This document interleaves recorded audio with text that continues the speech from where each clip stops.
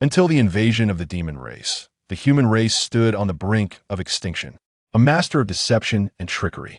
With a single chicken bone, the overlord of the demon clan was vanquished. The elder brother, who cannot even comprehend the game of Go. A single piece fell, shattering the royal court of the demon clan. The second disciple, who only wields a sword.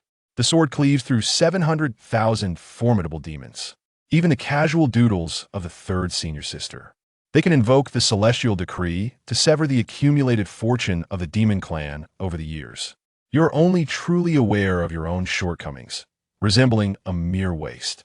From the rain-soaked covered bridge of Qingdu Town to the peak of Qingdu Mountain, there are a total of 999 stone steps. The old man claims that if one ascends to the summit, they shall behold the true celestial gate. When you first stood at the foot of the mountain, you would beat your chest and proclaim boldly, with just half a stick of incense, I can make the journey back and forth. And then, undeterred by wind and rain, you climbed for a full 3 years, from the age of 15 to 18. Yet, astonishingly, you never reached the summit. You, amidst the thick fog, gaze upon the remaining 5 stone steps, feeling the pain that seeps into the very marrow of your bones, and the dense beads of snow forming upon your skin. With a resigned sigh, "Brother, lend me a hand," the words barely escape your lips, when, from the depths of the mist, a bamboo pole silently descends, with a hempen rope tied securely to it, perfectly encircling your neck. It yanks you upward like a lifeless marionette. Atop the mountain, shrouded in thick mist, sits a young scholar clad in blue. His gentle brow and eyes exude warmth as he gazes upon a chessboard before him, a smile playing on his lips as he observes you, drenched in sweat. "Today, my junior brother has taken a commendable step forward," he remarks. That smile, so sincere, reveals not a hint of mockery, as if taking just one more step were indeed an extraordinary feat. After speaking, the scholar turned back to fixate on the chessboard, as though nothing in the world could capture his interest more than this game. "Master, you have gazed upon this chessboard for 3 years without making a single move. Is it truly engaging? And what of your 3 years of climbing mountains, day after day? What significance does that hold?" At these words, you chuckled to yourself, settling down on the bluestone opposite the scholar. "Ah, it is different. I am not simply climbing, I am engaging with the world. Do you truly believe I can attain enlightenment?" The scholar, without turning his head, continued to study the chessboard, replying, "I do not know. For a full 3 years, I have endured the trials of the mortal realm. Do you think the old man is merely deceiving us? In truth, he may not grasp the essence of cultivation at all. The sense of loss is so profound that one feels on the verge of overflowing with it." The scholar's gaze shifted away from the chessboard, forcing a gentle smile. "Do not fret, my junior brother. When it comes to cultivation, our master likely possesses understanding." With that, he hurriedly glanced back at the chessboard, lifting a white piece, pondering where the essence of emptiness may reside. Li Qing, as the eldest senior brother, you ought to take your responsibilities more seriously. Do you doubt that I might persuade the junior sister to upend this chessboard of yours? Upon hearing these words, the scholar recalled certain unpleasant memories and instinctively felt the urge to rise and flee. However, he deemed it impolite to do so and thus offered you a gentle smile. "Do not be disheartened, dear junior disciple. In this world, not everyone is destined for the path of cultivation. The fact that you have persevered for 3 years is truly an extraordinary achievement." The night has deepened. The senior brother should return to his game of chess. The junior disciple ought to retire early as well. As for Yao Yao, it would be best not to let her out. Having said this, he performed a respectful bow, cradling the chessboard securely in his arms. He darted towards the thatched cottage like the wind. With a swift motion, he closed the drafty door, effectively blocking your lingering gaze from beyond. All was accomplished in one fluid motion, like clouds drifting or water flowing. When you regain your senses, there is no trace of the elder brother atop the mountain, only the haunting whispers of the wind, echoing like mockery. "Teacher, the disciple seeks an audience." As the words fell, the candlelight in the thatched cottage flickered abruptly without a breeze. Soon, ripples emerged in the void, and the swirling candle smoke gradually coalesced into the figure of an old man. His ethereal spirit wandered afar, illuminating the emptiness. This was at least a manifestation of a master in the seventh realm of the divine wandering sect. The old man reclined in the void, casting a slightly reproachful glance at the scholar.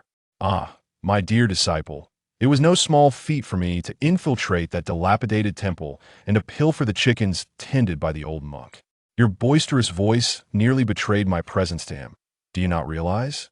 The scholar remained silent, merely bowing repeatedly, until the old man's face gradually revealed a growing impatience. He spoke softly, addressing him as master. The junior disciple's heart was unsteady, as if he had been afflicted by a malevolent spirit. Most importantly, the vital energy within him accumulates like a mountain. If he does not open his meridians soon, it is likely that he will be overwhelmed within a year. The teacher has found a solution. The old man chuckled, acknowledging that he is unable to cultivate. What kind of inner demons could he possibly face? Furthermore, the teacher merely possesses longevity. He does not claim to be omniscient. How could he possibly know the way to resolve this? Upon hearing these words, the scholar furrowed his brow for the first time. The secret treasures of the three teachings are as vast as the ocean. The Taoist scriptures alone surpass 3,000. Is it truly the case that not a single volume exists to guide him in his cultivation? I have thoroughly perused the tomes of the library. His talents are unparalleled in history. In my many years of teaching, I have truly never encountered a disciple as obstinate as you, my young apprentice. At this point, the old man suddenly seemed to recall something. His gaze fell upon the scholar, astonished that you would show such concern for his affairs. It appears that over the years, you have gleaned certain insights on the chessboard of life, no longer merely focused on the immediate foot before you. The disciple perceived little, yet felt that the junior apprentice was truly remarkable. The daunting 999 stone steps, under the constraints of the grand formation, posed a perilous challenge. Even cultivators who had traversed the bitter seas of enlightenment could easily falter and face dire consequences. Yet, this mortal being, undeterred by storms and tribulations, ascended the mountain with unwavering resolve, never retreating a single step amidst countless trials between life and death. The disciple has observed him for 3 years, comprehending the trials and tribulations he has endured during this time. Thus, the disciple believes he is deserving of standing here. Both Xiaobai and Yao Yao share this sentiment. Both Xiaobai and Yao Yao find him quite admirable. The old man raised his eyebrows slightly, a hint of pride evident on his face. Yet, he soon sighed in resignation and remarked, "That little fellow's meridians are entirely severed, and the bridge of eternal life is broken. Logically speaking, he should have perished long ago, leaping through the chaos of life until now. The malevolent spirits linger ominously, carrying with them certain secrets. The path ahead is shrouded in dense fog, rendering my vision obscured." The scholar's brow furrowed once more. Even the teacher could not discern clearly. The old man let out a cold chuckle. The poster is not one of those sorcerers from the Imperial Astronomical Bureau. How could he possibly see clearly? Since the grand path is shrouded in mist like a concealed mountain, let him descend the mountain. Having spoken, the ethereal form of smoke dissipated, leaving only a lingering echo. The scholar gazed silently at the golden chicken left on the desk by the teacher. After a prolonged moment of contemplation, he murmured to himself, pondering whether the master intended for the junior disciple to traverse the world on behalf of Qingdu Mountain and confront those enigmatic prodigies from unknown realms. At the edge of the precipice, Bai Qi furrowed his elegant brows, respectfully yet curiously inquiring, "Is there something amiss with allowing the junior disciple to journey across the world?" "It is not that," he replied. "As a disciple of Qingdu Mountain, the junior disciple is indeed entitled to represent our sect in the world. However, he has yet to master the art of cultivation. Nevertheless, he shall learn through experience. He is, after all, our junior brother and undoubtedly superior to those inept individuals. What does it matter if he has not yet attained the skills of cultivation?" Master Brother slightly twitched his lips, pondering why he should inquire further. He then shook his head and said, "You continue to pass the sword, I shall observe." Bai Qi respectfully uttered a sound. His hand grasped the fateful sword with precision, gradually extending it towards the void. This strike bore no trace of ferocity, nor a hint of vitality's fluctuation. It was tilted and askew, as if what he held was not a sword, but rather a heavy hammer. Bai Qi appeared exceedingly strained. A flush even crept upon his face. The senior brother observed with utmost seriousness. When he finally executed his sword strike, he couldn't help but express his sincere admiration. The junior brother's swordsmanship is indeed approaching perfection, capable of standing alone in a world of its own. Senior brother's fist imprint is unparalleled. Before him, there is no one. Even the immortals must halt in their tracks. I cannot compare to senior brother. As the two engage in mutual flattery, a figure limps into view from afar. It is you, unable to find rest at night. Impressive indeed. One with a fist imprint that connects to the divine, and the other, a master of swordsmanship at its pinnacle. Yet, I wonder in the cultivation of the 9 realms, which realm do you two inhabit? Upon these words, the eldest senior brother remains composed, still exuding grace and charm. Bai Qi, however, displayed no semblance of respect towards the senior brother. His sword-like brows slightly furrowed, and the previously expressionless countenance now bore an air of stern discipline. From seemingly nowhere, he produced a wooden ruler and turned to cast a frigid glance in your direction. Violation of Mountain Regulations, Article 12. Article 17. Article 35. Come forward to receive your punishment. The sharp and acerbic expression on your face suddenly froze. Indeed, the inner demons that have haunted you throughout your life have emboldened you, leading you to forget that this cold and solemn figure, despite his lack of swordsmanship, wields the authority of rules. Your own support has yet to arrive. How could you dare provoke this individual? Upon contemplation of these matters, you promptly approached your 2 senior brothers, respectfully saluted, and earnestly extended both hands, beseeching them to administer punishment. Bai Qi brandishes the ruler, delivering a firm strike upon your palm with a resounding 7. Your palm visibly swells with a crimson hue. The cries of anguish blend with the whispers of the wind, echoing far and wide. At that moment, from the depths of the thick fog, a little girl in a red dress floated toward me. Her features were youthful, with eyes as clear as crystal, yet lacking a certain liveliness, and even appearing somewhat dazed, innocent and naive like a child untouched by the world. The moment she appeared, both Li Qingshan and Bai Qi furrowed their brows. Bai Qi, in particular, discreetly concealed the ruler in his hand behind his back, daring not to bring it down. Only upon your face does a smile linger. Your steadfast support, the one who reigns at the pinnacle of the food chain in Qingdu Mountain. Junior sister Yao Yao has finally arrived.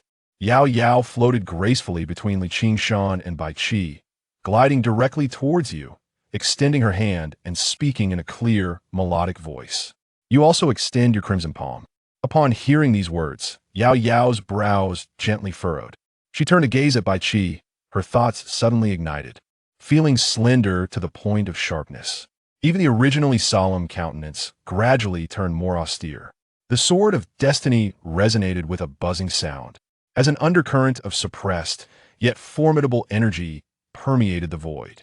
At the moment when the tension between the 2 formidable entities reached a breaking point, Master Brother unexpectedly took a step forward, positioning himself between them.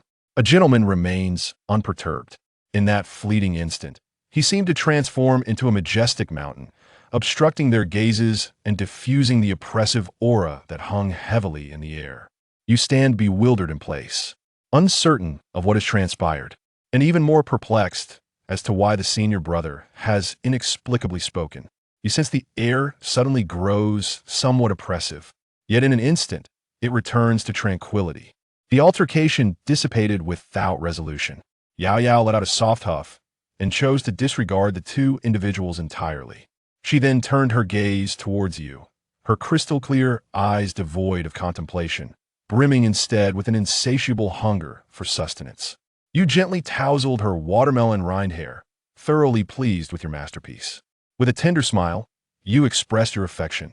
Tonight, we shall indulge in hot pot, featuring your favorite sour broth. I have procured some beef. Upon hearing these words, Li Qingshan and Bai Qi exchanged a glance.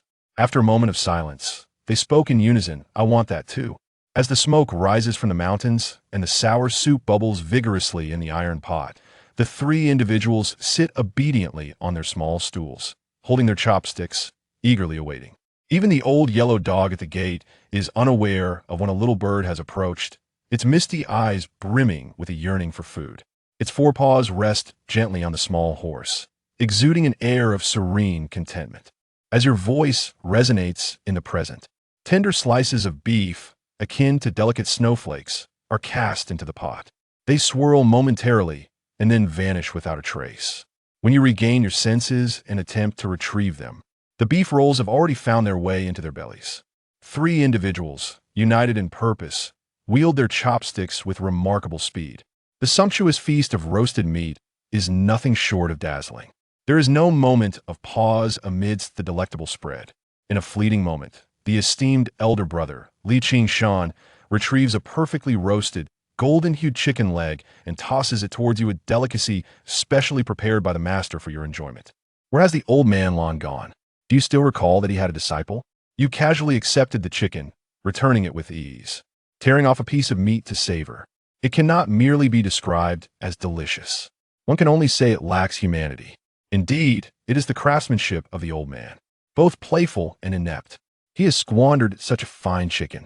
In these past 5 years, the old man frequently ventured away from home to the foothills, seeking a respite from the mundane. He often sent back various wild delicacies to nourish your body, delicacies such as clear stewed turtle, boiled snake soup, charcoal grilled birds, and some unknown wild fruits.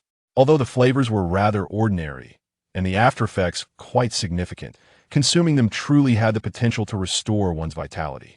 Thus, although you harbor doubts that the old man would not engage in cultivation and merely seeks to deceive you before accepting you as his disciple, you did not depart. Instead, you resolutely ascended the 999 stone steps. A chicken has been devoured, and you casually discard the bones to Lao Huang. Just as you are about to continue cooking the beef rolls, you suddenly feel a wave of heat enveloping you, accompanied by an acrid scent of something charred. Puzzled, you cast a glance at the fire pit. Do any of you smell something unusual? Yet, the others, engrossed in their hot pot, pay you no mind. Are you not sensing anything? In the next moment, you lower your gaze and discover, to your astonishment, that wisps of white smoke are emanating from your body, an occurrence entirely unbeknownst to you. Your palms glow a fiery red, akin to a searing branding iron. With each breath you take, a torrent of scorching flames bursts forth from your nostrils. Then, an overwhelming sensation engulfs you, as if your entire being is ablaze. You are akin to a roasted chicken. Having uttered these words, you collapse rigidly to the ground, succumbing to unconsciousness. Old Huang picked up your unconscious form and carried you to the edge of the cliff, selecting a spot deemed auspicious. With a swift motion, he raised a leg and sent you plummeting into the abyss, executing the act with remarkable skill and fluidity, clearly indicating that this was not his first endeavor of such a nature. Li Qingshan gazed at you as you plummeted from the cliff, exclaiming in astonishment at how you managed to endure for such a prolonged period this evening. At times, I ponder whether the junior disciple is truly human. Even a millennium ago, the Lane Temple, renowned across the world, housed a formless entity with an immaculate golden body. At such a tender age, he surely could not possess a physique as extraordinary. Each time he was cast down from such great heights, astonishingly, he would rise the next day, vibrant and full of life, climbing back up. It is truly beyond comprehension. Bai Qi also gazed at the precipice, and he spoke up. In truth, I have contemplated Shark 3. Upon the utterance of these words, 2 pairs of eyes abruptly fixed upon him. Li Qingshan displayed a look of confusion, while Yao Yao's clear, peach blossom eyes took on an exceptionally perilous glint. An aura of chilling intimidation emanated from her, and in the void, countless dark talismans floated, their essence palpable, akin to blades that severed the fabric of heaven and earth. Bai Qi held his chopsticks with a slight stiffness. With an air of determination, he placed the last piece of beef from the pot into his bowl. After thoroughly coating it with dipping sauce, he savored it leisurely. I merely wished to ascertain whether he was indeed unperturbed. I merely wished to discern whether he was truly unaffected. Li Qingshan's face is slightly darkened. Is it permissible to experiment with such matters casually? Thus, I resign myself. Bai Qi's gaze turned towards Yao Yao, his expression devoid of emotion, as he stated, I do not believe you have never contemplated this. Li Qingshan turned his head in confusion, only to find Yao Yao silent, engrossed solely in the act of cooking meat. Old Huang squatted contentedly on a small stool, savoring the chicken bone you had given him. Upon overhearing the conversation of the three individuals, an inexplicable sense of unease washed over him. He cast a wary glance towards the edge of the cliff, only to dismiss the thought as improbable. Having kicked it away so many times, how could there possibly be any mishap? Surely, by the next day, that lad would have no recollection of it. Qian continues to blissfully gnaw on the bone. You had a dream in which you were pursued by someone, driven to the edge of a precipice. Just as you found yourself with no way out, you suddenly transformed into a burning bird, and then a serpent cast you down from the cliff. Upon awakening and surveying the surroundings, you realize, to your astonishment, that it is not merely a dream. You have indeed plummeted from the precipice, and remarkably, you have spent an entire night ensnared in the depths of the dragon's abyss. Recalling the details of last night, you trembled with anger. Never did you expect to treat Lao Huang so kindly, reserving the chickens behind and bones for it. It turned out to be so heartless. Lao Huang, you were exceedingly generous, while I, in my fury, dined late on your flesh. You gaze upward at the mist-shrouded Qingdu Mountain, pondering how one might survive a fall from such a lofty precipice. It seems that fate, in its cruelty, has spared the life of the unfortunate. As the sun gradually ascends, its rays pierce through the clouds, cascading into the depths of the confined dragon abyss. Yet, instead of illuminating the chasm with warmth, it only serves to accentuate its eerie foreboding. In ancient lore, it is said that millennia ago, before the human race erected the Great Wall, humans and demons coexisted within a single realm. At that time, atop Qingdu Mountain, there resided a formidable flood dragon, which brought calamity to the surrounding lands, claiming the most exquisite landscapes and bountiful resources. The practitioners of the three teachings endeavored repeatedly to subdue this beast, yet their attempts were met with failure. Ultimately, it descended into the rivers, engulfing 7 provinces and 12 cities. A celestial being, a master of the earthly realm, was provoked into action, subduing the entity within this profound abyss. Thus, the dragon's lair was formed. Beneath the rain and wind bridge in the tranquil town, there hangs a rusted iron sword, reputed to be the dragon-slaying sword, wielded to subdue the menacing dragon mosquito. Of course, when it comes to this legend, you naturally do not believe a word of it. After all, how could a foolish dragon choose such a desolate location? With the diminutive peak of Qingdu Mountain and a mere pond of 3 zhang in circumference? Perhaps it is due to your meager meal last night, leaving you famished and restless. Driven by hunger, you plunge into the depths of the dragon's lair, aiming to catch a fish for a nourishing soup. However, after descending over 7 zhang, you find yourself enveloped in darkness, with no sign of life to be found, and ultimately, you must concede defeat. Climbing ashore, I took a refreshing bath in the cold water, then relieved myself. Satisfied, I wrapped myself in coarse cloth and made my way towards Amping town. Little did you know, at the very moment you turn to leave, in the depths of the troubled dragon abyss, a pair of obsidian vertical pupils slowly opens. A chilling indifference follows in your wake, as the once tranquil waters of the pool begin to stir at the lake's bottom. It seems as if a formidable and terrifying demon is on the verge of awakening. Yet, as the stirred waters gradually spread across the lake's surface, a dark iron chain, concealed within the rocky cliff, suddenly shimmered with golden light, resembling a long whip that lashed out towards the abyss below. In the depths of the dragon's lament, a chilling and mournful cry resounded, akin to the lament of a dragon. Xingdao Hai, with a decisive swing of his chains, struck once more. Yuan Haoxing's voice, once vibrant, fell into an eerie silence. The crimson hue of fresh blood gradually spread across the dragon's lament.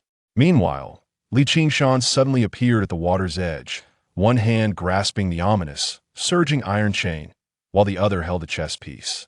As the light cascaded down to the abyss, he spoke softly. It is quite impolite to disturb others with such loud exclamations. At this moment, you remain oblivious to the events that transpire after your departure. Traversing the narrow passage through the troubled dragon abyss, you proceed for several dozen steps, subsequently crossing a bamboo grove, until you arrive at the wind and rain corridor bridge. As you set foot upon the bridge, you encounter a burly man clad in a coarse cloth short shirt, blocking your path. I have encountered a young gentleman, a robust man possessing a pair of thick brows, with broad shoulders and a sturdy back. His muscles are well-defined. The coarse fabric of his short shirt stretches taut, as if it might tear at any moment. He stands upon the rain-swept corridor, resembling an impenetrable wall. Upon encountering the robust man, you are momentarily taken aback, your astonishment palpable. After a brief silence, you finally shake your head and say, "Let us return and discuss this later." The robust man bears the surname Bei. When you first heard his name, you questioned whether there was an issue with your hearing. You also doubted whether this seemingly simple-minded fellow was deceiving you. However, you never considered that he might genuinely be named Bei Xiaojing. Subsequently, you have attempted countless times to bestow a new name upon Bei Xiaojing, yet all endeavors have ended in failure. This has become one of the two matters that elude the understanding of a compulsive individual since your arrival in this realm.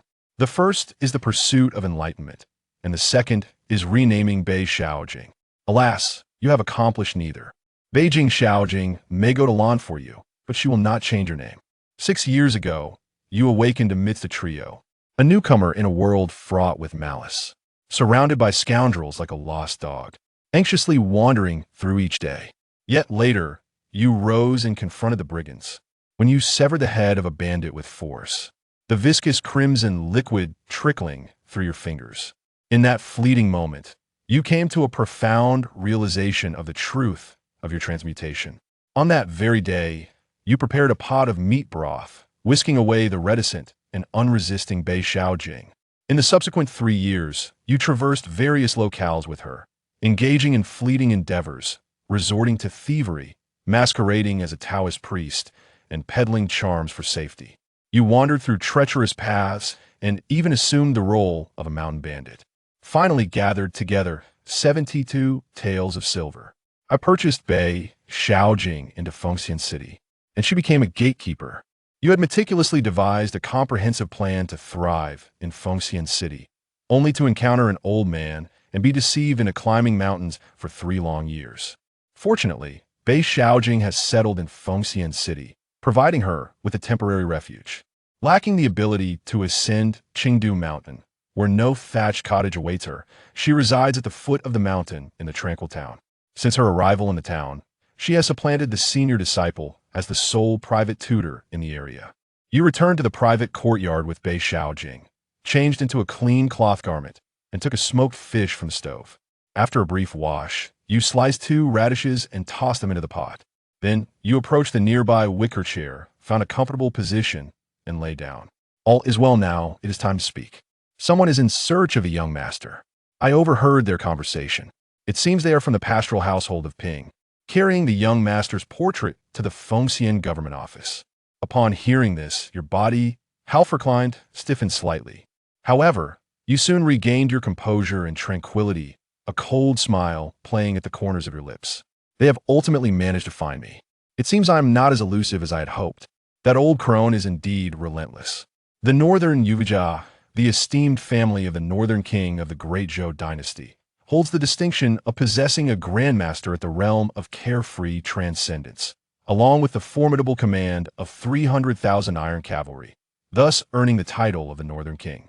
The original self is the legitimate eldest son of the 5th-generation Prince of the North, the rightful heir to the throne of the Northern Prince. In the entirety of the Great Zhou, few possess greater nobility than you. Your remarkably talented father is truly exceptional. Regrettably, your father has a similarly astonishing and striking half-brother, Mu Nuhu. 6 years ago, as you journeyed from Beiyu back to Kyoto, you were beset by a band of marauders. Accompanying you were the princess of the northern town and 2 formidable warriors of the 2nd rank, all of whom also vanished into the shadows. It is said that upon hearing the news, the furious tiger of the Mujia was filled with wrath.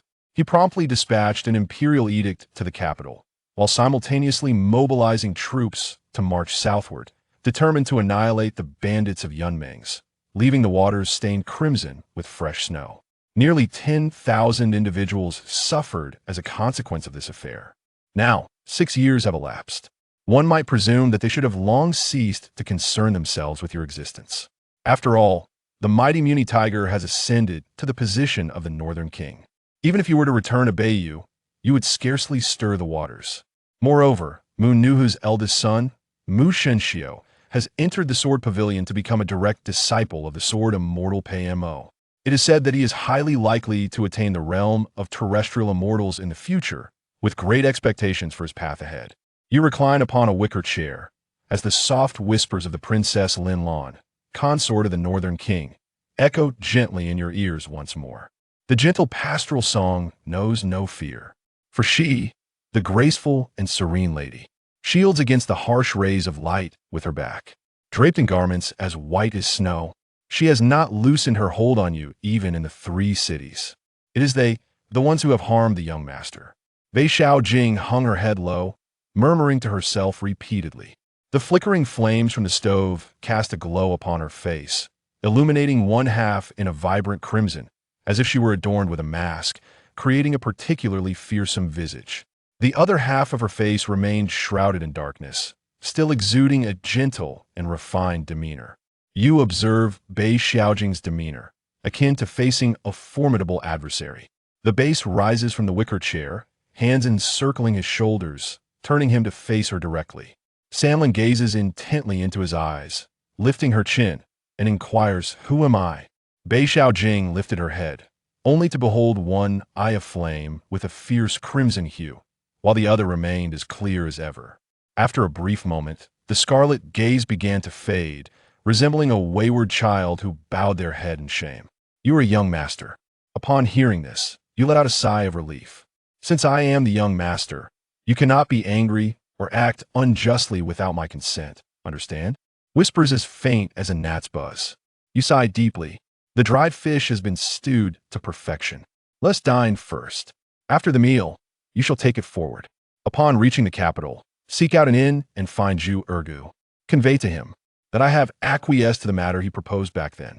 Beijing Xiao took 7 pancakes from a stove, set aside a bowl of preserved fish soup to hand to Yang, while she herself squatted by the stove, savoring a bowl of fish soup in tranquility. As 2 individuals savored their pastries and sipped their soup within the confines of a private chamber, outside the gates of Fengxian City, a pair of riders galloped swiftly along the official road. They stirred up a cloud of dust, shattering the tranquility of the thoroughfare and startling countless birds into flight as they raced towards Pingyang town. At the forefront rides a youth, his visage strikingly handsome, clad in a garment of pale ink brocade. The cuffs and collar of his attire are adorned with intricate dark patterns, subtly revealing what appears to be the character for Shepherd. Approximately 2 hours later, a quaint little town by the water emerged before the young boy's eyes. Through the humble fence made of straw mats, he observed you teaching students to write with branches in the courtyard. Raising the whip in his hand, he pointed into the distance. That is the pastoral song. Indeed, the 3rd young master. Beside the youth, an elderly man clad in gray had appeared unbeknownst to him. The old man held the reins of the young man's white steed, his form slightly stooped. Logically speaking, one ought to address him as elder brother.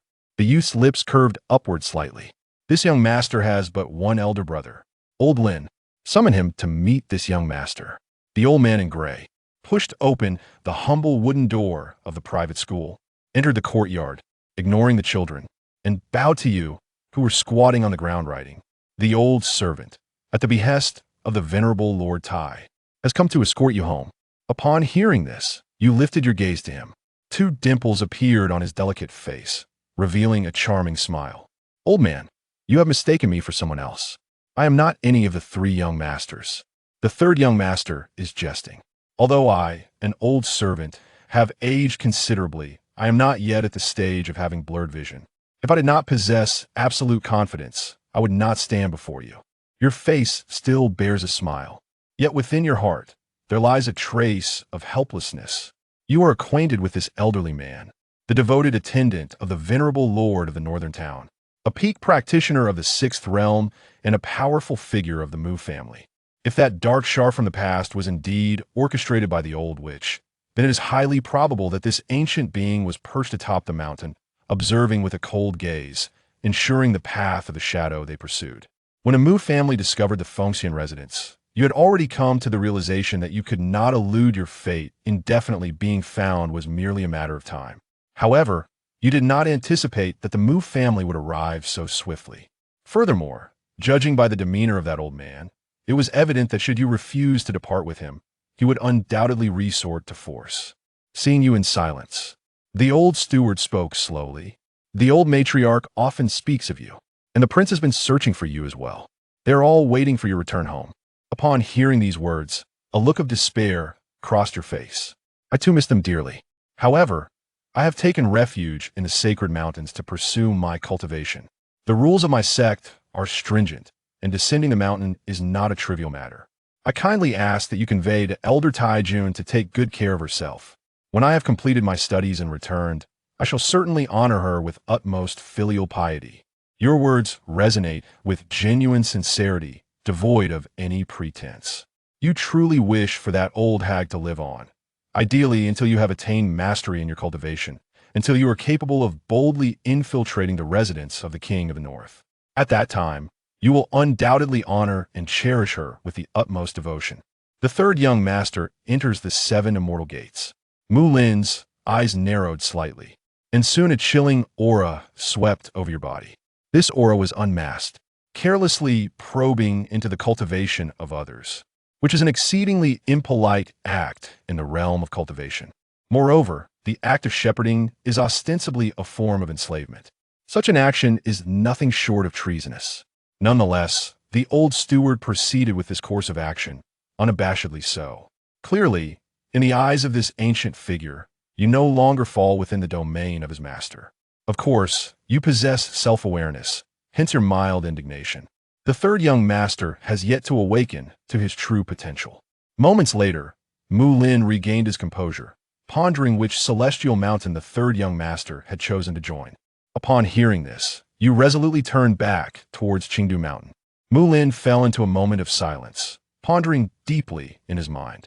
The old servant had never heard of such a thing. Perhaps the third young master had merely encountered a swindler from the rivers and lakes. Furthermore, the Mu family's dragon-elephant prajna skill is exceptionally unique, making it unnecessary to rely on the methods of others. Ignorance. How dare the mere notion of the dragon and elephant's wisdom contend with the profound teachings of Qingdu Mountain?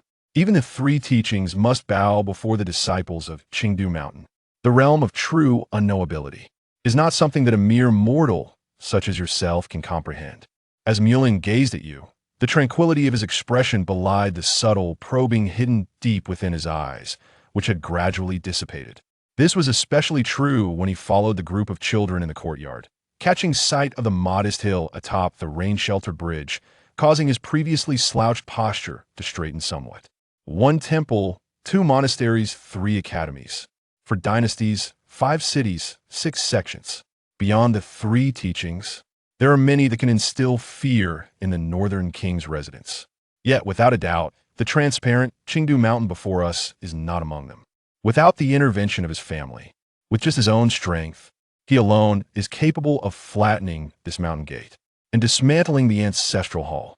The pastoral song, the once gifted heir of the northern king, had already perished in the dark ambush 6 years ago. The youth before me, clad in humble attire, is but a pitiable creature whose meridians have been severed and the bridge to eternal life irrevocably broken. Upon this reflection, he straightened his back, feeling a considerable weight upon his bones. With a smile, he remarked, "The young master awaits your arrival outside, and I must remind you, the temperament of our young lord is rather irritable." Chapter 6. Young Master. Times have changed. Jiang Jingzhe raised his gaze towards the fence. There, upon a majestic steed, sat a young man clad in splendid attire, his chin slightly elevated as he looked down upon him, awaiting his presence. Memories that had long been buried surged forth like a tidal wave. In earlier years, when the original self was still the heir, he was always followed by 2 little shadows. Back then, Jiang Xiling was exceptionally good-natured, playful, and witty, capable of eliciting hearty laughter from those around him. Jiang Nu did not bear such heavy authority, and the matriarch was gentle and amiable. The Duke of the North's residence was a harmonious haven, filled with kind souls. However, everything changed after his father's demise. Now, even that little shadow who had once called him third brother daily had adopted an air of superiority, waiting for him to pay homage. Jiang Lin noticed Jiang Jingzha's inertia and, with an impassive expression, reminded him, "Third young master, times have changed. One must learn to look forward rather than dwell in the past." Indeed, times have changed. Jiang Jingzha discarded the withered twig in his hand, rose slowly, and then raised his palm. A crisp slap echoed through the air. Jiang Jingzha's hand struck Jiang Lin's face. Jiang Lin, momentarily stunned, felt a surge of fury in his eyes, his hand lifting as if to retaliate. Yet, Jiang Jingzha was swifter. With a swift motion, another slap landed on his face. "What times have changed? You dare to teach this heir how to conduct himself? Has the emperor stripped away my title? Or has my name vanished from the Jiang clan's genealogy? Who bestowed upon you the audacity to show this heir disrespect?" With each resounding slap, Jiang Jingzha delivered a striking blow, both shocking and exhilarating. Although Jiang Lin was a servant, as the steward of the Duke of the Northwest residence, few dared to regard him as merely a subordinate. Since stepping into the Golden Body realm, he had never endured such a profound humiliation. Each slap from Jiang Jingzha not only struck his face, but also reverberated within his heart, a deafening wake-up call. As fury surged in his eyes, his meticulously arranged hair seemed to stand on end, his entire being enveloped in a haze of rage. "What? Do you wish to kill?" Facing Jiang Lin's murderous gaze, Jiang Jingzha delivered yet another slap. "Or do you intend to slay this heir with your mere glare?" "I dare not." Jiang Lin glared venomously at Jiang Jingzha. Had glares been lethal, Jiang Jingzha would have been cut to pieces by now, unable to kill or retaliate. What then was the purpose of his pretense before this heir? "It was my error." Jiang Lin cast a malicious glance at Jiang Jingzha, and his raised hand slowly fell, his once proud posture now hunched once more. As Jiang Lin's form sank lower, nearly bowing to the dust, Jiang Xilang finally spoke softly. "Why bother quarreling with a servant, third brother?" With that, he leaped down from his white horse, entered the courtyard, reprimanded Jiang Lin, and turned to face Jiang Jingzha, extending his arms. "Third brother, you have endured hardship over the years. I have come to bring you home." His face radiated sincerity and warmth, a genuine smile illuminating his features. It seemed that it was not he who was to meet Jiang Jingzha earlier. Jiang Jingzha fixed a gaze on Jiang Xilang, one that danced between amusement and mockery, until he noticed the smile on Jiang Xilang's face gradually stiffening. Only then did he embrace him, saying, "Good brother, Sangu has been waiting for you for quite some time."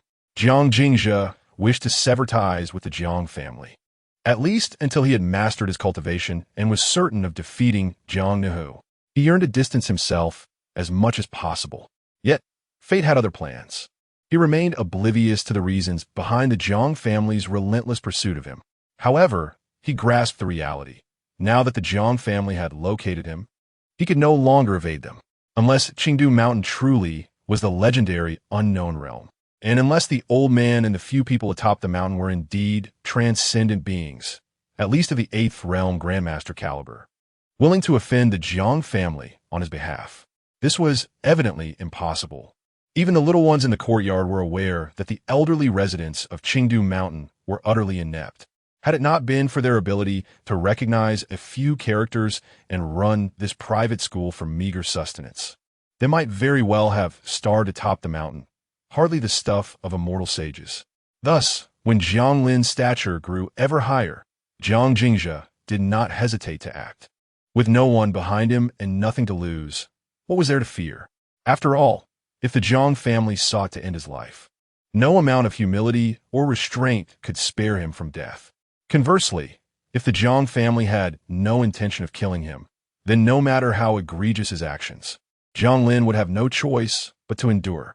The evidence was clear. The Jiang family did not wish to kill him, at least for the moment. After a brief embrace between the two young men, whose intentions were shrouded in secrecy, they quickly parted ways.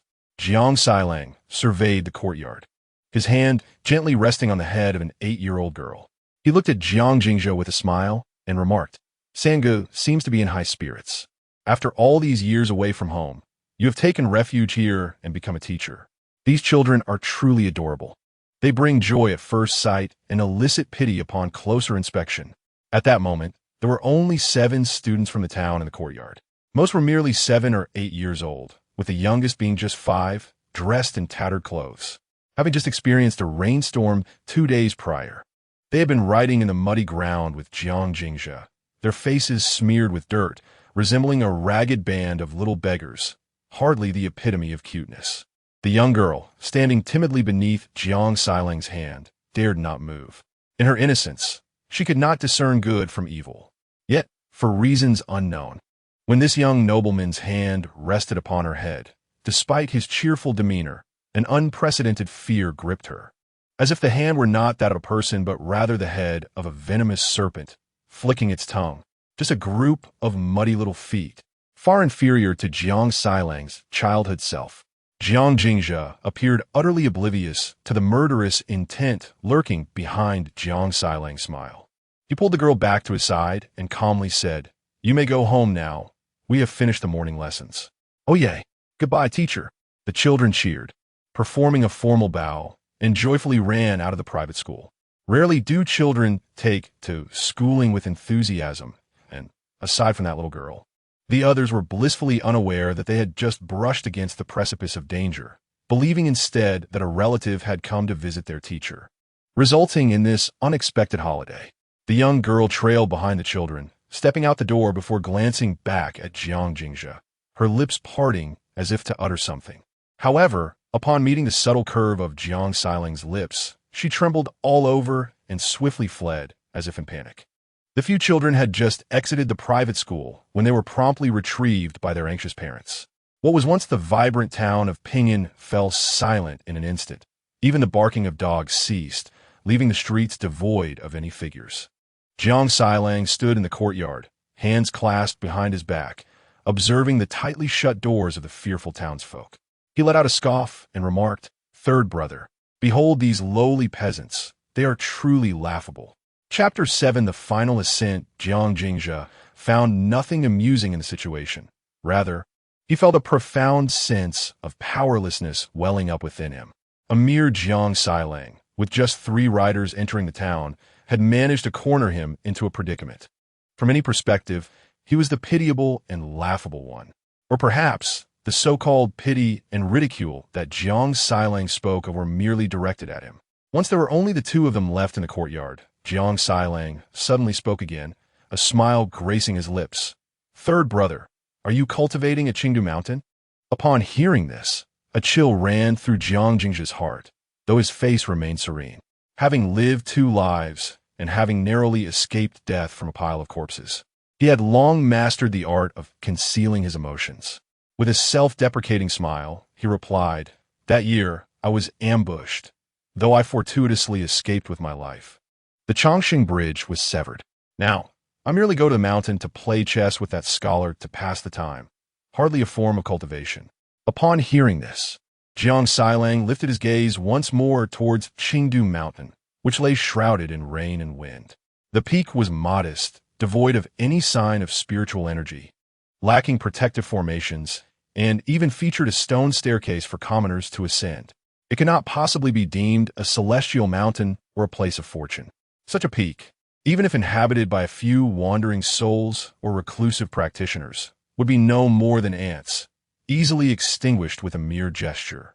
Seeing him silently regard Qingdu Mountain, Jiang Jingzhe smiled and suggested, "Fourth brother, since you are intrigued, why not accompany me to bid farewell? I can introduce you to my senior brother. Although he cannot cultivate, he is an exceptional chess player and possesses knowledge of painting and calligraphy, well worth your acquaintance." A flicker of derision crossed Jiang Sailang's eyes. Though he was not as accomplished as his elder brother Jiang Xinxiu, who had entered one of the 5 city sword pavilions, he was nonetheless a rare talent. Having cultivated the dragon-elephant prajna technique to the 3rd level and ascended to the mountain-moving realm at a young age, he was accustomed to others seeking him out for friendship. It was inconceivable for him to lower himself to pursue acquaintances. Had that scholar ventured into the realm of cultivation, he might have found some interest. Yet, as a mere mortal, he possessed no qualifications to warrant such deference. Initially harboring some skepticism towards Qingdu Mountain, Jiang Sailang's interest waned entirely upon Jiang Jingzhe's insistence. and he shook his head, saying, I shall not go. If third brother wishes to bid farewell, I will wait for you at the foot of the mountain. Then I shall be on my way. Jiang Jingzhe feigned a sigh of regret, as if it were a considerable loss. After some idle chatter, he sensed Jiang Sailang's rising agitation and rose to head towards the kitchen of the private school. He first retrieved 2 bags from the spice container. Then, after a moment of silence, took the last remaining cured pig's trotter and 3 cured fish from a stove. Placing them into his backpack, he gently closed the kitchen door and walked towards the covered bridge with his pack slung over his shoulders. Perhaps this departure would mark a point of no return. Regardless of whether the old man was a charlatan, the seniors on the mountain had always treated him well, and he felt compelled to bid them farewell in person. Moreover, this would be his final ascent. Third brother, do not keep me waiting too long, or I shall have to come and fetch you myself. Jiang Sailang called out with a smile as he waved goodbye to Jiang Jingzhe, who was departing with his pack. Until Jiang Jingzhe's silhouette vanished within the rain-soaked bridge, he turned to gaze at Jiang Lin, a smile entirely absent from his countenance. It appears that our rather ineffectual young master harbors genuine feelings for those on the mountain. He dispatched a notification to the officials of Fengxian County, instructing them to eradicate the remnants of bandits who have taken refuge in Qingdu Mountain at Ping'an 5 years prior, with a mandate of no mercy, leaving none alive. Jiang Lin's expression flickered. What about the townsfolk? Jiang Sailang's gaze deepened. Are there any townsfolk in this town? The path to the summit grew increasingly arduous. Perhaps it was due to the notion that this might be his final ascent.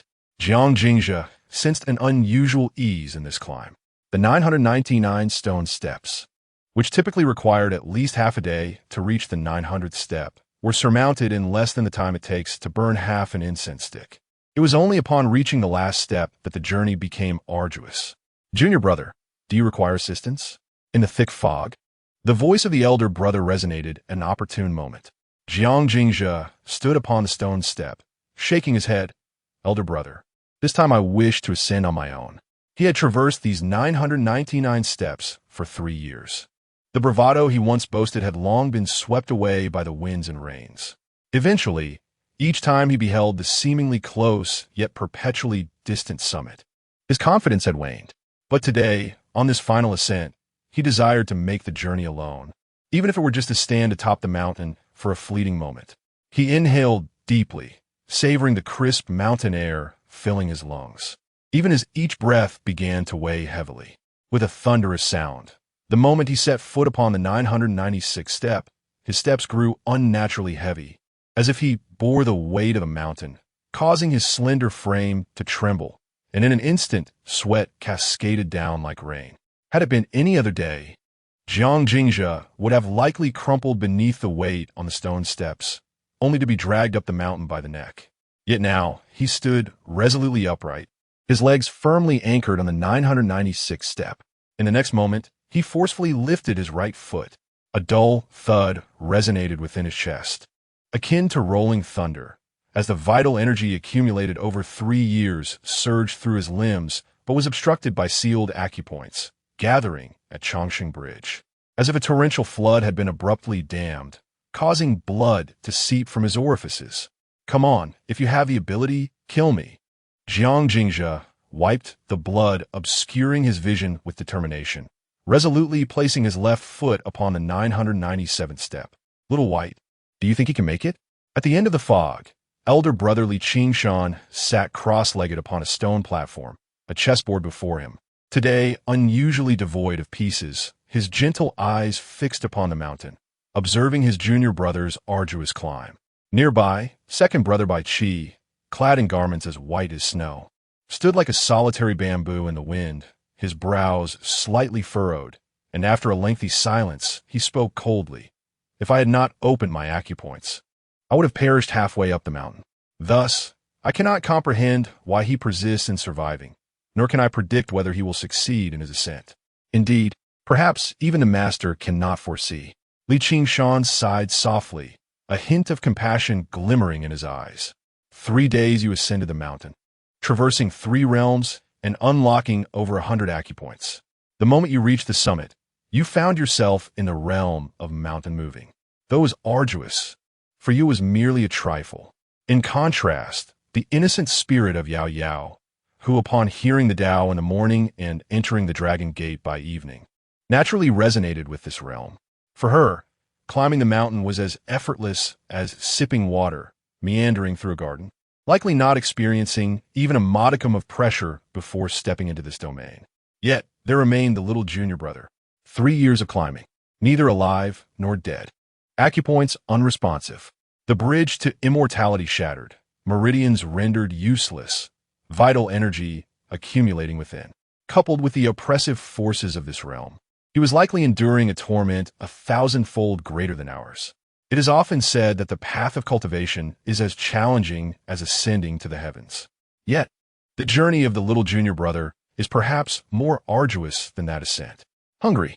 Meanwhile, on the other side, the watermelon-headed Yao had inexplicably appeared on the bluestone, her feet dangling in the air, gazing down at Jingzhe on the mountain path, her clear eyes devoid of any superfluous emotion. Chapter 8. The mountain must be descended. Jingzhe was uncertain whether his journey of cultivation could be deemed arduous. He merely felt as though death was imminent.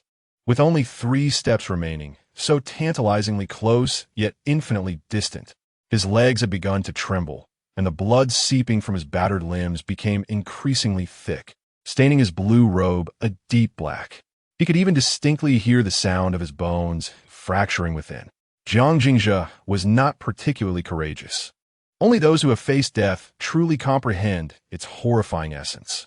The awareness of slipping into oblivion, losing all sense of control and perception, brings forth a despairing solitude that can obliterate any vestige of bravery. Having lived again, he merely wished to survive.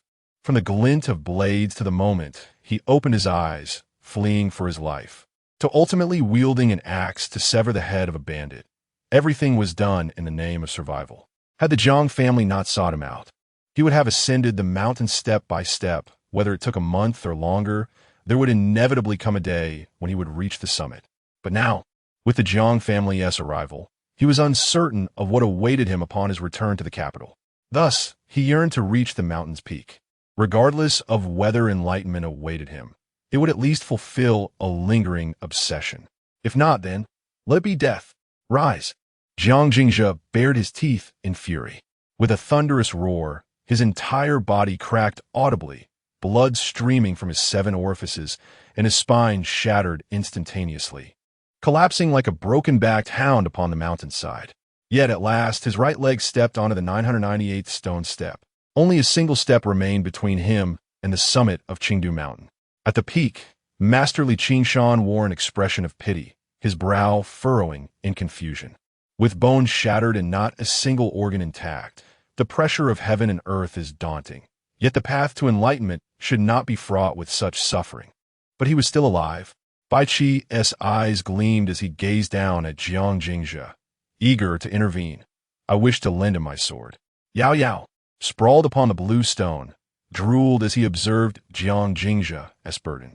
Upon hearing Bai Qi's words, he exhibited no hesitation, summoning a talisman shrouded in swirling black mist from the void, and hurled it down, directly pinning Bai Qi to the ground. Disgruntled, delicious food.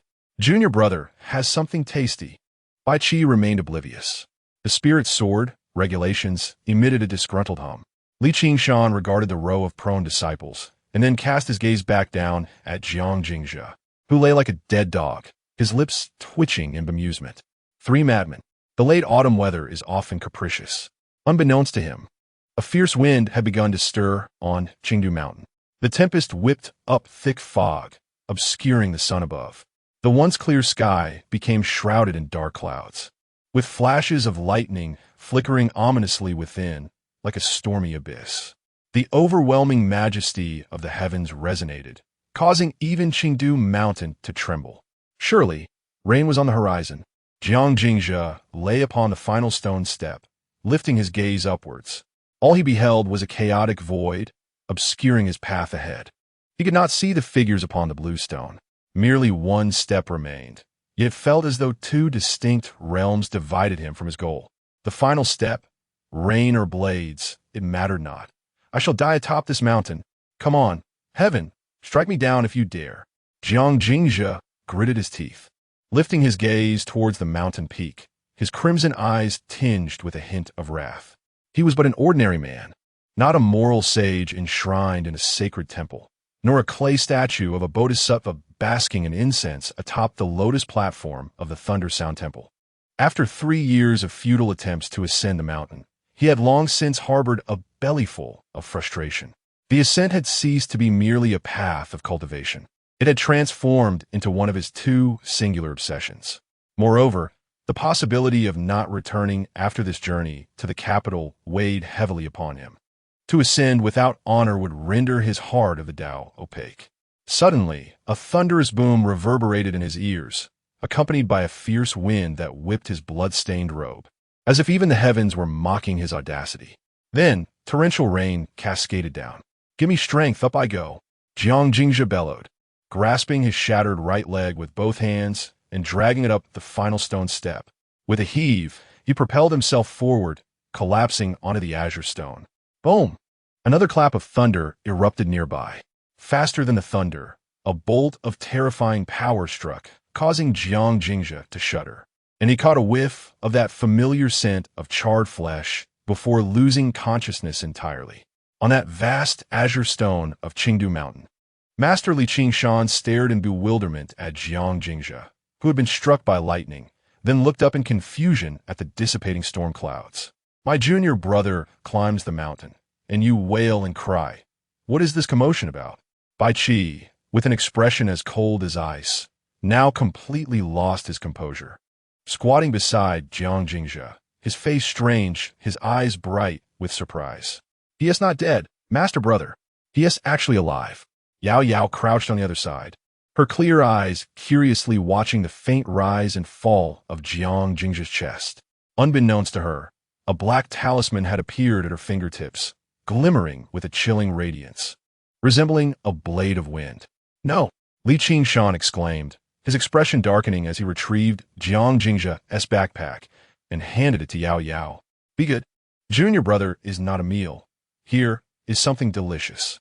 Yao Yao, clutching the backpack, her gaze brightened upon seeing the fragrant cured pig-esque trotter inside, and she turned to Bai Qi, wrinkling her delicate nose in discontent. "Umph."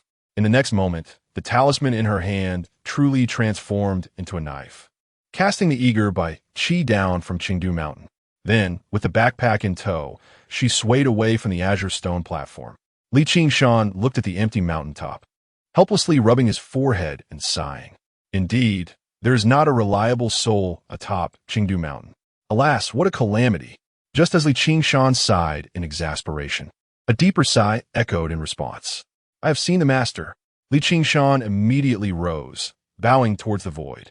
From the emptiness, a figure slowly coalesced. It was the old man who had been away for some time. However, he appeared disheveled, his clothes tattered, wisps of smoke curling from his head, completely devoid of the demeanor of a transcendent being. "Master, what has happened?" Li Qingshan kirat kotiosli. "Is it not evident? I was struck by lightning." The old man, Bai Li Qingshan, cast a glance at Jiang Jingzhe, his gaze sweeping over him. Noticing that he had not yet succumbed entirely, he murmured with a hint of disdain. "Tell me, how can there exist such obstinate beings in this world?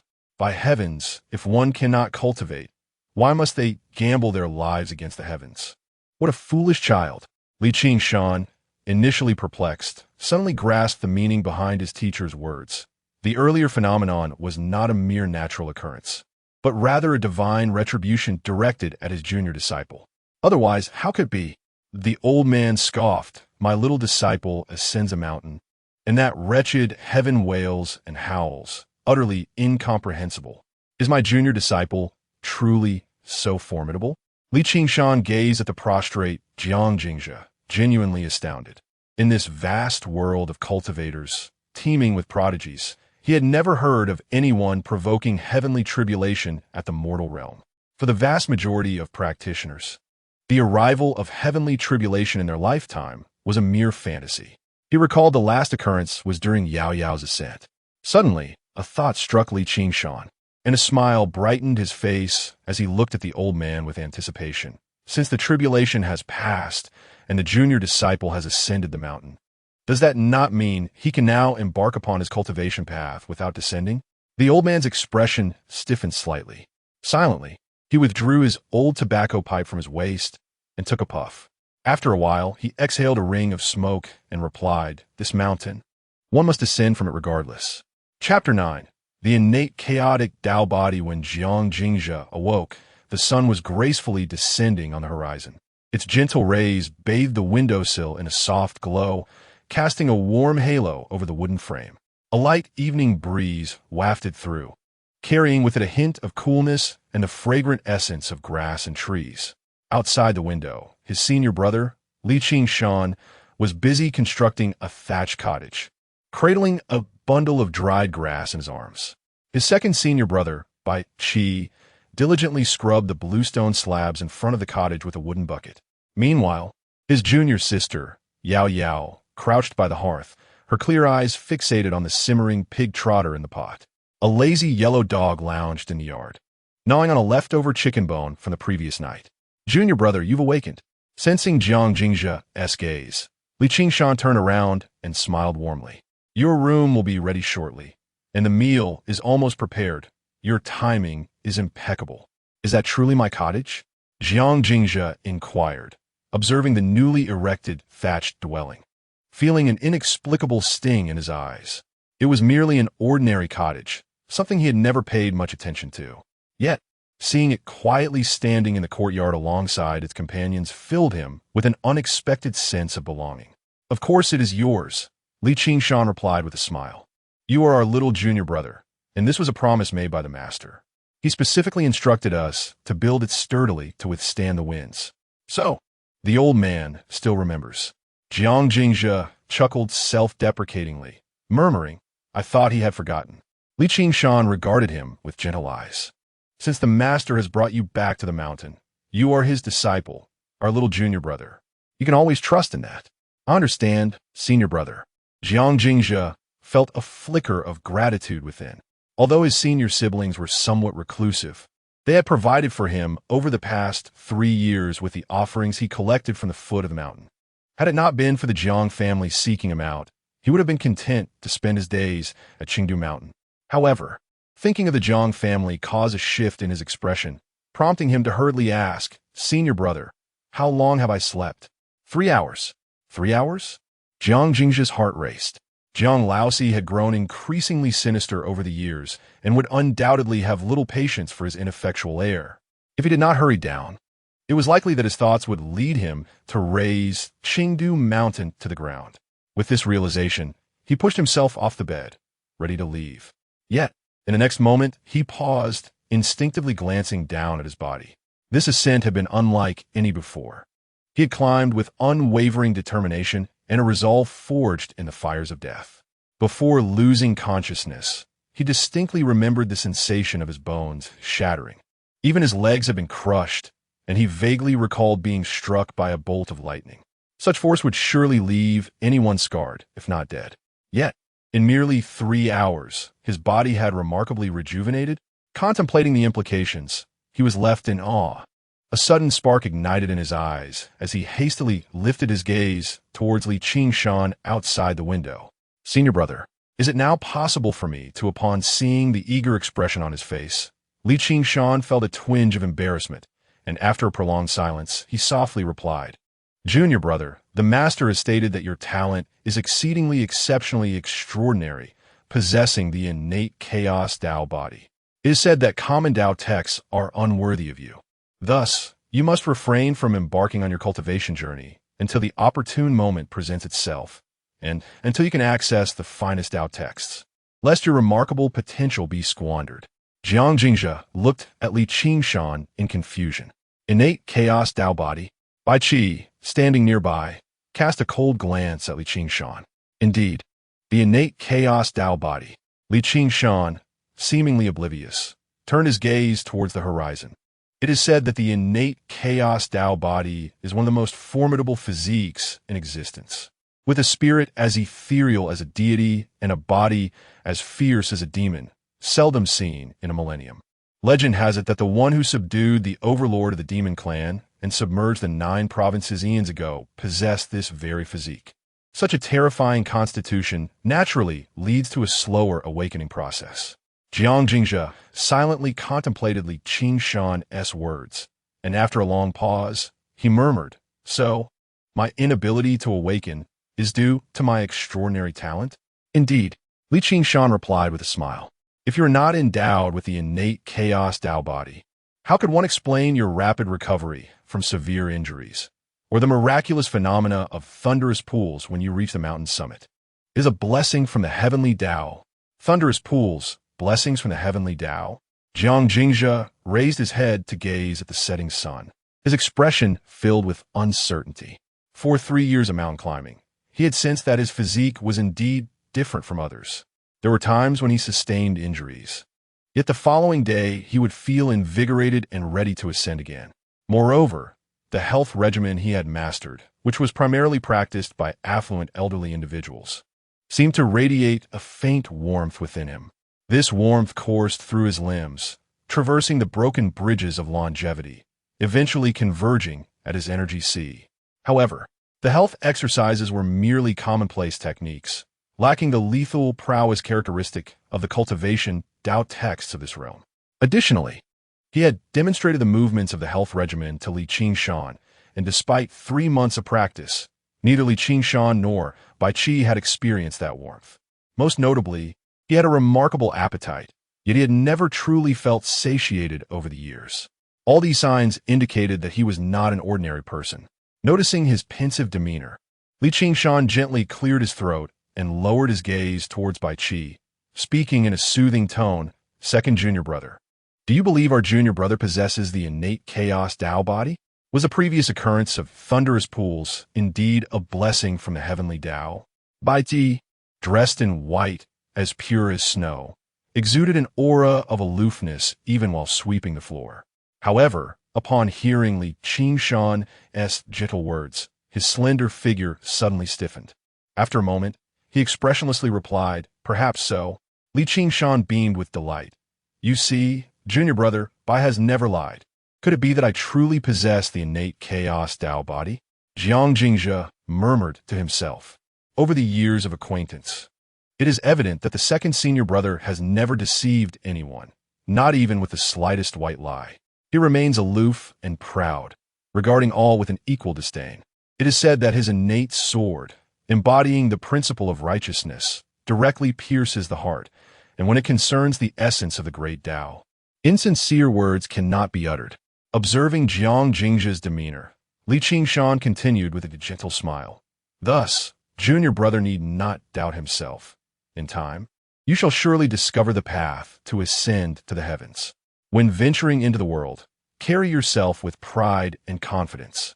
It is essential to recognize that the Buddhist path possesses the incorruptible golden body.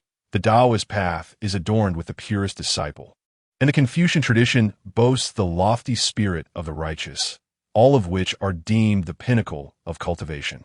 Yet before the innate chaotic Tao body, they must bow their heads in deference." Bai Qi also spoke with a frosty demeanor. "Indeed, there is nothing remarkable about the 3 teachings. In future wanderings through the martial world, do not tarnish the illustrious reputation of Qingdu Mountain. Rest assured, second senior brother, I will remember." Jiang Jingzhe replied earnestly. At that moment, he had already embraced the belief in his innate chaotic Tao body to a considerable extent. After all, his 2 senior brothers spoke with such conviction, and his own physical condition was indeed rather extraordinary. With such a heaven-defying aptitude, what was there to fear? As for the 3 teachings, he had never even heard of them. Chapter 10. Departure. In the intervals of conversation among the 3, Yao Yao, oblivious to the world beyond her window, had successfully stewed a pig's trotter. She had never held any interest in cultivation, having always been fond of eating and drawing talismans. Thus, when Jiang Jingzhe, along with the elder and second senior brothers, even the old yellow dog, bid their farewells with a heavy heart standing before her, Yao Yao remained silent. Her clear eyes reflected a profound vigilance. After a long silence, she despondently patted her melon-like head and reluctantly retrieved half a pig's trotter from the iron pot, offering it to Jiang Jingzhe. "This is all I can spare. You may only have half." Upon seeing this, Jiang Jingzhe finally smiled. Meanwhile, Li Qingshan's expression darkened, and Bai Qi let out a haughty hum. Both harbored the same thought in their hearts. Their junior sister was too biased. He could not be allowed to have it. Who knew how arduous it was to obtain even a morsel from Yao Yao? Once, an old man had boasted about receiving a mere corn cob, which he still occasionally flaunted. Yet, their junior brother managed to secure half a pig's trotter.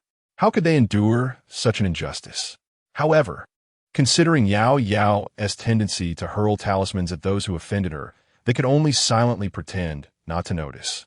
Jiang Jingzhe dared not be boastful. He shouldered his basket and carried the half-pig's trotter as he stepped outside.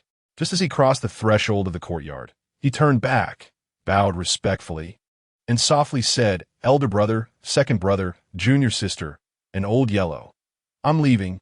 Li Qingshan returned the gesture with a gentle smile, saying, "Junior brother, the world is vast. May you return safely." Bai Qi, with a cool nod, added, "Do not tarnish the reputation of Qingdu Mountain."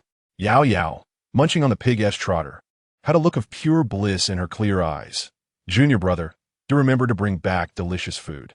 The old yellow dog, lying at the courtyard's entrance, lifted its head and barked before waving goodbye with its paw. "Farewell." Jiang Jingzhe smiled, waved his hand, and walked down the mountain. He did not disclose his destination, nor did the others inquire. It seemed they all tacitly accepted this parting as a long farewell.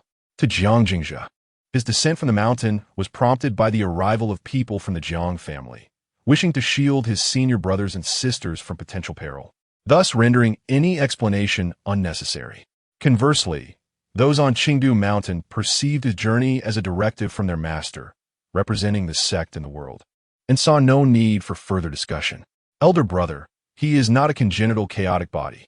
Watching Jiang Jingzhe's figure recede into the distance, Bai Qi suddenly spoke, a hint of displeasure in his eyes, awaiting an explanation from Li Qingshan. Bai Qi's sword, named regulation, embodied a solitary intent, aimed squarely at the principles of the Tao.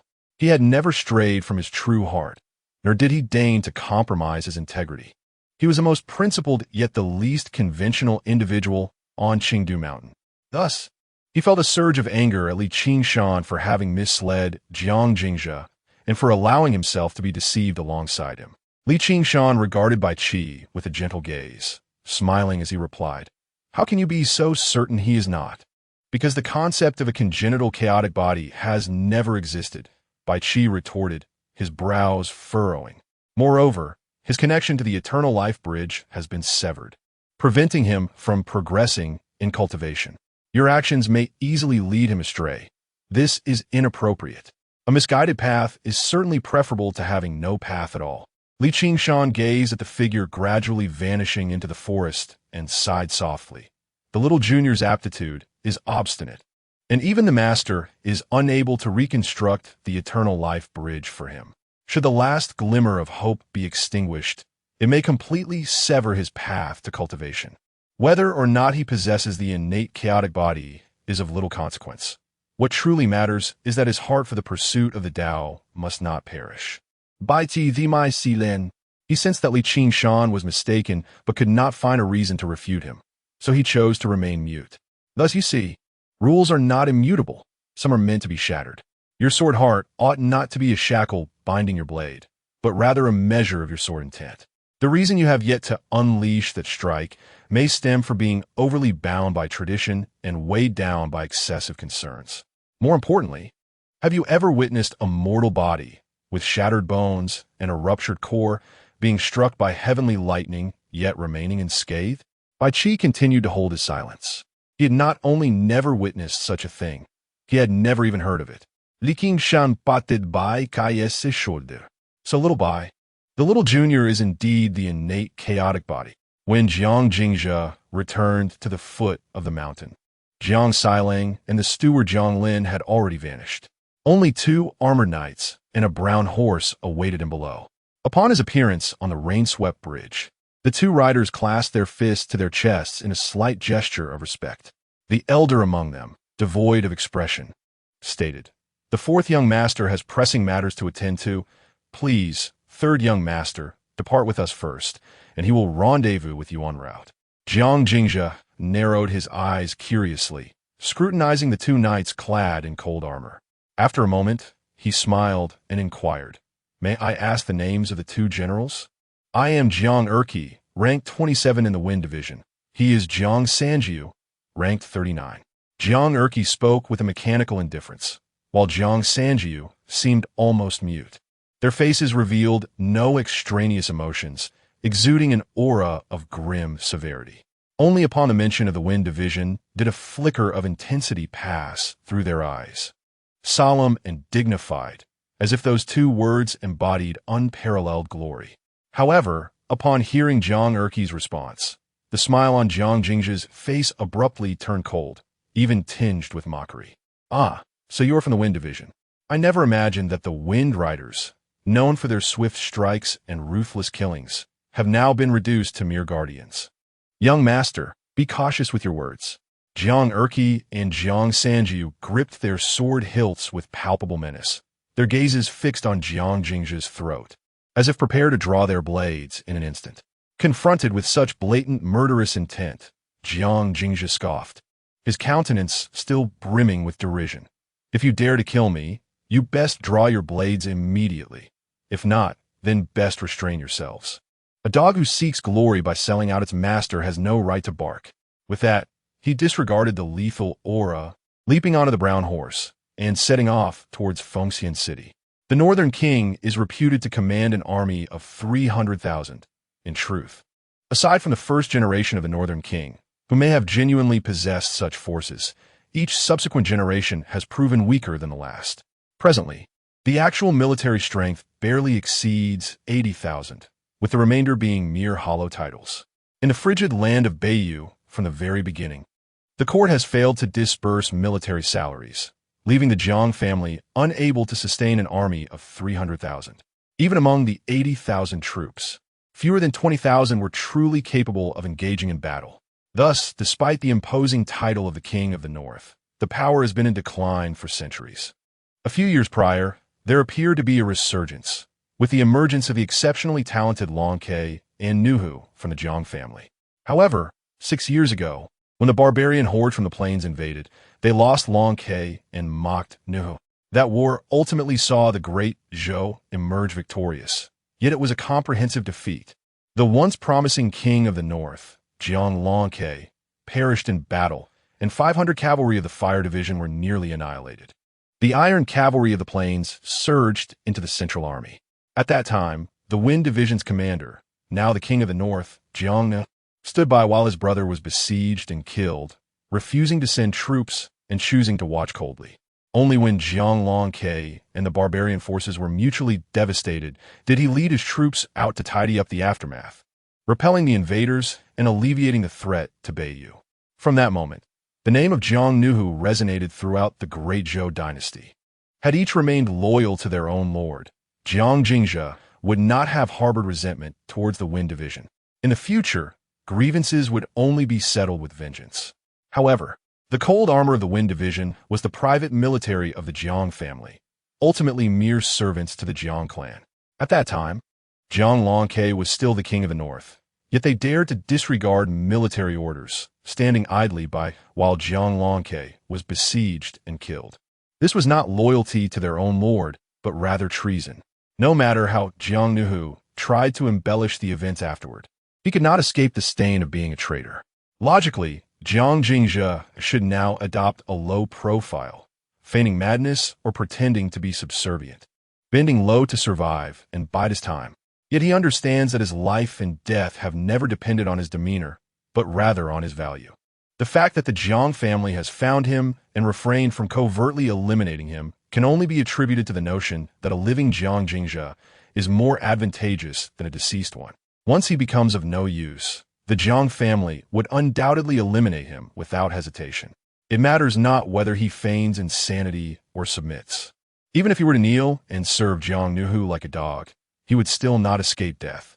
He has never doubted the cold-heartedness of Jiang Nuhu and that old woman. Thus, why should he demean himself?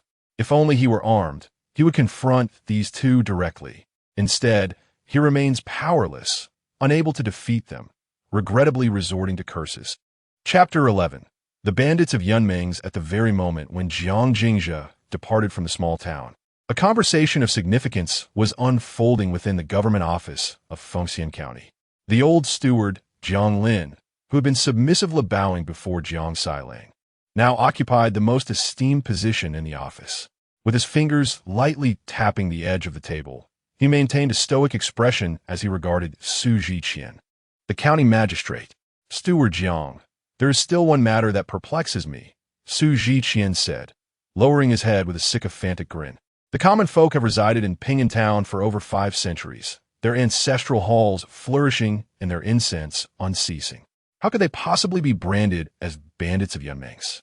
Furthermore, concerning Qingdu Mountain, they have inhabited that area long before my tenure as county magistrate, so it stands to reason that they should not be considered bandits. Is it possible there is some misunderstanding? Jiang Lin's hand, which had been tapping the table, gradually ceased its movement. He fixed Su Zhiqian with an impassive gaze. Are you implying, Lord Su, that our northern king's manor is unjustly accusing those lowly commoners? Su Zhiqian's expression grew increasingly obsequious, his smile more ingratiating. Steward Jiang, you jest. The esteemed northern king is known for his fairness and would never wrong those commoners. However, he is preoccupied with matters of border defense and may have overlooked these minor details. Once I ascertain the truth, should the evidence be compelling, I will certainly provide a satisfactory explanation to the northern king. Ascertain the truth? Compelling evidence? Jiang Lin suddenly chuckled, as if he had just heard the greatest jest in the world. He lifted the teacup from the documents on the table and remarked, I had no idea, Lord Su, that you possessed such resolve. However, have you perhaps forgotten how you acquired your official position? Su Zhiqian hailed from Hejian and was not of noble lineage. Merely a merchant's son. A decade ago, he had ingratiated himself with the influential Hua family of Hejian, spending considerable sums to secure a post as the county magistrate of Fengxian, assuming office 9 years prior. The Hua family, in fact, was connected to the matriarch of the northern king's manor. Although Su Zhiqian could not be directly considered a part of the northern king's faction, he was nonetheless a protege of the Hua family. In Jiang Lin's view, assigning Su Zhiqian the task of cleansing Ping'an Town was not merely a duty, but rather an opportunity for him to ascend in the ranks of the northern king's favor. That Su Zhiqian could be so ignorant of social nuances as to exhibit reluctance was utterly laughable. I dare not forget, Su Zhiqian replied, his demeanor increasingly humble, hunched over, with lowered eyes. Yet, as the magistrate of Fengxian, I am bound to uphold the laws of the great Zhou. It would be improper to execute the innocent. Not only would I be unable to justify my actions under scrutiny from above, but I fear you may also be implicated. This course of action is ill-advised. Moreover, what compels the need for the demise of those commoners in Ping'an Town? Jiang Lin fell silent. In truth, he too was uncertain why Jiang Sailang sought the death of those commoners, and why it must be executed through the hands of the county magistrate. However, with the Jiang family's esteemed lineage destined to inherit the sword pavilion, it was highly likely that Jiang Sailang would become the future northern king. As a servant, Jiang Lin had no choice but to comply, regardless of the moral implications. After all, they were merely a group of commoners. Their lives were inconsequential. Reflecting on this, a sudden aura of authority emanated from Jiang Lin, his gaze turning as frigid as that of a venomous serpent fixated on Su Zhiqian. Sir Su, I shall reiterate one last time. The town of Ping'an is devoid of common folk, only bandits roam. I implore you to mobilize troops to quell these outlaws. Should you refuse, I shall seek another willing individual to replace you at the Northern Duke's residence. This is a blatant threat. Logically, Su Zhiqian, a county magistrate of the 7th rank, is a court official, whereas Jiang Lin is merely a steward of the Duke's residence, a lowly servant at best, by status. It should be Jiang Lin kneeling below. Moreover, to dismiss a county head, even the Duke of the North himself would lack the authority to do so, let alone a mere servant. Yet, Jiang Lin dares to issue such a threat, and it feels entirely justified. As if the dismissal of Su Zhiqian were merely a matter of his whim. The assistant standing beside Su Zhiqian trembled at these words, tugging anxiously at Su Zhiqian's sleeve, his face a mask of dread. "Ah, Master Jiang, have you misunderstood? I am in no way unwilling," Su Zhiqian stammered, a forced chuckle escaping his lips, whether prompted by his assistant's warning or the oppressive aura emanating from Jiang Lin. "It is merely that, as you know, Fengxian City suffered a disaster a few years back. The court has not allocated funds, and the government has seen little income.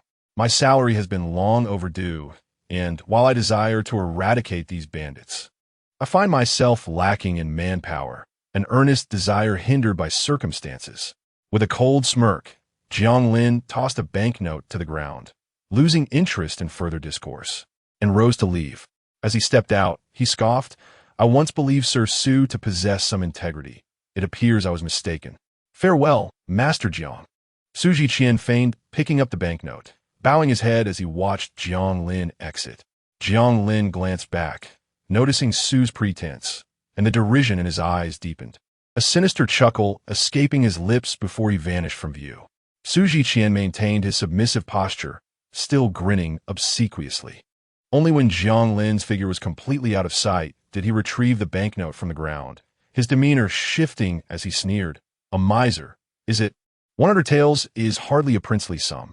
"My lord," murmured the assistant with a mustache beside Su, "perhaps I should arrange for a few bandits to infiltrate Ping'an Town and lie in wait. Should the upper echelons inquire later, we would have an explanation ready." "Unnecessary." Su Zhiqian tossed the banknote to his assistant, reclining lazily in his chair, a cold smile gracing his lips. "I am a magistrate of Fengxian County, not a mere vassal of the Northern Duke's residence. 100 taels is merely enough to facilitate a journey for my brothers. Killing is out of the question. How will we explain matters to Master Jiang?" The assistant, troubled, replied, "But Jiang Lin is of the Golden Body realm and the steward of the Northern Duke's residence. Provoking him can bring us no good.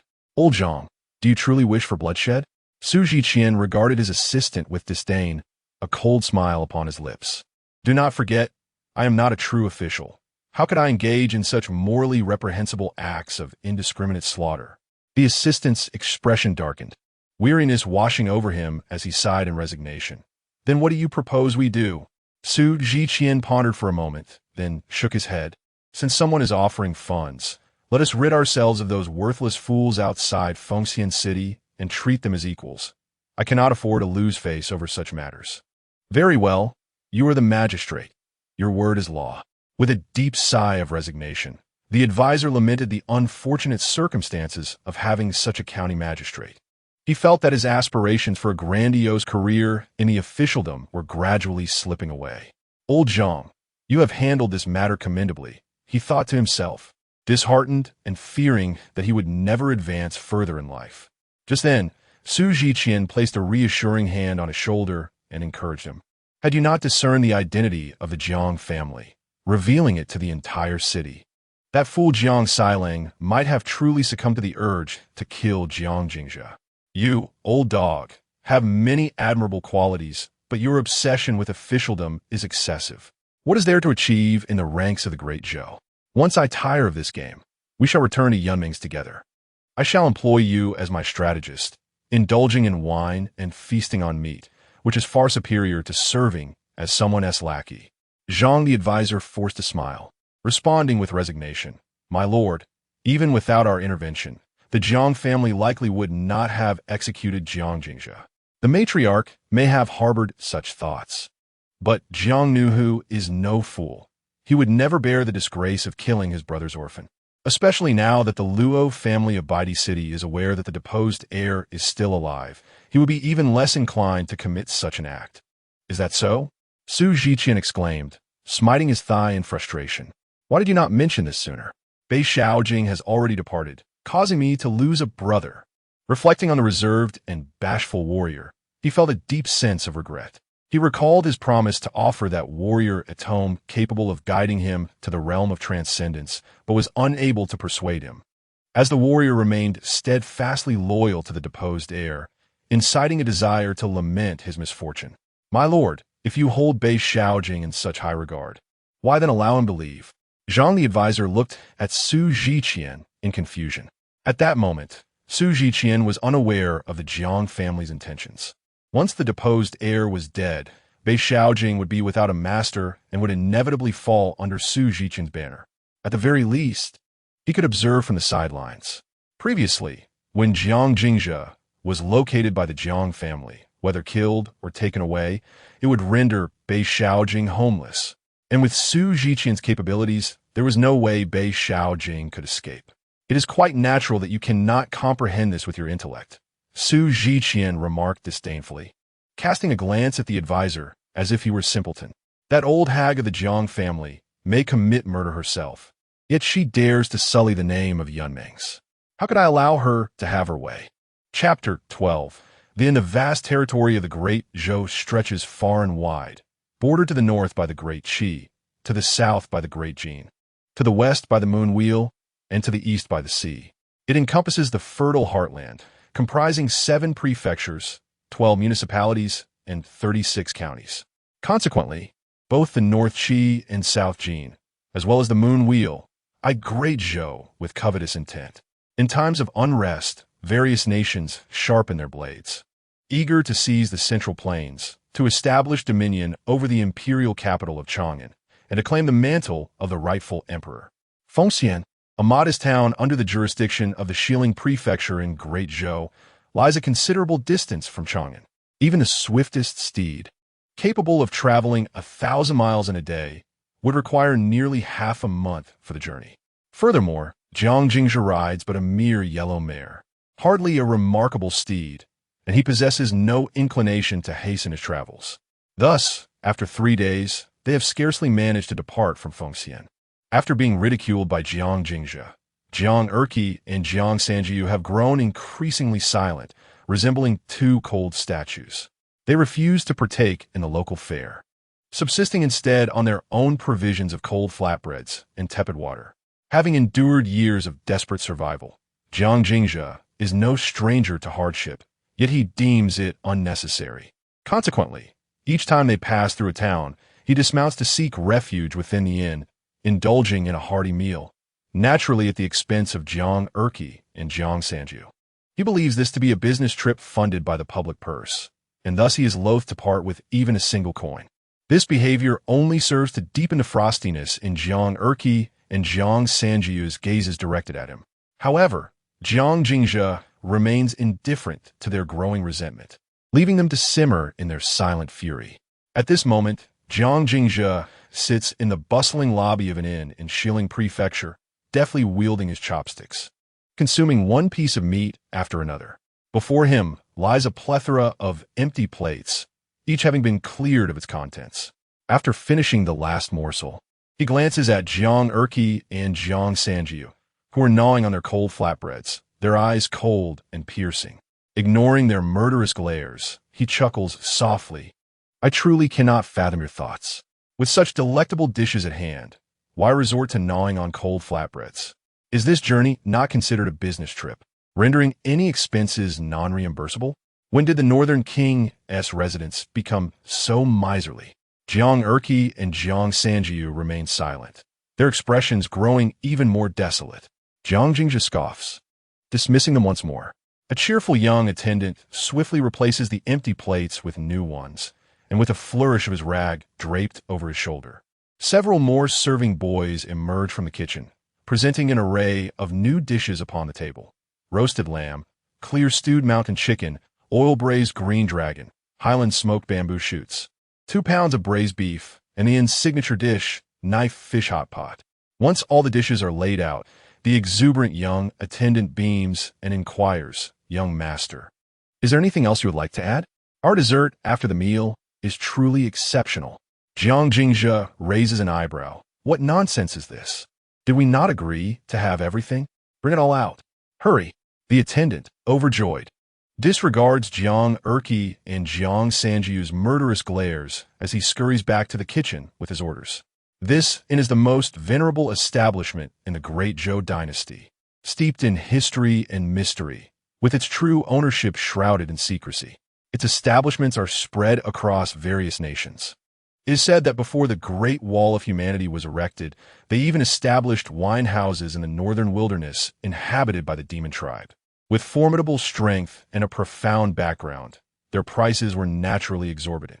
Just for this meal, Jiang Jingzhe estimated it would cost no less than 100 taels of silver, a sum sufficient to sustain an ordinary family for 5 years. The young attendant responsible for the service could earn a commission from this meal equivalent to more than half a year's wages. Thus, he paid no heed to the grim expressions of Jiang Erqi and Jiang Sanjiu. As for dining and dashing, no one in this world has ever escaped the bill at a certain inn.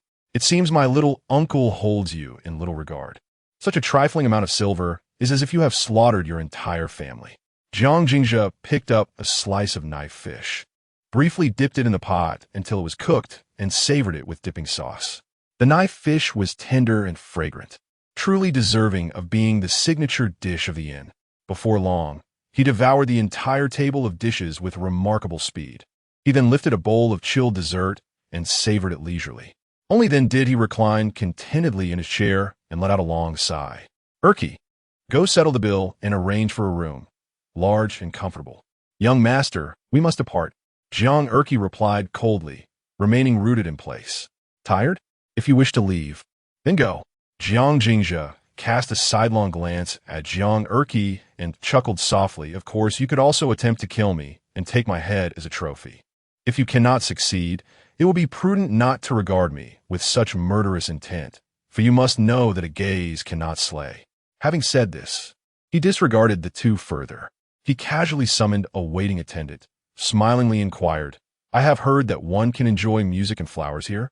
The attendant, understanding immediately, led him upstairs while calling out, "A private room for one. Please welcome Miss Ingchun." Ultimately, Jiang Erqi and Jiang Sanjiu lacked the courage to draw their blades. In a fit of anger, they exchanged glances and began rummaging through their pockets. Together, they managed to gather a meager total of 83 taels of silver to present at the counter, only to be startled by the bill handed over by the innkeeper in a green robe, which boldly displayed a staggering 120 taels. The four eyes fixated on the bill, faces cold and silent, as if the figures inscribed were not mere numbers but blades poised to strike. Their hands instinctively grasped the hilts of their concealed weapons. Observing their demeanor, the innkeeper's previously smiling expression gradually shifted to one of subtle complexity. As Jiang Jingzhe, who was making his way to the private room upstairs, turned back to glance at the two, he was momentarily taken aback by their reddening eyes. What? Has the prince of northern town truly fallen to such straits? Jiang, the steward, managed the common funds. Jiang Erqi, gripping the hilt of his blade, muttered, "This is all our own money." His teeth clenched, as if he were biting down on a deadly weapon. Jiang Jingzhe fell silent, suddenly doubting whether these two were indeed the renowned Wind Riders of Beiyu. It is known that the Wind tribe comprises the elite of the Beiyu army, with entry requiring at least the opening of the meridians, to bear names and rank as prominently as Jiang Erqi and Jiang Sanjiu. Their cultivation must be at least at the 3rd stage of mountain moving, and they could possibly even be at the 4th stage of bitter sea. Thus is the adage, wealth lies in martial prowess while literature is in poverty. In the pursuit of cultivation, wealth, partners, methods, and the earth are paramount, with financial resources reigning supreme. From the initial stages of refining the physical form to the exploration of the body's acupoints, and ultimately to the transportation of divine treasures from the snowy mountains, every step is paved with monetary investment. This explains why most practitioners hail from affluent families or esteemed lineages. Logically, one would assume that Jiang Erqi and Jiang Sanjiu, as cultivators, would not be lacking in funds. Yet, despite having endured humiliation at the hands of others, they had refrained from drawing their blades. Now, confronted with a mere bill of 120 taels of silver, they appeared with reddened eyes, as if ready to commit murder. The shopkeeper, arms crossed, wore a subtle smile, while the attendant's face shone with good humor, seemingly unperturbed by the potential violence from the two armored cultivators, and even hinting at a sense of anticipation. "Young master, please charge the bill to the residence of the North Town King," Jiang Jingzhe finally spoke. As the atmosphere grew tense with Jiang Erqi and Jiang Sanjiu's eyes growing increasingly fiery, "Let's have a larger private room and serve another course." all to be billed to the North Town King's account. The blue-clad shopkeeper's smile returned with enthusiasm, hastily responding, "Since the young master has spoken, Xiao Jiao, why do you not promptly attend to our guest? Surely, the young master would not leave you with this trifling debt. Young master, please." The attendant smiled, inviting Jiang Jingzhe upstairs. Jiang Erqi and Jiang Sanjiu felt a wave of relief wash over them, knowing their purses were safe, and the coldness in their eyes softened slightly. Jiang Jingzhe, contemplative, gazed at the retreating figure of the attendant and, after a moment, offered a smile. "Thank you. There is no need for such formality, young master." "Is only right," the attendant replied graciously. Chapter 13. A glass of wine with the backing of the Northern King's residence. Jiang Erqi and Jiang Sanjiu found themselves unburdened by the need to pay for their meals. Upon entering the elegant private room, they discarded their cold pancakes and voraciously indulged in the sumptuous feast laid before them. "I had thought you adhered to strict dietary regulations and abstained from outside food, but it seems you simply could not bear to part with your coins." Jiang Jingzhe reclined languidly on the soft couch, observing the two with a bemused smile. Jiang Erqi and Jiang Sanjiu's expressions stiffened slightly, yet they offered no defense, instead bowing their heads and devouring their rice with fervor. 6 years prior, during the war, Jiang Nu had been the leader of the Wind Riders, whether observing coldly from the city walls or later seizing military credit. Their actions had merely been in obedience to orders. Their social standing precluded them from harboring personal thoughts, a reality that persisted even to this day. They remained uncertain whether Jiang Nuhu's detached observation had been a strategic ploy to sacrifice Jiang Longke or a genuine concern for the battle's outcome. After all, it was undeniably Jiang Nuhu who had altered the war's conclusion. Yet, Jiang Jingzhe was indifferent to their opinions. His memories of that father were scant, overshadowed by his yearning for the gentle woman in white, stained with blood, who had embraced him, oblivious to the fact that her child had long perished. If given the opportunity, he would strive for vengeance on her behalf. However, the pursuit of revenge felt distant, given his current capabilities. Collecting his thoughts, Jiang Jingzhe directed his gaze towards the stage. There, a dancer from the tavern, Miss Ing Chun, performed in a resplendent gown. Her movements were graceful, her slightly voluptuous figure swaying like a serpent in dance, her demeanor enchanting and lyrical, each smile and frown imbued with emotion. Such allure was rare, not only in this life, but even in his past existence. Jiang Jingzhe had never encountered such a sight. The tavern, renowned as a commercial titan among nations, had astonishingly produced such a captivating dancer, even in the relatively modest capital of Xiling. Yet, what piqued Jiang Jingzhe's curiosity was why this establishment would extend such courtesy to his seemingly worthless heir. Even more intriguing was the apparent awareness of his identity by the attending servants and the blue-clad proprietor since his arrival in the building. "May I inquire your esteemed surname?" "Young man?" Jiang Jingzhe suddenly extended his hand towards the stool beside him, a playful smile gracing his lips. "I find myself lacking in possessions and unable to offer any rewards. I can only present this humble toast to you, dear sir, as a token of gratitude for your prior kindness." Earlier, when Jiang Jingzhe had dined, the tavern had shown him no hesitation in allowing him to dine without payment, thus preserving his dignity. Although Jiang Jingzhe had orchestrated this intentionally, without their cooperation, he would have found it difficult to conclude the affair. The attending servant, taken aback, had not anticipated Jiang Jingzhe would invite him for a drink. He politely smiled and replied, "There is no need for thanks, my lord. After all, I am merely working for a commission, and it is my duty to ensure the satisfaction of our guests. As for how to address me, you may call me Zhu Jiao. Well then, we must raise a glass together." Jiang Jingzhe laughed as he poured wine for Zhu Jiao, lifting his cup and downing it in one go. "Here's to our mutual gratitude. It would be remiss of me not to oblige." Zhu Jiao also raised his cup and drank it down, a faint blush creeping onto his otherwise pallid complexion, enhancing the charm of his previously unremarkable features.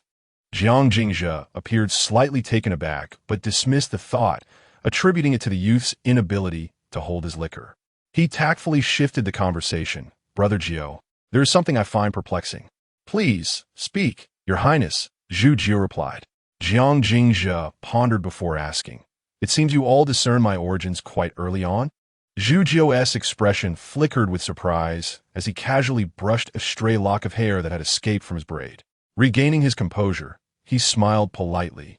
The news of your highness's stay in Fengxian has spread like wildfire across the 7 prefectures of Dezhou.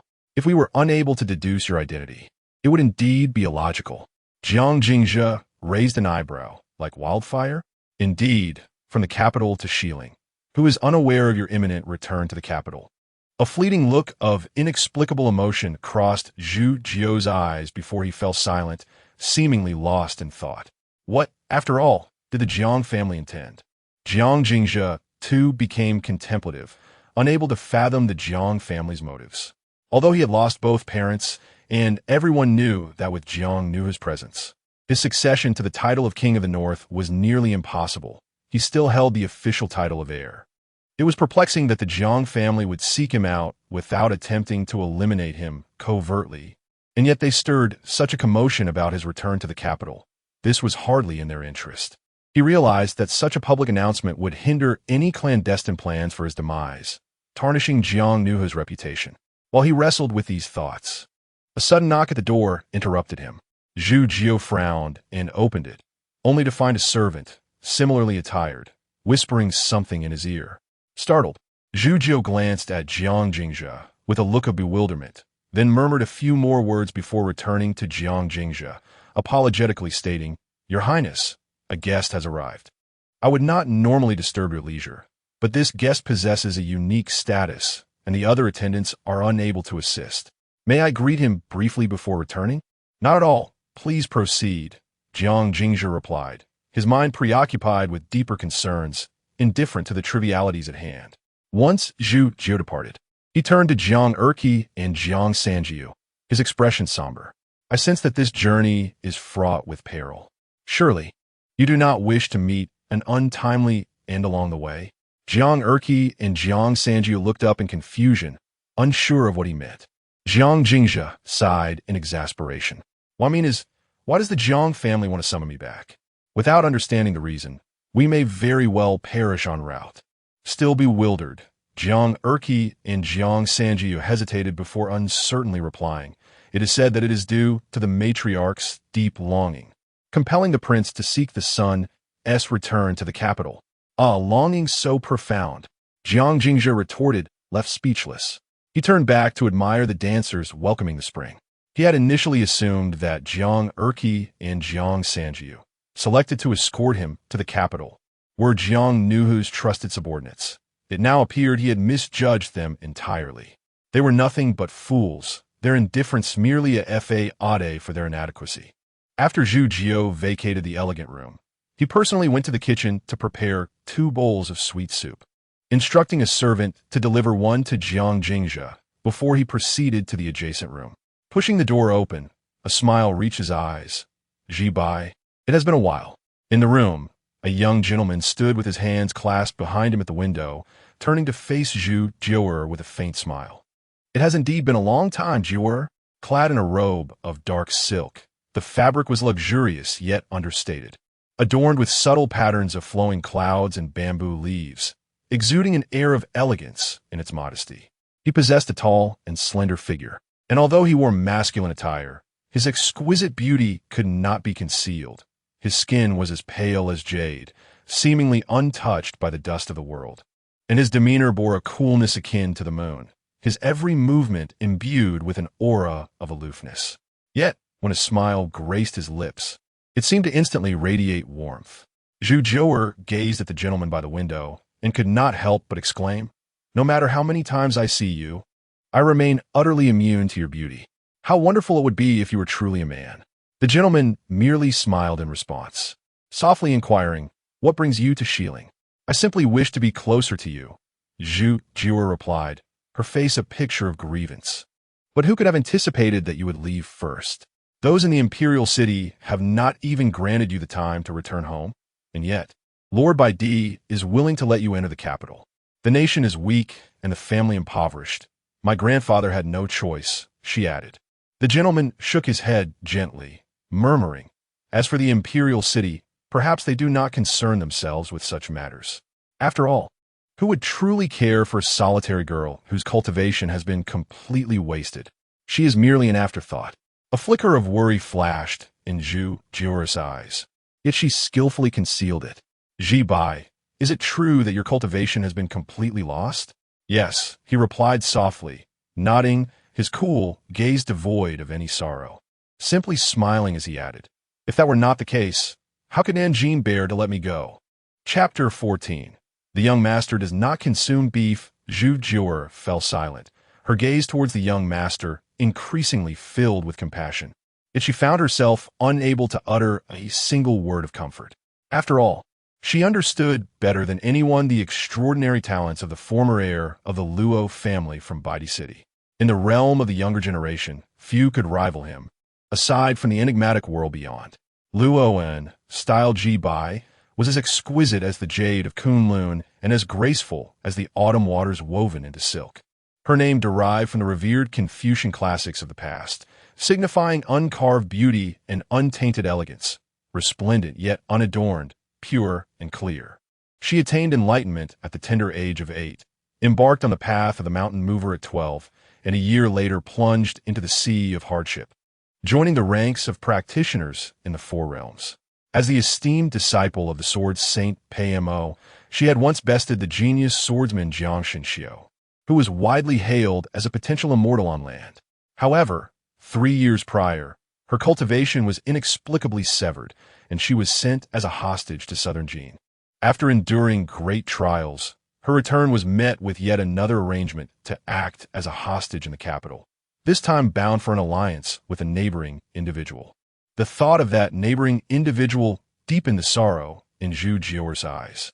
Both were orphans, both were hostages, and both had suffered the loss of their cultivation. If they were to wed, how would they navigate the treacherous waters of life in the capital? Ji Bai, are you truly willing to marry young Master Jiang? Considering the dismal future awaiting her dear friend, Zhu Jiuer's expression fluctuated, culminating in a fierce declaration. If you dare to say no, I shall summon my old family patriarch to intervene. I shall not hesitate to cause a ruckus to thwart your marriage. There's no need, Luoan replied with a gentle smile. Your family's connections are even more intricate than mine, and my engagement with him has long been arranged, a decision I consented to, not purely for familial obligations. Do you genuinely agree? Tsuyue inquired, perplexed. Aside from his decent appearance, he possesses nothing else of merit, and he is not even as handsome as you. What could be appealing about him? Luoan softly remarked, perhaps it is a shared understanding of our plight. Very well. Should you have a change of heart, you must inform me, Zhu Jiuer conceded, realizing that in this world, it will be difficult to find two individuals with such similar backgrounds. However, as a friend of Luoan, he inherently believed that Jiang Jingzhe was unworthy of her. Since Luoan held no objections, he would refrain from imposing his views. At worst, he would endure some hardships in the capital, merely needing to care for another. Given his position as one of the young masters of a modest inn, he could handle ordinary troubles with ease, barring any catastrophic events. With this thought, he suddenly lifted his head, his eyes sparkling with determination, and declared, Ji Bai, I shall accompany you to the capital. Very well, Luoan smiled and asked, but what are your assessments? Such trivial matters. Zhu Jiuer patted his chest proudly, exclaiming, with my talents, what innkeeper wouldn't be eager for someone like me? Now, drink your sweet soup. I must attend to the guests next door. Upon returning to the elegant chamber of Jiang Jingzhe, Zhu Jiuer found a new round of dishes being served. Jiang Jingzhe, along with Jiang Erqi and Jiang Sanjiu, were engrossed in their meals, as if attempting to make up for years of missed feasts. Zhu Jiuer was left utterly astonished. In that moment, he genuinely began to doubt whether the prince of Northern Town had fallen into such dire straits that they could not afford a meal. It was one thing for Jiang Jingzhe, who had wandered for so many years and was accustomed to poverty. But how could Jiang Erqi and Jiang Sanjiu, the elite of the Northern Army and renowned cultivators, have never tasted such delicacies? If they could eat so heartily, he feared that in the future, Ji Bai might not be able to sustain him, and he would need to earn more money. Zhu Jiuer cast a lingering glance at Jiang Jingzhe, feeling the weight of his burdens grow heavier. "Brother Jiao, would you care to join?" Jiang Jingzhe beckoned him over with a smile, saying, "Since it's on the Prince of Northern Town's tab, we might as well indulge. Order whatever you desire. It's on me." "You're quite generous," Zhu Jiu'er thought to himself, inwardly lamenting that he felt a twinge of distaste upon realizing that Luo was truly to marry this fellow. Jiang Jingzhe's formerly charming dimples now appeared rather unappealing. Yet, he remained professional, concealing his true feelings. Contemplating the prospect of Jiang Jingzhe marrying Ji Bai, an orphan without parents, he surmised that the Prince of Northern Town would not provide him with much support, and he would likely have to rely on Ji Bai in the future. Thus, he found Jiang Jingzhe's words to hold some merit and sat down with a smile. "Then I shall graciously accept your invitation." He then discreetly instructed the servant attending him, informed the kitchen to bring some beast meat and spiritual herbs, and 2 jars of century-old monkey wine. "Don't forget to place it on the Prince of Northern Town's account." The servant complied and departed. Before long, several platters of beast meat and bowls of spiritual herb soup were brought to the table. Even before he picked up his chopsticks, Jiang Jingzhe was enveloped by an enticing aroma. His previously satisfied stomach began to grumble with hunger again, and he beamed at Zhu, "Brother Jiao, this is how it ought to be. Why save money for the Prince of Northern Town?" Jiang Erqi and Jiang Sanjiu, witnessing this scene, exchanged glances, their expressions shifting from indifference to a complex mix of anticipation and fear.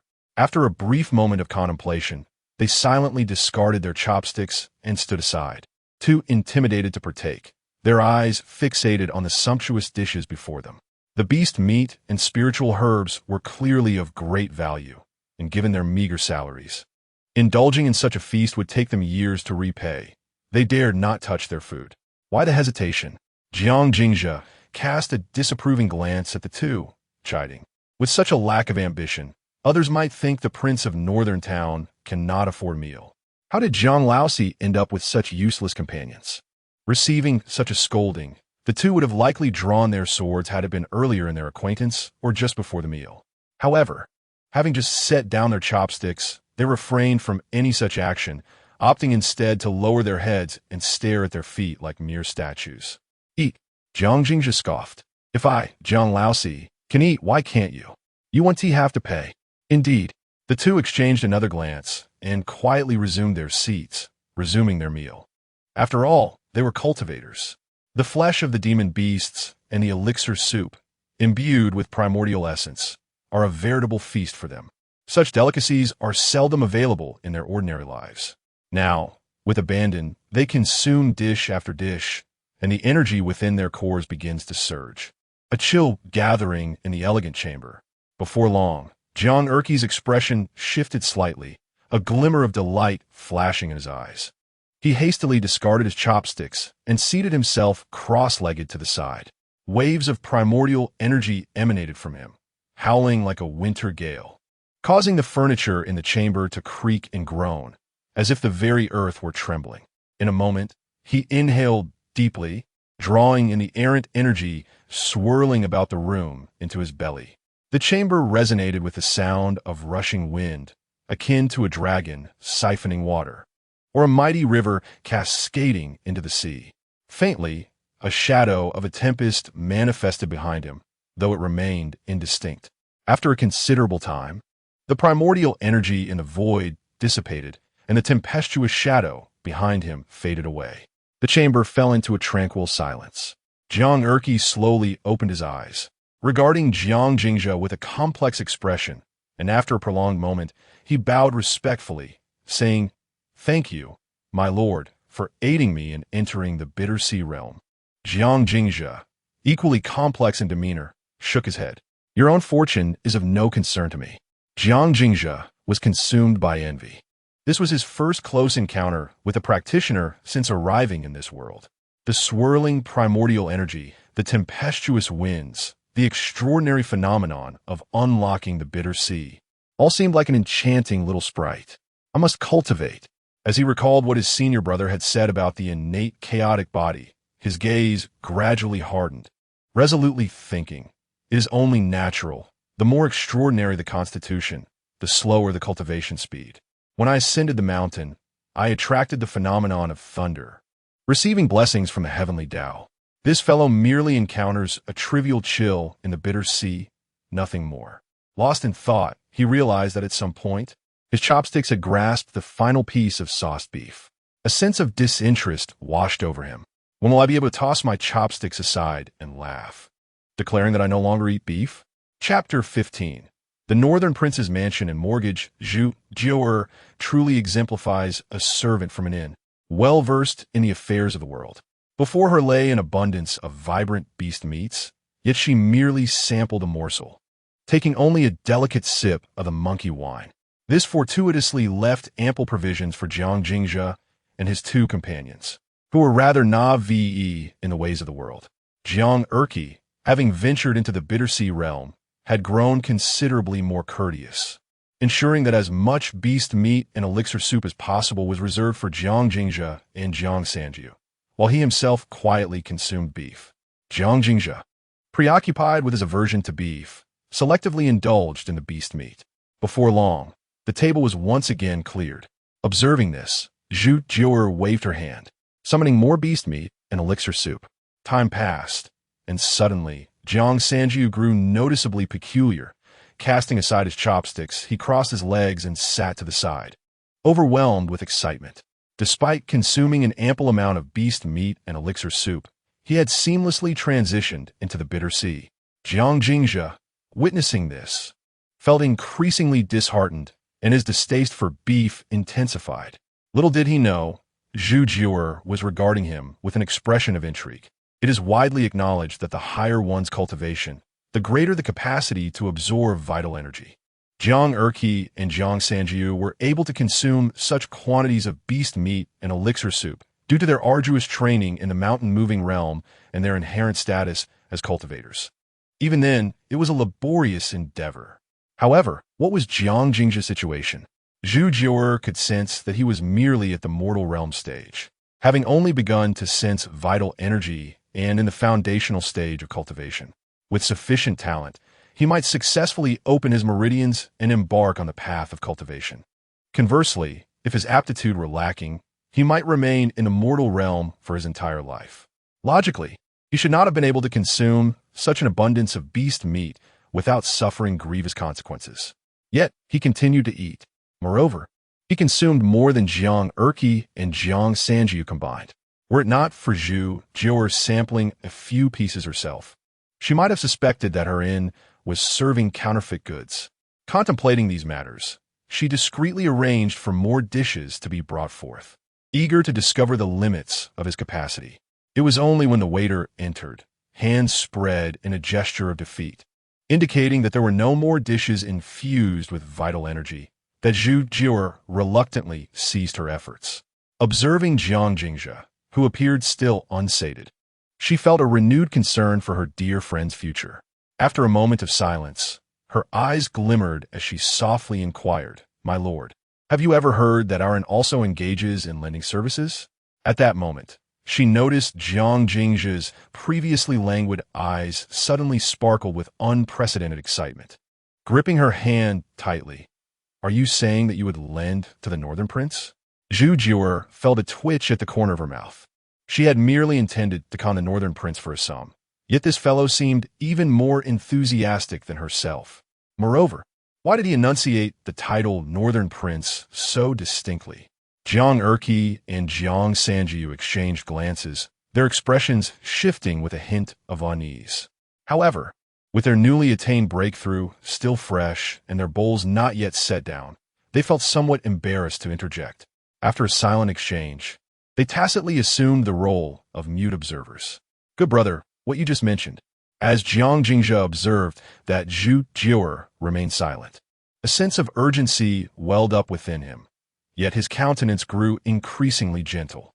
After clearing his throat modestly, he declared, to be candid, "I share a certain rapport with brother Ergo from a tavern in the capital, and I find camaraderie with you, brother Jiu. Since your inn offers such services, I assure you that the Prince of the North will undoubtedly lend his support, given our connection."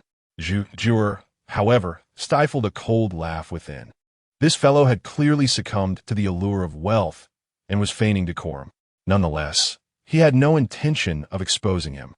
Initially apprehensive that this orphaned individual might lack the audacity to leverage the Prince of the North's name for borrowing, he now felt reassured. As for whether the prince would acknowledge the debt, that was beyond his concern. Jiang Jingzhe, being a legitimate heir, and he himself, a rightful heir of the Zhu clan, meant that once the money was lent, the Prince of the North would have no choice but to recognize it. With this thought in mind, he allowed a polite smile to grace his lips. "Thank you, young master, but may I inquire how much silver the Prince of the North seeks to exchange?" Jiang Jingzhe maintained a facade of composure, though excitement surged within him. He was on the brink of liquidating assets, all while leveraging the trust of the Prince of the North. Repaying the debt was out of the question. Why should he pay back money borrowed through his own cunning? Extending a finger slowly, he proclaimed, 1,000,000 taels. What? Zhu Jiuer's mouth twitched. He had anticipated Jiang Jingzhe's boldness, but never had he imagined it would extend to such an audacious figure. 1,000,000 taels.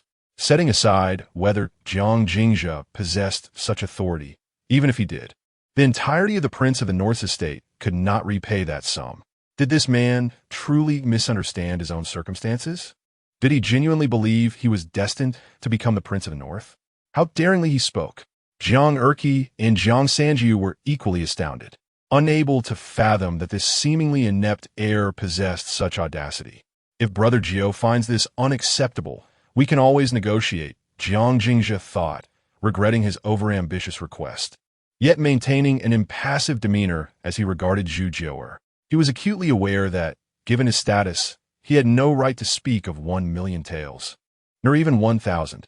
However, in the realm of business, was it not customary to inflate prices and engage in haggling?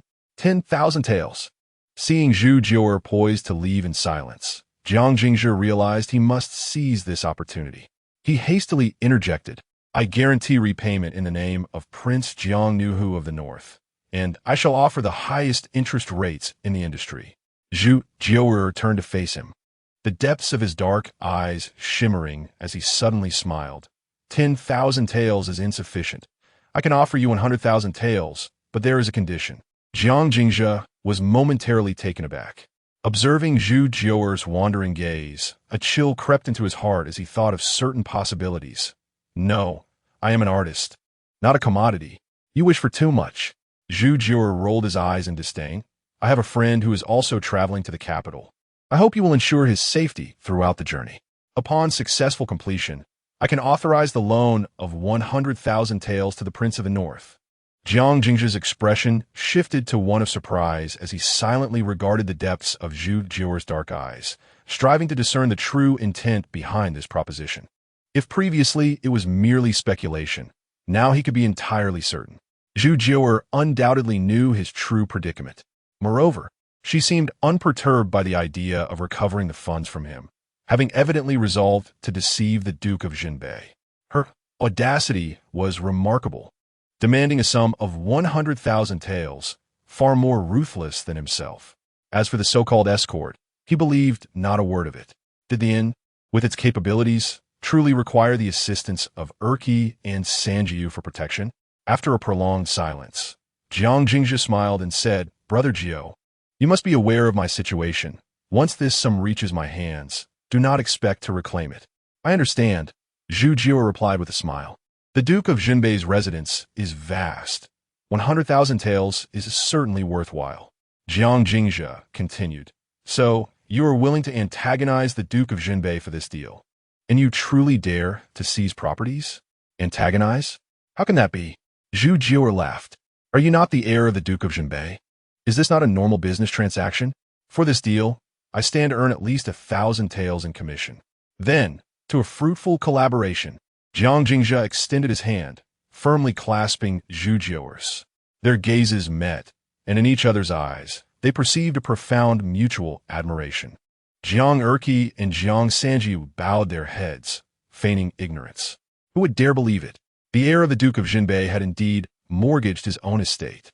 Chapter 16. Conversations in the carriage. That winter in Shilin arrived earlier than in previous years.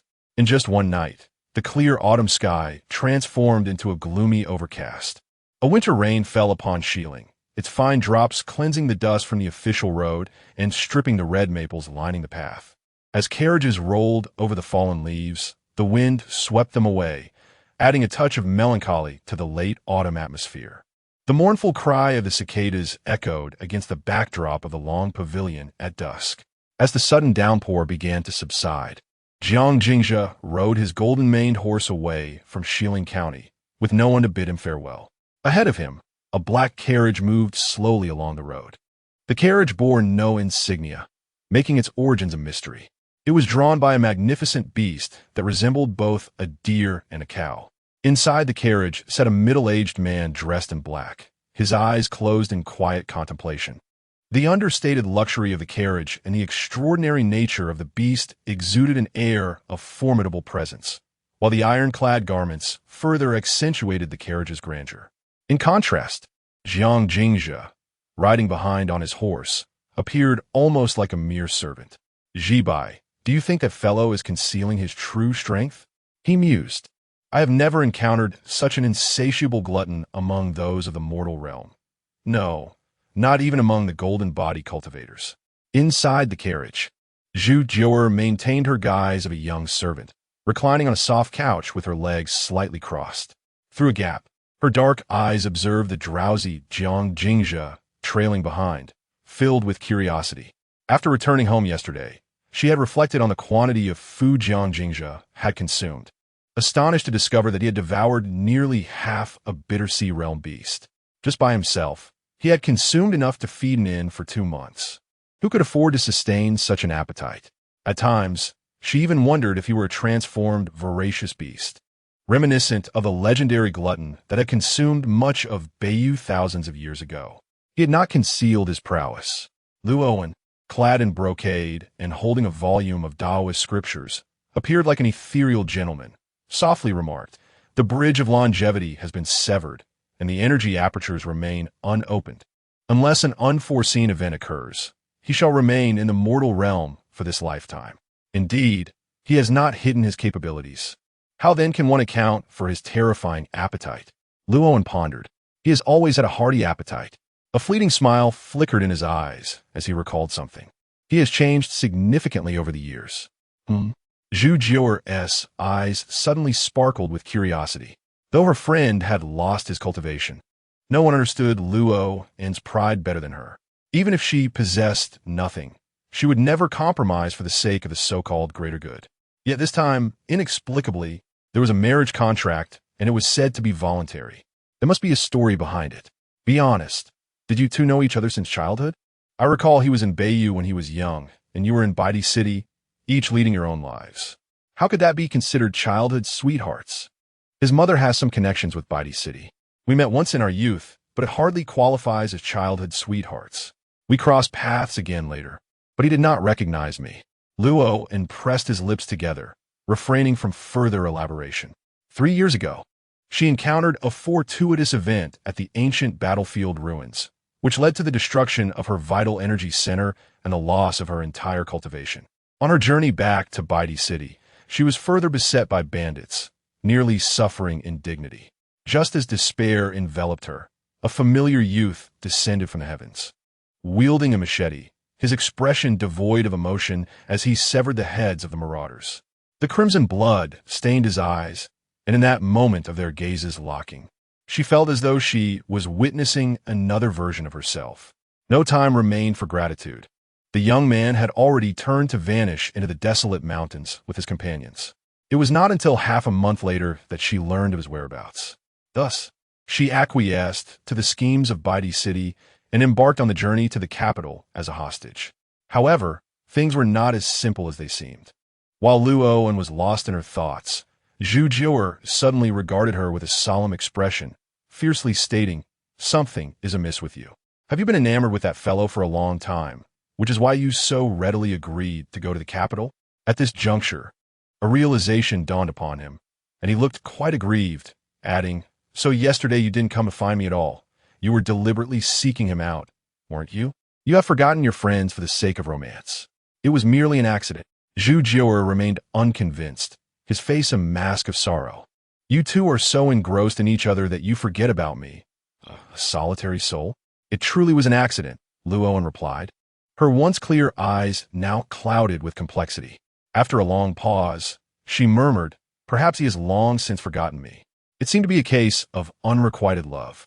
Observing his dear friend in such a state of anxiety and longing, Zhu Jiu'er transformed from melancholy to indignation, exclaiming, how can you be like this? This is Luo, and we are talking about the ethereal beauty that even Jiang Xinxiu cannot rival. If the Tianji Pavilion were to compile the Qingxiu rankings of the top 10 in the world, aside from the reclusive geniuses of the three teachings, she would surely rank among the top 3. Even if her cultivation has been obliterated, her talent and beauty alone would secure her a place in the top 10 of the Rouge rankings. Moreover, she is the legitimate daughter of the Luo family in Baidi City. Years ago, Baidi's Luo Qingfeng wielded a spear to slay 12 grandmasters of the Xinxiao realm, earning his place among the top 10 on the heaven rankings. To this day, the city still displays the 12 remains, and no one dares to claim them. For a century, Luo Qingfeng has dominated the city. The great Zhou and southern Jin have attempted repeatedly, both overtly and covertly, to annex Baidi City, only to return empty-handed. Although Baidi's hero may be past his prime, and rumors abound of his waning vitality, as long as the banner of Qingshu flies, and as long as the Baidi lives, no one dares to covet Baidi City. Given Luo An's status, there are few in this world worthy of her. Even the gentle and humble prince of the great Zhou, Ji Daoyu, could not compel her to lower her gaze. Who would have thought that she would develop unrequited feelings for Jiang Jingzhe? Jibai, wake up. A man can only influence your speed in drawing a weapon. We do not engage in that. Luoan remained silent, engrossed in her reading. Su Yue, feeling a surge of frustration, turned away in exasperation, muttering, Jibai, you are finished. If there truly exists a mutual affection between them, he perceives it as inconsequential. After all, although he is one of the young masters of an inn, his ancestry does not boast of wealth. One could merely say he has attained a certain status, elevating those around him. Moreover, engaging in such a humble profession bears no distinction of lineage. Yet, she is Luo Jibai. In this world, where could one find a man worthy of her? Furthermore, she is the one who has taken the initiative, while he scarcely remembers her. What difference does that make to a cabbage eagerly approaching a common pig? It simply cannot be. Luo gently brushed against the hem of his garment. Her clear and cold gaze filled with sincerity. It will not deter me from drawing my weapon, so please do not be angry. Oh, you. Zhu Jiu'er was amused by Luo An's earnest demeanor. With her hair cascading around her, she took hold of the small hand that reached out cautiously. How could she truly be angry? She would never forget the image of that lonely girl standing before a grave, her eyes red yet steadfast, refusing to let tears spill over. From that moment on, no matter how far Luo Jibai ventured, how renowned she became, or how cold her demeanor appeared, in Zhu Jiu'er's eyes, she remained merely a lonely and forsaken little girl. Chapter 17. Steady Hands. Swift blade. Perhaps it was due to the incessant rain of recent days, but the thoroughfare from Xiling to Jian was notably desolate. Travelers journeyed northward, and over the course of 5 days, they encountered only 2 groups of passing merchants. However, the official inns along the road were frequently visited by court officials. Although Jiang Jingzhe was merely the nominal heir of the northern town prince's estate, his status was undeniable, and with Jiang Erqi and Jiang Sanji both being court-sanctioned military officers, they were naturally afforded accommodations at the official inns. Thus, despite the distance, their journey was not particularly arduous. During these days of travel, Jiang Jingzhe observed something peculiar about Zhu Jiu'er. She frequently approached him with seemingly random inquiries, such as his preferences in women, his plans upon arriving in the capital, and what he would consider as a means of livelihood should he find it impossible to remain with the Jiang family, among other topics. However, the most recurrent subject was Jiang Jingzhe's cultivation practice. Each time their conversations concluded, they ended on a note of dissatisfaction. This was largely due to Jiang Jingzhe's ignorance regarding the capital and the true intentions behind the Jiang family's summons to return, leaving him devoid of any plans for his future. As for his cultivation, he had never once been negligent. He had reached a state of formlessness and egolessness in his health cultivation techniques, consistently practicing even while mounted.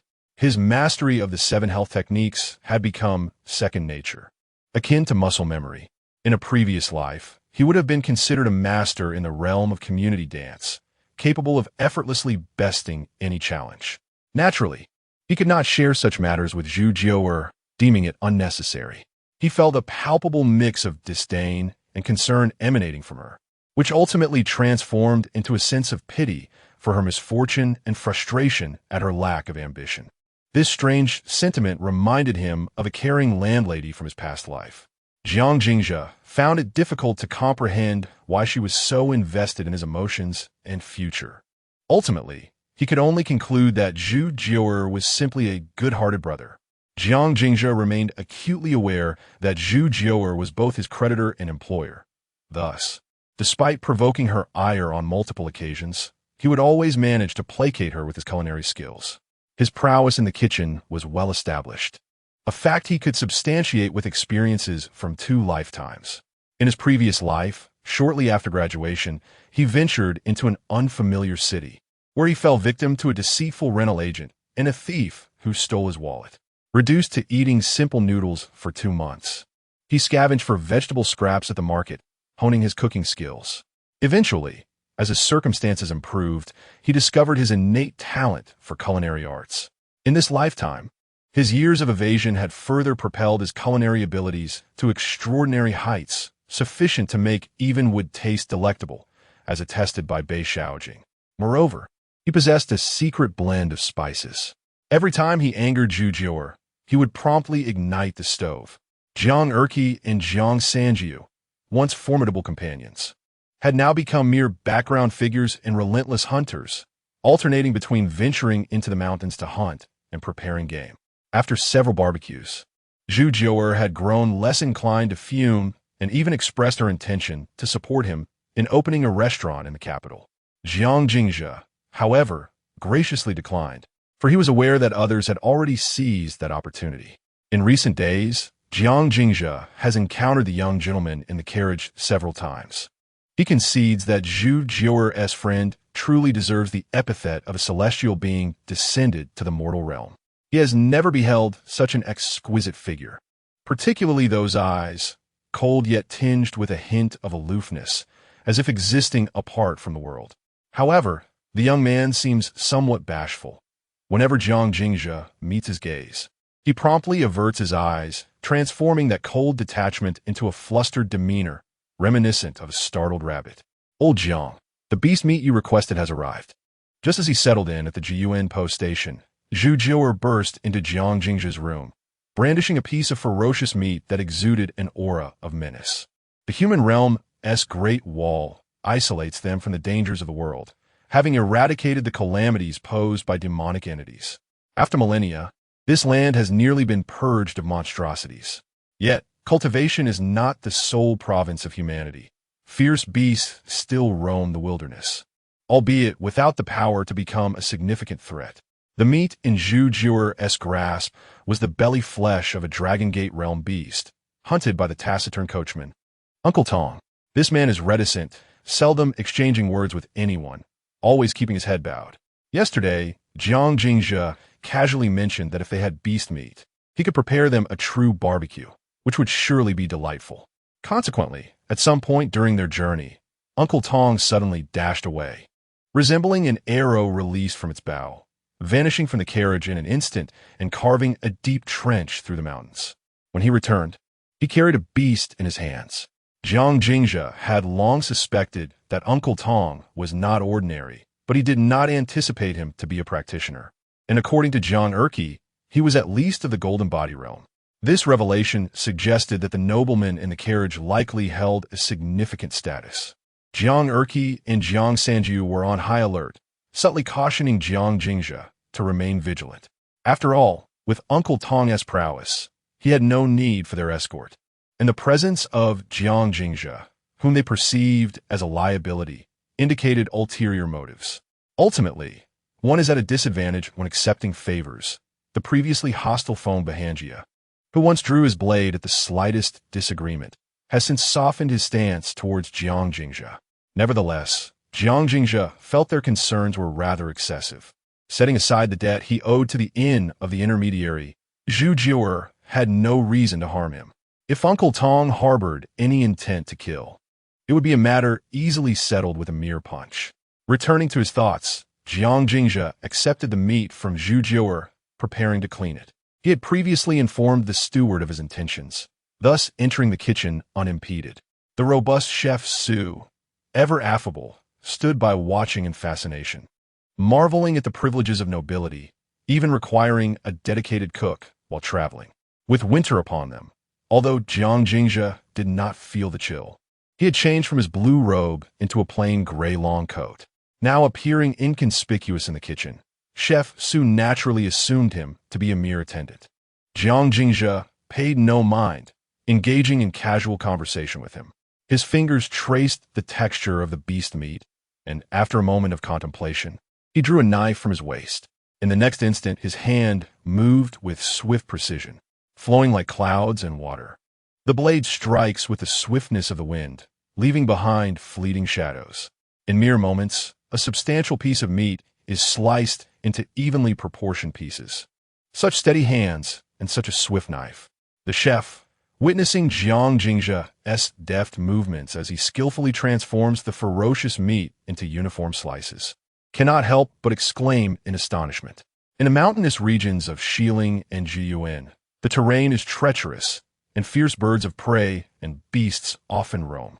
Ordinary folks seldom encounter such mythical creatures, yet the chef, during his tenure at a grand tavern in Jiyuan City, had the fortune of close proximity to the ferocious meat, which was said to be from a mountain tiger of the Enlightenment realm. At that time, he was in the prime of his youth, brimming with courage, and thus took it upon himself to wield the knife. Ultimately, however, after exhausting himself to carve less than 2 pounds of the ferocious meat, he was left utterly drained and had managed to ruin 2 blades in the process. Chapter 18. The plot against the young prince. The term ferocious flesh ascribed to the beast post-mortem is not without reason. Once one embarks on the path of cultivation, even the most ordinary of wild animals become exceptionally savage. The malevolent energy contained within the corpses is something that the feeble cannot withstand. The young man before me, wielding the ferocious flesh, emanates such a potent aura of malice that even Chef Su, from a distance, can feel its ominous presence. Yet, with a swift motion of his knife, he dissects it with remarkable precision and speed, a sight I have never before witnessed. It is no surprise that he hails from a prestigious family, for even a mere accompanying chef possesses such extraordinary skill. Jiang Jingzhe turned to the chef, perplexed. Knife skills are the most fundamental abilities of a chef, mere rudiments of the craft. He assumed that Chef Su's astonishment was merely a reflection of his worldly wisdom. After some contemplation, he used his knife to lift 3 pieces of meat and offered them to him. Chef Su, I apologize for delaying your work. However, this meat is not mine, and I lack the funds. Would you care to take these 3 pieces back to savor? Is this truly for me? Chef Shu shuddered, his excitement evident as he gazed at Jiang Jingzhe. He yearned to reach out and take it but hesitated. This was ferocious flesh, after all, with just these 3 cuts. Even a mere beast from the awakening realm would fetch no less than 50 taels of silver at the Jiao Yuan Grand Hotel. Moreover, such delicacies are not readily available every day. How could this young man so casually bestow it upon him? If this ferocious flesh were given to his unruly son, it might very well lead to enlightenment and ascendancy into the mortal realm after 3 months of consumption. Though he might never reach the awakening realm, he would still be regarded as a notable figure within 100 miles of this Jiao Yuan post station. But what could this young man possibly desire? Such a generous gift must surely come with a price. Could it be that he intends to betray his master and poison me through my meals? Chef Su's expression remained composed, yet turmoil brewed within his heart. The 3 pieces of meat poised delicately on the tip of his knife, transformed in his mind into a fearsome beast, seemingly poised to consume him whole. Chef Su? Jiang Jingzhe inquired, his expression one of confusion as he regarded the suddenly trembling chef. Young man, I accept, Chef Su exclaimed, hastily retrieving a food box from a cabinet. He carefully placed the 3 pieces of meat inside, wrapping them securely in cloth with 3 layers, then gritted his teeth and declared, "Young man, speak your instructions." Jiang Jingzhe, bemused by the unfolding events, managed a smile. "I'll handle the rest myself. Please fetch me some charcoal and set up a frame. Oh, and find me some spices. I wish to concoct a secret sauce." Is he truly intending to poison someone? Chef Su's complexion shifted slightly, fear creeping into his heart. However, thinking of his son's future, he steeled himself and solemnly replied, "Rest assured, young man, I shall do it thoroughly and cleanly." "Very well. Clean is all that matters," Jiang Jingzhe said, dismissing him as he prepared to step outside. Just then, Uncle Tong entered, his gaze fixating on the earthen basin, or more precisely, on the evenly sliced meat within. His calm eyes momentarily narrowed before quickly concealing their surprise as he lowered his head again. "Uncle Tong, you've arrived. Please take the meat outside while I prepare a few other things," Jiang Jingzhe said with a faint smile. Chef Su, upon hearing this, immediately understood that they were indeed comrades. As night descended, the persistent winter rain that had fallen for several days finally ceased.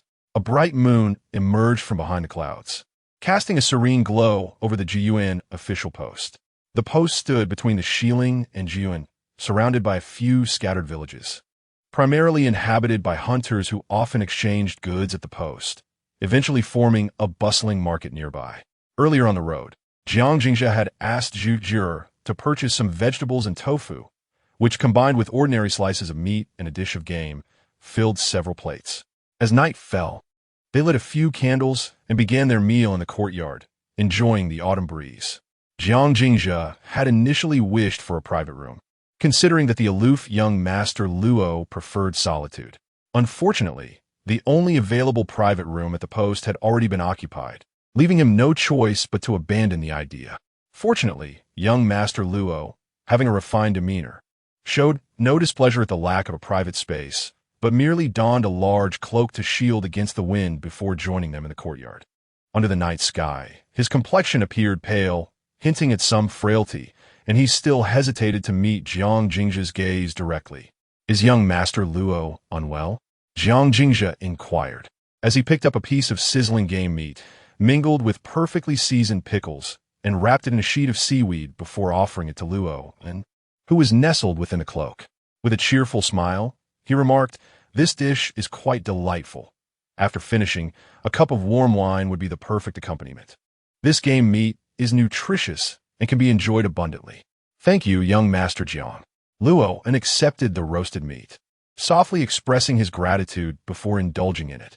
Jiang Jingzhe couldn't shake the feeling that his complexion seemed to shift, becoming both pale and flushed. However, with his head bowed and body enveloped in a cloak, it was difficult to discern clearly in the dim light. Jiang Jingzhe then turned his gaze to the quietly reserved Tong Shu, noting the peculiar demeanor of both the master and servant. They bore none of the arrogance typical of noble families, instead displaying a quiet restraint, which suggested they, like himself, were merely figures of hollow prestige, lacking any significant support at home, thus cultivating a cautious disposition. "Old Jiang, come drink," Zhu Jie exclaimed, throwing an arm around Jiang Jingzhe's shoulder, clamoring for a toast. After a few days of camaraderie, he had begun to address Jiang Jingzhe as a brother, shedding any remnants of the politeness from their earlier acquaintance. It was precisely this familiarity that left Jiang Jingzhe untroubled by doubts regarding young Master Luo's gender. After all, the world was not as it had been in the past. If young Master Luo were indeed a lady, it would be inappropriate for Zhu Jie, a grown man, to linger in her presence. Just as the group was reveling in their merriment, Chef Su discreetly caught Jiang Jingzhe's attention with a meaningful glance from the corner. Jiang Jingzhe paused momentarily in surprise before approaching.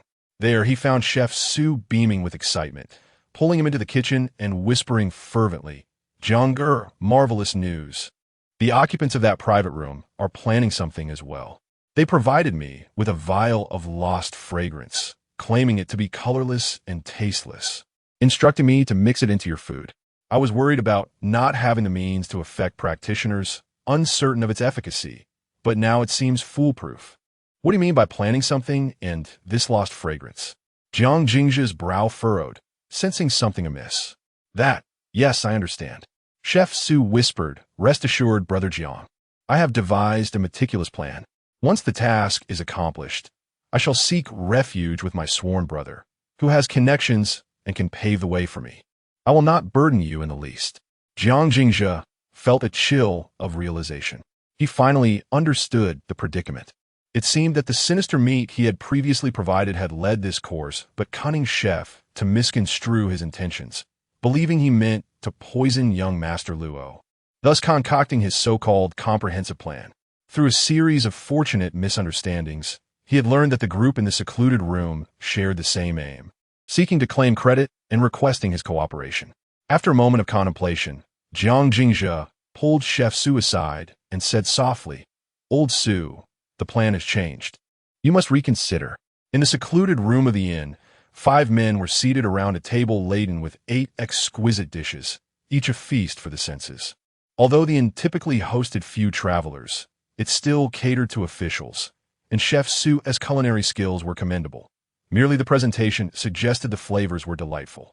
With wine and meat at hand, and being mealtime, the 5 men remained untouched by their surroundings, allowing the warmth of the dishes to dissipate. Their gazes fixed intently through the gaps of the window into the courtyard. Boss, the chef is on the move. One of the men murmured as he observed Jiang Jingzha enter the kitchen. Is this not a bit too hasty? That fool does not seem particularly astute. True. The chef may be dim-witted, yet he has an insider. I trust he will not err, said the second man with a sinister chuckle. Moreover, even if we fail, what of it? Jiang Jingzha is but an ordinary mortal. With our combined strength, eliminating him would be as easy as reaching into a pocket. It merely requires a bit more effort. The others nodded in agreement.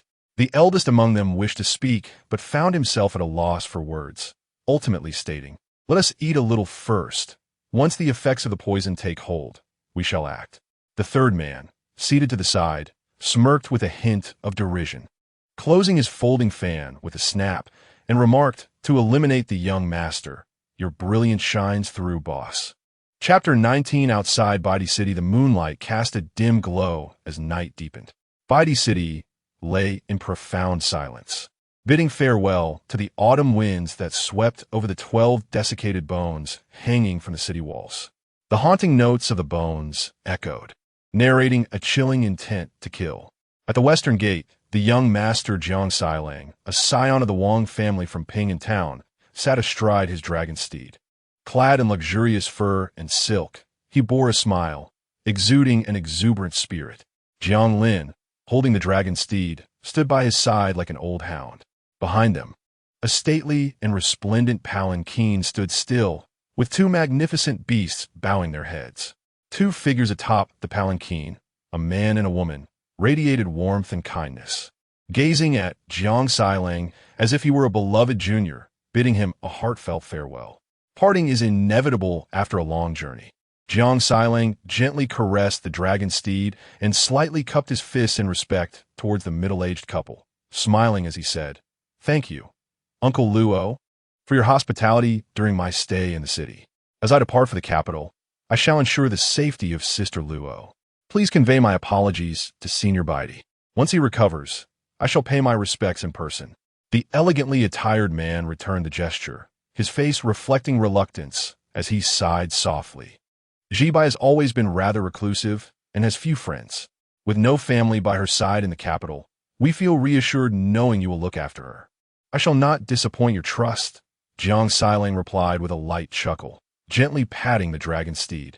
The creature let out a long, resonant cry, reminiscent of a dragon's roar, and swiftly surged into the darkness beyond the city. Observing Jiang Xilang and his companion depart, the man's benevolent expression gradually morphed into a cold smirk. This pampered young lad dares to covet our Baidi City's fallen immortal. The current generation of the Jiang family from Beiyu is nothing but a bunch of good-for-nothings, save for that talented swordsman. Does my husband disapprove of Jiang Xilang? The noble woman, lifting the curtain to invite the man into the palanquin, inquired with confusion. If you do not approve, why go to such lengths for him and express intentions to betroth our daughter to him? What do you understand? If I were to stand idly by, How could my father ever be at ease if I do not consider our daughter as future? How could the position of the chief steward of Baidi City fall into my hands? The man's demeanor darkened as he spoke in a hushed tone. My father is becoming senile, contemplating marrying our daughter to an inept son of a fallen noble, who does not know his ambitions. He still clings to the hope of a revival. Now that I am the chief steward of Baidi City, I cannot let him have his way. What? The noblewoman's face paled in shock. Does my father still harbor such hopes, wanting that wretched girl to succeed in Baidi City? This cannot be. What about our son? I refuse to accept this. Lower your voice. Do you wish to die? The man's expression turned cold as he raised his hand and struck the woman, scolding. How can you belittle our daughter, who has grown up by your side? My husband, I was wrong. The woman covered her swollen face, her eyes filled with resentment. Why has he not yet died? Indeed, why has he not yet died? The man murmured, his expression shifting to one of trepidation before becoming gentle again as he caressed the woman's cheek, speaking softly. Does it hurt? I have caused you much hardship over the years. It does not hurt, the woman replied softly. My husband, since he refuses to die, let us ensure she does. The man's expression shifted dramatically, and another resounding slap echoed as he muttered in a low, furious voice, You are her aunt. How could you be so cruel? My husband. I acknowledge my mistake, the woman said, covering her cheek. Seeing this, the man's gaze softened, and he embraced the noblewoman, speaking gently. After all, she is the sole orphan of my elder brother. How could I bear to be harsh? My husband, I understand, she replied. Does it hurt? On their way home, the couple delighted in their playful banter within the palanquin. Meanwhile, the two departing from the city were not idle. The smile had long faded from Jiang Xiling's face, replaced by a faint, mocking smirk as he gazed into the darkness towards Baidi City. How foolish it was for the mere branch of the Luo family to aspire to the position of lord over Baidi City, utterly unaware of their own ignorance. Jiang Lin remained silent, holding a different opinion. Luo Yinshi had already entered the realm of the Seven Realms, with formidable cultivation. His wife was a daughter of the wealthy He family of Xiling. Moreover, with the fallen celestial now grounded, Luo Ji's ocean of energy had been rendered useless. Should the Lord of Baidi perish, Luo Yinshi would undoubtedly stand as the most powerful successor to Baidi City. Ultimately, had it not been for Jiang Long's demise, Jiang Xiling would merely be a side branch himself. Thus, he could not comprehend the disdain Jiang Xiling held for those two. Nevertheless, Jiang Lin, being merely a servant, refrained from contradicting his master, instead managing a smile to indicate agreement. Noticing this, Jiang Xiling jested, What is this? Do you, old dog, think I'm being biased? I dare not, Jiang Lin replied. Jiang Xiling, brandishing his whip, rode with exuberance, laughing heartily. There are many foolish people in this world, but I believe you possess great wisdom. Feel free to speak your mind, and I shall not hold it against you. Did Jiang Lin possess great wisdom? He did not think so. However, he had no desire to argue with a fool, especially when that fool happened to be his master. Thus, he could only manage a wry smile and hasten to keep pace with Jiang Xiling. Young master, your insight is keen. I am merely an old servant who has spent much time beside the old matriarch, hardly possessing great wisdom. Old Lin, it seems you do not truly care for me, Jiang Xiling said, a slight smile playing at the corners of his mouth. The dragon's steed galloped fiercely, kicking up clouds of dust that enveloped Jiang Lin. As a master of the Golden Body Realm, Jiang Lin was unharmed, yet the encounter left him in a disheveled state. Ha! A minor punishment for a great lesson. Jiang Xiling laughed joyfully from a distance, pointing his gilded whip. Old Lin, though you are merely a servant beside my grandmother, I'm not the overly ceremonious Jiang Ji, nor the rigidly conventional wasteful heir. You may speak freely, and I shall not hold it against you. Jiang Lin forced a smile, pondering that the eldest young master valued propriety and regarded family rules as sacred, yet would not resort to random violence. The wasteful heir adhered strictly to rules, as he had no support and could only uphold his dignity through them. Only this young master, having grown up beside the old matriarch, exhibited erratic moods and inherently looked down upon a household servant like himself, while simultaneously feigning a demeanor of respect and humility. In this generation of the Northern King's residents, only Shinshio possessed the aura of a ruler. Alas, he had gone to the sword pavilion, pursuing grand ambitions, likely indifferent to the trivialities of the Northern King's residents. The only close companion beside the elderly matriarch, apart from the young master, is devoid of alternatives. Contemplating this, Jiang Lin allowed the dust and grime to mar his visage, and with a fawning smile, he remarked, "The young master possesses unparalleled intellect. Yet that reckless Liangxi seeks to use you as a pawn, unaware that he himself is but a piece on the board." However, the old servant is perplexed. Though Zibai enjoys a notorious reputation, her vitality is waning, and it is said she shall not live beyond 20. Why must the young master wade into such murky waters? Such short-sightedness. Jiang Xilang's lips curled into a faint smile as he responded. When Zibai traversed the treacherous sea and crossed the Dragon Gate, a celestial phenomenon manifested, chaotic azure lotuses, embodying boundless potential. She is merely a dormant dragon in the abyss. Who can foresee what the future holds? Furthermore, even if she forsakes the path of cultivation from now on, as the legitimate descendant of the White Emperor, she wields the resources of the White Emperor city. Should we win her allegiance, upon Looking Feng's demise, would not the entirety of the White Emperor city fall into our hands at the Northern Town Prince's Manor? As a scion of the Jiang clan, it is my duty to strategize for the eternal glory of the Jiang family, even if it entails marrying an ordinary individual. Chapter 20. The scheming of the young Jiang Lin opened his mouth at a loss for words. After a long pause, he finally expressed his admiration, saying, "Your insight is truly remarkable, young master. I am utterly amazed. The White Emperor City, a region controlled by warlords, has resisted the efforts of both the Southern Zhou and the Southern Jin to bring it under their dominion, leaving behind 12 corpses hanging from the city walls. Jiang Xilang, merely at the mountain-moving stage, believes he can stake a claim. Such hubris is indeed astonishing. If the White Emperor were to perish, he would have no choice but to either pledge loyalty to a nation or seek the protection of the three teachings. There are no other alternatives. At the very least, the Northern Protectorate has no authority to conspire, unless the prince ascends to the realm of immortals on earth." From Jiang Lin's understanding of Jiang Xilang, it was evident that he was merely coveting someone else's body while cloaking his intentions in lofty rhetoric. Haha, just a slight show of force. Jiang Xilang chuckled with satisfaction, then continued, "Were you not curious as to why I sought to eliminate Ping'an Town and Qingdu Mountain? I am eager to elucidate." Jiang Xilang declared loudly, "Firstly, it is for you. You are my loyal servant, and when Jiang Jingzhe dares to harm you, I shall certainly seek justice on your behalf, making him realize that today is not like the past. My ability to end his life is but a thought away.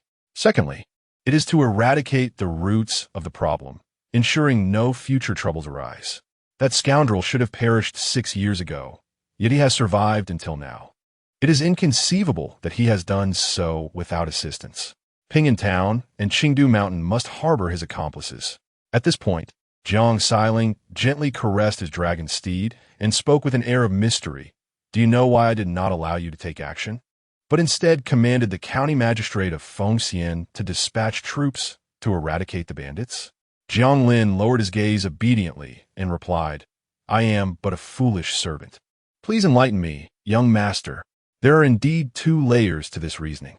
Firstly, for many years, the capital has been wary of our Northern Protectorate, trimming our influence in the court and even seizing a mine from Beiyu under the pretext of my father's excessive bloodshed.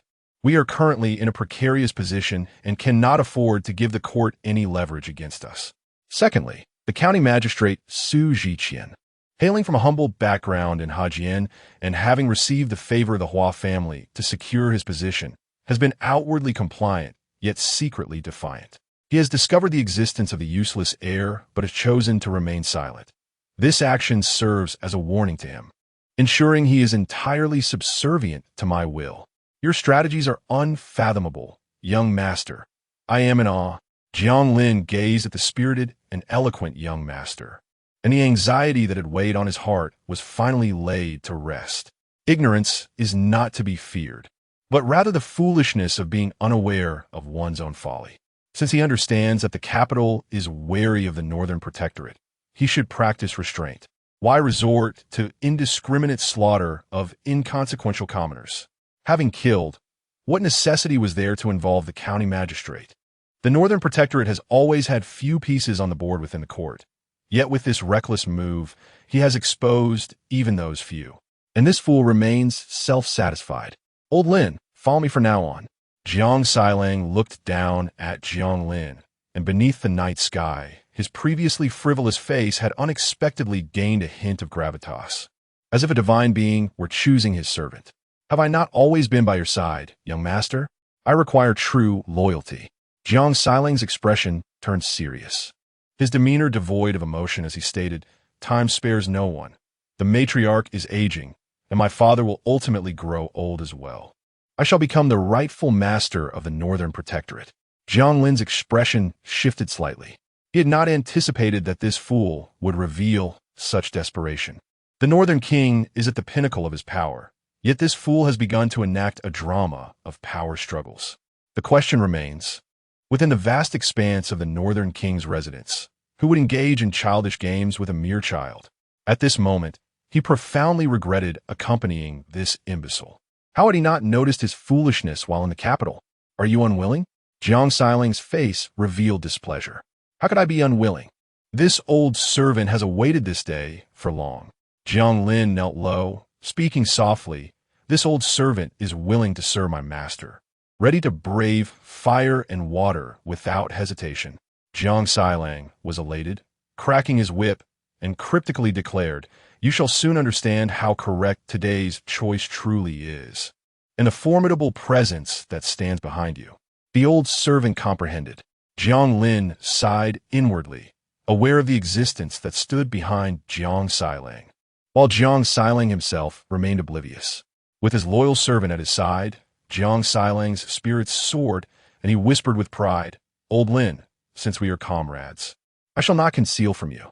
I must have Luo Ji by." Upon hearing this, Jiang Lin momentarily froze, his expression shifting drastically. "Young master, do you intend to kill the third young master? He perished at the hands of bandits." Jiang Sailang lifted his whip, riding northward with a carefree laugh. "This is the third layer. History repeats itself. Calamity arises from Yunza. Who can truly speak against it? If he dies, who will genuinely rally for him? Young master, be cautious." Jiang Lin hastened to catch up to the steed, earnestly advising. "The third young master is entangled in too many affairs. Should he perish, the prince will surely be enraged. This course of action is unwise. What is there to fear?" Jiang Sailang scoffed, galloping forward. "Will my father truly slay me over a useless son? Besides, did he not set this precedent? I am merely inheriting my father's legacy, alleviating his burdens. Young master, this matter requires no further discussion. I have made comprehensive arrangements. Our journey to Jiyuan will conveniently allow us to retrieve his remains." At the Jiyuan post, after a hushed conversation with Chef Su, Jiang Jingzhe returned to the courtyard unruffled. The wine may not intoxicate, but Zhu Jiuer's poor tolerance was undeniable. After several rounds of toasting, a rosy hue crept upon his face, and strands of hair slipped from beneath his hat, with even his complexion beginning to shift subtly. His once clear eyes grew hazy, rendering him adorably clumsy. Jiang Jingzhe had intended to discuss matters with him, but seeing his state, he opted to refrain. Meanwhile, his friend remained with head bowed, a cup of warm wine still untouched, his pallor increasingly wan, clearly still sober. After a moment of contemplation, Jiang Jingzhe took advantage of the opportunity while pouring wine to set Zhu Jiuer aside and sat next to young Master Luo, whispering, "Young Master Luo, have you ever heard of the lost fragrance?" To avoid leaking information, Jiang Jingzhe leaned in closely, an arm draped over him, creating an intimate atmosphere. It was evident that Luo's ears turned crimson in an instant, a flicker of panic appearing in his eyes, rendering him unable to grasp what Jiang Jingzhe was saying. Suddenly, the bowed-headed Tong Shu lifted his gaze, his eyes locking onto Jiang Jingzhe with a spark of murderous intent. Just as Uncle Tong was about to sever Jiang Jingzha's arm, he noticed Luo An's expression had returned to calm. Luo An glanced up at him and softly inquired, "What did you say?" Jiang Jingzha replied, "Have you heard of the lost incense?" He continued in a hushed tone, "The individuals in that room seem to be targeting you. They coerced Chef Su to add the lost incense to their dishes." Luo An nodded slightly, "Indeed. Is that all you have to say?" Jiang Jingzha raised an eyebrow, surprised by his composure. Luo An, sensing his own coldness, elaborated, "The lost incense is a potion originating from the Northern Qi's celestial demon sect, capable of disrupting the vital energy of cultivators at the golden body stage, rendering them unable to recover for at least half a stick of incense. It is quite a formidable drug." "No, that's not what I meant." Jiang Jingzha sighed in exasperation. "They are coming for you, and you are not afraid?" Just a mere? "Yes, I am afraid." Luo An hesitated before affirming. "Forget it." Jiang Jingzha sighed in resignation and turned to Uncle Tong, whispering, "I have instructed Chef Su to incorporate the lost incense into their meals, but I am uncertain if they will consume it. If our plan fails, I will require your assistance." He then glanced toward Jiang Erqi and Jiang Sanjiu, his expression somber. Although Chef Su claimed those individuals were after young Master Luo, his own involvement meant they would not show any mercy. Currently, his only means of protection lay with Erqi and Sanjiu. Yet, they were ultimately aligned with Jiang Laosi. In the chaos of battle, would they not merely stand by and allow him to be eliminated? Chapter 21. Entering the private room. Encountering the assassin, Jiang Erqi and Jiang Sanjiu remained silent, their heads bowed. Even if they were dim-witted, they could discern Jiang Jingzha's hesitation. A wave of melancholy washed over them. The esteemed heir of the Northern Town King, in a moment of life or death, chose to trust outsiders over his own loyal retainers. Even more disheartening was the fact that they were indeed untrustworthy. For long before, in Ping'an Town, they had received a covert directive from Jiang Si. Should a crisis arise, act according to the situation. This directive possessed multiple interpretations, either to observe coldly from the sidelines or to seize the opportunity to eliminate Jiang Jingzha. Notably absent was the option to protect him. Had this been 7 days prior, they would have raised no objections, for their master was Jiang Nuhu, and Jiang Sailang was his blood. Yet, throughout their journey, they had reaped numerous benefits. Not only had they both ascended to the Bittersea realm, but Jiang Jingzha had also covered their meals. In contrast, Jiang Sailang had provided them with naught. Jiang Jingzha's gaze darkened. Noticing their bowed heads, he turned to leave. "Young master, are you certain you wish to meet with them?" In the kitchen, Chef Su lowered his voice. "They are armed. Why provoke trouble? I could simply poison them. I cannot rest easy without witnessing them consume it with mine own eyes." Jiang Jingzha replied with a smile, slicing 5 pounds of sauce beef and procuring 2 jars of fine wine. He then requested Chef Su to find a set of bronze wine vessels before ascending to the second floor, where he knocked on the door of the private room. "Who?" A disgruntled voice emerged from within. "Esteemed sirs, I have urgent matters to report," Jiang Jingzha replied softly, suppressing his voice. "It concerns that young master." Silence enveloped the room for a moment before a commanding voice finally responded. "Enter." Steeling himself, Jiang Jingzha pushed the door open. His gaze swept across the room, where 5 men, each adorned in distinct attire, were seated. The leader, draped in a gray robe, with furrowed brows and crimson eyes, exuded an aura of menace. His fingers lightly tapping the table's edge as if strategizing with all matters already at his command. The others, similarly garbed, bore a resemblance that betrayed their nefarious intentions. Only one individual, dressed in scholarly robes, with a fair complexion and no beard, appeared to be a scholar, gently fanning himself while smiling at Jiang Jingzha's entrance. "Greetings, esteemed sirs," Jiang Jingzha said, lowering his gaze in submission as he placed the wine and meat upon the table. "The matter has been arranged. When the poison takes effect, I kindly ask you to act." The scholar's gaze fell upon the food and drink Jiang Jingzha had provided, and he scoffed, his expression swiftly turning frosty. "To collude with outsiders and plot against your master, you treacherous wretch dare to stand before us? Your audacity is remarkable. Kneel." At this pronouncement, A murderous intent surged within the room. A barrage of oppressive energy assailed Jiang Jingzhe, seemingly intent on forcing him to his knees. His complexion paled as he realized the miscalculation. Could these vile brigands truly speak of righteousness?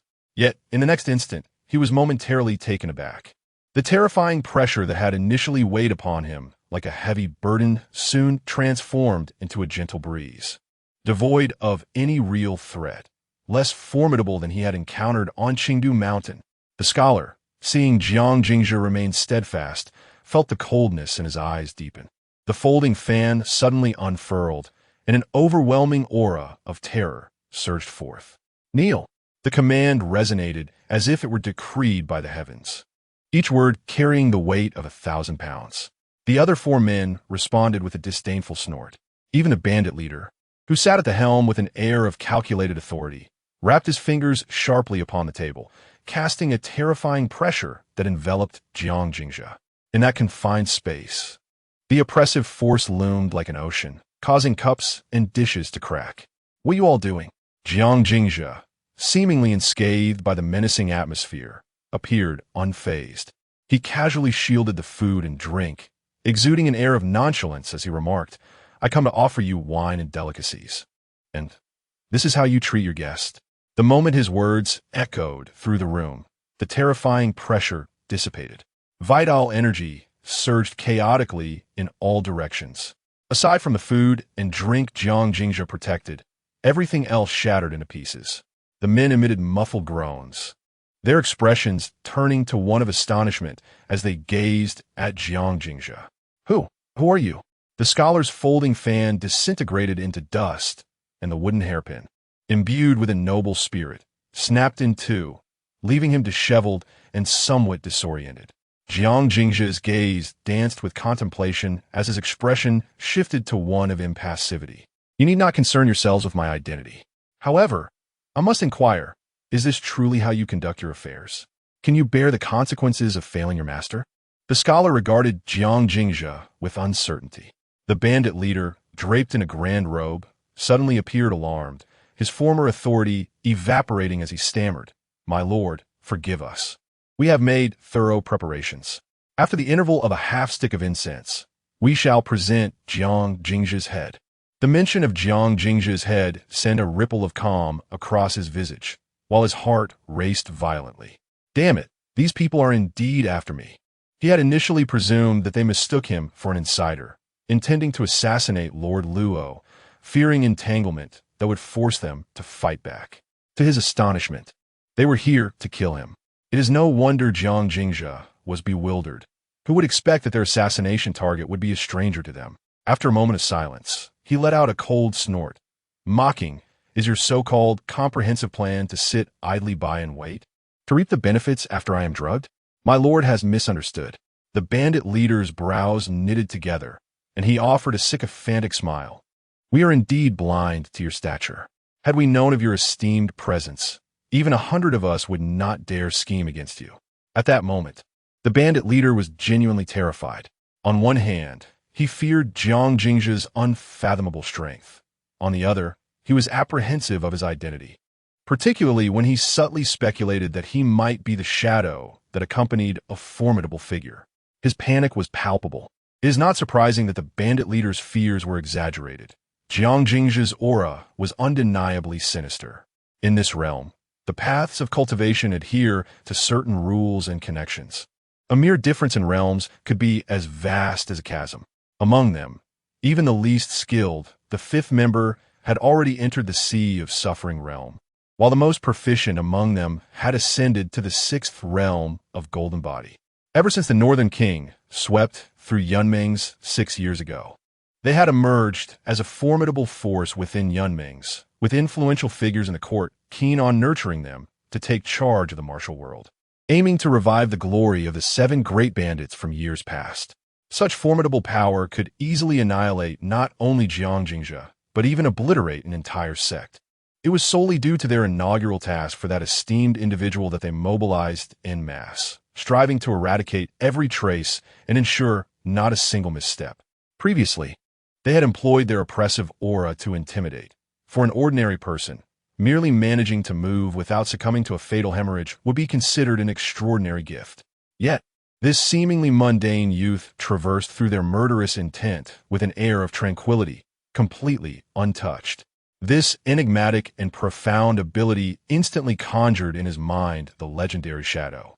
It is said that this shadow, despite being over 80 years of age, possessed the appearance of a youthful child, elusive and spectral. Was this not a perfect match? In that moment, the bandit leader was filled with trepidation, and the others were equally engulfed in fear. Only the scholar exhibited a peculiar expression. Chapter 22. The Pawn You Better Not Dare. Although Jiang Jingzhe was unaware of what they feared, he sensed that they had likely formed some misunderstanding, and he resolved to perpetuate this delightful misconception. With a wave of his sleeve, he confidently took his seat, brandishing his golden blade. "You fools! Were it not for the master's insistence that I personally supervise, you would likely not even know who your target is." The bandit leader, taken aback, flattered, "My lord, you may rest assured, we have been observing in secret for several days. Jiang Jingzhe is indeed within that courtyard." Jiang Jingzhe replied coldly, "Then tell me, who is Jiang Jingzhe?" The bandit leader chuckled, "The one surrounded by wind-riding guards, traveling in a palanquin, adorned in a splendid black robe, his prowess diminished. That pale-faced youth is none other than Jiang Jingzhe." "Fools!" Jiang Jingzhe slammed his palm upon the table, his voice icy. "Open your eyes wide and observe closely. It is the one intoxicated who is Jiang Jingzhe. You nearly jeopardized the master's grand scheme. Fools, a pack of fools. We are ignorant." The bandit leader trembled in fear, rising and bowing his head, unable to meet Jiang Jingzhe's gaze. "Enough, sit down." Jiang Jingzhe waved his sleeve and sighed. "I had little hope in your abilities. I have already poisoned their food. In half a stick of incense, the effects will take hold. When you emerge to strike, leave no one alive and make sure it is not too loud." Upon finishing, he lightly tapped the edge of the table, directing his words at the bandit nearest him. "I have prepared some wine. After you finish, do your duty. The master holds great expectations for you. Do not let him down and execute your tasks with precision." "Thank you for your generosity, my lord." The bandit leader, trusting in him, instructed the fifth man to pour the wine.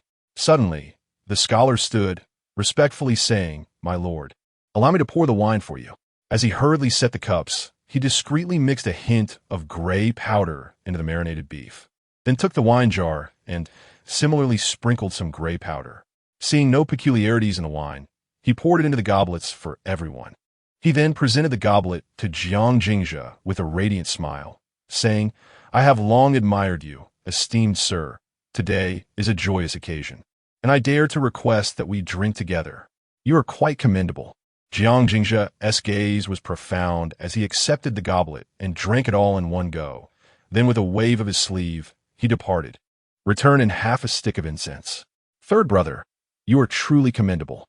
As Jiang Jingzhe walked away, the bandit leader glared at the scholar, dissatisfied. "What kind of person is he? How dare you pull tricks and provoke his wrath? How many lives do you think you have to spare? You speak wisely, elder brother." The scholar held the wine goblet, appearing unfazed, unwilling to argue with the fool. He certainly feared that shadowy figure. Yet, he found it curious. Jiang Jingzhe had lost all his prowess, and his guard were merely at the bitter sea level. Even with the deeply concealed coachman, it would require little more than some cunning. How could it possibly lead to that figure intervening? Hence this bold attempt to test him. "Brother, let us enjoy the wine. We cannot refuse the esteemed Sir's invitation. In half a stick of incense, we shall send Jiang Jingzhe to his demise."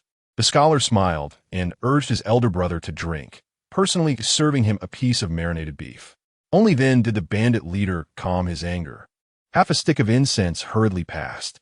The five men, having heeded Jiang Jingzhe's warning, were eager to earn merit but dared not charge out of the courtyard. Fortunately, those within the courtyard remained blissfully ignorant, still gathered around the stove, drinking merrily. They reveled in the flavors of the feast in the courtyard, unwittingly consuming more than half of 2 jars of wine. As merriment ensued, the bandit leader suddenly noticed the fourth's bleary eyes and pallid complexion, prompting him to mock, "Fourth, your capacity for wine is akin to that of a dog. Laughter erupted from the second and fifth. Yet, the scholar furrowed his brow and violently shattered the wine vessel, exclaiming, "Alas, this wine jar is poisoned." Almost simultaneously, a figure entered through the door, slowly closing it behind. The figure, head bowed, grasped a long spear of deep azure. Enraged, the bandit leader felt a surge of dread and drew his knife in haste, but the spear's lethal presence had already pierced through his throat. Hansong's spear. You are the attendant of the White Emperor Luo Jiotong. The scholar, aghast at the unremarkable visage of the coachman, realized the dire situation and attempted to escape through the window. As he descended from the second floor, he spotted a figure in the darkness, hands tucked into sleeves, observing him from above. Stumbling to his feet, the scholar exclaimed, "It is you. You are no mere shadow. Who are you truly?" Jiang Jingzhe slowly drew a chopping knife from his waist, a cryptic smile playing upon his lips as he regarded the scholar. "You come to kill me. Who do you think I am?"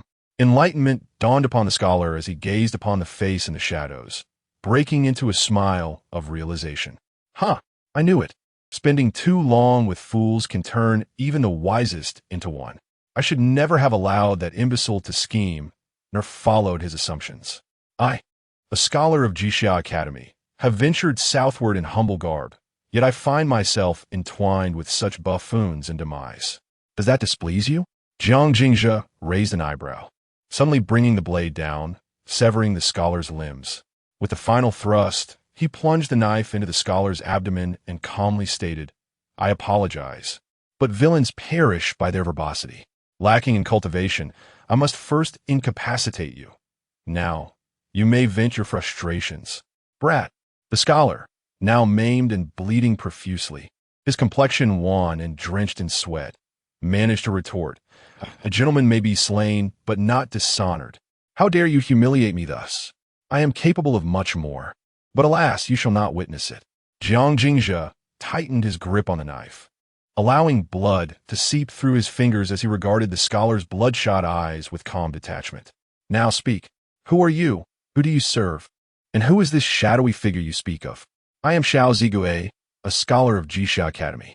The bloodied scholar held his head high, disdainfully ignoring Jiang Jingzhe, and coldly replied, "As for whom I serve and the identity of the shadow, what does it matter to you?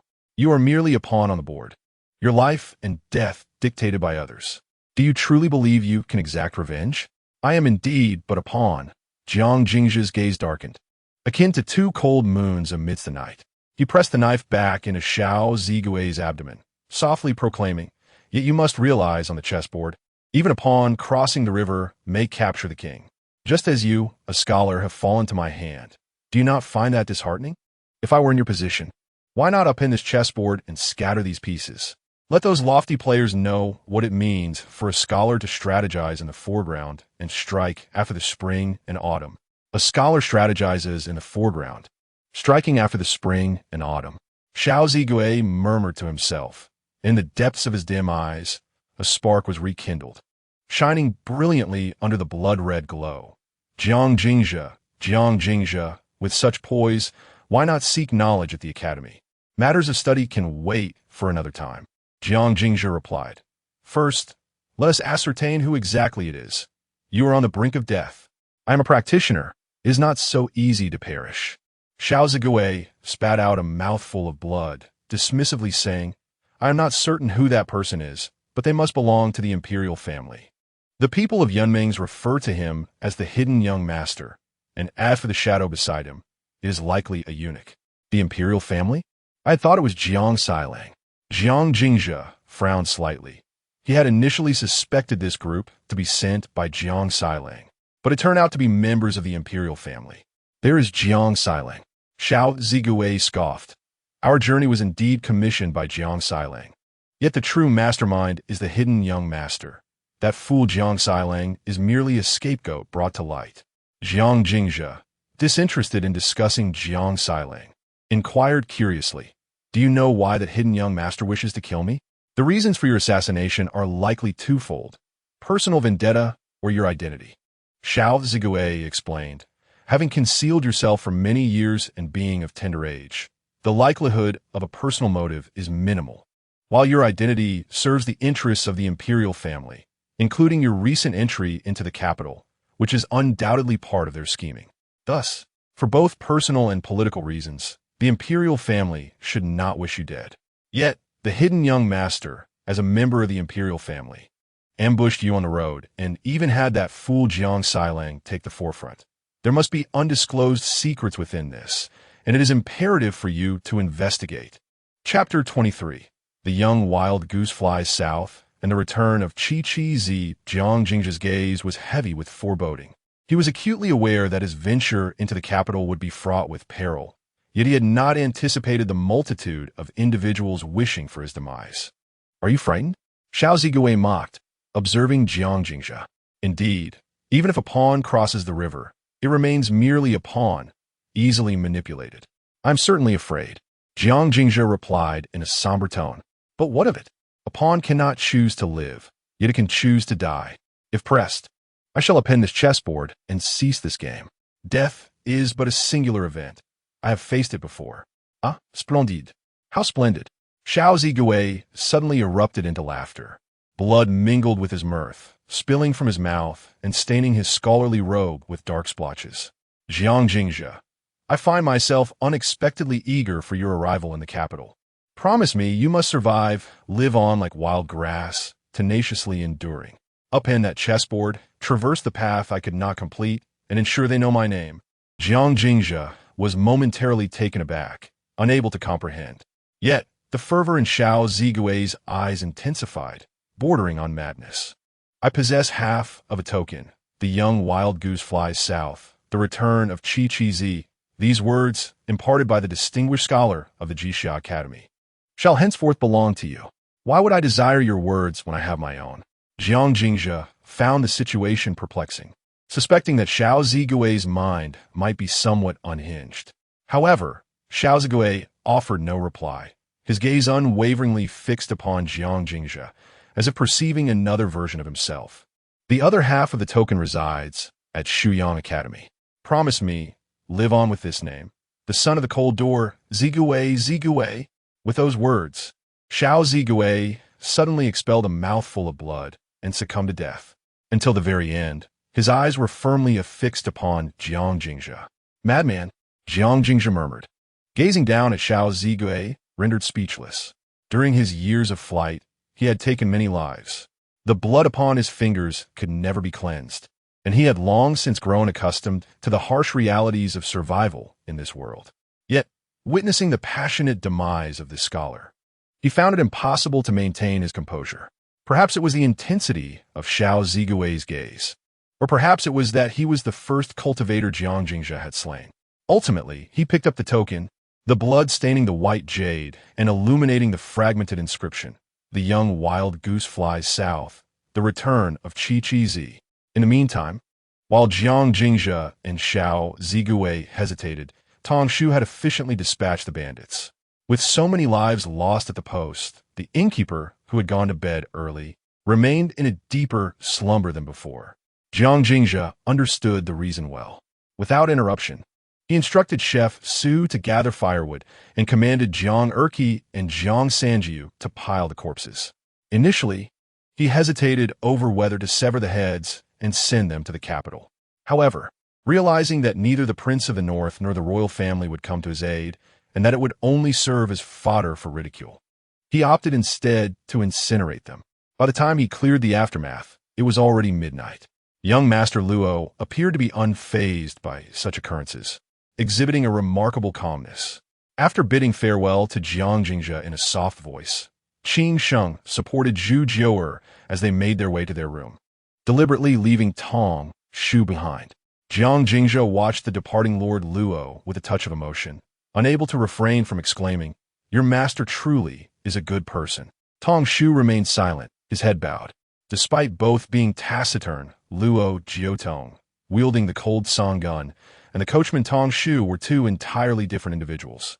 At that moment, Tong Shu stood quietly, resembling a deadly blade poised for slaughter.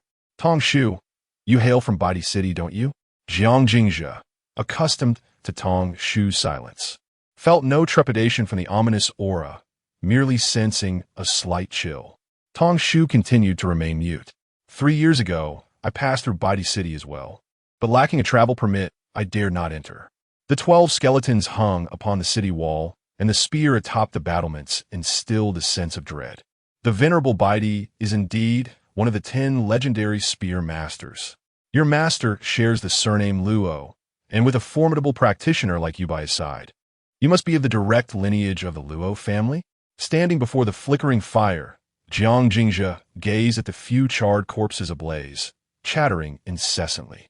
Tong Shu stood solemnly with his gun, his calm visage increasingly contorted, dark lines forming on his forehead. It is said that my family has some connection to Baidi City. My mother once apprenticed under the Baidi, but later, for reasons unknown, severed that bond, and she has never spoken of it since. Tong Shu, have you ever encountered my mother? Oh, I visited Baidi City during my childhood. You must have seen me. I recall a little girl named Yaya, who was always quiet. Whatever became of her? Young Master Jiang, interrupted abruptly by the incessant chatter, Tong Shu's face darkened. What exactly do you wish to convey? Tong Shu, so you can speak after all. Jiang Jingzhe replied. I merely wish to express that the journey to the capital is long. Please, feel free to voice any desires for food. Just don't abandon me. Tong Shu remained silent, feeling a sense of helplessness. How could his young mistress be so infatuated with such trivial matters, devoid of any semblance of a noble's demeanor? Living is a simple affair. After a moment of silence, Luo Jiotong remarked, as long as you request the Jiang family to remove your name from the family tree, abandoning the Jiang surname, and vow to let bygones be bygones, I believe the northern town prince's residence will not target a mere invalid. Moreover, in consideration of old friendships, Baidi City will ensure your safety. Let bygones be bygones. Jiang Jingzhe suddenly fell silent. Upon arriving, his foremost goal had simply been to survive. Under the premise of living, he sought to embark on a path of cultivation and find a place for tranquil seclusion. Thus, when the old man inquired whether he wished to cultivate alongside him, despite the man's seemingly unimpressive demeanor, he left without hesitation. For 3 years, through rain and shine, he ascended the mountains daily. Had the Jiang family not sought him out, he might have already taken residence atop Qingdu Mountain, leading a reclusive life with his fellow disciples. The life hold no what-ifs. When Jiang Xilang rode his dragon steed, stirring up dust and chaos in Pingyang town, he realized that certain matters were ultimately inescapable, like the hatred he had suppressed for 6 years. He could not help but raise his head upon seeing Jiang Xilang. He had taken possession of the original body, bearing the weight of fate. Are you unwilling? Luo Jiotong turned and walked toward the inn. You encountered a murderous calamity before even entering the capital. If it were not for, think carefully. Jiang Jingzhe stood in place, watching as the corpse in the fire gradually turned to ash. It turned out that no matter how powerful one was in death, they merely became a handful of dust. As he contemplated with his head bowed, Jiang Erqi and Jiang Sanjiu, standing like statues beside the fire, suddenly stepped forward, as if resolved to a certain determination. Young master, regarding this assassination, we were not aware. I know, Jiang Jingzhe replied coldly, turning to face them. Had you been involved, you would not be alive now. Jiang Jingzhe was well aware that Jiang Erqi and Jiang Sanjiu had not participated. After all, that group of bandits had not even seen his likeness. They recognized him solely due to the cold armor worn by Jiang Erqi and Jiang Sanjiu. But what did that matter? Should he bow and thank them for their non-involvement in the assassination? Jiang Erqi and Jiang Sanjiu exchanged glances. Drawing their curved knives from their waists, they swiftly wiped the blades, staining them with a vivid crimson. Then both knelt on one knee, hands cradling the bloodied blades. From the Wind Division's cold cavalry, Jiang Erqi and Jiang Sanjiu, pledge our blood oath to follow the young master, willing to brave fire and water, and die 1,000 deaths without hesitation. Chapter 24. The choice of Jiang Erqi and Jiang Sanjiu. Jiang Jingzhe's gaze fell upon the two individuals kneeling before him, a flicker of astonishment crossing his features. Jiang Erqi and Jiang Sanjiu were esteemed members of the Wind Riders, directly under the command of the Prince of Northern Defense. Their ranks, specifically 2 and 3, indicated a position of considerable standing within the military, likely that of a squad leader. From the outset, he had harbored doubts regarding their trustworthiness, a sentiment that they seemed to reciprocate with indifference. Although their interactions over the past few days had improved significantly, genuine trust still eluded them. He would rather place his faith in Tong Shu than in the two of them. In fact, the presence of young Master Luo here might very well imply an intention to assist him in clearing out potential threats. Had Jiang Jingzhe cast a mere glance towards Tong Shu earlier, the woodpile might have already concealed 2 additional corpses. Indeed, he had contemplated such drastic measures, but ultimately chose to abandon the thought. He maintained a semblance of a moral compass and could not bring himself to justify the act of murder based on unfounded accusations. Nevertheless, he had never anticipated that these two would resort to such underhanded tactics. After all, aside from his title as a son of the nobility, he possessed nothing, and that very title could be stripped away upon entering the capital, rendering him a true hidden heir. What could these two possibly hope to gain by following him? Young master, we have received orders to escort you back to the capital, after which we shall no longer return to Beiyou. This signifies that we are no longer part of the Wind Riders, but rather private servants of the Prince of Northern Defense, Jiang Erqi stated. Noticing the skepticism in Jiang Jingzhe's eyes, he hurriedly continued, as private servants, we are bound to obey our master's commands. However, the events of today indicate that we were unwittingly included in the 4th young master's assassination plot. As he spoke, a look of confusion clouded his features, akin to that of a forsaken hound. The Wind Riders, as the private army of the Prince of Northern Defense, were supposed to be subject to their lord's will in matters of life and death. Yet, in the vast expanse of Beiyou, only a mere 1,000 riders from the Fire Lin and Wind Cold divisions had emerged, all of whom were cultivators. Their experiences and insights far surpassed those of ordinary servants, affording them a sense of dignity. They could fight valiantly on the battlefield or lay down their lives in defense of their master. But the notion of dying in such a manner was utterly unacceptable. Thus, upon realizing that this assassination was orchestrated by Jiang Sailang, they felt a profound discontent. During their journey southward, Jiang Sailang feasted on delicacies while they subsisted on stale bread, frequently meting out punishment and treating them like swine, even denying them their due recompense. In contrast, although Jiang Jingzhe had been sardonic towards them, he had not treated them as mere dogs. Instead, he shared his food and lodging with them, even allowing them to access the Bittersea realm. The disparity was stark. Some realizations are best left unexamined. The more Jiang Erqi and Jiang Sanjiu pondered, the more they felt that Jiang Sailang was unworthy of their allegiance. Coupled with the events of today, their prospects upon returning to the capital appeared grim. Not only would they likely fail to earn favor, but preserving their own lives would be considered a stroke of good fortune, with the path ahead seemingly blocked. And since they were already bound to serve the Prince of Northern Defense, why not pledge their loyalty to this legitimately recognized young master? After all, he at least regarded them as human beings. Most importantly, they had deduced the true identity of young Master Luo, the attendant of the White Emperor, ethereal and aloof. Arriving at this moment in the capital was most likely the legendary Luo Zhibai, the banished immortal from the Luo family rumored to be forming a marriage alliance with the Prince of Northern Defense. The world spoke of Luo Zhibai as a fallen celestial, cast down from the heavens. Despite her descent, she remains the sole legitimate heir of the White Emperor, a status that is inexpressibly exalted. From recent observations, it is evident that Luo Zhibai does not harbor any aversion towards this union. The dullard Jiang Sailang, had he not been the legitimate son of the Northern King, would have been beneath their notice. How could someone of Luo Zhibai's caliber, who even Jiang Shinxiu respects, possibly be interested in him? Ultimately, their resolve was solidified by the demeanor displayed by Jiang Jingzhe during the assassination attempt. To slay the Dragon Gate with mere mortal strength is akin to an ant attempting to fell an elephant, merciless and brutal. Should he ever embark on the path of cultivation, his future would be boundless. Numerous factors contributed to their swift decision after Jiang Jingzhe granted them a reprieve. Thus, they pledged their loyalty. You are aware of my circumstances.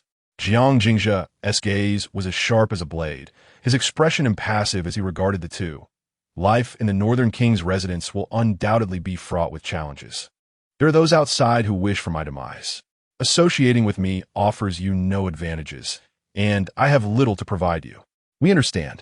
Jiang Erqi and Jiang Sanjiu replied solemnly. It is our duty to escort the heir. Should the heir fall to an assassin's blade, our fates are likewise sealed. In that case, it is better to take a gamble. Although our status is humble, we refuse to perish without reason. If that is the case, Jiang Jingzhe grasped the daggers they held and raised them slowly. I accept your fealty. Should I rise to power in the future, I will not forsake you. However, you must also remember this oath. Should you betray it, if heaven does not claim your lives, I shall. I would gladly face 1,000 deaths. The two knelt deeply, bowing thrice. Jiang Jingzhe harbored skepticism towards blind loyalty, yet he could trust a decision forged through careful consideration. The essence of humanity remains unchanged throughout the ages. After incinerating the corpses and ensuring all was tidy, Jiang Jingzhe sought out Chef Su. The success of this counterattack owed much to him. Had he not fortuitously uncovered the bandits' intentions, Jiang Jingzhe's head might well have been on its way to the capital by now. Therefore, expressing gratitude was imperative. The bandits, impoverished and devoid of valuables, possessed nothing but a small pouch of coins and a few scattered silver pieces. Jiang Jingzhe, unable to open the pouch despite his efforts, resorted to gifting the silver to Chef Su, a modest sum of around 30 taels, yet it was all the remnants of their wealth. Chef Su remained bewildered, lamenting Jiang Jingzhe's failure to carry out the assassination, yet profoundly touched by his generosity, insisting on sharing a couple of drinks with him. They prepared a few simple dishes and continued to drink until dawn before bidding farewell. Old Su patted Jiang Jingzhe on the shoulder, gazing at the carriage with an inscrutable expression. Young man, I can see now that you are far from an ordinary chef. You are exceptional. Is that so? Jiang Jingzhe raised an eyebrow, realizing that his innate chaotic body was indeed remarkable.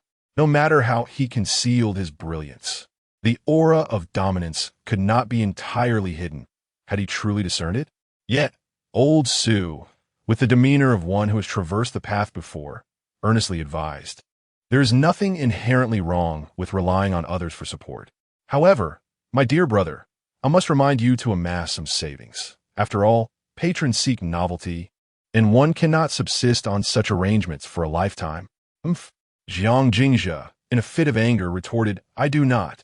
I understand, I truly do.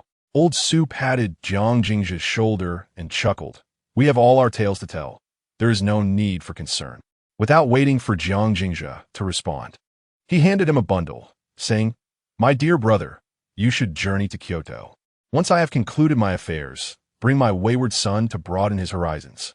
I shall not see you off further.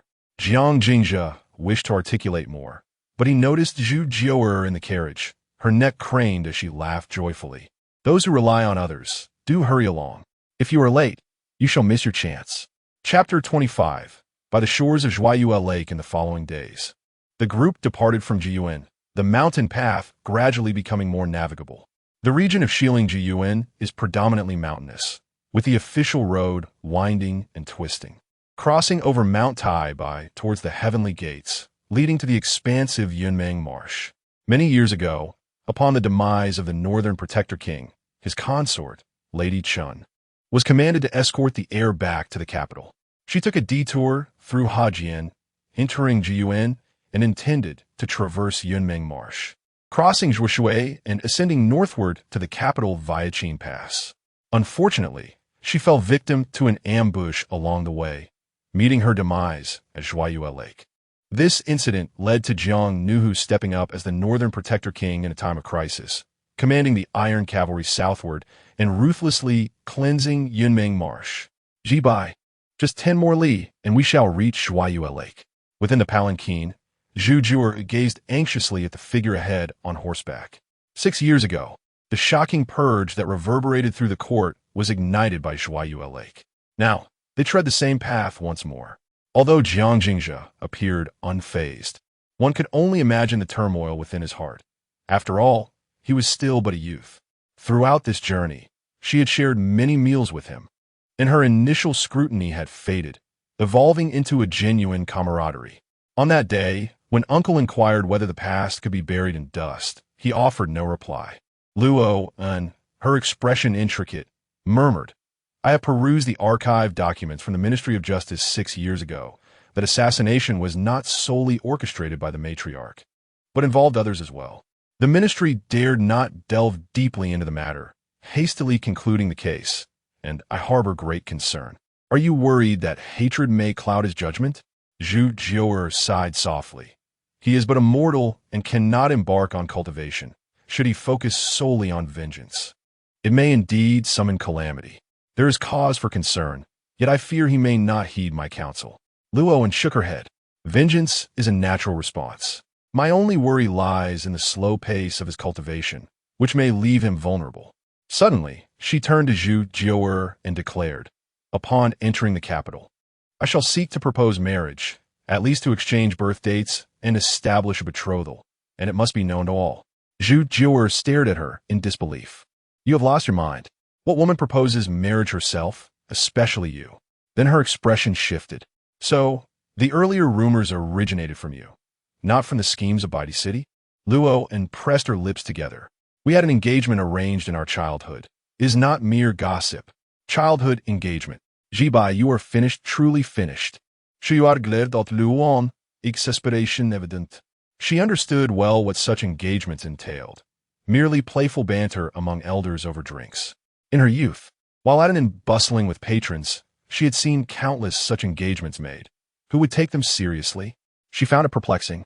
Given Luo An's demeanor of indifference toward the world, why was she so tenacious, even foolish, regarding Jiang Jingzhe? After a prolonged silence, Zhu Jiuer sighed helplessly. "Jibai, tell me the truth. Did he witness a murder?" "Murder is not such a grave matter. Surely not.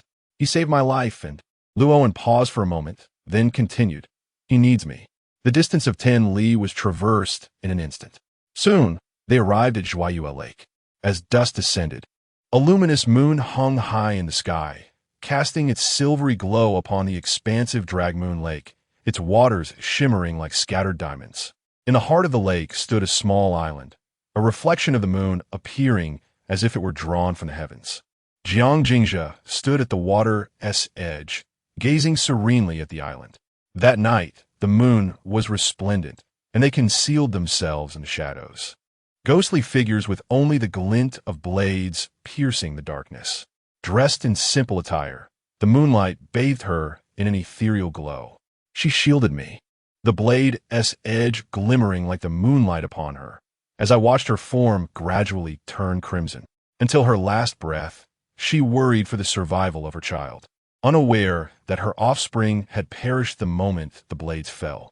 On that day, Uncle Tong remarked that living was a simple affair, merely a matter of letting the past turn to dust and relinquishing one's name.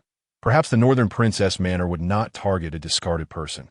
I have been pondering this notion these past few days, contemplating how one should navigate their existence in this world. Jiang Jingzhe spoke with a calmness that suggested she was recounting another's tale rather than her own. I too wished to let the past fade away. Yet, 36 blades. She endured 36 wounds. Each midnight awakening, I could always see her eyes and the blood-stained garment she wore. The past feels as vivid as yesterday. A haunting memory. It troubles me greatly. You may pursue whatever you desire. Luo, appearing beside Jiang Jingzhe at an unknown moment, stood by her side. The words of Uncle Tong that day need not weigh heavily on your heart. Jiang Jingzhe turned to face Luo, who stood under the moonlight, solitary and striking, resembling a figure of jade. A breeze swept through, causing his garments to billow as if he might take flight, reminiscent of an immortal gracing the mortal realm. Jiang Jingzhe momentarily lost her train of thought, and after a lengthy pause, sighed softly. "I have harbored a question for quite some time." "Ask away." Jiang Jingzhe pondered briefly before inquiring, "By chance, why does young Master Luo treat me with such kindness despite our fleeting acquaintance?" Jiang Jingzhe was no fool. Initially, he had presumed that Zhu Jiuer's lending was an attempt to ensnare the Northern Prince's manor, but upon reflection, that possibility seemed improbable. It was only after Uncle Tong's words that clarity dawned upon him.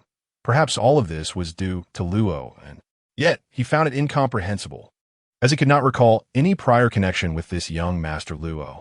What do you believe it to be?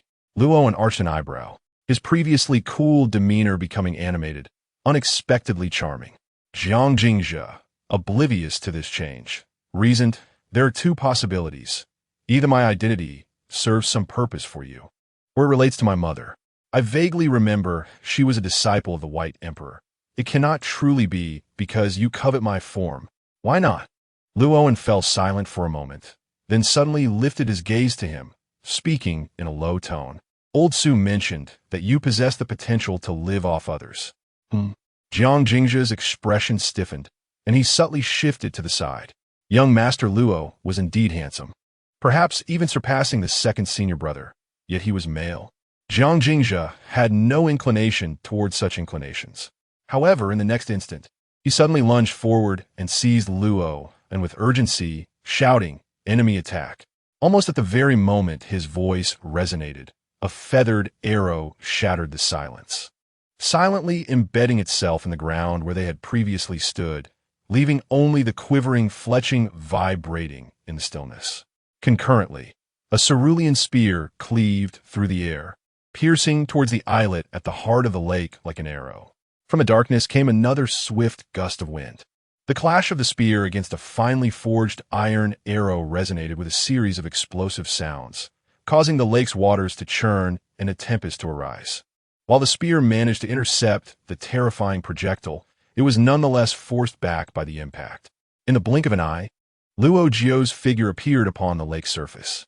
He gripped the Han Tsang spear, standing poised in the air, his countenance a portrait of extreme distress. "Young master, it is a Six Realms golden body. Retreat to the carriage." Jiang Erqi and Jiang Sanjiu responded promptly, drawing their swords with a metallic ring.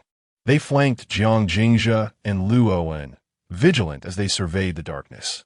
Jiang Jingzhe tightened his grip on Luoan's hand, his complexion paling. In that fleeting moment, he had suddenly felt a chill at his brow, as if ensnared by a lethal intent. This sensation was terrifying, causing him to tremble uncontrollably. His adrenaline surged, unleashing an unprecedented strength that enabled him to whisk Luo and away from that silent arrow's deadly trajectory. Chapter 26. The Ambush at Yunmeng's Esteemed Guests. I have awaited your arrival for quite some time. Just as Jiang Jingzhe felt an overwhelming sense of dread, and as Erqi Sanjiu remained vigilant in every direction, the ominous presence of Luo Jio emerged, brimming with murderous intent. A voice resonated from the darkness, and, suddenly, the previously lifeless island at the heart of the lake seemed to awaken, causing birds and beasts to flee in terror. In the moonlight, a figure approached, gliding through the air with a blade in hand. The visitor was of imposing stature, clad in a black tunic, and wearing a wide-brimmed hat, enveloped in shadows. He wielded a broadsword and bore an iron bow on his back. Standing calmly in the void, his gaze fixed on Jiang Jingzhe, he regarded Luo Jio as inconsequential. I have reigned in my murderous intent, relying solely on my physical prowess to draw my bow and shoot, he declared. The birds, startled yet unafraid, did not anticipate your acute senses. Had you been in the military, you would have made an excellent scout. Jiang Jingzhe offered no response, merely observing him with an air of tranquility.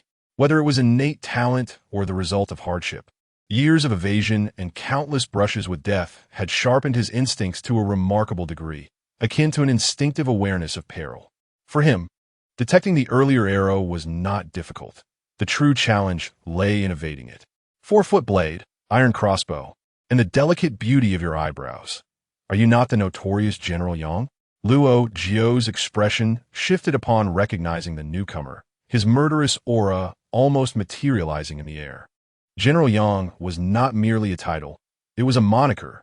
His true identity was that of one of the 7 notorious bandits of Yunmeng's. He commanded the mountains and forests, rallying a band of rogue cultivators to seize resources, often slaughtering entire families at will, all while claiming the title of general and professing to be well-versed in military strategy. He was a formidable practitioner at the 7th level of the Golden Body realm. notorious for his bloodlust and brutality. Though a cultivator, he shunned the manipulation of vital energy, preferring close-quarters combat. It was said that he had opened 100 acupoints, rendering his physical form exceedingly powerful. Moreover, he had fortuitously acquired an iron broadsword forged from celestial iron, capable of slicing through steel as if it were mud, and burdened with immense weight. The iron bow slung across his back was a weapon of great lethality, having once claimed the life of a powerful practitioner in the Golden Body realm. Luo Jiao himself was also at the 7th level of the Golden Body realm, and as a close attendant to the White Emperor, his combat prowess was not to be underestimated. In a one-on-one confrontation, he would naturally not fear General Yang. However, should General Yang draw his bow to strike Jiang Jingzhe, Luo Jiao held no confidence in his ability to intervene in time. The realms of cultivation unfolded as follows. The Foundation Establishment realm sensed vital energy. The Aperture Opening realm ignited the hidden acupoints within the body. The Mountain Moving realm connected the acupoints, clearing the meridians, bridging the chasms, and allowing the cosmic cycle to flow. The Bitter Sea realm saw the return of myriad energies, forming a vast sea, giving birth to the Tao seed. The Dragon Gate realm witnessed the emergence of extraordinary phenomena as one leaped through the Dragon Gate, revealing the nascent form of the Great Tao. The Golden Body realm represented the pinnacle of physical form, cloaked in golden light, with the Yin spirit dwelling alone. The Divine Travel realm marked the initial formation of the Tao seed, with the Yin spirit wandering far, the body perishing, yet the soul enduring, capable of relying on the Tao seed for rebirth. The Carefree realm saw the unification of the divine soul, soaring through the heavens, traversing any place on earth. The Stopping realm represented the utmost pinnacle of existence, where one could move mountains and fill seas, a terrestrial immortal who had walked to the end of the earthly path. Various realms and sects abound, each with distinct methodologies of cultivation, esoteric arts, and unique emphases. Yet, the essence of the great Tao remains the same. For the crux of cultivation lies in refining vital energy, nurturing the Tao seed, and evolving the Yin spirit, with the physical form being but a mere vessel. Ultimately, beneath the cataclysmic powers of the divine arts lies the truth that the corporeal body is of little consequence. Even the demon race, renowned for their formidable physical prowess, cannot withstand such forces. Moreover, cultivating the physical body is a challenging endeavor. In the bygone era, when the demons rampaged unchecked, there were indeed humans who sought unconventional paths, yet they ultimately achieved only a grotesque semblance of success. Not only did their progress stagnate, but they also remained inferior to the naturally powerful demons. Legends speak of secret methods within the 3 teachings that allow for the cultivation of the physical form.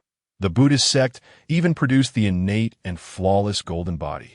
With 180 meridians resonating, the golden body envelopes the practitioner, and upon entering the golden body realm, one can open an additional 270 meridians, with their vital energy soaring, achieving the celestial and terrestrial law, rendering them invincible among their peers.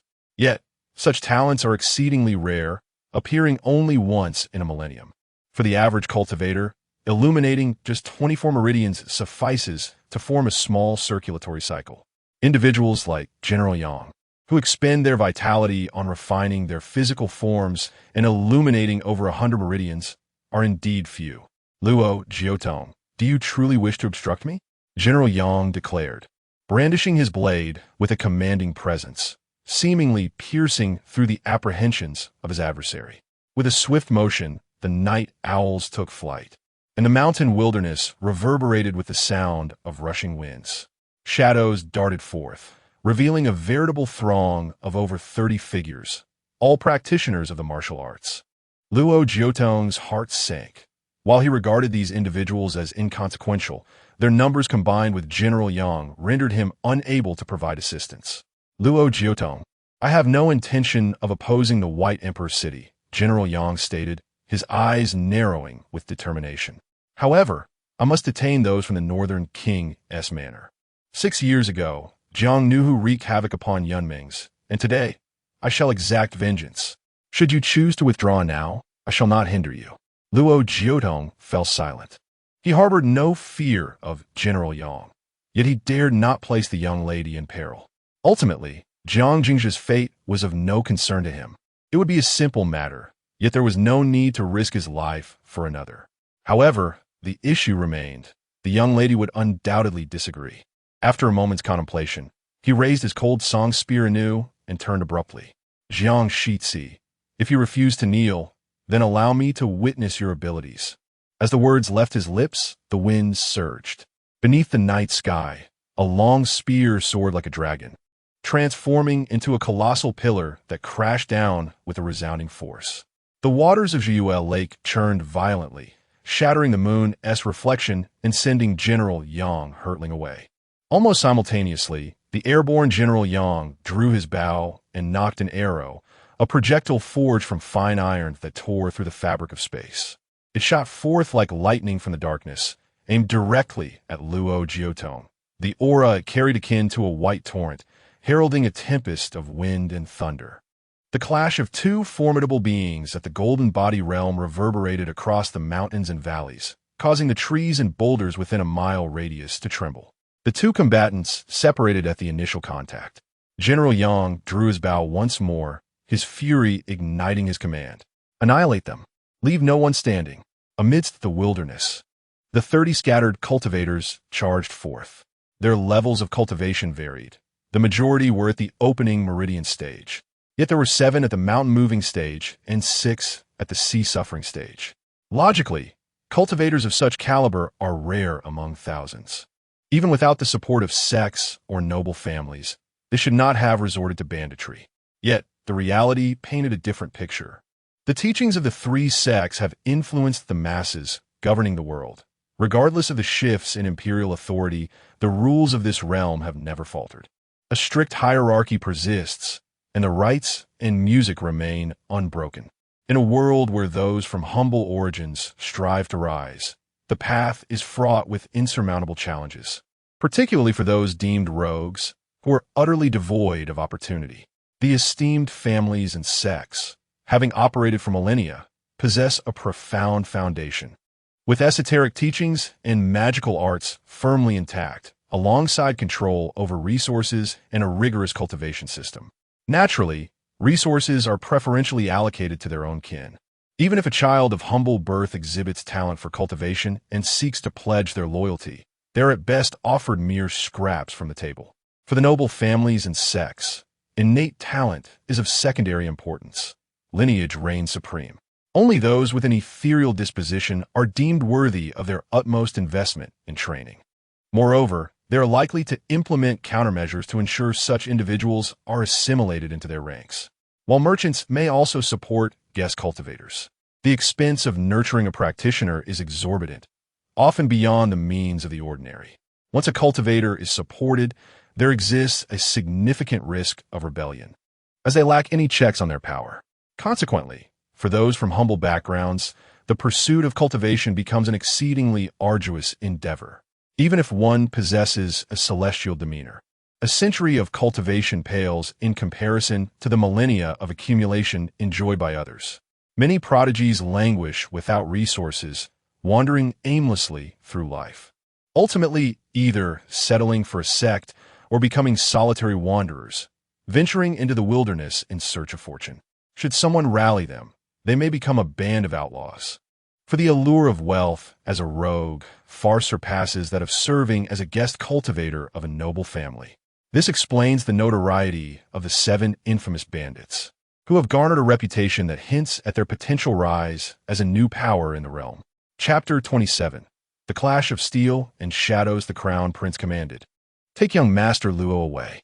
Upon sensing the approaching figures from a void, Jiang Erqi and Jiang Sanjiu swiftly mounted their steeds, drawing their sabers from the saddles, and charged towards the imminent threat. Both had reached the Bitter Sea realm, their inner vitality abundant, and as they galloped, they resembled the tide of an army. With a single slash, their blades cut through the air like a crescent moon in a merciless grip, severing a practitioner of the Bitter Sea realm in twain, blood spilling into the void. Once a practitioner enters the Enlightenment realm, They move with the swiftness of the wind, their every gesture imbued with tremendous force. Upon reaching the mountain-moving realm, their vital energy manifests outwardly, and their secret techniques unleash devastating power, rivaling that of celestial beings. Having been seasoned in battle, both Jiang Erqi and Jiang Sanjiu struck simultaneously, their blade aura coalescing into a tangible force, their murderous intent soaring, causing the bandits to falter in their charge. For scattered cultivators, obtaining resources for cultivation is a daunting task, and those possessing secret techniques are exceedingly rare. In a battle of equals, the bandits stood no chance against Jiang Erqi and Jiang Sanjiu. Nonetheless, outnumbered as they were, the bandits showed signs of panic. And from the darkness emerged a silent black sword light, swift as lightning, aiming directly for Jiang Erqi's head. It was a flying sword. Jiang Sanjiu's countenance changed drastically. He wished to intervene, yet it was too late. Wind slash! Jiang Erqi remained undaunted, swinging his saber towards the approaching sword. He then shielded his chest with his hands and bowed his head sharply. The flying sword grazed his scalp, severing a lock of hair. Kill! They have stolen our armor. This single strike bolstered the confidence of the bandits, prompting them to charge forward.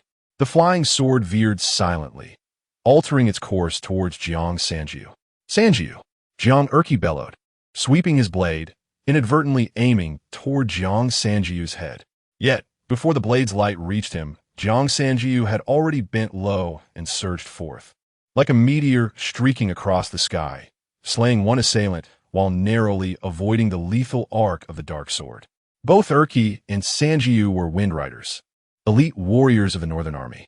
Bearing the Jiang surname and having received their titles, they were among the finest of the elite. Had it not been for their lack of relational acumen leading them to undertake this escort mission, their prospects would have been brilliant. The ferocity of their combat skills was clearly beyond that of these scattered bandit cultivators. As the battle raged on, their coordination was flawless, dispatching a bitter sea practitioner and a mountain-moving practitioner in a matter of moments, yielding impressive results. Yet, their faces bore no trace of joy.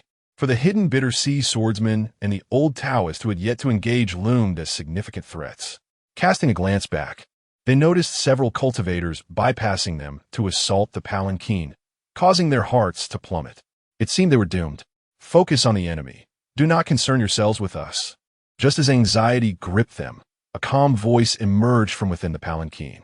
Suddenly, beams of sword light erupted, slicing through the mountains and fields, uprooting trees and stirring dust, annihilating the concealed swordsman. Almost simultaneously, Zhu Jiuer appeared atop the carriage, wielding the returning sword. In the moonlight, she resembled a figure of jade, her sword aura radiating mastery and elegance.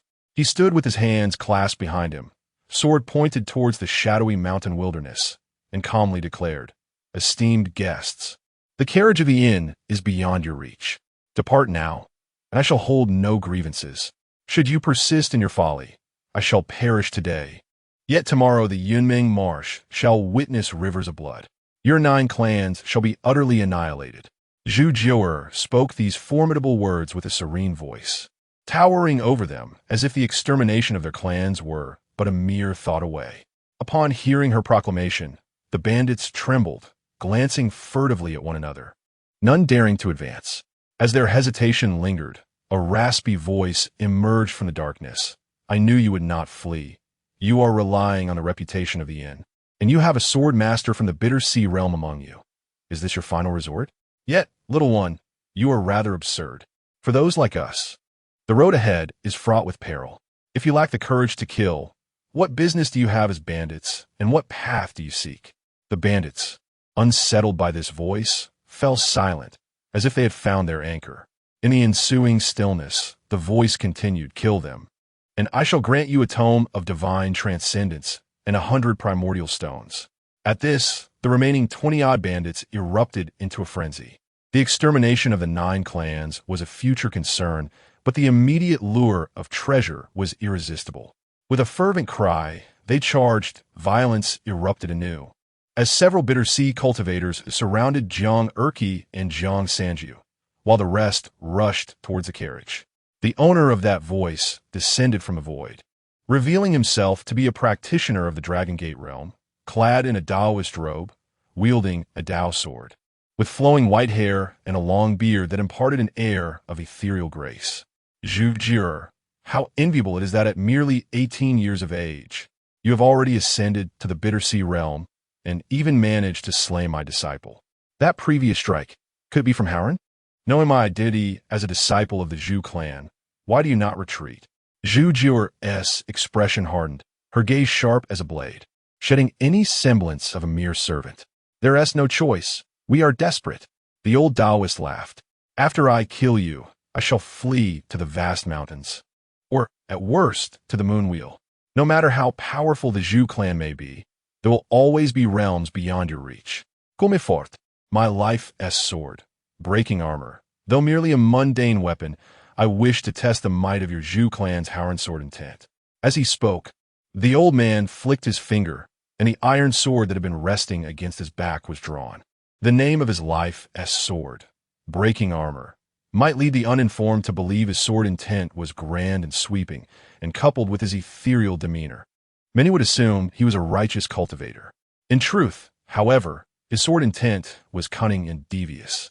At this moment, while his life as sword was drawn, he visibly unleashed a sword energy, yet secretly, another strand of sword intent slithered like a serpent into the ground, silently making its way towards the carriage.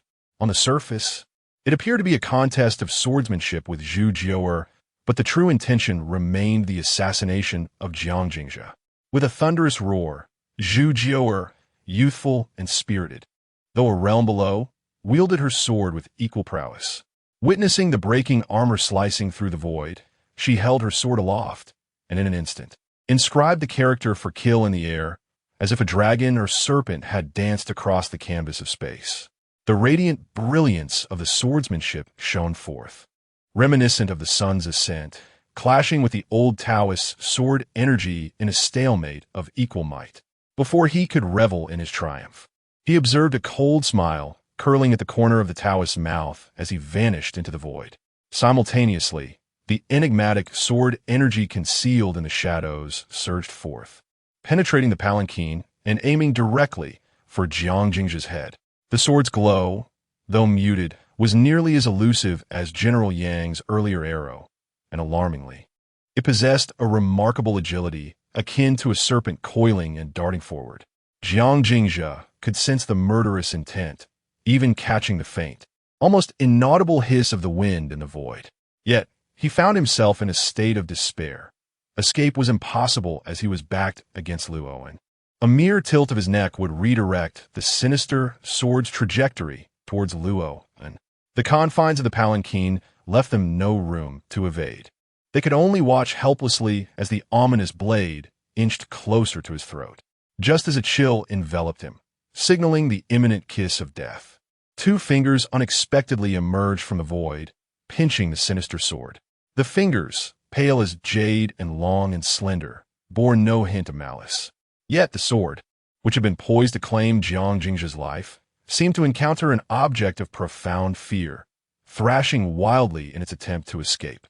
With a gentle flick of those fingers, the sinister sword shattered instantaneously, dissolving into a dissipating essence. Meanwhile, outside the palanquin, the old Taoist, locked in combat with Zhu Jie, abruptly changed countenance, spitting out a mouthful of blood, his gaze fixed in horror upon the still palanquin that stood amidst the battlefield.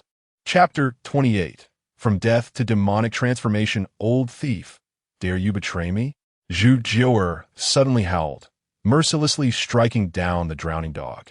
The boundless sword intent surged forth, relentlessly cleaving towards the old Taoist priest. Inside the palanquin, Jiang Jingzhe, who had narrowly escaped the clutches of death, turned back in bewilderment. He beheld Luoan, whose fingers hung limply, face ashen and spirit waning, as if he had succumbed to a grave illness. In a mere moment, he succumbed to unconsciousness. As Jiang was lost in thought, a flash of steel sliced through the curtain outside, and a bandit at the Enlightenment stage lunged forward, brandishing his blade. Hearing the rush of a knife, Jiang Jingzhe snapped back to reality, only to find his eyes had turned crimson. Death clang. The blades collided, and Jiang Jingzhe, with remarkable swiftness, parried the bandit's strike with a crude axe. Yet this was but a fleeting moment. The axe shattered in his grasp, and the bandit's relentless assault struck Jiang, the blade embedding 3 inches deep into his shoulder. Yet, before the bandit could revel in his triumph, he felt an icy chill at his neck, and suddenly his head rolled away. Bewildered, he stared at the scene, unable to comprehend why his own head had detached from his body. Even more incomprehensible was how Jiang Jingzhe, a mere mortal, had withstood such a terrifying blow and managed to retaliate. Did he not feel pain? Jiang Jingzhe had no time to provide answers. With bloodthirsty eyes, he discarded the bloodied axe and forcefully extracted the blade lodged in his shoulder, allowing blood to cascade freely. He stood before the palanquin, a specter of vengeance, grinning fiercely. Come and kill me. Courage is a peculiar thing. Jiang Jingzhe feared pain and death, often appearing less than brave. In trivial matters, he was quite accommodating, even tolerating minor grievances. At most, he would express his anger in a fleeting moment. However, when cornered with no escape, he exhibited a terrifying bravery. The closer he was to death, the cooler his mind became, a madness fueled by clarity, calculating all variables as if he had transcended into a remarkable state of being.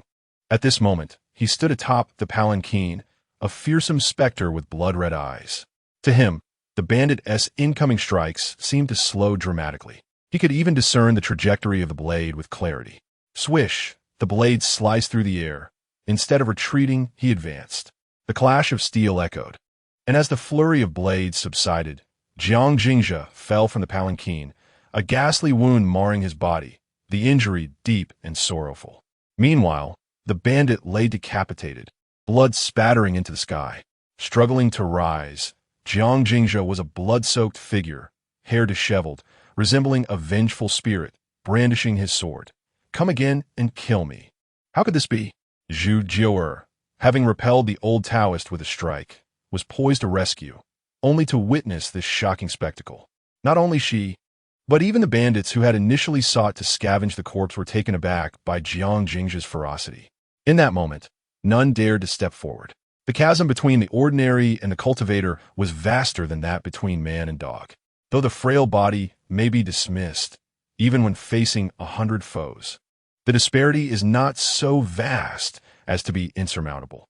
However, once one steps into enlightenment, it is akin to ascending to the heavens in a single leap, for there exists a distinct difference between the mundane and the awakened. This is an ironclad truth universally acknowledged.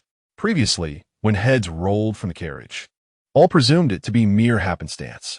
Yet now, as Jiang Jingzhe severed a head with a single strike, exchanging injury for life, and vanquishing the unenlightened with the prowess of the awakened, it can no longer be regarded as mere coincidence. Such a feat, while not unprecedented, is indeed a rarity in the world. What bewildered them further was the sight of Jiang Jingzhe, with a grievous wound on his chest and exposed bone on his shoulder, blood streaming and his form barely recognizable, somehow still alive. Kill him. He can't last much longer. The bandits, upon seeing his condition, surged forward, each desiring to claim his head themselves, for there lay a fortune in it.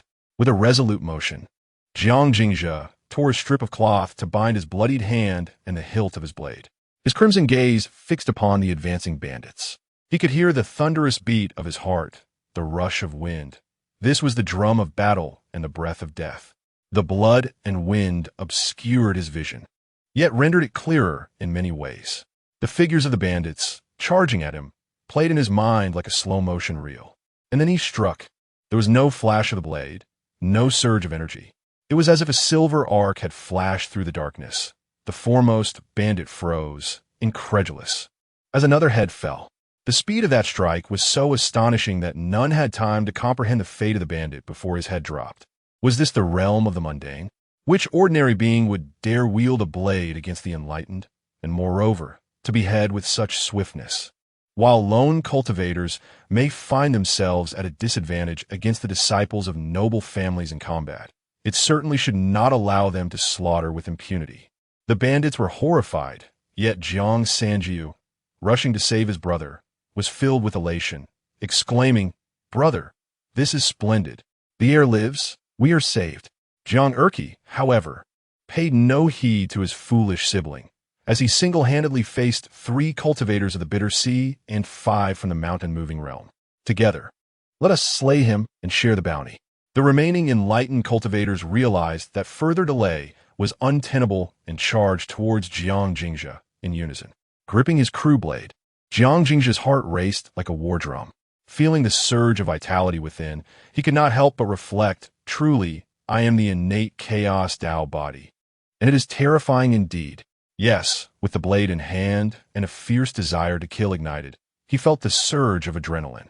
After severing 3 heads, he once again affirmed his identity as the innate chaos Tao body, realizing that the enlightened were not so formidable after all. A sense of invincibility welled within him, and with a swift sweep of his blade, he regarded the bandits with disdain. "Come forth and perish." The clash of battle commenced. One by one, the enlightened cultivators drew upon their energy, moving with remarkable speed, unleashing a flurry of blades. Each strike aimed directly at Jiang Jingzhe's vital points. They acknowledged their earlier underestimation of him, having entertained thoughts of exploiting the chaos. Yet now, with 3 headless corpses as evidence before them, they dared not be careless any longer. Every individual is relentlessly pursuing the life of Jiang Jingzhe with a fierce and unyielding intent, devoid of any embellishment. Beneath the onslaught of glimmering blades, one would expect that even a mere mortal could perish, let alone those of a higher realm who might fall victim to a moment's oversight. However, what astounds them is that Jiang Jingzhe, who should have succumbed beneath the blades, remains unscathed, while they find themselves marked by a line of crimson across their throats. With a blade in hand, Jiang Jingzhe moves with an uncanny awareness of danger. As if endowed with divine insight, he perceives the trajectory of each blade, although he cannot evade them flawlessly due to their swiftness. He bears many wounds without losing his head. Moreover, the bandits are increasingly unnerved by Jiang Jingzhe's formidable vitality, resembling an unquenchable furnace. Even drenched in blood and riddled with cuts, he wields his weapon with unwavering resolve.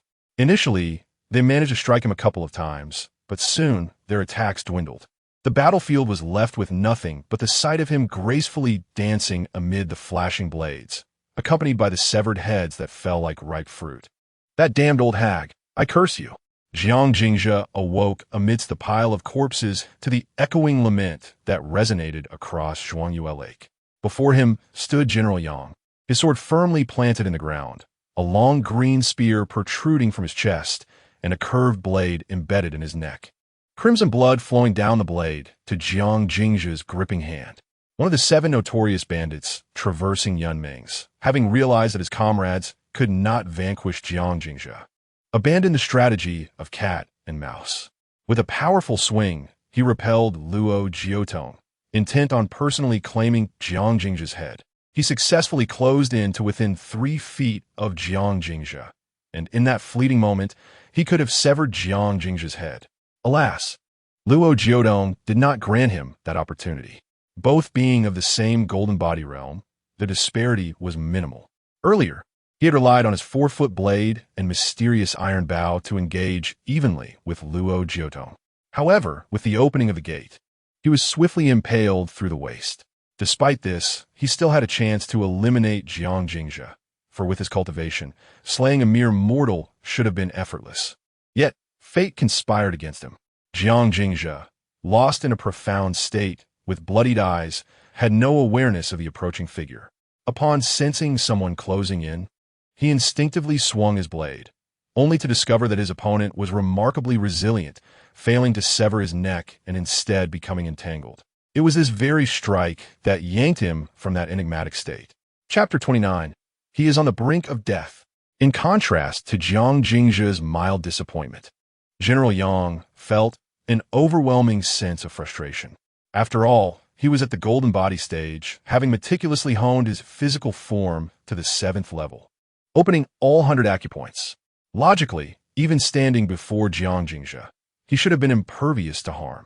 Who could have anticipated that a single strike would sever his throat? It was only when the blade pierced his flesh that he comprehended the erroneous intel. Jiang Jingzhe was no hapless cultivator incapable of progress. He was, in fact, a formidable martial artist masquerading as a simpleton, which explained the roar of indignation that had escaped him. With General Yang's demise, the elderly Taoist was thrown into utter disarray. Previously, he had been grievously injured when Luo and shattered his life sword, rendering him incapable of overcoming Zhu Jiu despite being a rank above her. Now, with Yang dead, he dared not linger. As he turned to flee, a resonant roar echoed through the void.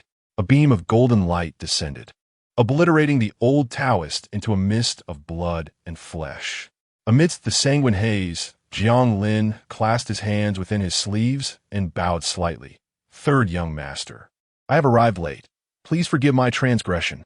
Not late, rather, perfectly timed. Jiang Jingzhe's eyes, now suffused with crimson, could not discern Jiang Lin's position. He merely scoffed. The next moment, an overwhelming fatigue washed over him, and he succumbed to unconsciousness. Jiang Erqi and Jiang Sanjiu hurried to shield him. Tsuyue swiftly approached, producing a pill from her bosom and pressing it into his mouth, urging, quickly, get him to the palanquin. He has lost too much blood and is on the verge of death. To everyone's astonishment, Jiang Jingzhe revived, gripping Jiang Erqi tightly. Touch the corpse, the old nest. Jiang Erqi was momentarily taken aback, confused by his words. However, Jiang Sanjiu understood and firmly grasped Jiang Jingzhe's hand, solemnly stating, Your Excellency, I shall go. Only then did Jiang Jingzhe feel reassured, closing his eyes and slipping back into unconsciousness. At the sword cliff of Qingdu Mountain by Qi, clad in white as snow, stood at the edge, his life sword, regulation, being slowly extended. It remained askew, as if weighed down by 1,000 burdens, and bound by invisible threads. Time passed, and at last, he withdrew the sword, turning to face Li Qingshan, who was also observing a game of chess at the cliff's edge. Brother, has your game taken a turn? Li Qingshan's chessboard remained a perpetual cycle of the eternal life catastrophe, with the black and white pieces locked in an infinite standoff. Yet, a hint of crimson had inexplicably stained one of his white pieces, rendering it somewhat glaring. This game had remained unchanged for millennia. How could it possibly be so easily disrupted? Li Qingshan smiled faintly. Yet, little junior brother, you truly astonish me. To think you could break through with a mortal body and possess a spirit as powerful as that of a practitioner in the Bitter Sea realm. Bai Qi's expression flickered with surprise. Then he lifted his gaze to the distance. Moments later, his keen spirit returned from its wanderings, an air of excitement gracing his typically proud visage. Is he nearing death? Could it be that he is indeed on the verge of death? I must summon Yao to witness this. Li Qingshan felt a stir within, but, recalling his position as the elder brother, his expression darkened. Little Bai, do you truly wish for little junior brother's demise? How could elder brother think such thoughts? Bai Qi furrowed his brow and remarked with an air of inevitability. As your senior brother, I certainly cannot bear the thought of his demise. Yet, do you not find this matter to be profoundly intriguing? Li Qingshan's gaze deepened, acknowledging the validity of the sentiment. A gentle smile then graced his countenance. You are correct. Summon Yao, please. Before long, Yao appeared at the cliff, a slice of watermelon rind atop her head, her expression one of displeasure. Even the old yellow dog, sprawled at the entrance of the courtyard, approached, standing upright with a mischievous grin while gazing out at the distance. The three companions and the dog gathered at the precipice, seemingly not observing the night, but rather the unconscious forms of Jiang Jingzhe and Luo and entangled together by Zhuayue Lake. Time passed without notice. Yao was the first to rise, feeling a lack of interest. She stuffed her hands into her pockets and swayed back to her old nest. Li Qingshan, maintaining his composure, withdrew his gaze and returned to the chessboard, noting that the blood-stained white piece had dulled in color. The old yellow dog soon followed, adopting a demeanor of utter disinterest, limping back to the courtyard, its previous enthusiasm entirely extinguished. Lastly, Bai Qi's face was marred with disappointment. How could he still be alive? I truly wish to end him. Xiao Bai, you are being excessive, Li Qingshan admonished, his expression stern and uncharacteristically fierce. It is a fortunate occurrence that your junior brother has survived.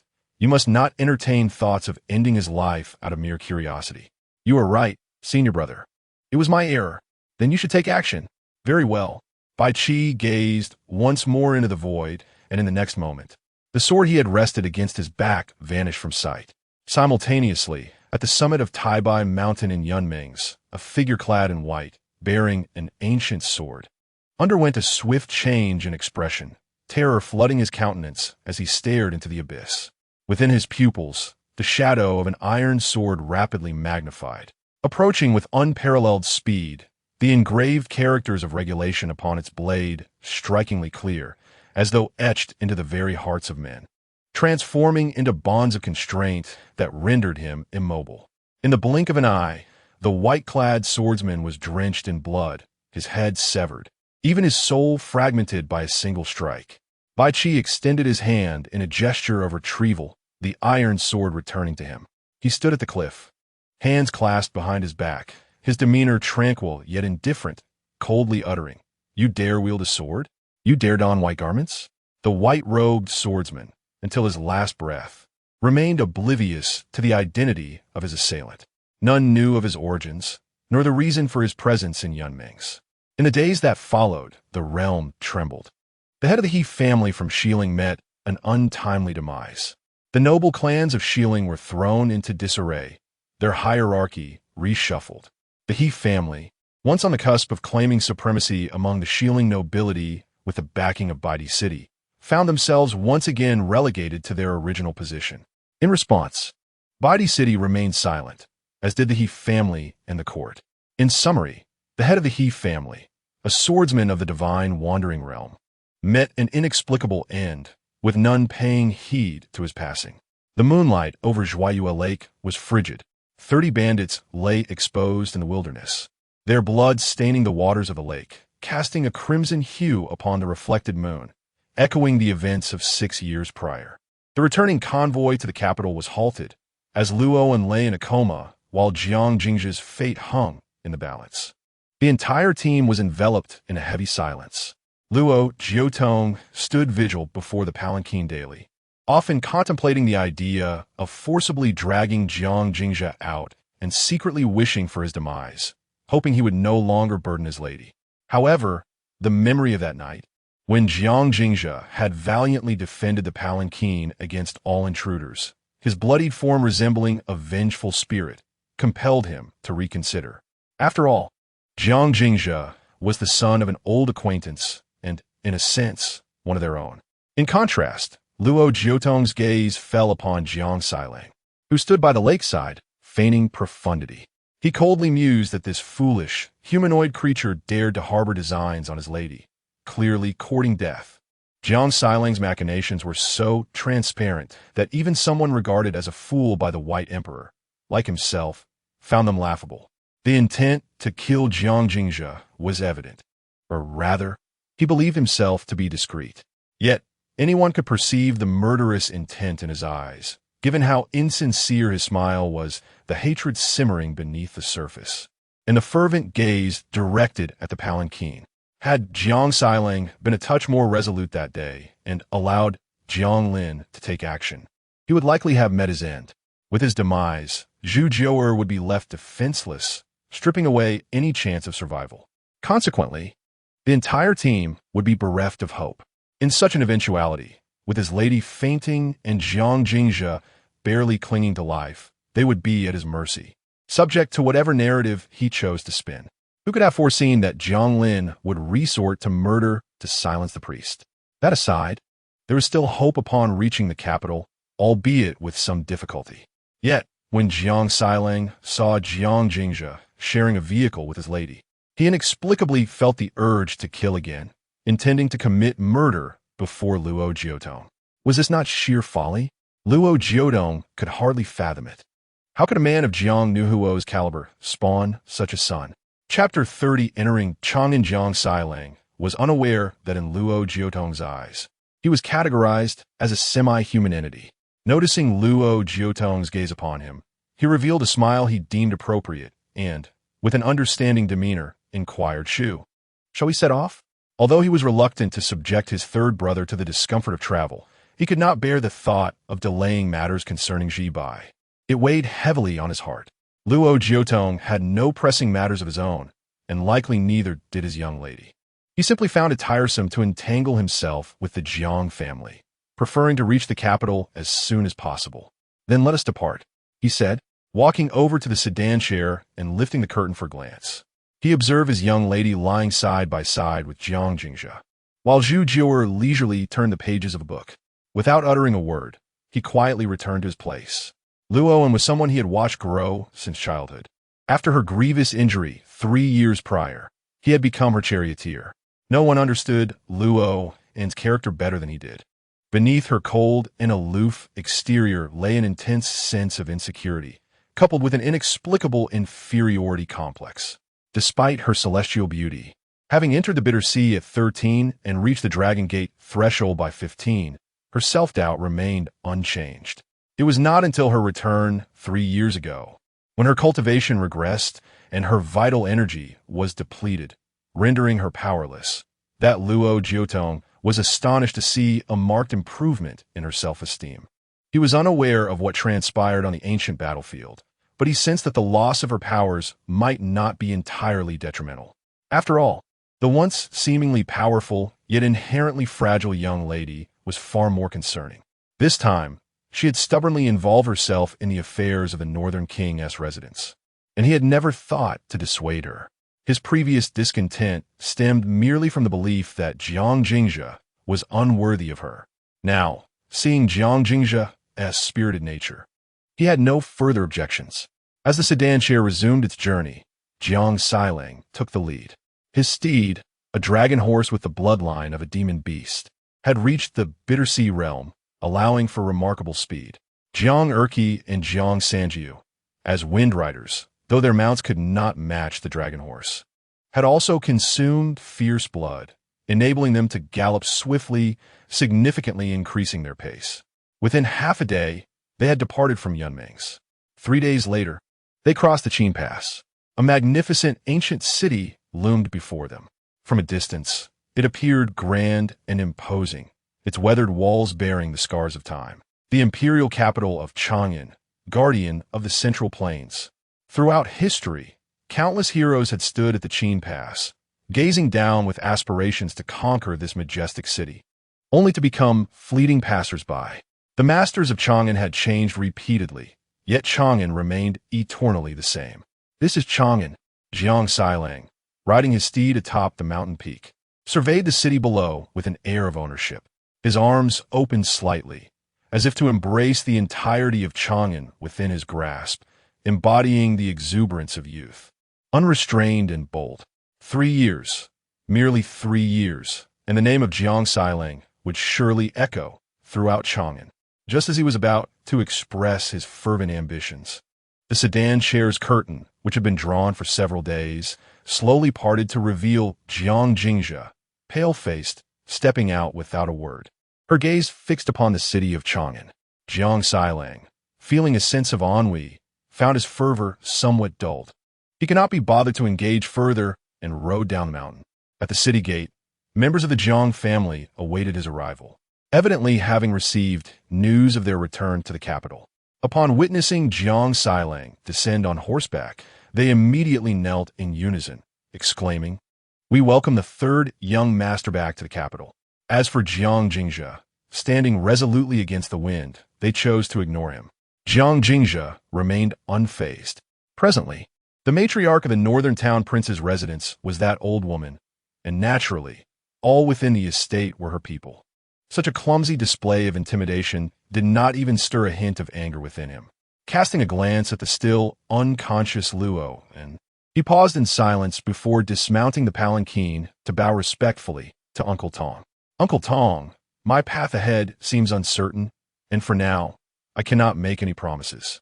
I shall remember your kindness in safeguarding me along this journey, and in the future, I will surely repay it." It was merely a command to act. Uncle Tong sidestepped, dismissing the gesture, showing no interest in the notion of repayment. Firstly, his interventions had solely been for the sake of the young lady. Secondly, as a formidable practitioner of the golden body realm, while he did not suppress a territory, he was nonetheless a rare force in the martial world. He did not perceive any reason to seek assistance from Jiang Jingzhe. After all, although Jiang Jingzhe had recently earned his regard, he was still just a mortal bound by the severed bridge of eternal life, not necessarily capable of advancing in cultivation. Moreover, Jiang Jingzhe was about to confront the treacherous intrigues of the northern town prince's court, where survival itself was uncertain. However, observing Jiang Jingzhe's pale, yet gradually regaining color, Uncle Tong contemplated for a moment before slightly nodding. His heart was filled with astonishment. It was known that on that fateful day, Jiang Jingzhe had sustained over 30 wounds, several of which were life-threatening, leaving him nearly a mere specter of blood. Anyone else would have perished long ago. The speed with which he had regained his footing was utterly unfathomable, invoking a sense of absurdity. Could it be that he was simply impervious to death? He was not alone in this astonishment. Upon witnessing Jiang Jingzhe's recovery, Jiang Erqi and Jiang Sanjiu exchanged glances of disbelief. Had they not witnessed it with their own eyes, they would never have believed that their newly recognized master possessed such extraordinary resilience. Only Zhu Jiuer maintained her composure. Having spent several days within the palanquin, she had observed Jiang Jingzhe's daily transformations and had long since become numb to the spectacle. Brother Jiuer, Jiang Jingzhe offered a slight fist salute to Zhu Jiuer, mustering a smile. Upon entering the capital, I will make haste to a certain inn. While I have already promised someone else regarding the tavern, I believe we can collaborate on another venture. Zuyue nodded in agreement. Those are trivial matters. Prioritize your recovery first. I will not be leaving Chang'an anytime soon. Then let us part for now, Jiang Jingzhe replied, mounting his yellow-maned steed. Turning back, he cheerfully added, Brother Jiuer, do remember to inform me when young Master Luo awakens. And please keep those items safe for me. Very well. I wish you a swift recovery, Zhu Jiuer replied with a smile. Until we meet again, I shall prepare a surprise for you. Jiang Jingzhe waved his hand, leading Jiang Erqi and Jiang Sanjiu toward the city of Chang'an. Zhu Jiuer returned to the palanquin, her gaze lingering on the still items within, a faint smile gracing her lips. The 4-foot blade and the dark iron bow are truly formidable weapons only when wielded by a skilled warrior. I have invested in this venture, and I sincerely hope you will not disappoint me. The lord of the northern town resides in the western part of Chang'an, occupying over 20 acres. Originally the estate of a former minister of revenue. After the Ji family took control of Chang'an, they rewarded the Jiang family by bestowing this mansion upon them. At this moment, Jiang Jingzhe stands before the grand entrance of the mansion, gazing up at its ancient and imposing structure. The vermilion gate, adorned with gilded copper nails, is flanked by 2 majestic guardian beasts, their eyes ablaze with authority. Above the entrance hangs a golden plaque inscribed with the 4 characters Lord of the Northern Town, exuding an extraordinary vigor and an undeniable air of solemnity. As Jiang Jingzhe gazes upon the mansion, it seems to scrutinize him in return. The tightly shut doors silently proclaim that he is neither welcome here nor does he belong. This is indeed the Lord of the Northern Town's estate. Jiang Xilang assumes that Jiang Jingzhe is daunted by the imposing grandeur, a smirk tugging at the corners of his lips. Impressive, isn't it, third brother? Truly magnificent. Jiang Jingzhe replies with a smile, feeling quite pleased. It is no wonder that Zhu Jiuer claimed the estate was worth 100,000. Upon reflection, he realizes he had underestimated its value. It's certainly worth much more. Next time they meet, he must demand a greater share.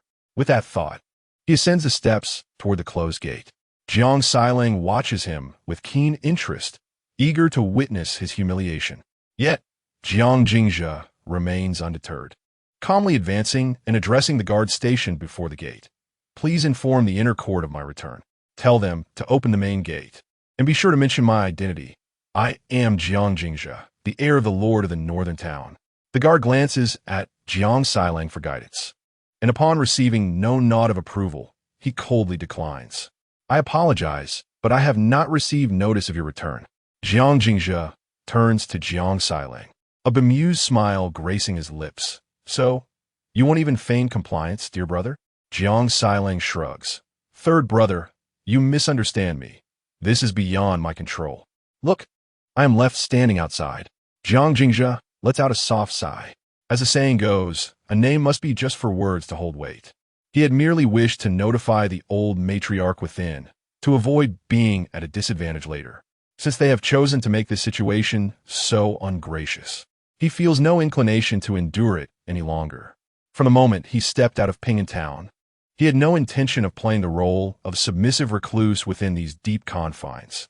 Stepping back slightly, Jiang Jingzhe gazes at the Crimson Gate with an impassive expression. Since this door obstructs the master's path, it serves no purpose. Erqi, shatter it, as you command. Jiang Erqi unsheathes his sword, striking without hesitation. With a resounding crash, the centuries-old vermilion door is cleaved into fragments, collapsing in a thunderous roar. You insolent servant! How dare you? Jiang Xilang bellows in fury, drawing his sword, intent on slaying Jiang Erqi. Yet, as he unsheathes his blade, another sword swiftly appears, poised against his neck. At that moment, Jiang Jingzhe's calm voice resonates in his ear. It would be wise not to overstep your bounds, or I assure you, you will be the first to witness your own brains splattered. Chapter 31. A fateful encounter. The once proud gates lay shattered, and the western winds wailed mournfully. The biting chill swept through the broken entrance, slicing into the inner courtyard like a cruel blade. 6 years had passed since Jiang Nuhu ascended as the Prince of the North, and Jiang Xilang had since come to the capital, Chang'an. Growing under the tutelage of his grandmother, Madame Hua, from a cautious youth, he had gradually transformed into the reckless dandy he was today. He had taken lives, yet had never felt the peril of a blade poised at his throat. As the murderous intent radiated from the edge of the sword, Jiang Xilang felt as though he had plunged into an icy abyss, an overwhelming chill enveloping him. Memories of the previous year flooded back, where he too had once pressed a sword against Jiang Zi's neck. At that time, Jiang Zi had bowed his head, pallid and trembling like a leaf in the wind, while he had laughed wildly, deeming the illegitimate son unworthy of the Jiang family name. Now, the roles had reversed. He yearned to assert his dominance. Yet faced with those utterly indifferent eyes, he found himself at a loss for words. He was well aware that Jiang Jingzhe would not dare to wield the blade. After all, should he perish, Jiang Jingzhe would surely meet the same fate. Yet the gamble was too great. What if this worthless heir had lost his wits and sought to drag him down into the abyss as well? Brother, I was in the wrong. After a prolonged silence, Jiang Xilang swallowed hard, suppressing the resentment within, and spoke softly, "Please do not hold this against me, brother."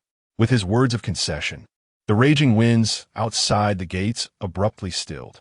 The 4-foot blade returned to its sheath, and Jiang Jingzhe did not cast a glance at Jiang Xilang, leading Jiang Erqi and Jiang Sanji into the inner sanctum. The servants, standing on either side, remained flustered, instinctively bowing in reverence as he strode past. Among the throng of servants, 2 figures, one large and one small, watched with complex expressions as the armed figure boldly marched toward the depths of the estate. These 2 figures were the illegitimate sons of the Jiang clan, Jiang Ji and Jiang Xian. Upon stepping through the gates, they found themselves on a corridor paved with, flanked by rare flora. Beyond the corridor, artificial hills rose green and lush, with water flowing gently, and pavilions and towers arranged in harmonious disarray. A winding corridor meandered through the landscape, where the artificial hills and flowing waters created an enchanting scene. At the end of the corridor stood a grand hall, its intricately carved beams and painted rafters crowned with glazed tiles. The early winter sun streamed through the glass dome, casting a golden glow upon the throne, illuminating the figure seated upon it with an air of mystique. Beside this figure, Jiang Lin stood with hands clasped, gazing down upon Jiang Jingzhe as he entered the grand hall. "Kneel!" The voices of the Jiang clan members echoed from either side of the hall in unison. "Kneel!" Jiang Jingzhe, however, remained unfazed, lifting his gaze to the ornate and solemn elders seated at the head.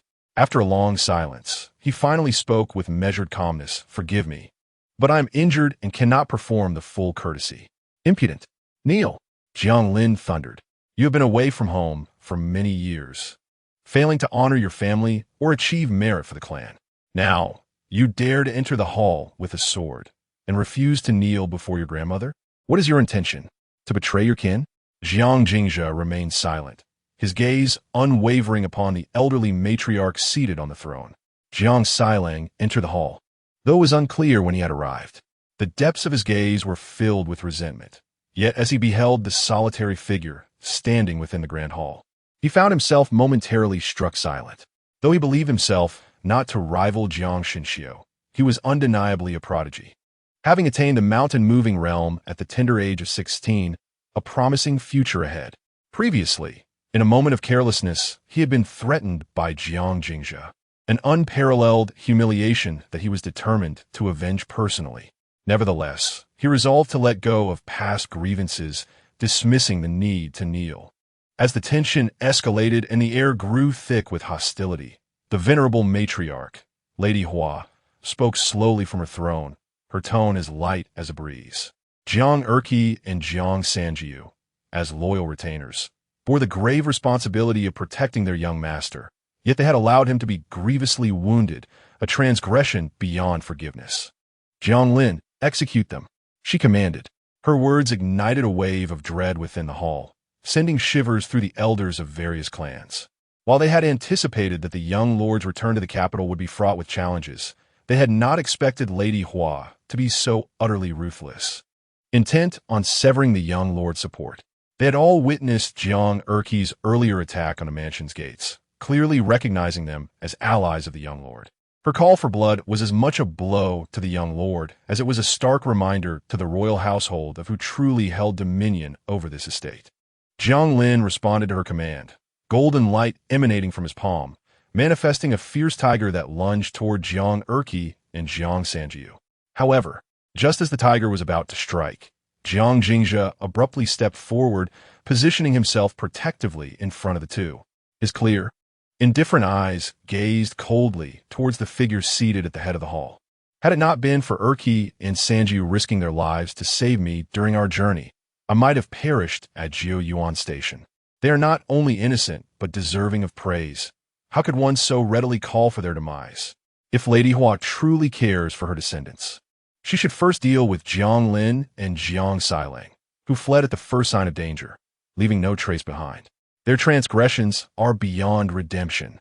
Jiang Jingzhe asserted himself as a younger generation member, yet his demeanor held no trace of deference, only an overwhelming sense of cold indifference. What? Kill Jiang Lin and Jiang Xilang? The assembly was once again taken aback. Some were filled with rage, while others were expressions of intrigue. The ambitions that Lady Hua had so thoroughly suppressed began to stir within them. This seemingly useless young lord was unexpectedly bold, who did not know that Jiang Lin was Lady Hua's loyal servant and that Jiang Xilang was her favored grandson, potentially poised to inherit the title of King of the North. The audacity of Jiang Jingzhe to call for their execution was tantamount to courting disaster. What was his foundation? What evidence did he possess? Could it be that the recent rumors circulating in the capital held truth, suggesting that this discarded young lord had garnered the favor of the esteemed figure from Baidi City? If that person were indeed willing to advocate on his behalf, given their formidable strength, perhaps the position of young lord was not as precarious as it seemed. In that moment, the thoughts of the assembly swirled like a tempest, and the hall was so silent one could hear a pin drop. The tiger seal that Jiang Lin had summoned found itself in a precarious position. The once majestic white tiger now appeared as a mere jester. Lady Hua, who had previously kept her eyes half closed, suddenly opened them wide, fixating intently on Jiang Jingzhe. In her gaze, there was no hint of compassion, only an abundance of lingering malice. After a lengthy pause, her hoarse voice resonated once more. It is unexpected that the once exceptionally gifted young lad has transformed so significantly over the years, now possessing a silver tongue and articulate prowess. If Long Ke and Wen Ning could perceive this from beyond the grave, they would surely find solace. Upon hearing these words, Jiang Jingzhe, who had previously lowered his head, abruptly raised it once more, his expression devoid of emotion as he fixed his gaze upon the elderly matriarch seated at the head of the hall. How could they find peace? Their vendetta remains unavenged. The treacherous schemers still occupy high positions, and their enemies have yet to kneel before their graves in repentance. How could they possibly close their eyes in eternal rest?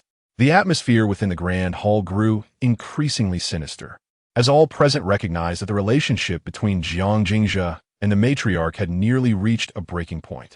The matriarch reproached Jiang Jingzhe, accusing him of merely wielding his tongue to gain the upper hand, while also invoking the names of his deceased parents, attempting to provoke his ire.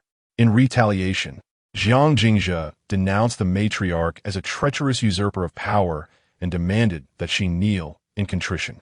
Their words were as sharp as blades, devoid of any semblance of familial affection, only animosity swirling within the hall as they confronted one another.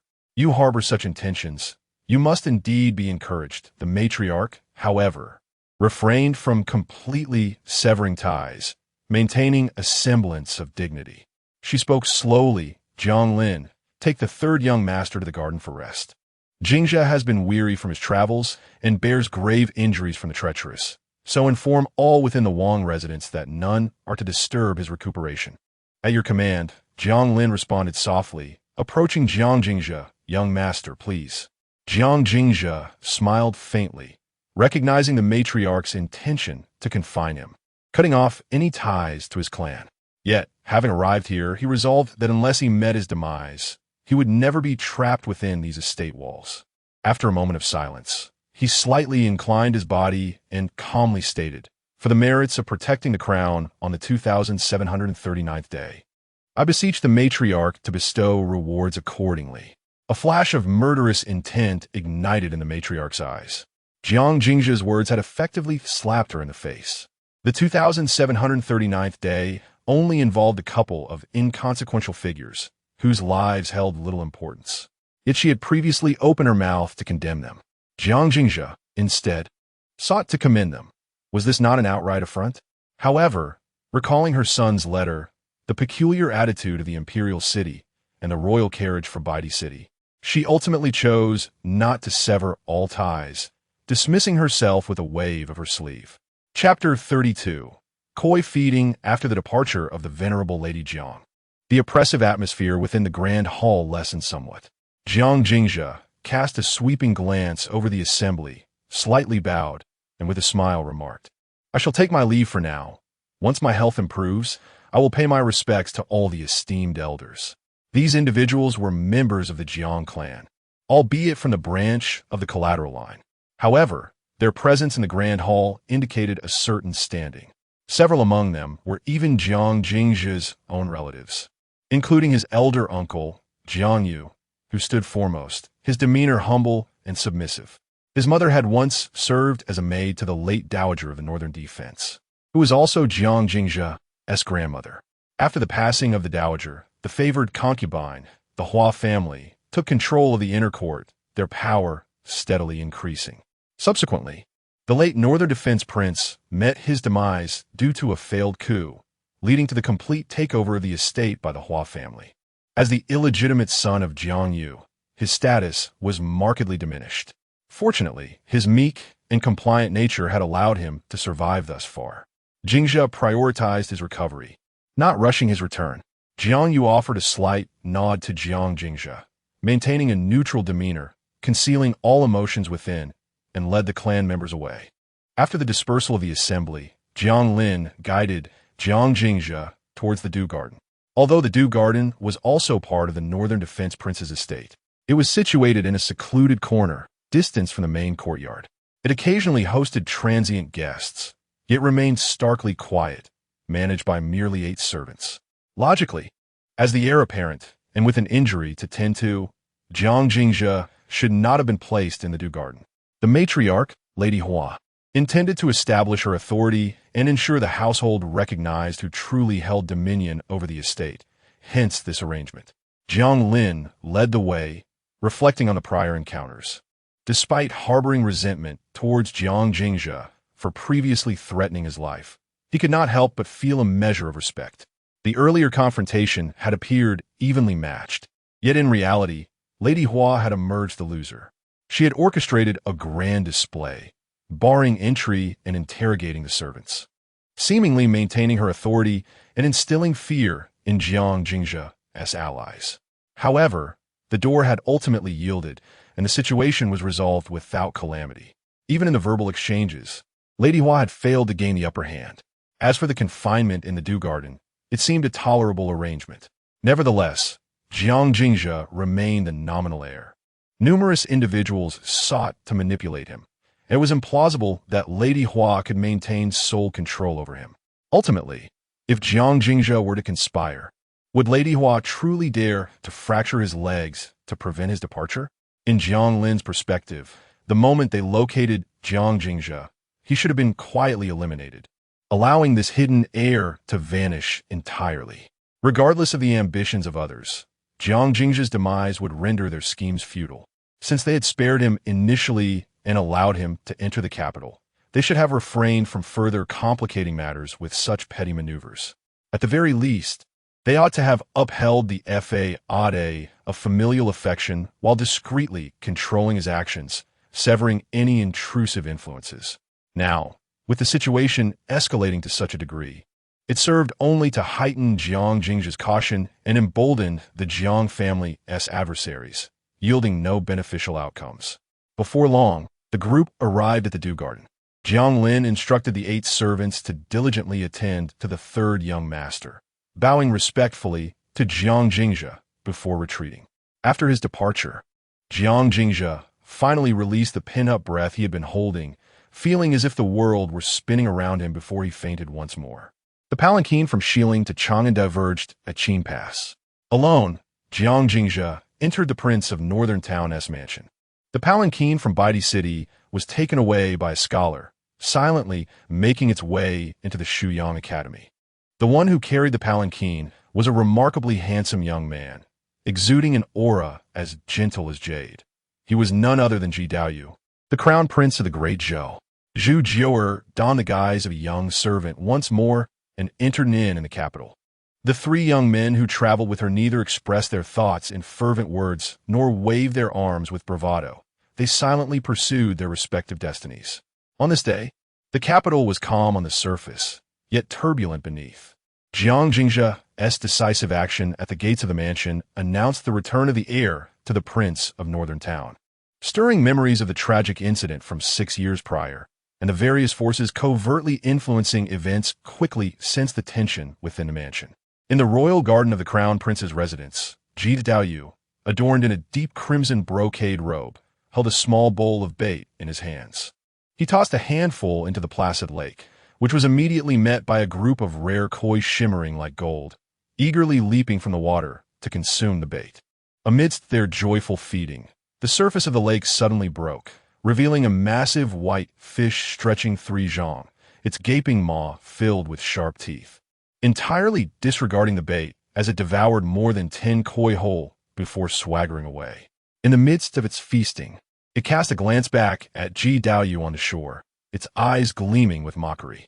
As its tail flicked, it splashed water toward Ji Daoyu, who, upon feeling his robe dampen, grinned triumphantly before diving into the depths of the lake.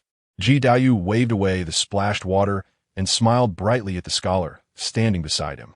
"Qinghe, do you see how that creature, having devoured my koi, dares to act so arrogantly? It simply disregards me." The scholar, dressed in a green robe and holding a folding fan, remained unfazed even when splashed by the water. This man was Su Yang, a prominent scholar of the Shuyang Academy, revered by all as Master Qinghe. The Confucian academies, 72 in total, spread across the land, enlightening the populace. The North Qi's Jixiao Academy and the Great Zhou's Shuyang Academy stood as the northern and southern bastions of education, each led by eminent figures regarded as celestial beings. With the establishment of principles and virtues, the emperor held them in high esteem. Su Yang, born into humble beginnings yet possessing extraordinary talent, first sought knowledge at Jixiao Academy before wandering through the Great Zhou, where he engaged in discourse at the Shuyang Academy. After 3 days of deliberation with the esteemed scholar Cheng Wengong, he attained enlightenment, inscribing the character Qinghe as his destiny. On that day, the bells of the Confucian temple rang long, Heralding his recognition as Qinghe. The son of a humble family, Su Yang crossed the tumultuous seas of knowledge to reach the Dragon Gate, receiving the gentleman's sword from the great scholar Cheng Wengong, achieving fame in Chang'an in a single leap. Now, this once humble scholar was a distinguished guest at the Crown Prince's table, honored as the Crown Prince's teacher. Although the potential dragon remained unaware of the vastness of the skies and the depths of the earth, repeatedly causing the Crown Prince embarrassment, he remained a favored companion, even going so far as to feed him koi. It seemed the Crown Prince was determined to secure the favor of Luo Zhibai. Yet such romantic entanglements could lead to misfortune. Qinghe believed the Crown Prince had become rather obsessed. Su Qinghe's tone was calm, as if he were speaking not to a prince, but to an ordinary individual. The pursuit of destiny was not merely a matter of romantic inclination. Ji Daoyu's expression was momentarily dazed, and after a long pause, he slowly remarked, Luo Qingfeng is a terrestrial immortal of our time, one among the top 10. In the Great Zhou, only 4 can stand shoulder to shoulder with him. If I could obtain Zhibai, I would gain the support of the White Emperor. Moreover, Zhibai is also a celestial being exiled to our realm. If she were to ally with me, peace could be restored sooner, and the common folk would suffer less. Alas, he thought of Luo Zhibai, who had concealed her identity to enter the Shanyang Academy and had openly declared her engagement. Benitiduis handsome contenance. A hint of vexation lingered. He scrutinized the situation repeatedly, unable to comprehend why Luo Zhibai was so steadfastly devoted to that ineffectual heir, even at the cost of offending him.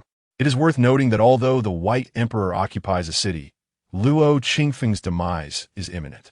Once he falls, the White Emperor's domain will become a coveted prize, leaving Jiang Jingzhe with what means to defend it. Rumor has it that today, Jiang Jingzhe forcefully breached the gates of the Northern King's residence. Su Qinghe maintained a calm demeanor, stating serenely, young Master Jiang entered Chang'an alone. With no allies at his back, his energy depleted and the bridge of eternal life severed. He possesses only a solitary courage, which may temporarily shine. Yet it is merely a fleeting moment. Your Highness may take your time in strategizing. I can afford to wait, but my second brother seems unwilling to do so. Ji Daoyu sighed deeply, his gaze heavy. He had once defended the Northern Abyss and shared a close camaraderie with Jiang Nuhu. If he were to facilitate the union of Jiang Xinxiu and Luo Zhibai, it would only serve to strengthen his position, and, as the Crown Prince, he would truly become a hidden figure. Chapter 33. The Chessboard of Chaos. As Su Qinghe contemplated the formidable and bloodthirsty martial king, his brow furrowed slightly. The current Emperor Ji was nearing the end of his reign, and the noble families and sects each harbored their own schemes. Although the surface appeared tranquil, beneath it lay a turbulent undercurrent, with all eager to fish in troubled waters. It seemed inevitable that a storm of bloodshed would soon erupt. The transition of imperial power and the reconstruction of order loomed ahead. Even now, he could not discern who had orchestrated Jiang Jingzhe's entrance into the capital. The solitary Jiang heir, entering the city unaccompanied, was manipulated by countless hands upon the chessboard, his fate entangled in a chaotic grayness that obscured any clear resolution. Thinking of the Jiang family's orphan caught in this turmoil, Su Qinghe was suddenly consumed with an urge to meet him. At this moment, he recognized the hidden figures behind the scenes, the gentle yet formidable crown prince before him, the illustrious and tempestuous war king, Jiang Nu, gazing towards the capital from Beiyu, the undying emperor, and even the immensely wealthy Zhu family. Additionally, there was the ambiguous stance of the White Emperor city. How could this fugitive Jiang heir, who had been on the run for 6 years, possess such influence that so many would manipulate him as a mere pawn? Did he even realize his own predicament? Was he merely a piece on the chessboard, subject to the whims of others? Su Qinghe was abruptly reminded of the blade from the North Town King's residence. Surely, he must have understood its significance. That stroke was a declaration to the myriad factions in the capital. After that moment, he had become renowned in Chang'an, no longer a disposable piece. Su Qinghe murmured to himself, the desire to meet Jiang Jingzhe intensifying within him. After a long pause, he slowly spoke.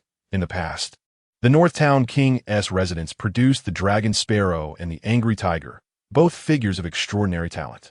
With an army of 300,000, they cast a watchful eye over Bayu, causing the officials in court to tremble in fear.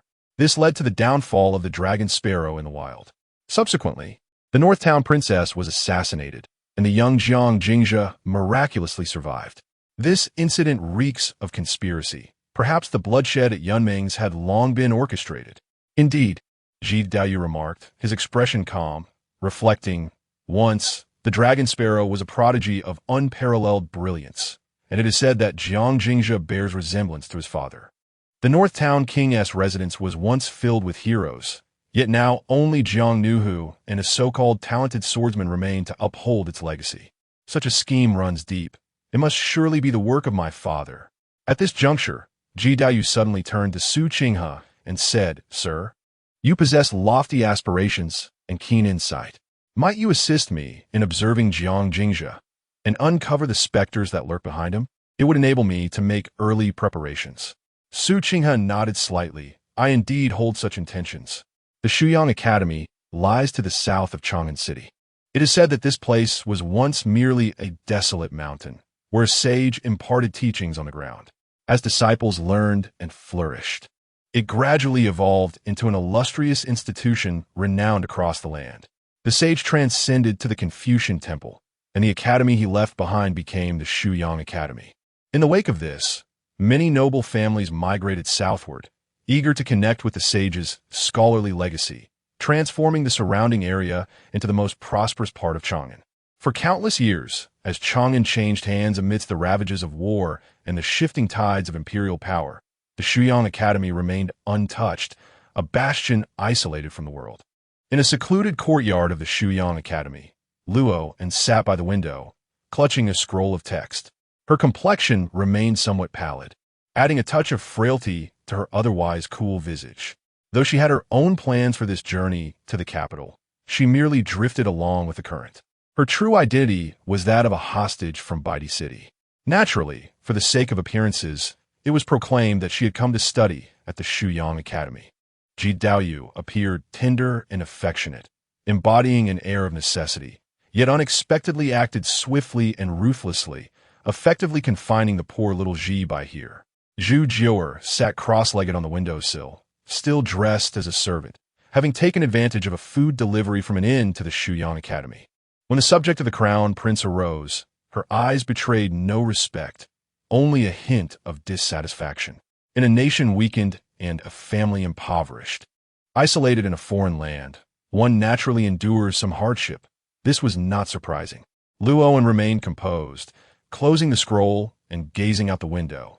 He must have already returned to the Wangfu of the north, and compared to my situation, his plight was likely far more arduous. Of course, he had returned, and with great force, breaking down the door to enter. Zhu Jiu'er remarked wistfully. He confronted old Lady Hua in the hall. And now you two have truly become fated companions. He is confined in the Dew Garden, while you are held here in the May Garden. Confinement, indeed. Luo's calm eyes darkened slightly as she lowered her gaze to the scroll in her hands. Jiu'er, would you be so kind as to visit the Wangfu of the north for me? What do you wish for me to say? Please propose marriage on my behalf. I wish to become betrothed to him. Have you made up your mind? Yes. Indeed. Thank you, Jiu'er. Luo turned to her, her cool gaze now imbued with warmth. There's no need for gratitude. After all, he is also my investment, Zhu Jiu'er sighed. But why must you endure this? I am near my breaking point, Luo whispered.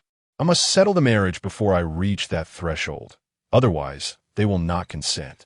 Zhu Jiu'er paused momentarily, her eyes filled with compassion, before she turned to leave.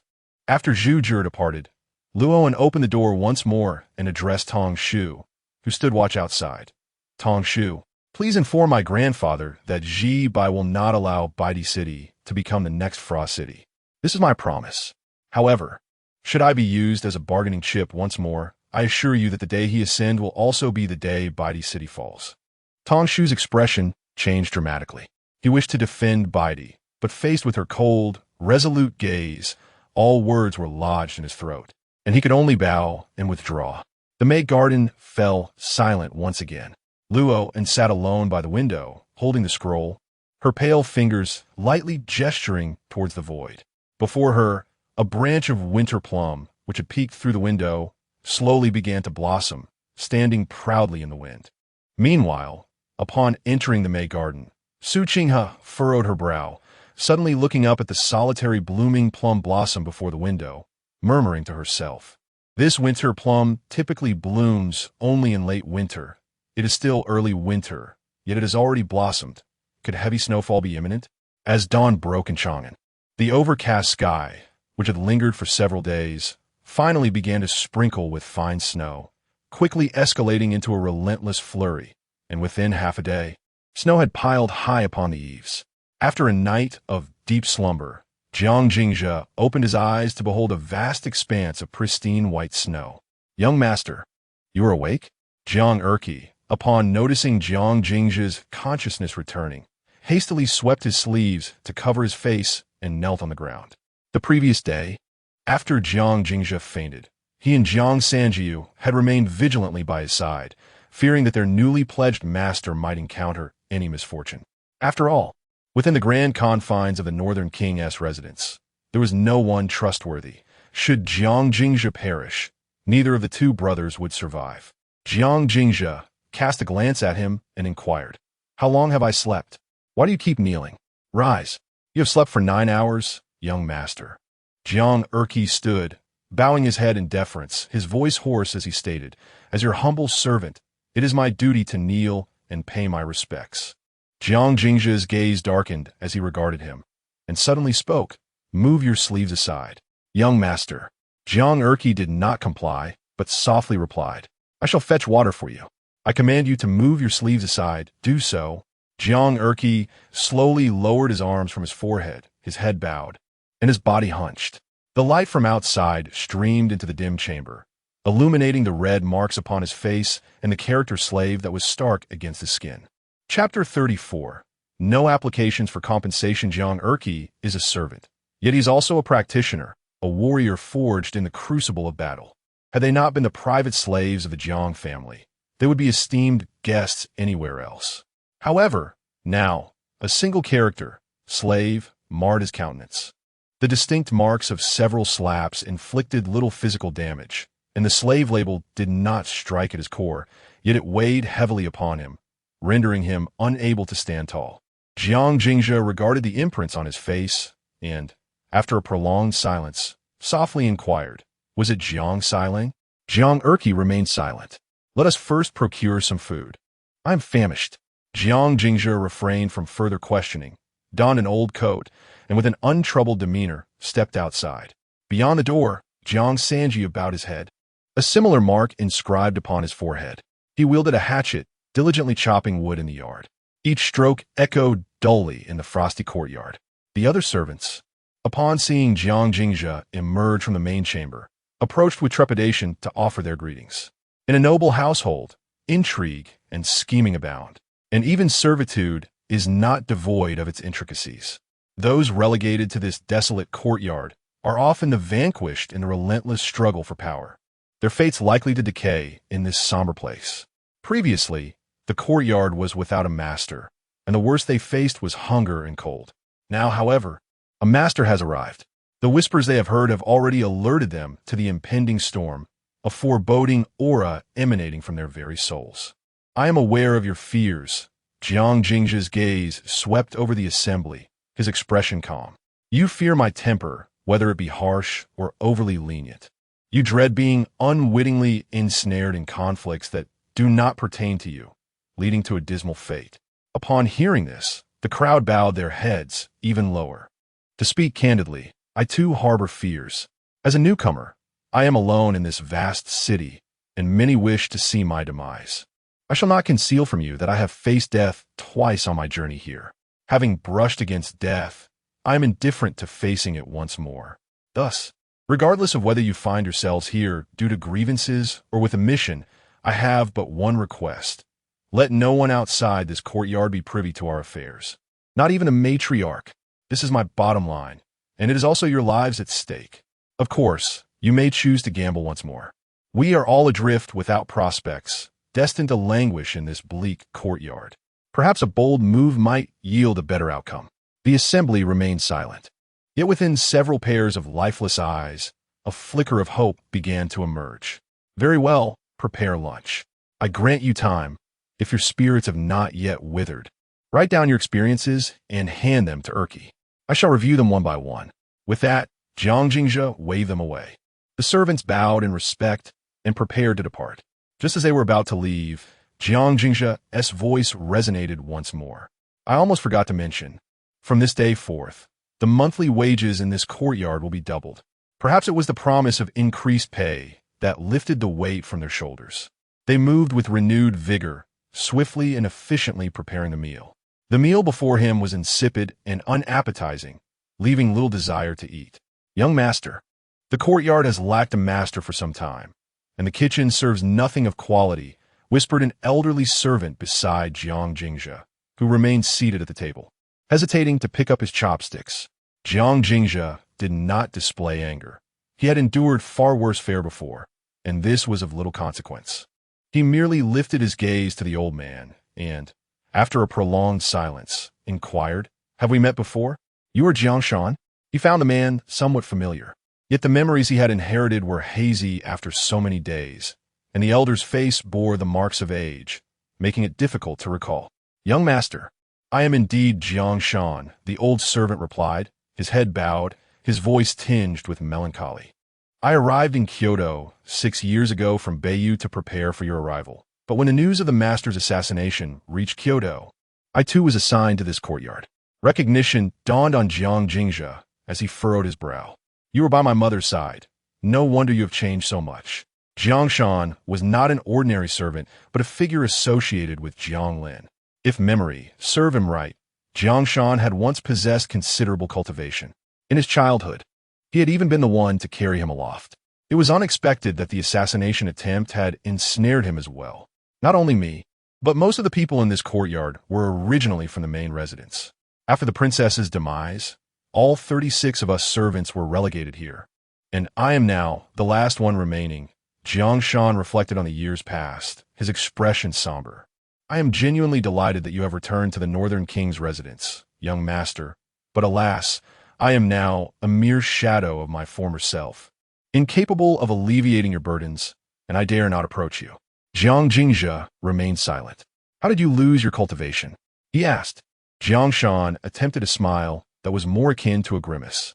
He could only lower his head. "When the news of the princess's attack emerged, I became confused and fought with Jiang Lin, resulting in my loss of cultivation." "Let us eat," Jiang Jingzhe replied, picking up his chopsticks and beginning his meal. The dish may have been bland, yet he savored it with great delight, consuming an amount equivalent to 5 adults before feeling somewhat satiated. After finishing, he cast aside his chopsticks and rose to leave the courtyard. "Erqi, Sanjiu, follow me." Jiang Erqi and Jiang Sanjiu exchanged bewildered glances. Jiang Jingzhe continued on his path, softly instructing, "Straighten your bent backs." Due to the matriarch's decree forbidding anyone from disturbing Jiang Jingzhe during his recovery, 2 guards stood watch by the entrance of the courtyard. Their skills were modest, merely at the threshold of enlightenment. However, they were tasked with the matriarch's orders, and throughout the night, no one dared approach the courtyard aside from the young master. Upon seeing Jiang Jingzhe emerge with a blade in hand, the 2 guards stepped forward to block his path, their expressions impassive. "Third young master, the matriarch has commanded that your current task is to focus on your recovery. We kindly request that you return." They were attendants of Jiang Lang, and for the resurrected heir, they needed only to maintain a facade of respect. Moreover, the young master specifically instructed that not a single bird should enter or exit the estate. Naturally, they would not permit Jiang Jingzhe to leave. With a knife in hand and an expression devoid of emotion, Jiang Jingzhe regarded the 2 men before him. "Are you certain you wish to obstruct me?"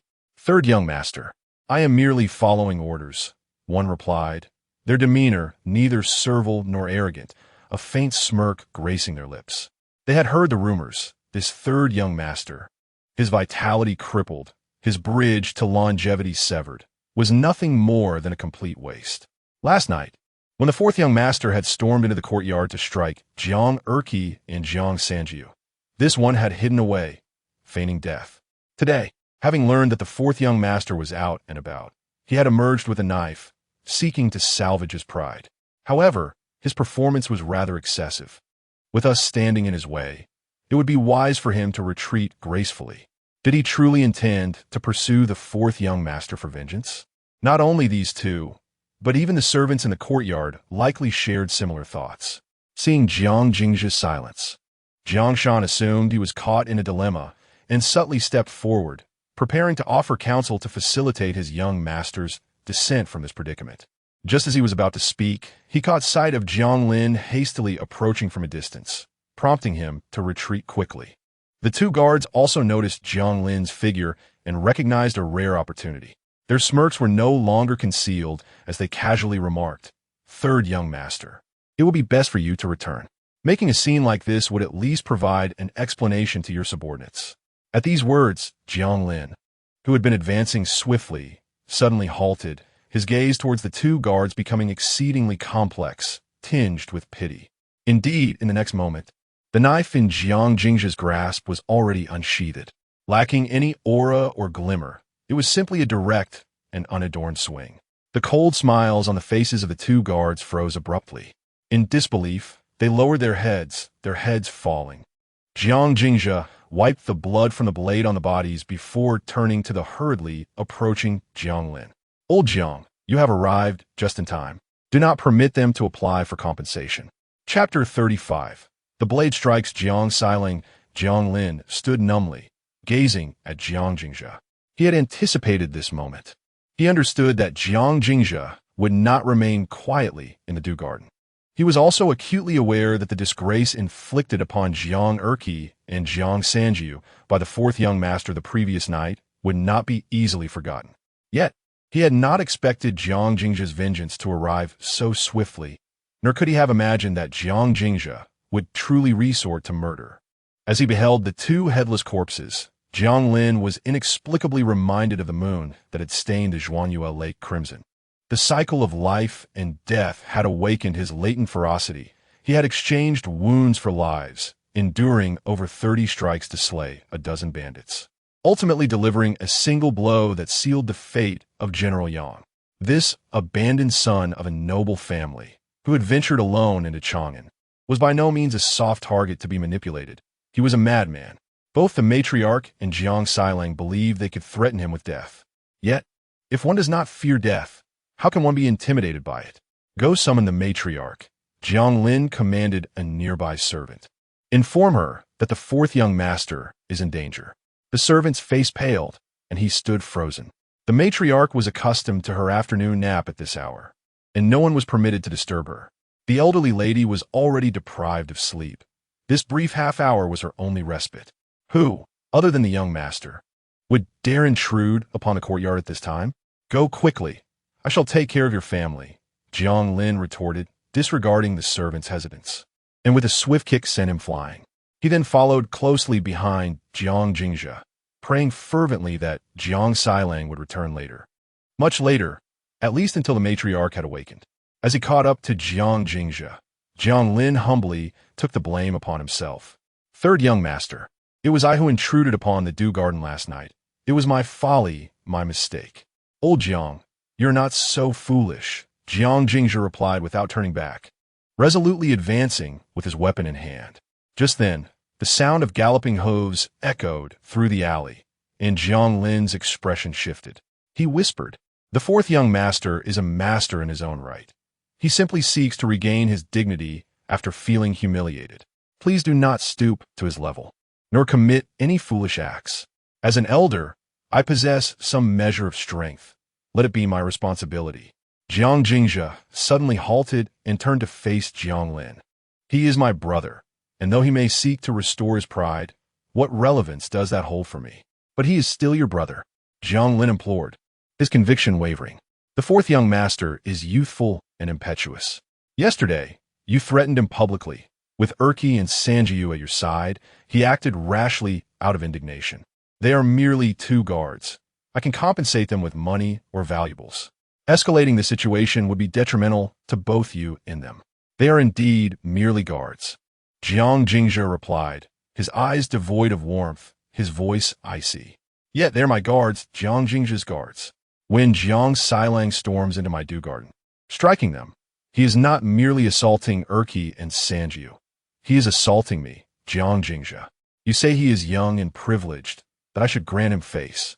Then I ask you, Jiang Steward, who shall grant me, Jiang Jingzhi, my face?" Jiang Lin bowed his head, rendered speechless. He realized that he could not dissuade Jiang Jingzhi and could only hope that the old lady would awaken soon. At that point, whether to kill or imprison would be at the master's discretion. "You see, you cannot provide." Jiang Jingzhi suddenly laughed, a chilling smile gracing her lips. "If you cannot offer, and the old lady is unwilling to give, then I shall have to take it myself." With a thunderous crash, the front courtyard doors swung wide open. A youth, clad in fine garments and riding a spirited steed, galloped into the courtyard, cutting through the snow and wind. Jiang Sailang's face still bore traces of inebriation, as if he were savoring the lingering pleasures of the night before, the soft touch of rouge and water. Old Lin, you wretched servant. Quickly take my steed to the rear courtyard for proper care, lest it freeze." His brash and haughty voice abruptly ceased, as if a proud duck had been seized by the neck, leaving him aghast. A fierce gust, akin to a blade, sliced through the biting cold. A formidable 4-foot sword, heavy as a mountain, descended with an overwhelming aura of slaughter aimed straight at Jiang Sailang. The reckless wind from the blade howled, and the snow swirled chaotically as if torn asunder, creating a tempest. This strike left no room for mercy. With a resounding crash, the sword descended.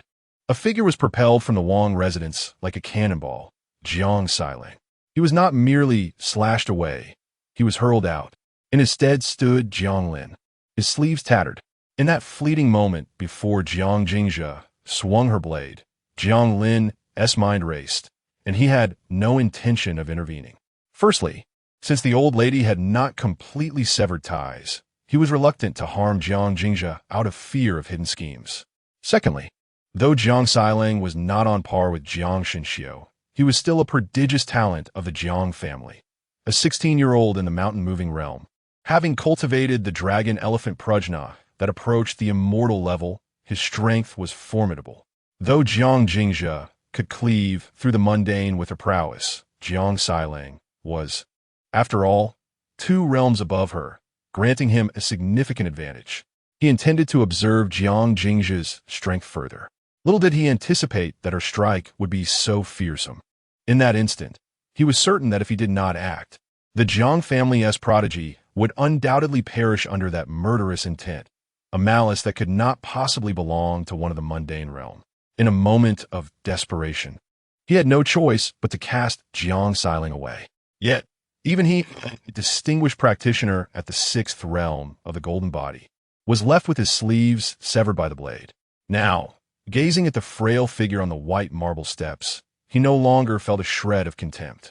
Even though Jiang Jingzhi's energy sea was destroyed and the bridge of eternal life severed, she remained capable of killing and daring enough to do so. "Jiang Jingzhi, have you lost your mind?" Jiang Sailang once again stormed into the Wang residence, standing beside Jiang Lin, his fury palpable. He was astonished by Jiang Jingzhi's swiftness in striking and enraged that she would dare to attack him. To him, her return to the Wang residence was already an act of great leniency, yet she failed to show gratitude, instead opposing him at every turn and even attempting to usurp his woman. Recalling the news relayed to him earlier that day only fueled his ire. However, this fury soon morphed into an uncontrollable fear. The 4-foot blade was too sharp, even though Jiang Lin had thrown him aside at the last moment. The wind from the blade still left a mark upon his face. Only because the blade was too swift and its edge too fine did the blood slowly seep out. And in an instant, his face was drenched in crimson. "Bastard, kill him. I demand you kill him."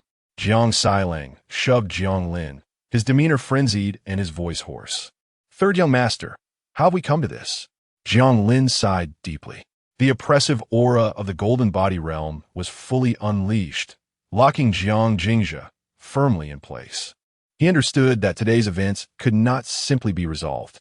Regardless of the Northern Town King's schemes, the matriarch would likely no longer tolerate this useless heir. Standing on the steps with a knife in hand, Jiang Jingzha's already grievous wounds burst open anew. Blood stained his old garment, yet he remained oblivious, calmly stating, "I have said, the face I desire is one you cannot provide, and since the matriarch is unwilling, I shall have to claim it myself." Wretched spawn. The sound of hurried footsteps resonated from the courtyard. A group emerged in succession, led by the matriarch of the northern town king's residence, the esteemed Lady Hua. Supported by others, she donned a luxurious golden phoenix robe, followed by a throng of servants. Her presence was commanding and dignified, her eyes slightly closed. Wretched spawn, returning only to wield your blade against others. Do you truly believe I would hesitate to punish you? Chapter 36. The blade across the neck you dare to slay even the prince of the northern town. What else is there that you fear? Jiang Jingzha planted his sword into the ground, gazing at the elderly matriarch surrounded by the crowd. His demeanor was composed, yet his words sent shivers down the spines of all present. They wished fervently to plug their ears, desperate not to hear such treasonous utterances. Since the demise of the old princess, the northern prince's residence had been dominated by the Hua family, whose power loomed large. 6 years ago, when Jiang Nuhu donned the dragon robe and ascended the throne, she became the unequivocal ruler of this capital's northern prince's estate. Everyone knew that the death of Jiang Longke was shrouded in mystery, and it was widely believed that the mastermind behind the assassination at Yunming's was none other than her. Yet, no one dared to utter a word, not even to broach the subject. Over these 6 years, she had proven through countless lives that this was a taboo that must not be mentioned. Now, the secret she desperately sought to conceal was so easily unraveled by Jiang Jingzha, laid bare amidst the vast expanse of falling snow. A suffocating atmosphere permeated the northern prince's estate. All held their breath, heads bowed low, fearful of being caught in the crossfire. In this tense silence, the matriarch's labored breaths became painfully audible. "Grandmother, kill him," Jiang Xiling exclaimed, his voice sharp yet trembling. "Slay this bastard. He is not a member of the Jiang family. He is an impostor, a fraud." "Fraud? Indeed. I am but a specter," Jiang Jingzha retorted, descending the steps with his blade, leaving a deep gash in the snow behind him. The true Jiang Jingzha had perished 6 years ago. "You chose this path. My life lies here. You may take it once more." His voice was calm, almost like a whisper, devoid of any murderous intent as he approached Jiang Xiling slowly. Yet, to Jiang Xiling's eyes, this frail figure trudging through the snow appeared as a demon emerging from a hellish abyss. "I am the Qilin child of the Jiang family, the future prince of the north. I cannot retreat." As Jiang Jingzha drew nearer, Jiang Xiling found himself rooted to the spot. The blade's 2 previous presentations had buried profound fear within him, yet before the gaze of many, he could not falter. "Come, take the sword," Jiang Jingzha offered, extending the weapon towards Jiang Xiling. "Since you claim I am a fraud, come and slay me." "You." Jiang Xiling stared at the proffered blade, feeling the chilling aura emanating from it, and the little courage he possessed dissipated entirely. It felt as though Jiang Jingzha was not offering a sword, but rather a death warrant. His resolve crumbled under the weight of fear, and ultimately, he retreated. Bang! Jiang Xiling stumbled, slipping like mud and falling to the ground. The matriarch struck her cane against the floor, sending snow swirling in all directions, finally rousing the stunned onlookers of the residence. A flicker of anger ignited in her previously tranquil gaze as she issued a cold command from her throat. "The 4th young master is unwell. See him home soon." Servants arrived to assist the fallen Jiang Xiling, and the northern prince's residence fell once more into silence. The biting cold wind swept through the gates, carrying with it the swirling snow, stinging the faces of those present. No pain could compare to the heart-wrenching scene before the Jiangs, especially that of the young master. The pride of the family, nurtured with endless devotion, destined to inherit the title of Prince of the North. In the presence of that wretched being, she felt utterly powerless, like a cornered dog, unable even to rise. She had once fervently wished for her grandson to seize the blade offered by that loathsome creature and strike it down with all his might. Even if it meant the demise of that vile being, even if it disrupted her son's plans, she would have deemed it worthwhile. Yet, She waited long for the wind of the blade, which never came. Time remained. That detestable being had entered the prince of the North's manor, right beneath her watchful eyes. There would surely be an opportunity for her grandson to deliver that fateful blow, to dispel the demons of his youth. She suppressed the murderous intent that clawed at her heart. The old matriarch stood firm against the wind, exhaling a heavy sigh. "Child, I believe that after 6 years of exile, you would have learned the value of hierarchy and respect. Your actions today are no different from those of a rogue. As your grandmother, it is my duty to teach you the principles of etiquette, lest you bring calamity upon yourself in the future." At this point, her dimmed eyes turned towards Jianglin. "From this day forth, you shall personally oversee the courtyard, instructing the third young master in the laws of the family. Should you fail to do so, you will remain out of sight." She then glanced at Jiang Qi and Jiang Jiu, her voice cold.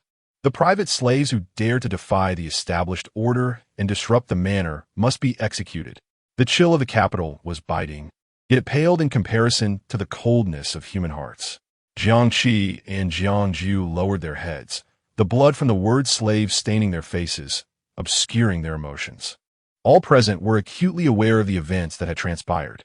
Jiang Xilang had first intruded upon the courtyard, disgracefully brandishing a weapon, followed by Jiang Jingzhe leaving the courtyard with a blade in hand. Throughout the ordeal, these two Wind Knights had remained silent, heads bowed. To accuse them of disrupting the manor was rather far-fetched. Though they were mere private slaves, they were practitioners and, in fact, the strongest Wind Knights of the Prince of the North's household. Yet they had become mere tools for the old matriarch's wrath. Ultimately, it stemmed from her inability to strike down Jiang Jingzhe, leading to her targeting those around him instead. "I am weary." Just as Jiang Lin was about to act, a calm voice rang out. Though steady, the suppressed fury in the tone was palpable. Jiang Lin turned, his face instantly filling with horror. He beheld Jiang Jingzhe, who had once stood upon the jade steps, now inexplicably beside the old matriarch, wielding a chilling 4-foot blade, resting ominously on her shoulder. The western winds howled, snow spiraled violently, and the atmosphere brimmed with murderous intent, plunging the entire hall into silence. The manor was enveloped in a chilling stillness. All servants knelt in reverence, bowing low to the ground. Even Jiang Lin gazed in terror at the old matriarch, or rather, at the figure concealed behind her, Jiang Jingzhe. Who could have imagined? Who would dare to conceive? This solitary orphan, the scion of the Jiang family, devoid of all, had audaciously crossed the line, daring to wield a blade against the old matriarch. What instilled even greater fear within them was, suddenly, they realized that this reckless and lawless waste heir, with a blade in hand, was now threatening the matriarch. Perhaps he truly dared to kill. "I merely wish to live peacefully. Why must you force me?" Jiang Jingzhe gripped the knife tightly, its edge sending a chill down the matriarch's neck. "You foolish wretch, do you think wielding a rusty blade can intimidate me? Do not forget, I have donned armor and stepped on a battlefield, severing the heads of foes. I am a second-rank, noble woman forged from the mountains of corpses and seas of blood." The matriarch remained unperturbed, seemingly indifferent to the blade pressed against her. Yet, the slight tremor in her voice and body betrayed her facade of fearlessness. "You are mistaken. I never intended to threaten you." Jiang Jingzhe tightened his grip on the knife and spoke softly. "You fear not death, but I too have tasted death. I hold no attachment to this world. If I must take you along with me, it would serve as a means to avenge my mother's murder." The sharp blade left delicate cuts upon the matriarch's skin, blood staining her golden fur cloak, piercing her composure as well. She beheld her own blood, inhaling the unique, metallic scent of iron, just half an inch deeper, and her throat would be laid bare. It dawned on her, with a chilling realization, that Jiang Jingzhe genuinely intended to kill her.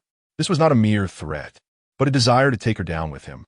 She was transported back to the past, recalling how that despicable maid had once held a knife to her own throat with such murderous intent. Had it not been for the prince's plea, that blade would have unhesitatingly severed her head. That wretched maid had oppressed her for so many years, and today, that maid's grandson had once again placed a blade against her neck. Chapter 37. An oath in the name of Jiang Xilang in this moment. the venerable matriarch, Madame Hua, was overtaken by a long-forgotten sensation of dread. Her dignity, her pride, and all her perceived strengths appeared remarkably fragile beneath the sharp edge of the blade. Wretched servant, bastard! How dare he? Yet he had done it. Moreover, he displayed a profound impatience. She understood that if she did not yield, her demise was imminent. But how could she bow her head? She was the head of the northern town king's household, a member of the Hejinhua clan, the mother of Jiangnu, and the grandmother of Jiang Xinxiu. Adorned with a crown, how could she submit? The biting west wind howled, and heavy snowflakes fell like a shroud. The entire royal residence seemed to be encased in ice, with all present kneeling, heads bowed, their expressions obscured. Yet, the matriarch was aware. Among the kneeling Jiang clan, they likely yearned for Jiang Jingzhe to strike the fatal blow. Particularly the eldest illegitimate son, the most docile yet cold-hearted dog of the Jiang family, whose face, marred by worry, likely concealed a hidden smirk. In the suffocating silence, Jiang Yu, the illegitimate son, hoarsely spoke. Jingzhe, must it come to this? Put down the knife. There is no need for the demise of 2, 7, 3, or 9. Whatever your demands, speak freely, but you must not harm our mother. Perhaps having been humbled for far too long, Jiang Yu's voice was not loud, lacking vigor. Yet at this moment, he had become the sole glimmer of hope in this dire situation. My dear uncle, you jest. Once the blade is raised, it cannot be easily sheathed. If Jiang Jingzhe were to lower the knife now, his path would lead only to death. Everyone in the royal residence understood this truth. Thus, their gazes subtly shifted back to the matriarch, for only she held the authority to negotiate. Yet, it was evident that she could not bow her head. If she could not yield, she must relinquish her power. Slowly, she closed her eyes. Consequently, Jiang Yu rose, his wide sleeves billowing like thunder. Yet his expression remained as calm as a placid lake.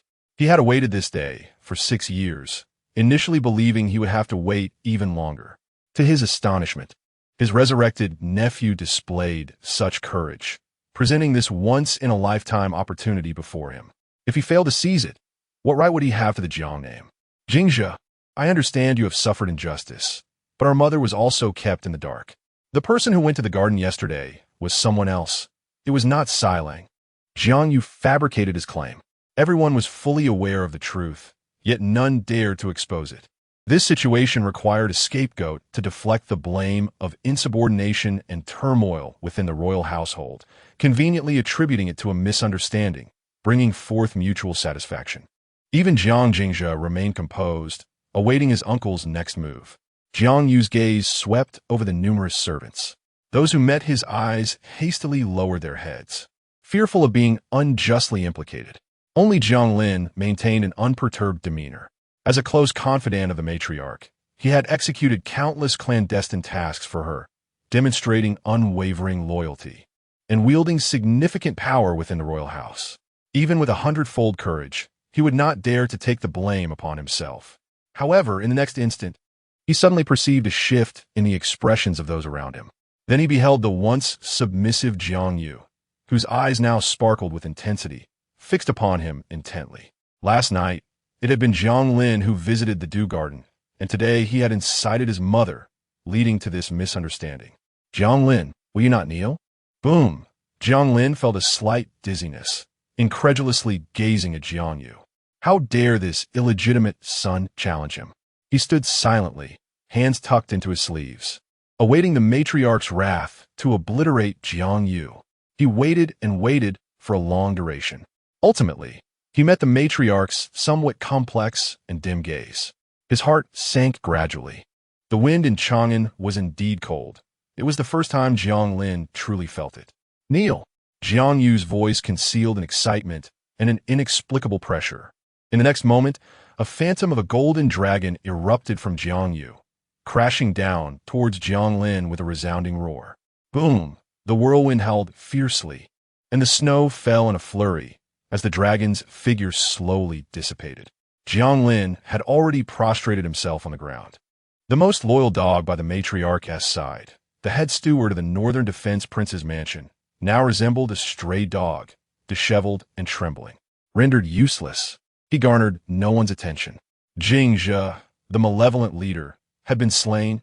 You may lay down your sword now. Jiang Yu reverted to his refined and amiable demeanor, as if the earlier display of power had not been his. My uncle hides his depths well. Jiang Jingzhe chuckled in admiration, yet the next moment he shook his head. This is still insufficient. Jiang Yu's brows furrowed slightly. Insufficient? Jiang Jingzhe replied. Given the current situation, if I were to lay down my sword, my grandmother would likely turn around and take my head. I beseech my uncle to instruct me. My mother is wise and discerning. She would never pursue a trivial matter with someone of my generation. Jiang Yu stated, casting a respectful glance at the matriarch and bowing. What does my mother believe? Since it is a misunderstanding, I would naturally not pursue it. Some paths, once taken a step back, can only lead to further retreat. The matriarch had already cast aside Jiang Lin. In this moment, she was the knife and he the fish. There was no room for dissent. However, Jiang Jingzhe was thoroughly unconvinced. He remarked solemnly, I implore the matriarch to swear by the great Tao, no, by the oaths of Uncle Jiang Nu Hu or Jiang Shenxiao. Should they break this vow, their paths shall be severed, and they shall face divine retribution. Upon these words, silence enveloped the assembly. Even Jiang Yu was taken aback. Jiang Nu Hu and Jiang Shenxiao were the hope of the Jiang family. The matriarch would rather perish than utter such a venomous oath. Indeed, the matriarch was incensed and firmly refused. No way, at most, I will swear by Forlang. Silence reigned in the Northern Defense Prince's mansion that day. All remained mute, having underestimated the matriarch's fear of death. In her daily life, she would call out with tender affection, but when faced with life and death, she unhesitatingly cast aside Jiang Xilang. Although such a venomous oath might hold little binding power, the path of cultivation defies the heavens. What if? Then let it be by Jiang Xilang's oath. Jiang Jingzhe, slightly dazed, continued, I ask all the uncles and brothers of the mansion to bear witness. If I were to perish in the mansion in the future, I request that you all go to the ancestral hall to pay respects to our forebears. Of course, we shall bear witness. Jiang Yu cast an appreciative glance at Jiang Jingzhe. In the past, he had stood alone, firmly suppressed by the matriarch. Yet, upon Jiang Jingzhe's return, he had attracted all the attention. How could he allow his esteemed nephew to perish? Even if Jiang Jingzhe did not raise the matter, he would summon the entire Jiang clan to witness the proceedings. However, that still seemed insufficiently secure. After a moment of silence, Jiang Jingzhe turned to the side and addressed Jiang Erqi, speaking slowly. Erqi, please make a trip to the inn and invite young Master Zhu to serve as a witness. You dare? The matriarch exclaimed, both shocked and furious. If today's affair were to be resolved within the confines of the Northern King's residence, with her cunning, she could devise 100 ways to eliminate Jiang Jingzhe thereafter. But if the inn intervened, it would likely become common knowledge throughout the city by tomorrow. What face would she have left? The assassination 6 years prior had already cast a shadow upon her. Should today's events resurface, her reputation would be irreparably tarnished. How could she possibly navigate the capital thereafter? What baffled her further was how this contemptible wretch had entangled himself with the inn. No need to invite. I have arrived. Just as the thoughts of the crowd swirled, an uninvited guest appeared at the entrance of the Northern King's residence. The newcomer was clad in a crimson robe, adorned with a purple crown, and bore a sword at his waist, resembling a noble scion of a turbulent world. Following this distinguished young man were 2 attendants clad in blue, wielding knives, accompanied by a throng of dark-clad servants, creating a grand and imposing spectacle. Chapter 38. I come for the young master. Jiang. The servants bore a heavy wooden chest, adorned with crimson embroidery, entering in single file. A total of 88 assorted gift boxes were lined up in front of the residence of the Lord of the North. The swirling snowflakes did little to deter the throngs of onlookers gathering outside the gates, as curiosity drew a diverse crowd. Within the estate, an eerie silence enveloped the courtyard, where all eyes were fixated on the uninvited noble guest, leaving even Jiang Jingzhe in a state of bewilderment, taken aback by Zhu Jiuer's unexpected arrival. Zhu Jiuer's gaze swept across the courtyard as she offered a slight bow to the matriarch. Zhu Min's ninth. I pay my respects to the matriarch. Her expression then turned complex as she looked at Jiang Jingzhe, who gripped a broadsword. What is the purpose of this? Jiang Jingzhe smiled gently and replied, I enter this fray alone, with naught but my insignificant life. Beyond that, I can conceive of no other means. Zhu Jiuer sighed softly, her eyes falling upon the solitary, defiant figure standing pallid amidst the snowstorm. In that moment, she began to understand why, having been trapped in the plum garden, she was so resolute in her pursuit of Jiang Jingzhe. Both were solitary orphans, devoid of kin, with no alternative paths to tread. After a prolonged silence, she took the crimson list of gifts from her attendant and proclaimed loudly, Zhu Min's ninth, at the behest of friend. I present my reciprocation to the Lord of the North. A volume of celestial scriptures, 50 primordial stones, 100 taels of gold, 10,000 taels of silver, 10 bolts of fine silk, a pair of golden-laid jade hairpins, a scholar's inkstone, 2 blocks of ink for brushes, 8 boxes of candied fruits, and a marriage certificate. As Zhu Jiuer's voice resonated, a wave of astonishment swept through the entire residence of the Lord of the North, igniting gasps of disbelief from the crowd outside. It was indeed remarkable that someone would offer celestial scriptures as a gift. The term celestial scriptures referred to the sacred texts that could lead one to the pinnacle of cultivation, achieving the status of an immortal on earth. Countless sects existed in the world of cultivation, yet very few possessed texts of such caliber. Even the Lord of the North's estate had only one volume, Dragon Elephant Prajna, which attained the status of celestial scripture. While possessing such scriptures did not guarantee ascendance to immortality, they nonetheless represented the zenith of cultivation methods, and would surely incite fierce competition within the martial world. To offer such a treasure lightly as a gift to the Lord of the North was astounding. Whispers of intrigue filled the air, with some asking, What is Zhu Min? Such grandeur. Are you unaware of Zhu Min? Someone scoffed. There is an inn, the Red Tower of Jade Warmth, the Treasure Pavilion, and the Four-Way Money House, all coalescing to form a prestigious establishment. This is Zhu Min. It is said that Zhu Min possesses wealth surpassing that of all the royal families combined. Truly impressive. But does Zhu Min not fear robbery? Huh, what do you know? Have you heard of the immortal ranking? What of the immortal ranking? The master of Zhu Min's inn, Zhu Jianyu, ranks 5th on the immortal ranking, one of the 10 mightiest in the world. The second ranked by Di Luo Qingfeng is a guest of Zhu Min, and the 7th ranked Duge Wanyang is Zhu Min's son-in-law, rumored to have been supported by Zhu Min even before his rise to prominence. Such deep connections for Zhu Min. Not only that, but to this day, no one knows the true depth of Zhu Min's foundation. Some say there exists another tower within Zhu Min. Another tower?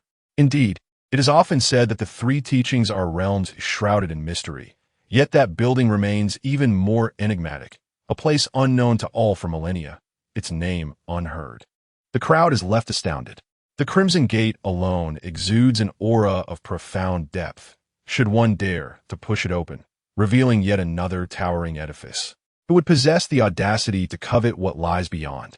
But wait, if the Crimson Gate is so formidable, why then does it seek to offer gifts to the Prince of the North?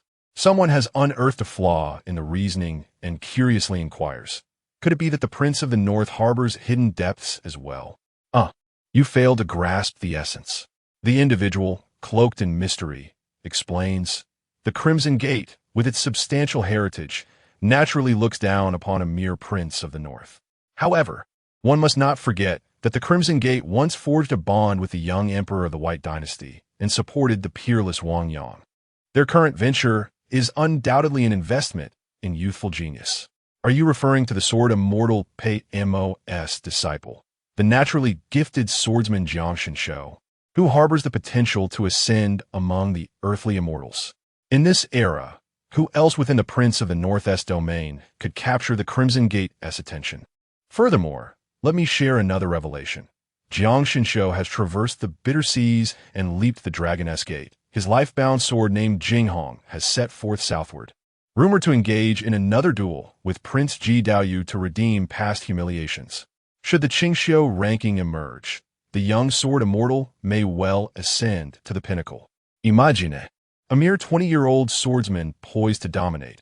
If allowed to grow further, who could rival him in this age? Once the three teachings cease to exist, the crowd is left in utter shock.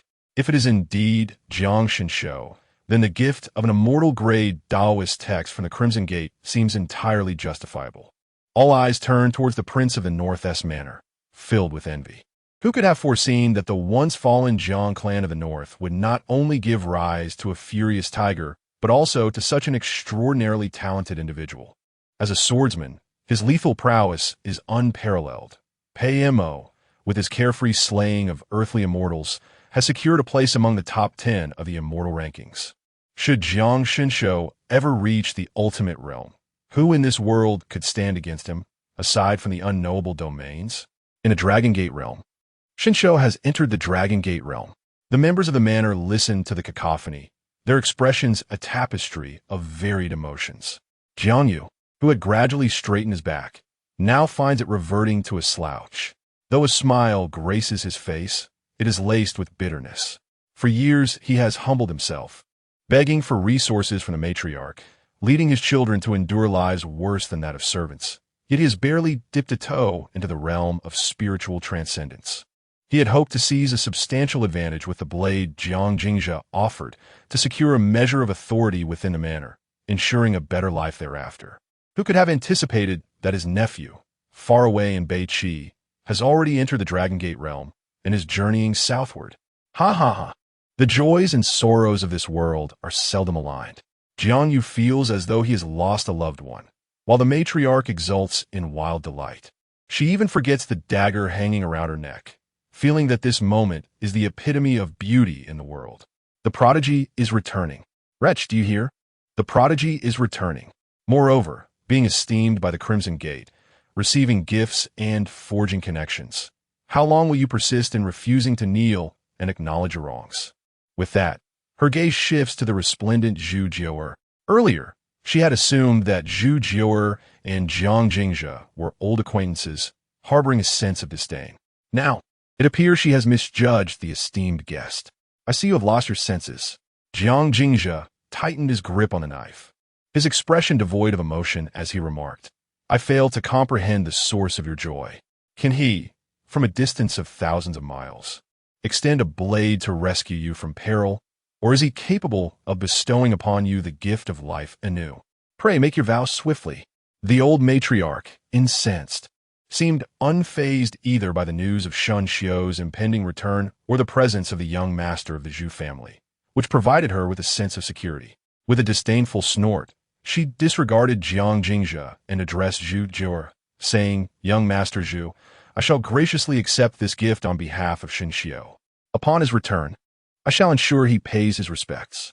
Furthermore, this ungrateful wretch who dares to point his blade at me, I beseech you, young Master Zhu, to execute justice upon him. Hold a moment. Zhu Jiu'er interjected, raising a hand and arching an eyebrow. It seems I have not articulated my intentions clearly. I am here at the behest of a friend to reciprocate a courtesy. A friend's request? The old matriarch paused, then smiled, regardless of who it may be. Once my Shun Xiu returns, he will undoubtedly express his gratitude to young Master Zhu. There's no need for thanks, and it has nothing to do with that Shun Xiu. Zhu Jiu'er stepped back slightly, a cryptic smile gracing her lips. The gift I bring today is intended for the Prince of Jinbei. Xidang. The old matriarch's delight intensified, her sparse brows seemingly ready to soar. I knew Xilang is also a prodigy of the Jiang family. Come, summon the young Master Si. A flicker of distaste crossed Zhu Jiu'er's gaze. Please, do not be overly excited. My purpose here is to address Jiang Jingzhe, the heir of the Jiang family. As she spoke, she produced a marriage certificate from her bosom, her voice suddenly rising in clarity as she proclaimed, Today, there is Jiang Jingzhe of the northern Yujiang clan, born at the hour of the insect's awakening in the 250th year of the Qianlong era. And there is Luo and daughter of the Luo clan of Baidi City, also born at the hour of the insect's awakening in the 250th year of the Qianlong era. With the 6 rites of Zhou, we divined auspiciousness, deeming this a match made by heaven. Let the customary gifts of betrothal bind this union. The family shall unite, and a covenant shall be forged in one hall. They shall be matched in name, pledging to grow old together. Let this declaration be inscribed on fine paper, ensuring the bond of love is recorded in the annals of fate. Chapter 39. Willingness Jiang Jingzhe? The smile on the old matriarch's face froze as she shrieked. How could it possibly be Jiang Jingzhe? Why could it not be Jiang Jingzhe? Suyueri taught it coldly. The one whom Luo Ji by Abidi City is marrying is the heir of the northern town king. Who else could it be if not Jiang Jingzhe? As her icy words echoed, the once boisterous northern town king's residence fell into an abrupt silence. Confusion spread across the faces of those present, their gazes toward Jiang Jingzhe becoming exceedingly intricate. Jiang Jingzhe, it truly was him. The rumors circulating in the capital were not mere fabrications, but rather the stark truth. Baidi City was indeed forming a familial alliance with the northern town king's residence, and the betrothed was none other than this resurrected heir of the northern town king. Jiang Yu's previously muted eyes regained their brilliance as she cast a sidelong glance at the enraged old matriarch. Feeling that the sorrows and joys of this world are indeed not meant to be comprehended in unison, the rest of the northern town king's household wore varying expressions. No wonder Jiang Jingzhe had been so formidable since entering the capital. He had the backing of Baidi City. Moreover, Baidi City had deliberately entrusted the young master of the Zhu family to deliver gifts, publicly humiliating the old matriarch, clearly valuing this son-in-law greatly. Though Luo Ji had lost her cultivation and fallen from grace, she remained the legitimate granddaughter of the emperor.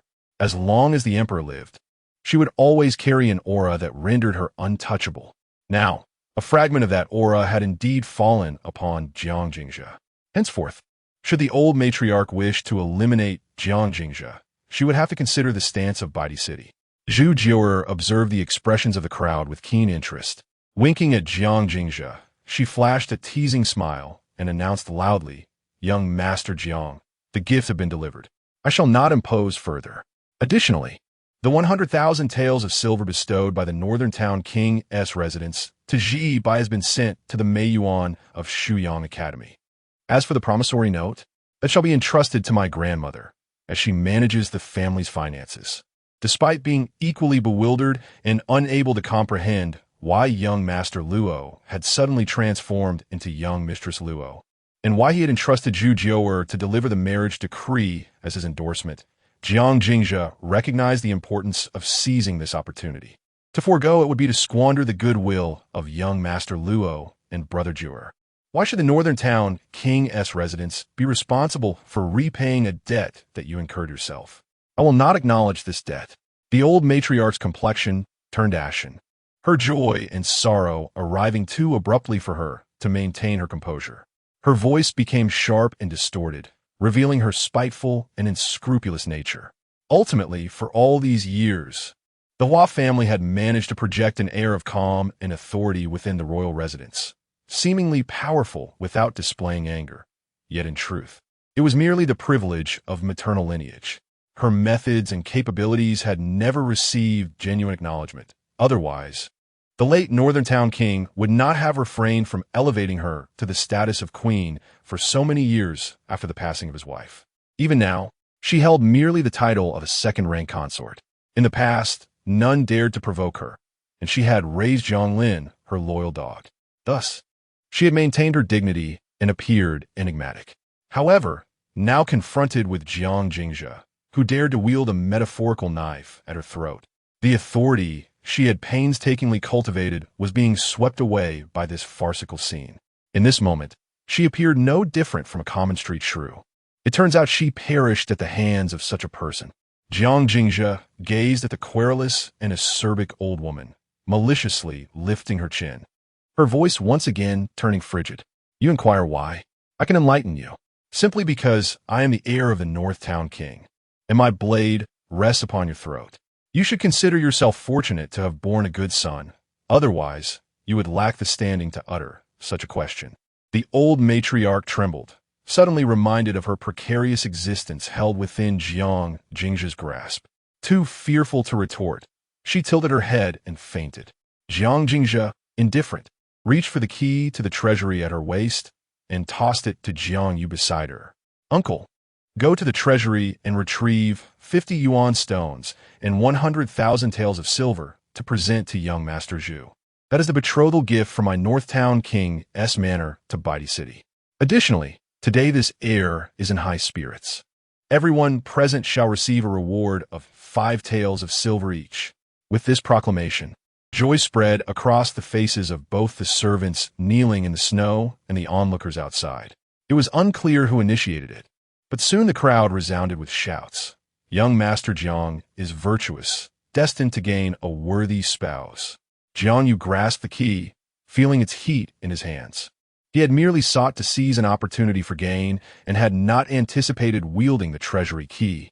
After all, Jiang Jingzhe had the formidable backing of Baidi City and held the legitimate position of heir. Even if he offended the old woman today, it was unlikely she would take his life. Yet, what was Jiang Yu in comparison? When Jiang Xilang was pleased, he would call him uncle, but when displeased, he would derisively refer to him as a mere servant. The deceased old matriarch even praised her clever grandson for knowing how to command respect. Should he accept the key today, it was likely that, in the days to come, the old woman would seek to sever his hand. Jiang Jingzhe's gaze bore down on Jiang Yu. "Uncle, wearing a mask for too long will eventually leave marks upon one's face. You were once a general who subdued dragons and tigers. After 6 years, do you now hesitate to accept even a key? Even if you wish to keep the mask on indefinitely, what of Ji and Xian? They're still young. Would they willingly remain masked as well?" Among the crowd, Jiang Ji and Jiang Xian knelt among the servants, their heads bowed in silence. The upheaval of 6 years ago had not only impacted Jiang Jingzhe. After Jiang Long's demise, Jiang Yu had shed his armor and returned to the capital, sheathing his sword and burying his prowess, becoming a mere idle figure in the manor. The heads of Jiang Ji and Jiang Xian drooped ever lower, now akin to servants. The world knew only of the illustrious Jiang family and the prodigy Jiang Xilang. Yet few recognized that siblings Jiang Ji and Jiang Xian were also extraordinarily gifted, having opened 60 acupoints. Had resources not been so scarce, they might have even ascended to the realm of mountain moving. Sharing the surname Jiang, how could they resign themselves to kneeling below? Yet, Jiang Nuhe loomed like an insurmountable mountain. Approaching the threshold of the carefree realm within a cycle of 60 years, there lay hope even for the century's end. The weight of this reality kept them from daring to lift their gaze, even for a fleeting glance. Jiang Jingzhe's words struck like a dagger, piercing their fervent hearts. "Father, I'm also a child of the Jiang clan." Just as Jiang Yu wavered in the wind, Jiang Ji rose to his feet. The once timid and frail figure now stood resolute, traversing through the crowd to stand before Jiang Yu, grasping the key. He then turned back to respectfully bow to old Madame Hua. For the safety of his grandmother and the reputation of the Duke of Northern Town, the grandson had no choice but to take the key. Whether his grandmother chose to reprimand or punish him afterward, he bore no resentment or regret. Old Madame Hua's tightly shut eyes trembled slightly, as if about to open at any moment. Jiang Jingzhe, with a commanding presence, compelled her to close her eyes once more.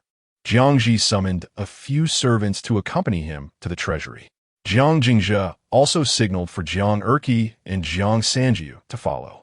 Seizing the moment to procure a few items, for such an opportunity was rare. Jiang Yu observed Jiang Jingzhe with a complex expression. He was well aware that this was a chance. Thus, without hesitation, he incapacitated Jiang Lin, severing the old matriarch's influence. His plan was to bide his time. Once the old matriarch and Jiang Jingzhe were at odds with no allies to support them, it would present him an opportunity to ascend to power gradually. He had no intention of directly opposing the old matriarch. In fact, he was prepared to seize people from Jiang Jingzhe's side if necessary. Although Jiang Jingzhe was peculiar and ruthless with his blade, with his cultivation, rescuing the old matriarch was merely a matter of raising his hand. Yet, Jiang Jingzhe's few words had thrust him into the open, ensuring that the old matriarch would likely harbor resentment towards him as well. There are certain things that must remain unsaid and certain actions that cannot be disclosed. For instance, the phrase willingly once uttered inevitably leads to unwillingness. Furthermore, Jiangji had already taken possession of the key. Chapter 40. Whispers abound, uncle. Relinquish your unrealistic delusions. Now that she has risen, she can no longer place her trust in you. Jiang Jingzhe is fully aware of his uncle's intentions. However, such opportunities are seldom bestowed upon anyone in this world. He desires Jiang Jingzhe to be the instrument of his design. While Jiang Jingzhe is capable of fulfilling that role, he should not expect to remain uninvolved. Jingzhe, you have truly matured. Jiang Yu sighed, his expression a mixture of complexity. Straightening his once stooped form, he softly instructed, Jiang Yu, mother is unwell. Escort her back to the east courtyard for rest. No one is to disturb her. Yes, a woman from the servant line rose and approached Jiang Jingzhe, respectfully addressing him as third young master. Jiang Jingzhe furrowed his brow, remaining still. Jiang Yu gently remarked, Jingzhe, you cannot truly harm her. Such an act would render our struggle pointless. It would be better to find a serene resting place for her. Heeding Jiang Yu's words, Jiang Jingzhe ultimately set down his weapon. He could not bring himself to slay the matriarch unless he was prepared to face the wrath of Jiang Nu, who likely would not care much for his foolish mother. However, should she perish at his hands, it would become a noose tightening around his own neck. Observing Jiang Jingzhe relinquish the blade, Jiang Yu swiftly signaled Jiang Yu to escort the matriarch away. Jiang Yu, a child of the Jiang family, held a lower status than Jiang Lin, yet was a practitioner of the Dragon Gate realm. Servants of her caliber often ended up marrying generals of the Northern Ghost Army, and she was no exception. Yet, after her husband perished on the battlefield just before their wedding 6 years prior, she remained in the residence of the Northern King. Her mother served as a maid to the matriarch, and thus, everyone assumed she belonged to the old woman, including the matriarch herself. Yet she was a living being, a practitioner in her own right, and could not possibly lack her own convictions. The matriarch was capricious, cold-hearted, and those closest to her often suffered her whims. Even Jiang Yu's mother had been brutally beaten to death. How could Jiang Yu harbor no resentment? Over the years, while Jiang Yu received cultivation resources under the matriarch's watchful eye, she had secretly exerted considerable effort. Matriarch, I shall escort you back to your quarters, Jiang Yu offered, supporting the elderly matriarch. Leaning in, she whispered, the esteemed young master has yet to return. The prince is far in the northern ghost realm, and Jiang Lin is treacherously compliant. The situation is unfavorable for us. Let us endure for a few days. I shall protect you, ensuring no harm comes your way. Very well, very well. The matriarch drowsily acquiesced. Having lost Jiang Lin, and with Jiang Xilang proving to be unreliable, the blade of fate pressed upon her, and the chill of the wind left her feeling utterly cold. Such was the fickleness of human sentiment. She had become a solitary figure, swiftly losing her resolve. Fortunately, Jiang Yu remained steadfast in her loyalty. Upon hearing Jiang Yu's words, the matriarch felt as though she had grasped a vital lifeline and was no longer inclined to refuse. Jiang Jingzhe, Jiang Yu. The matriarch, supported by Jiang Yu, made her way into the courtyard. She cast a glance back at the two standing in the wind. Her face, far from benevolent, was marked with bitter malice. Let you revel in your temporary triumph. When my grandson returns, I shall ensure you are flayed alive. The venerable matriarch had scarcely departed when Jiang Ji returned from the treasury, accompanied by a multitude of servants.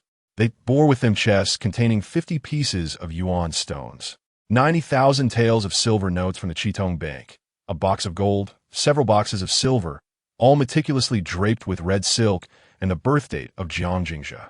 Even for the Duke of the Northern Town, gathering 100,000 taels of ready silver was an arduous task.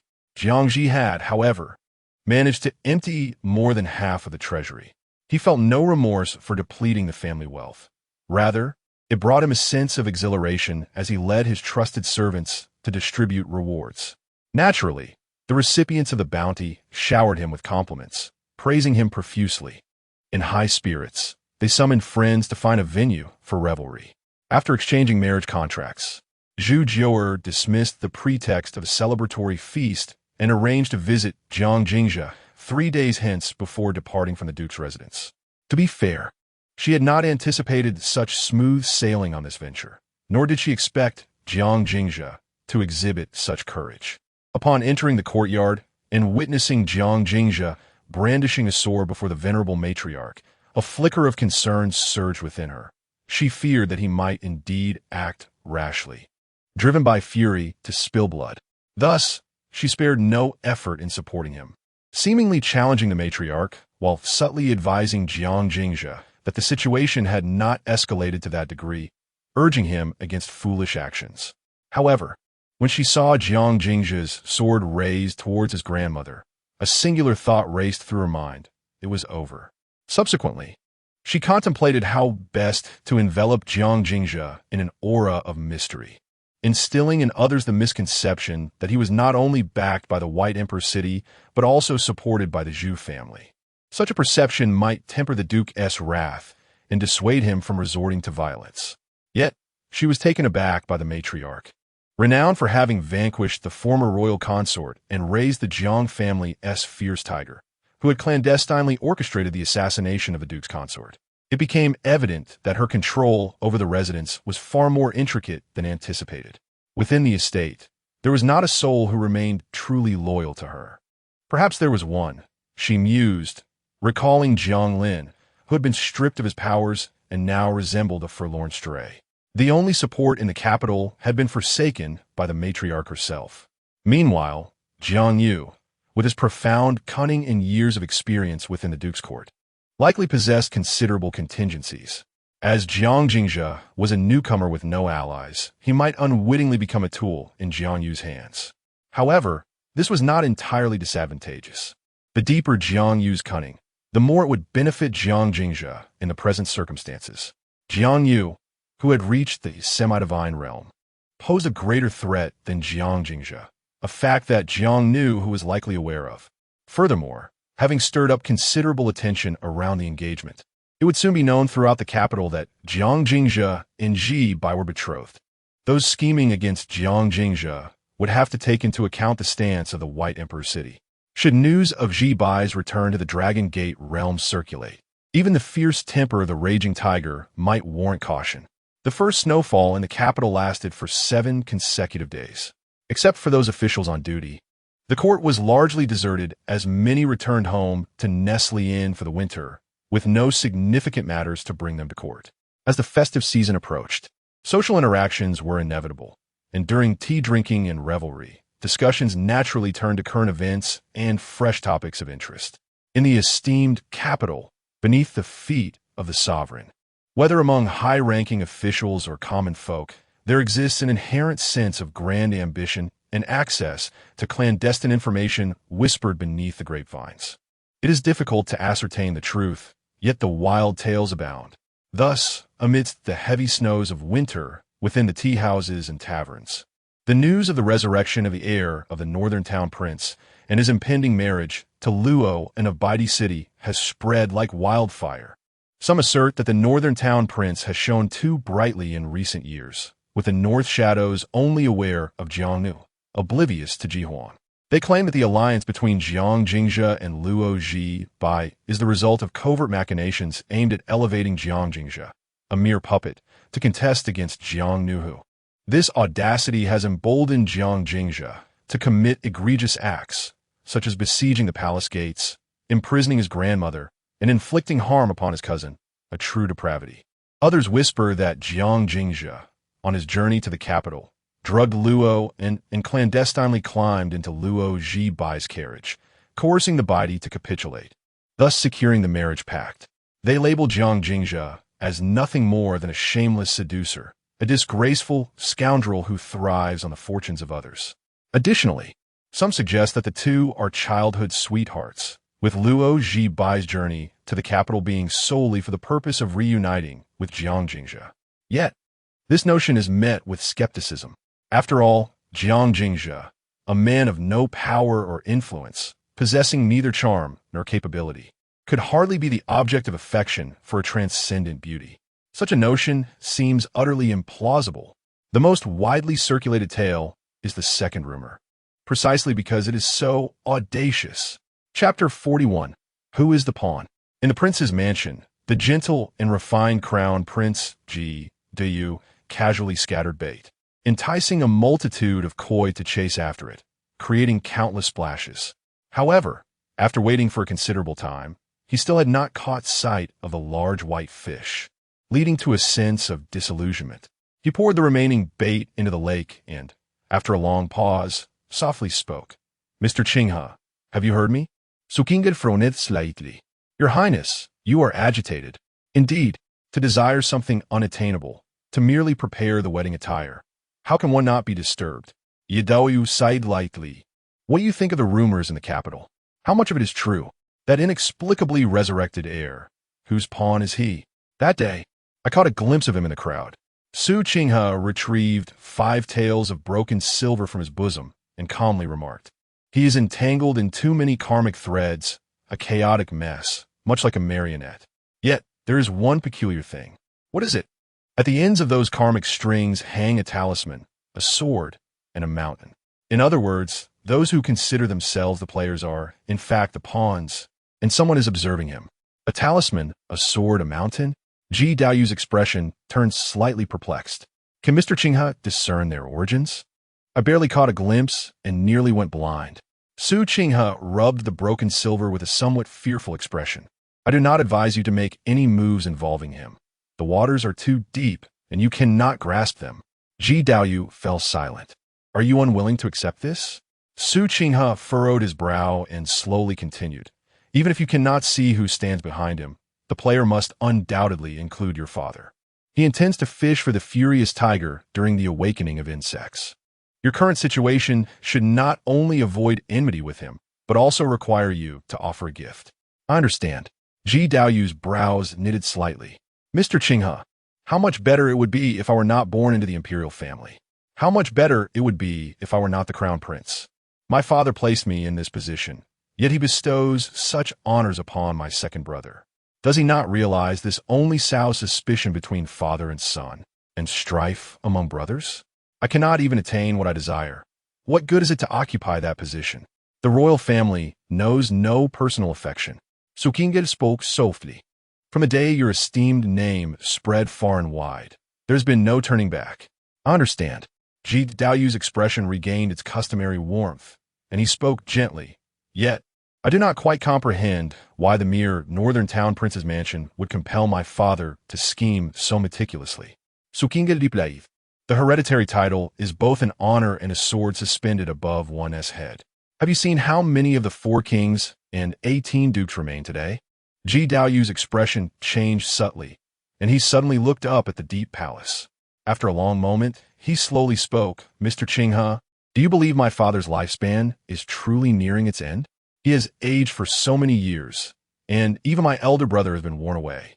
Yet he still sits firmly upon that throne. Who knows?" Su Qinghe shook his head. "The palace is guarded by 2 deities of longevity, and with great formations obscuring it. The star patterns cannot be observed. What a pity." Yidaoyu sighed regretfully. "Among the most enigmatic places in the world, aside from the sanctuaries of the 3 teachings, lies the everlasting imperial palace of Chang'an.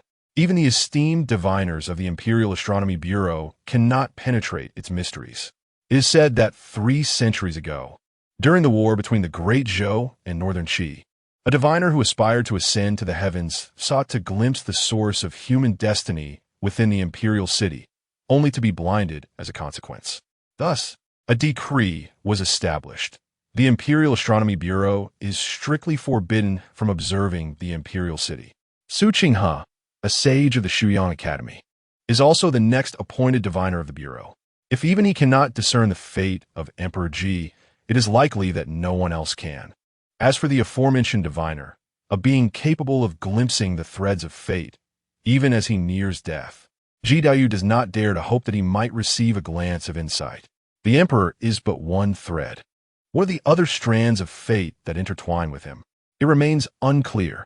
Su Qinghe shook his head, remarking, "The Wui platform, the Vermilion Gates, Jiangnu, the Crown Prince, Baidi City, and various other forces are all interwoven, akin to a tangled web. There exists, however, another thread, one that is deeply concealed and flickers in and out of visibility." Yet he refrained from mentioning it, for the end of that thread leads to himself. He is uncertain when he became entangled with Jiang Jingzhe. As a member of the Imperial Astronomy Bureau, one who observes celestial phenomena and the threads of fate, it is most taboo to be ensnared by fate oneself. Few have the ability to scheme against him. Thus, he resolved to remain still, intending to trace the origin of this thread before uprooting it entirely.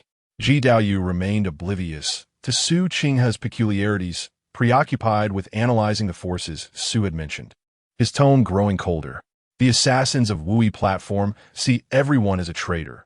It is only natural for them to fixate on Jiang Jingzhe, a child burdened with a profound vendetta. Moreover, the wealth of the Vermilion Gates is unfathomable, and countless dynasties throughout history have failed to eradicate their influence.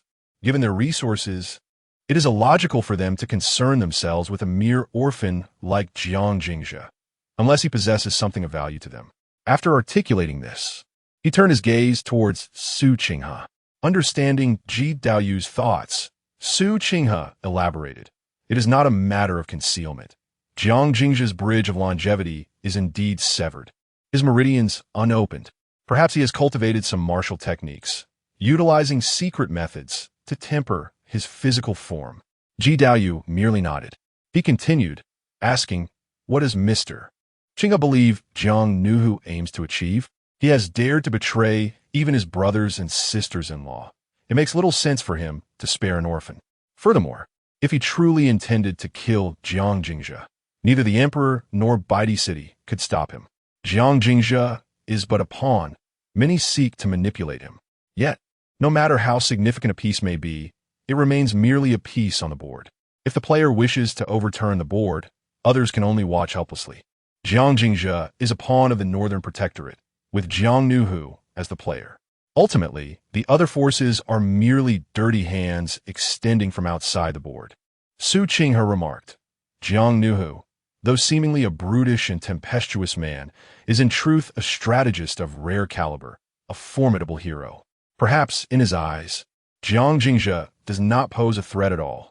Rather, he can be used to draw out those lurking in the shadows. I suspect Jiang Nuhu is not merely on the cusp of transcendence, but has truly attained the realm of freedom. One day, if he reaches the pinnacle, he could become a formidable ruler in his own right. Moreover, the crown prince must not forget that Jiang Shenxiu is the close disciple of the Sword Immortal Pei Mo.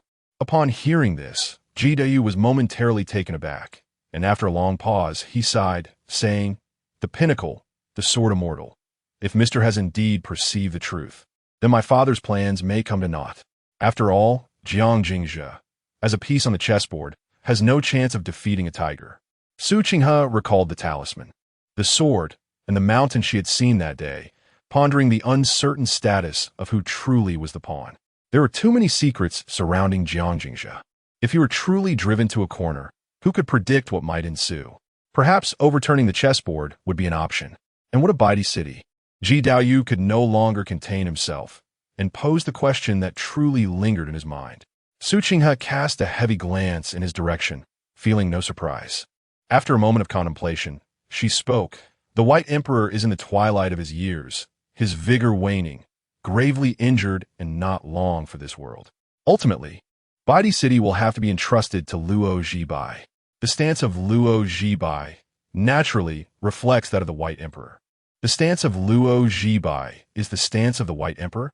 Ji Daoyu's gaze turned slightly frigid, the feeding bowl in his hand humming softly. After a long while, he finally exhaled a deep sigh. "I am weary of solitude." Chapter 42. The unyielding dew garden, the heavy snowfall, descends upon the earth like a blunt knife, mercilessly cleaving its surface. The old locust tree bows in the garden, resembling a hunchbacked prisoner, its withered branches akin to countless shattered swords. The icicles hanging from the eaves serve as shackles, while the curling smoke from the hearth resembles a noose, and the bell ringer, clad in coarse garments, strikes a mournful drum with his heart-wrenching coughs. To the privileged, the 3 feet of snow may be viewed as a picturesque scene, yet for the common folk, it is a dull blade that claims lives, leaving behind countless frozen bones along the roadside. In his previous life, Jiang Jingzhe cherished the snowfall. However, since his reincarnation, his fondness has vanished. During the years of fleeing, the winters proved to be the most arduous. The heavy snow sealed the mountains, rendering hunting and begging impossible. He sought refuge in a dilapidated temple with a group of beggars, warming themselves together. They gathered bones for fuel, scavenged for food among wild dogs, and on several occasions, he narrowly escaped becoming kindling. It was only after he learned the art of killing, wielding a blade with Shao Jing at his side, that life improved considerably. This winter, it seems, will not be kind. In the warm chamber of Du Garden, Jiang Jingzhe and Jiang Yu sat together by the hearth, brewing tea. Noticing Jiang Jingzhe's somber gaze directed outside, Jiang Yu sighed. The steward from the village reports that the heavy snow has collapsed over 20 houses and many livestock have perished. The harvest is down by 40% compared to previous years. He pleads for a reduction in taxes, promising to compensate next year. Jiang Yu did not consider the collapse of 20 houses and the loss of a few livestock to be significant. He spoke merely to fill the silence. 7 days have passed since the audacious confinement of the elder matriarch, and the more Jiang Yu contemplated, the more fear enveloped him, especially as Jiang Shenxiu drew ever closer to Chang'an. The prospect of seizing power seemed alarmingly simple. To confine the matriarch, or even silence her discreetly, would be effortless. However, preserving one's life in the face of Jiang Nuhu's wrath proved to be a daunting challenge. He could only hope that Jiang Jingzhe would rise to the occasion. Yet, what troubled him was that after Jiang Jingzhe had displayed his ruthless nature, he had transformed into a docile sheep. Over the past 7 days, he had uttered not a single opinion regarding the affairs of the household, neither appointing confidants nor inquiring about anything. Each day spent locked away in Du Garden left Jiang Yu perplexed about what he was preoccupied with. Although he now held the household's reins under questionable legitimacy, he had indeed reaped considerable benefits. Yet, the more he gained, the greater his unease became. As Jiang Yu's countenance darkened and his dissatisfaction deepened, Jiang Jingzhe finally spoke. Let it be less, then. Though the royal estate is currently in our grasp, everyone knows there is but one true master of this house. Jiang Nuhu will inevitably return. There is no need for me to guard the wealth. The year-end rewards should be distributed promptly. What do you mean by only one master? Jiang Yu gazed incredulously at Jiang Jingzhe. We have rebelled. This is a struggle for survival. Does he think this is merely a child's play? That once the keys are returned, all will be well? Had he known that Jiang Jingzhe was such a feckless figure, he might as well have abandoned the foolish son that day, continuing to kneel and serve like a dog, which at least guaranteed survival. Is uncle regretting? Jiang Jingzhe, seemingly oblivious to Jiang Yu's impending outburst of fury, inquired with a smile, or does uncle possess a better strategy to tame that raging tiger? Of course, Jiang Yu had no such plan. Had he possessed the qualifications to engage in an arm-wrestling match with Jiang Nu, he would have risen in rebellion long ago, rather than waiting until now. Observing the indifferent Jiang Jingzhe, Jiang Yu's heart finally succumbed to despair. He harbored a fierce desire to slay this little scoundrel. Had it not been for the boy's insidious influence over his foolish son, he would never have embarked upon the path of insurrection. As these thoughts swirled in his mind, his gaze gradually turned perilous. To eliminate Jiang Jingzhe now and then seek forgiveness in the eastern courtyard may not be too late. Yet, as this notion surfaced, it was swiftly quashed in its infancy. The old woman is easily deceived. She currently has no one to rely on, and as long as he is willing to forsake certain gains, he could easily find himself groveling at her feet once more. However, how could he possibly deceive Jiang Nu, who is far away in Beiyu? Moreover, this little rascal, Jiang Jingzhe, has the backing of the White Emperor City. It remains uncertain how far he could go in aiding him. Should he truly eliminate him, he might not even need to wait for Jiang Nuhu's return.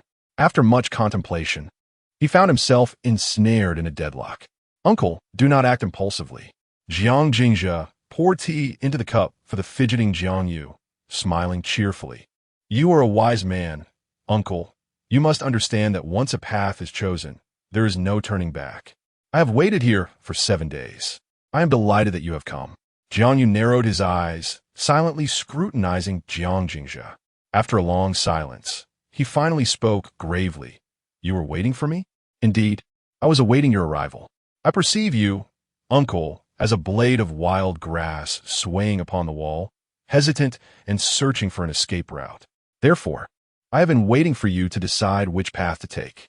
As you have stated, we are in rebellion, not merely playing house. This is not a game one can simply pause. I cannot entrust my back to someone so fickle. So you're testing me, Jiang Yu observed, his expression suddenly becoming complex as he gazed at his nephew, who sat confidently at the tea table. He had not anticipated that after 6 years, the once impetuous youth, unguarded withal, had begun to manipulate the hearts of men. It cannot be deemed a test, Jiang Jingzhe replied with a smile, softly sighing, in this entire residence. There is not a single trustworthy kin. Naturally, I must exercise utmost caution. What precisely is your plan? Jiang Yu inquired, frowning. The old matriarch's messenger has arrived in Beiyu. Jiang Nuhu's men will reach the capital within 3 days at most, and then there is Jiang Shinxiu, who comes with great intensity. Our time is limited. I do indeed have a plan. However, I cannot divulge it to you just yet. Suddenly, Jiang Jingzhe rose and opened the window, allowing a messenger bird to flutter inside. He removed the letter tied to its leg, his gaze sweeping over it before tossing it into the fire, a smile gracing his face. My plan has already commenced.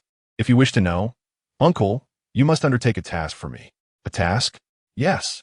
Jiang Jingzhe turned to face Jiang Yu, smiling. The second master of the Huajia family from Hejian, a month ago in Chang'an, abducted a woman and slaughtered her entire family. He still roams free. I require you to eliminate him. Jiang Yu was taken aback. This was a push toward his own demise. The Huajia family of Hejian was not to be trifled with.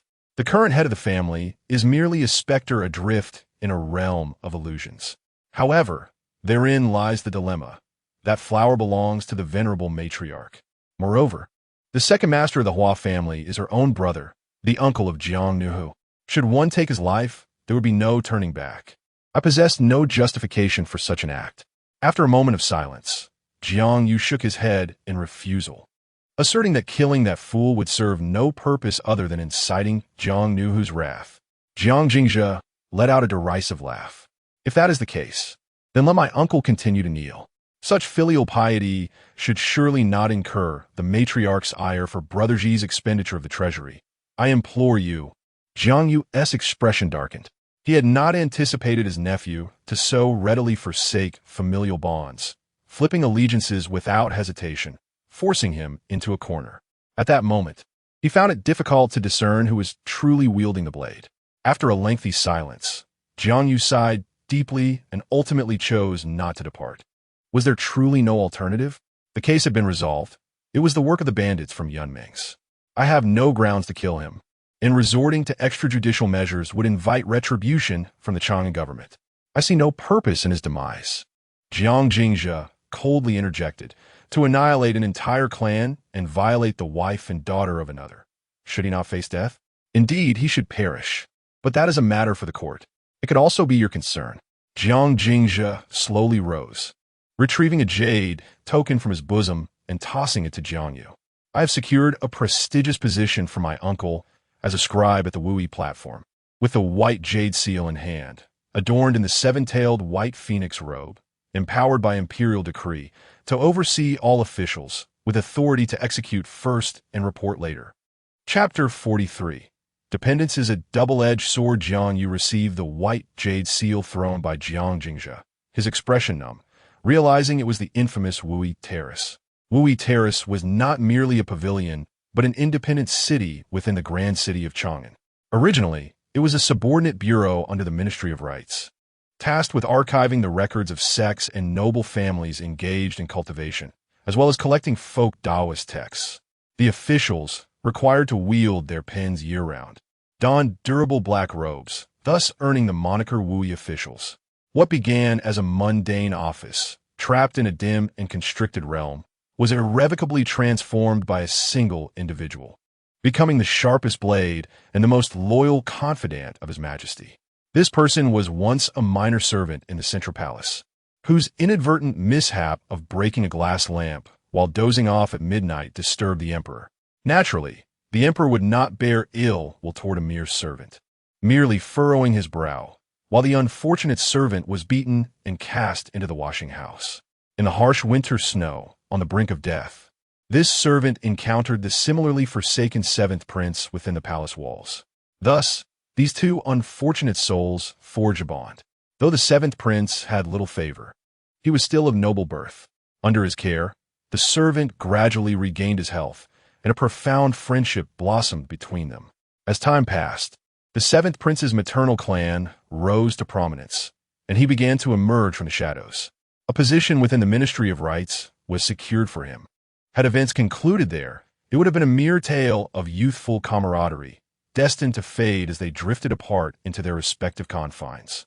Yet, who could have foreseen that the silent and unassuming servant would, through the very folk texts deemed commonplace, embark on a path of cultivation, mastering esoteric techniques that would clear countless obstacles for the seventh prince amidst the fierce struggle for succession? With the servant's assistance, the seventh prince advanced steadily.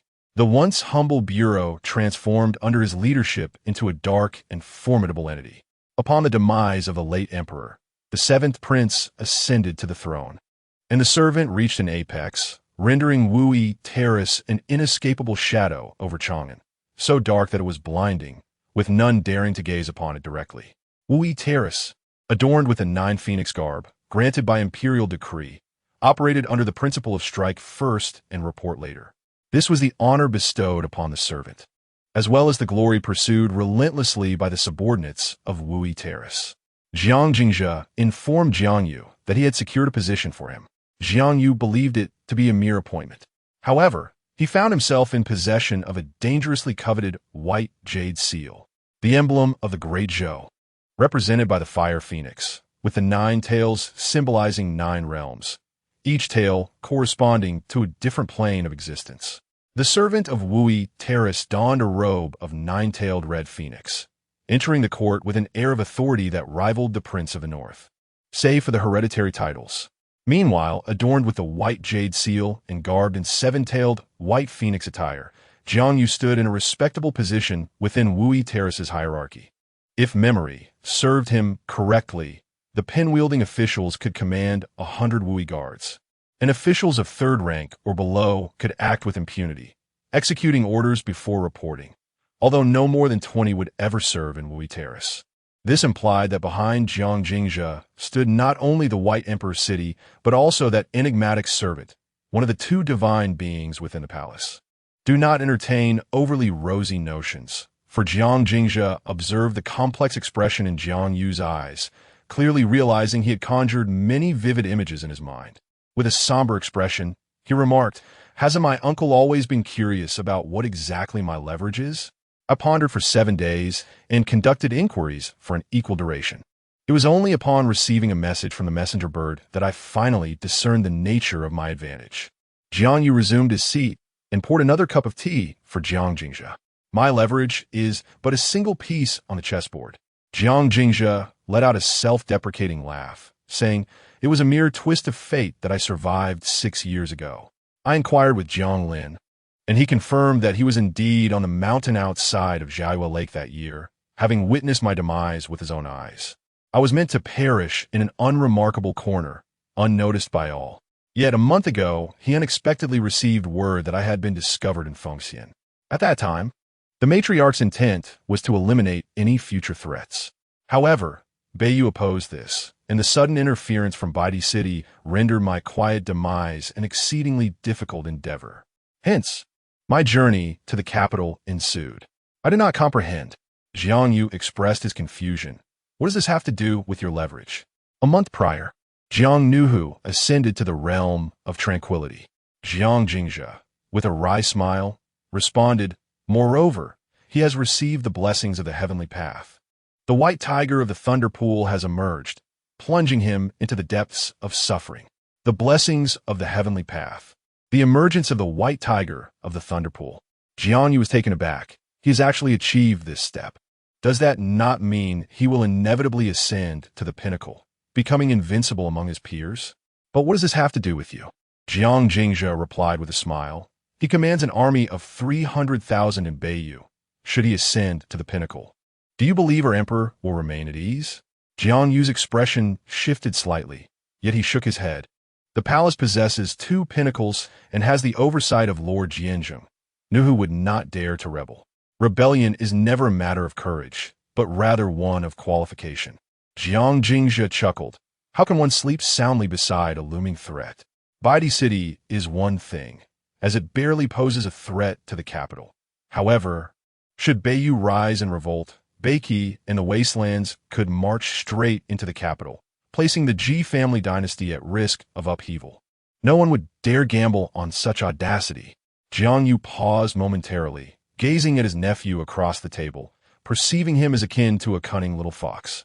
If these words were spoken in the court, among those scheming officials, he would find no fault. Yet, this nephew was merely 18 and had roamed the world for so many years, yet possessed such insight. Most troubling was that he considered himself somewhat astute, and yet had never contemplated the possibility of Jiang Nuhu's rebellion.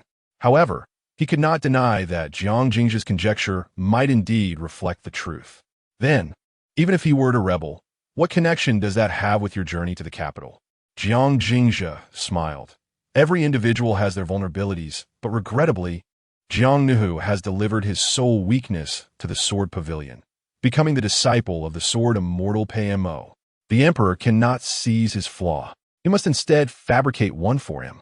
Are you suggesting that the matriarch and Jiang Sailang do not qualify as his vulnerabilities, but you do? Jiang Yu expressed disbelief. The Great Zhou is the rightful imperial lineage. It is said that the Confucian temple is suspended in the heavens above Great Zhou, with Confucianism emphasizing propriety and the principles of hierarchy. Jiang Nuhu is exceedingly dutiful to the matriarch, though there may be some semblance of pretense. To assert that Jiang Nuhu is indifferent to the old lady is indeed a far-fetched claim. Furthermore, his son, Jiang Sailang, resides in Chang'an. If the emperor seeks to exploit Jiang Nuhu's vulnerabilities, the significance of the two is undoubtedly far greater than that of Jiang Jingzhe. Jiang Jingzhe is likely overthinking the matter. Initially, I too deemed it improbable. With a sigh, Jiang Jingzhe recounted, just yesterday, a man from Wui Terrace sought me out. He introduced himself as Shun Xinghe. The chief of Wui Terrace donned in an 8-tailed black gold phoenix robe. The white jade seal in your possession was bestowed upon you by him. Shun Xinghe? Jiang Yu was once again struck dumb. Shun Xinghe is none other than a direct disciple of the Huangman, poised to ascend to the esteemed ranks of the Wui Terrace's formidable practitioners of the demonic path. He stands quite literally one man below the emperor and above all others. What could possibly be of such value within you that a person of such high stature would deign to visit the Prince of Zhenbei? Chapter 44. The abandoned dog Jiang Yu was utterly perplexed. Logically speaking, Jiang Jingzhe, the secluded heir of the Northern King's manor, with his meridians unawakened and the bridge of longevity severed, had no prospects to speak of. To put it bluntly, if one were to disregard the consequences, even as the illegitimate son of the Jiang family, he could easily be crushed into dust. Even though Jiang Jingzhe had the backing of the White Emperor's city, Luo Zhibai had also lost her cultivation and had become a hostage. Would the White Emperor truly oppose Jiang Nuhu for her sake? Or was it due to his identity? Did the emperor wish to elevate a puppet as the Northern King? Jiang Yu contemplated this possibility, but swiftly dismissed it. If Jiang Jingzhe's bridge of longevity had not been severed, there might have been a slight chance to win over the old generals of the Northern Army. But now he had no such prospect. Even if the emperor handed the royal seal of the Northern King to Jiang Jingzhe, he would be unable to mobilize a single soldier of the Northern Army. This was precisely what intrigued me. Jiang Jingzhe chuckled softly and sighed. Perhaps there are reasons behind this that I am unaware of, yet these matters are beyond our control. As long as we still possess some value, the emperor will not let us perish. Likewise, until Jiang Nuhu ascends to his peak, he is unlikely to eliminate us. But why? Because, in comparison to the emperor, he requires time more than anything else. Thus, I have unwittingly become a pawn to delay the emperor's plans. Earlier, my uncle inquired about my strategy. Jiang Jingzhe replied with a faint smile, of course, it is to fulfill the role of a pawn, while also acquiring some resources to gradually ascend. Even a pawn, if too feeble, may compel the player to overturn the board if they see no hope of victory. No wonder Jiang Yu's expression grew complex as he finally understood Jiang Jingzhe as calm demeanor. After a lengthy pause, he suddenly asked Jingzhe, "Have you ever considered what will become of the pawns once this game is concluded? I am but a pawn that cannot turn back, and thus cannot escape the fate of death. Moreover, my uncle should not overestimate my importance in this game. Whether it be the emperor or Jiang Nu, they regard me as mere fodder. If I were to touch their sensitive spots, it would be but a matter of a single strike." Upon hearing this, Jiang Yu's heart, which had settled, immediately became anxious again. "Then what am my role as the scribe? Is it merely an empty title?" Jiang Jingzhe smiled and replied, "You do not belong to the hierarchy, nor will anyone be assigned to you. My uncle should not harbor any illusions of truly grasping power. If you have the means to recruit your own enforcers, the Wui court will not acknowledge it. Speaking of which, Shenxingha had also given me a golden seal and an 8-tailed phoenix robe. Theoretically, I am my uncle's superior. But what significance does that hold?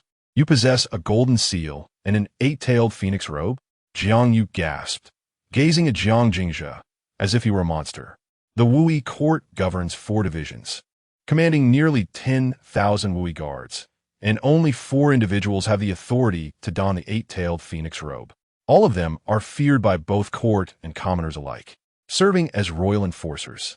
In other words, Jiang Jingzhe, at not yet 18 years of age, has become the 5th commander of the Wui court? So, he is indeed the illegitimate son of the emperor, isn't he?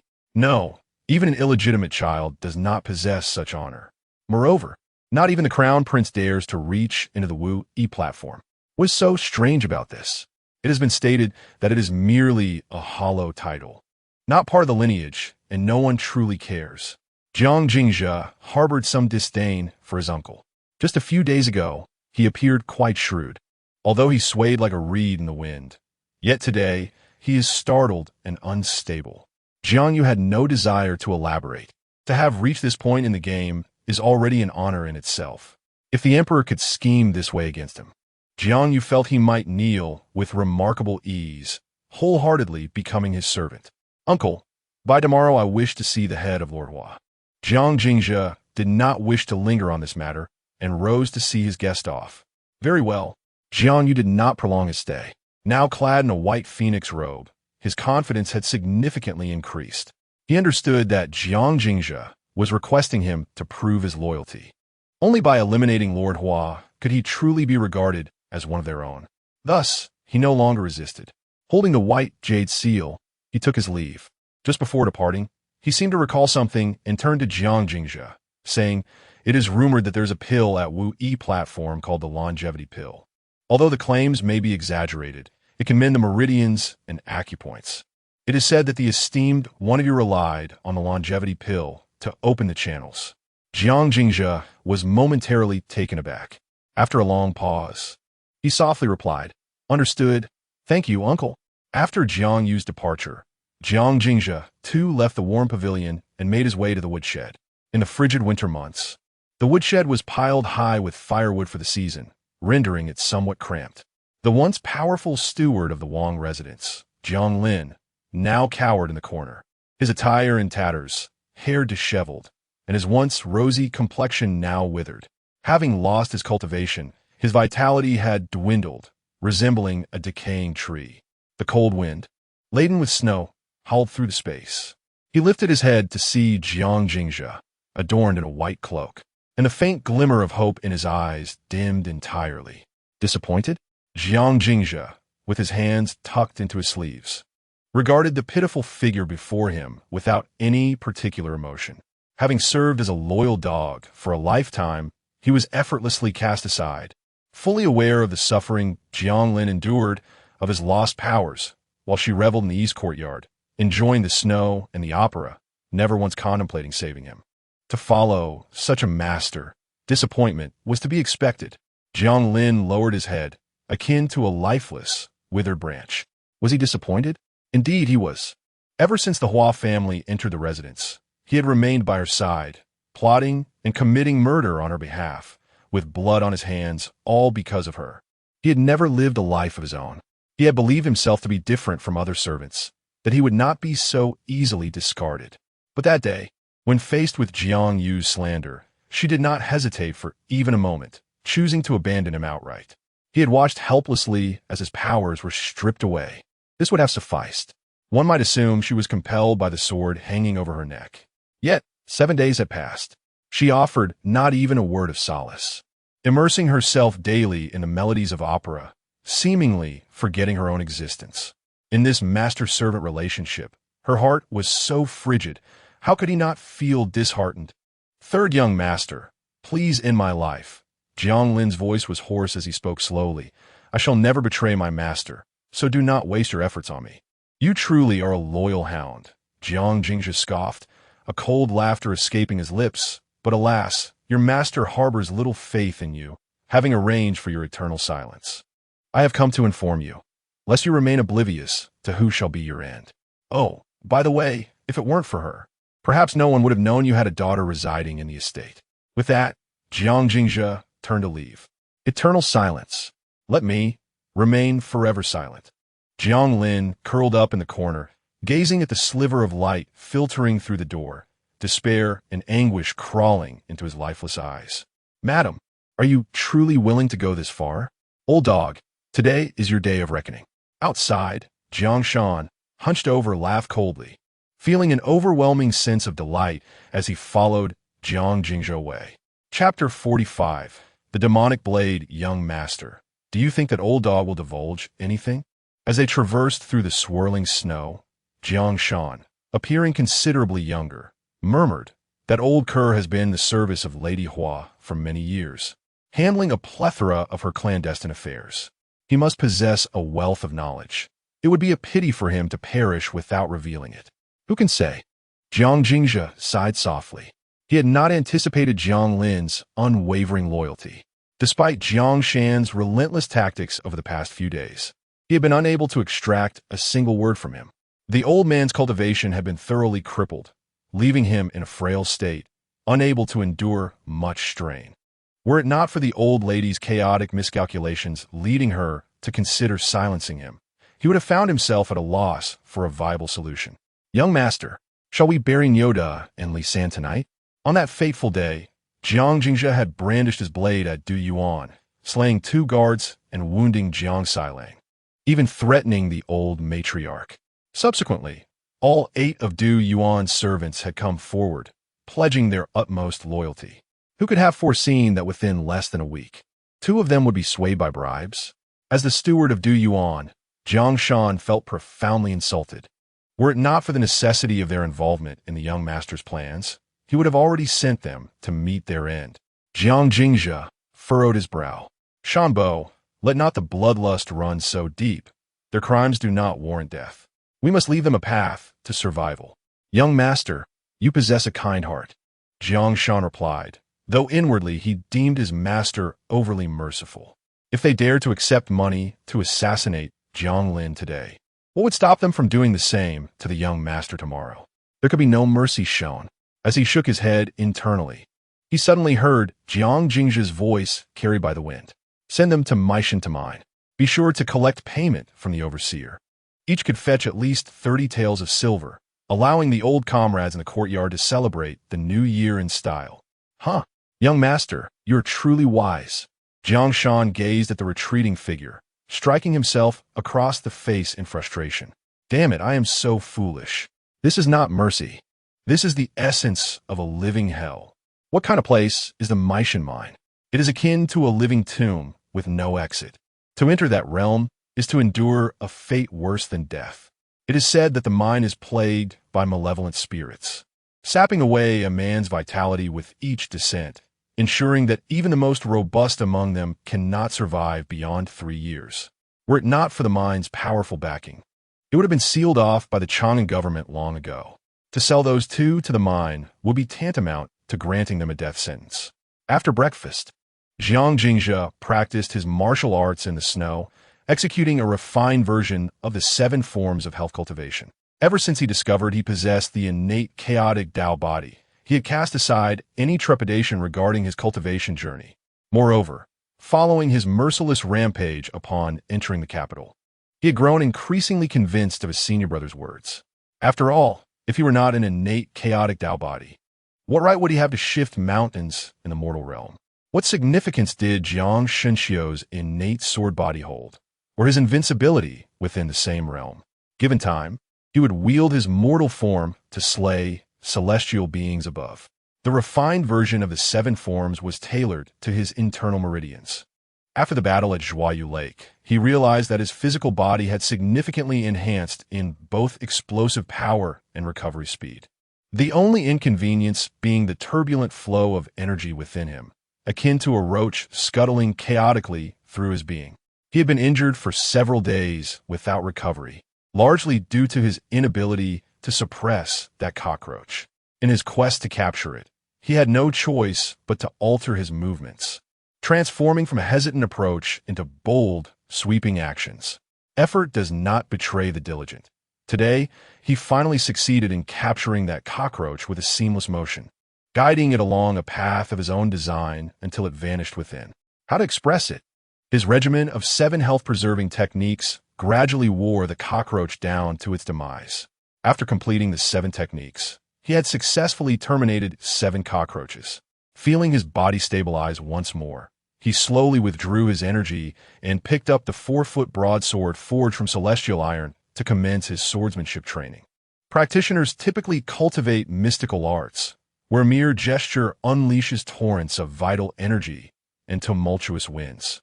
Thus, the realm of cultivation lacks a true swordsmanship. After all, even if one danced with a sword, it would not withstand the mystical powers wielded by others. The sword technique that Jiang Jingzhi practiced was the bridal gift bestowed upon him by Luo Zhibai that day, a transcendent cultivation method known as Bai.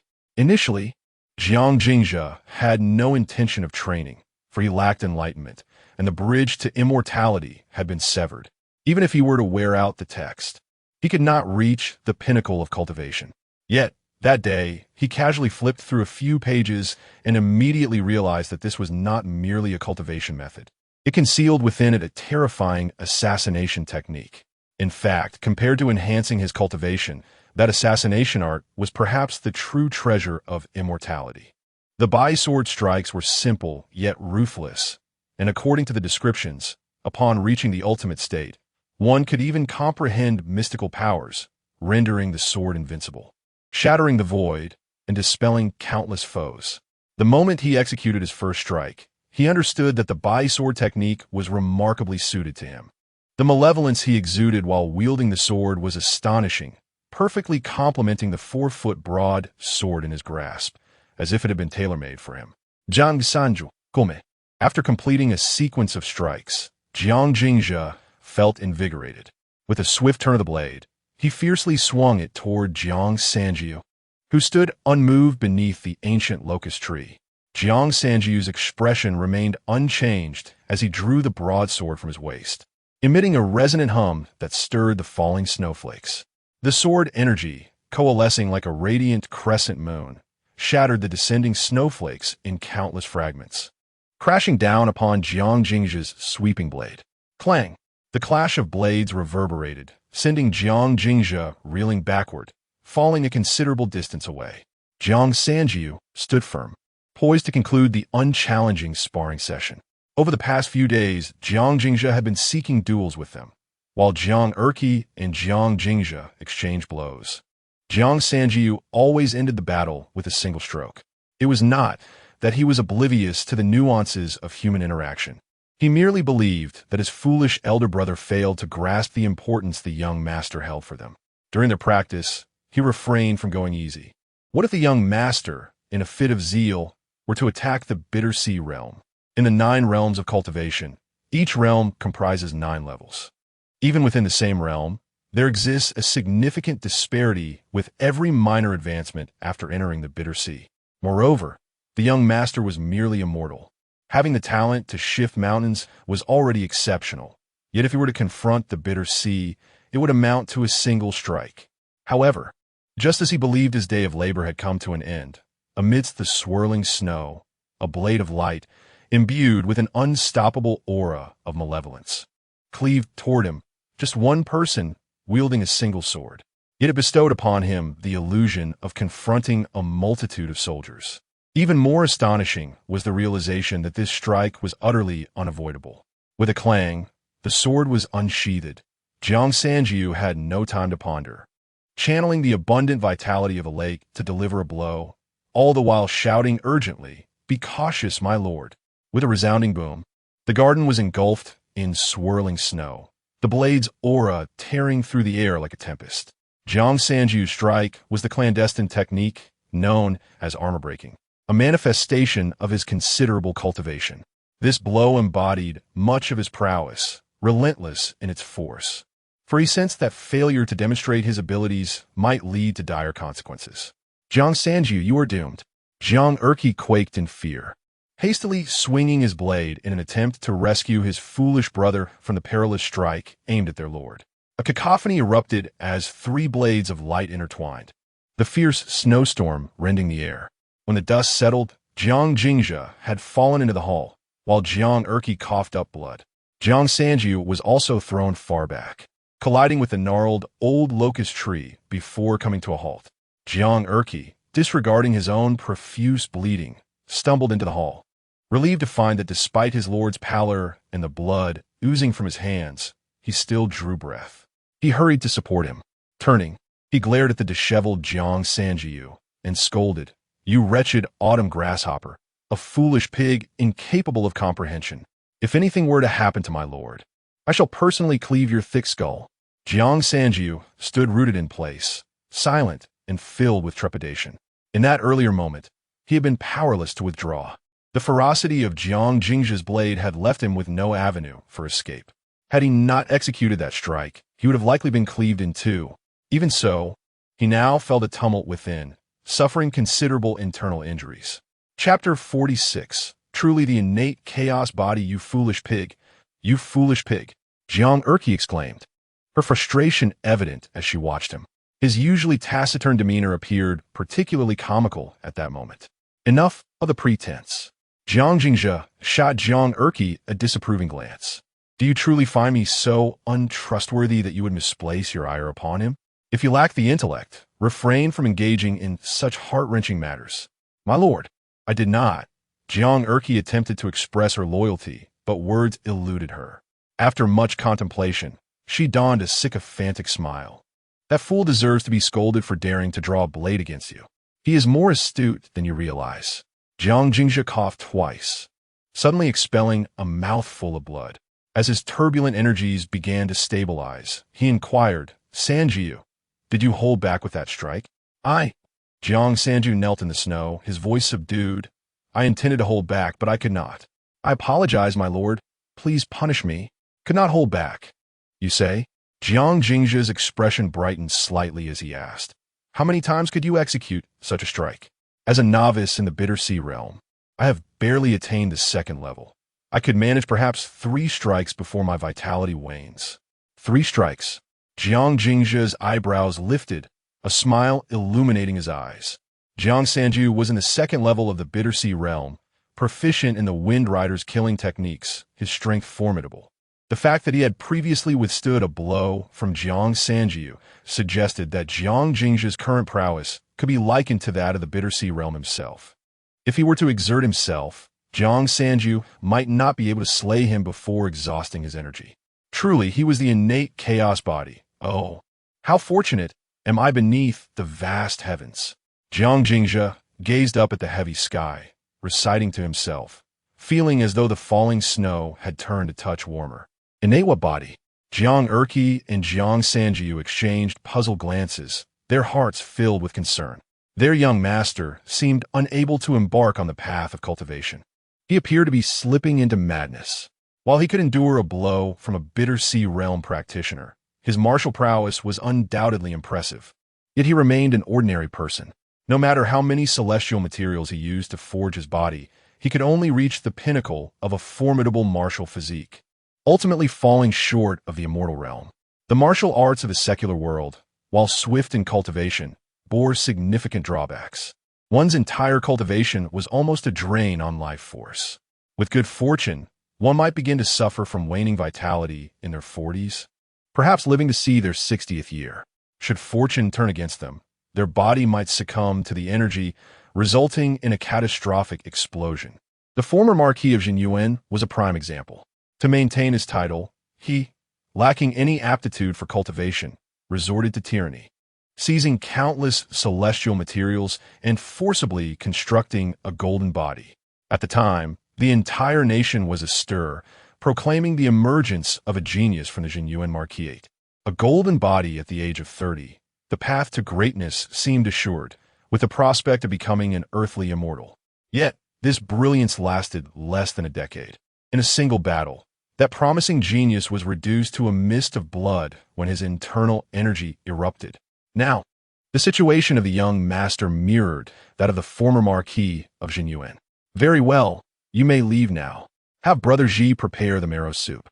The shares for the garden must match those of the east courtyard. You should also indulge in a medicinal bath. Do not hold back.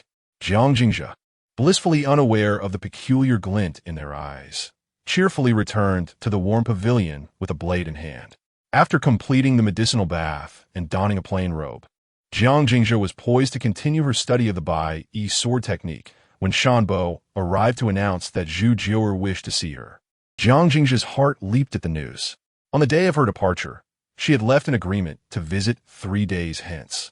Yet a week had passed without a sign from her.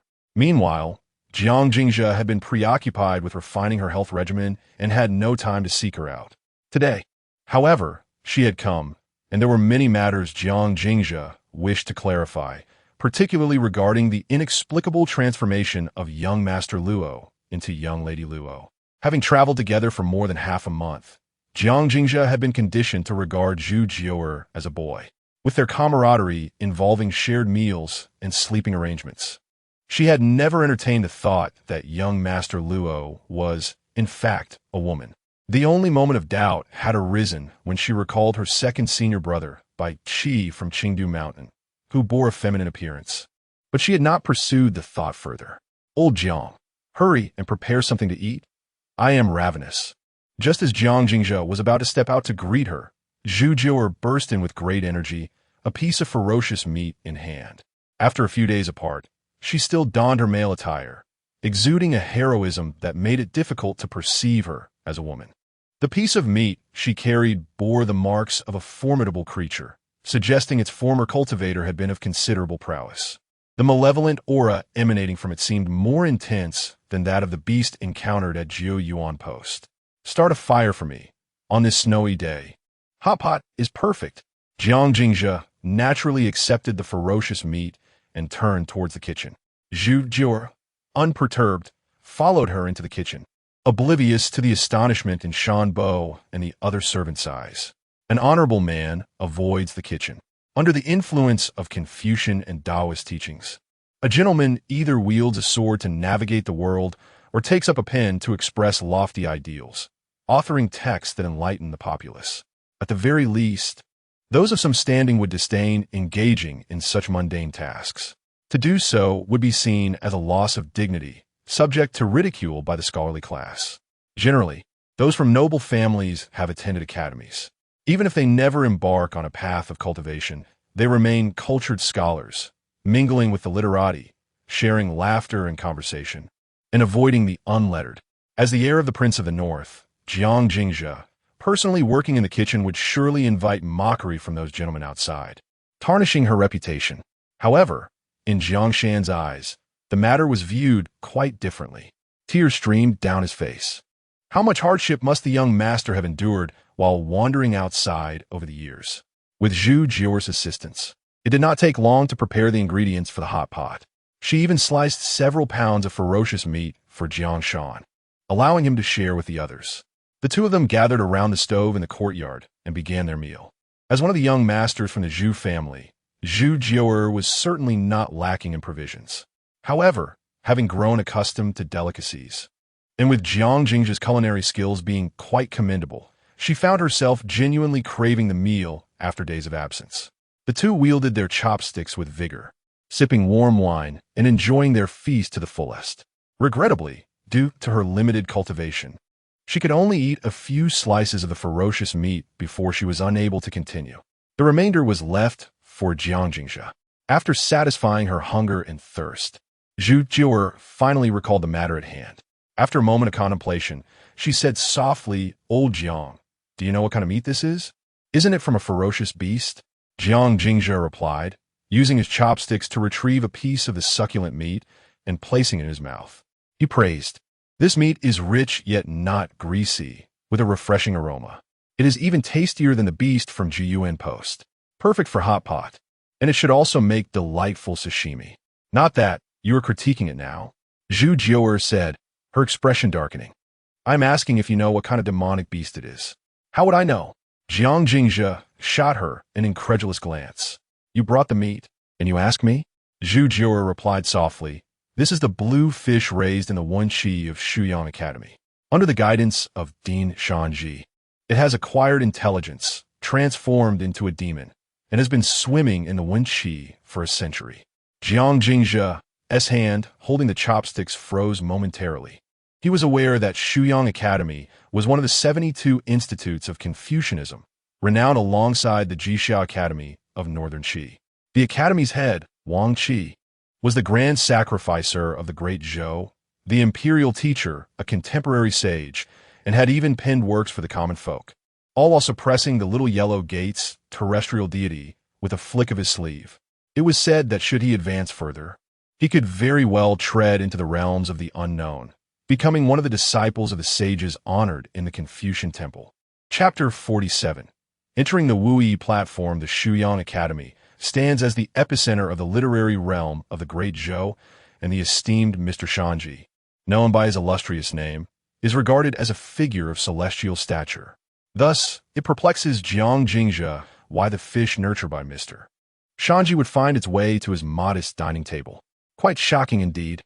Observing Jiang Jingzhe's bewildered expression, Zhu Jiu'er sighed softly. "I too am astonished.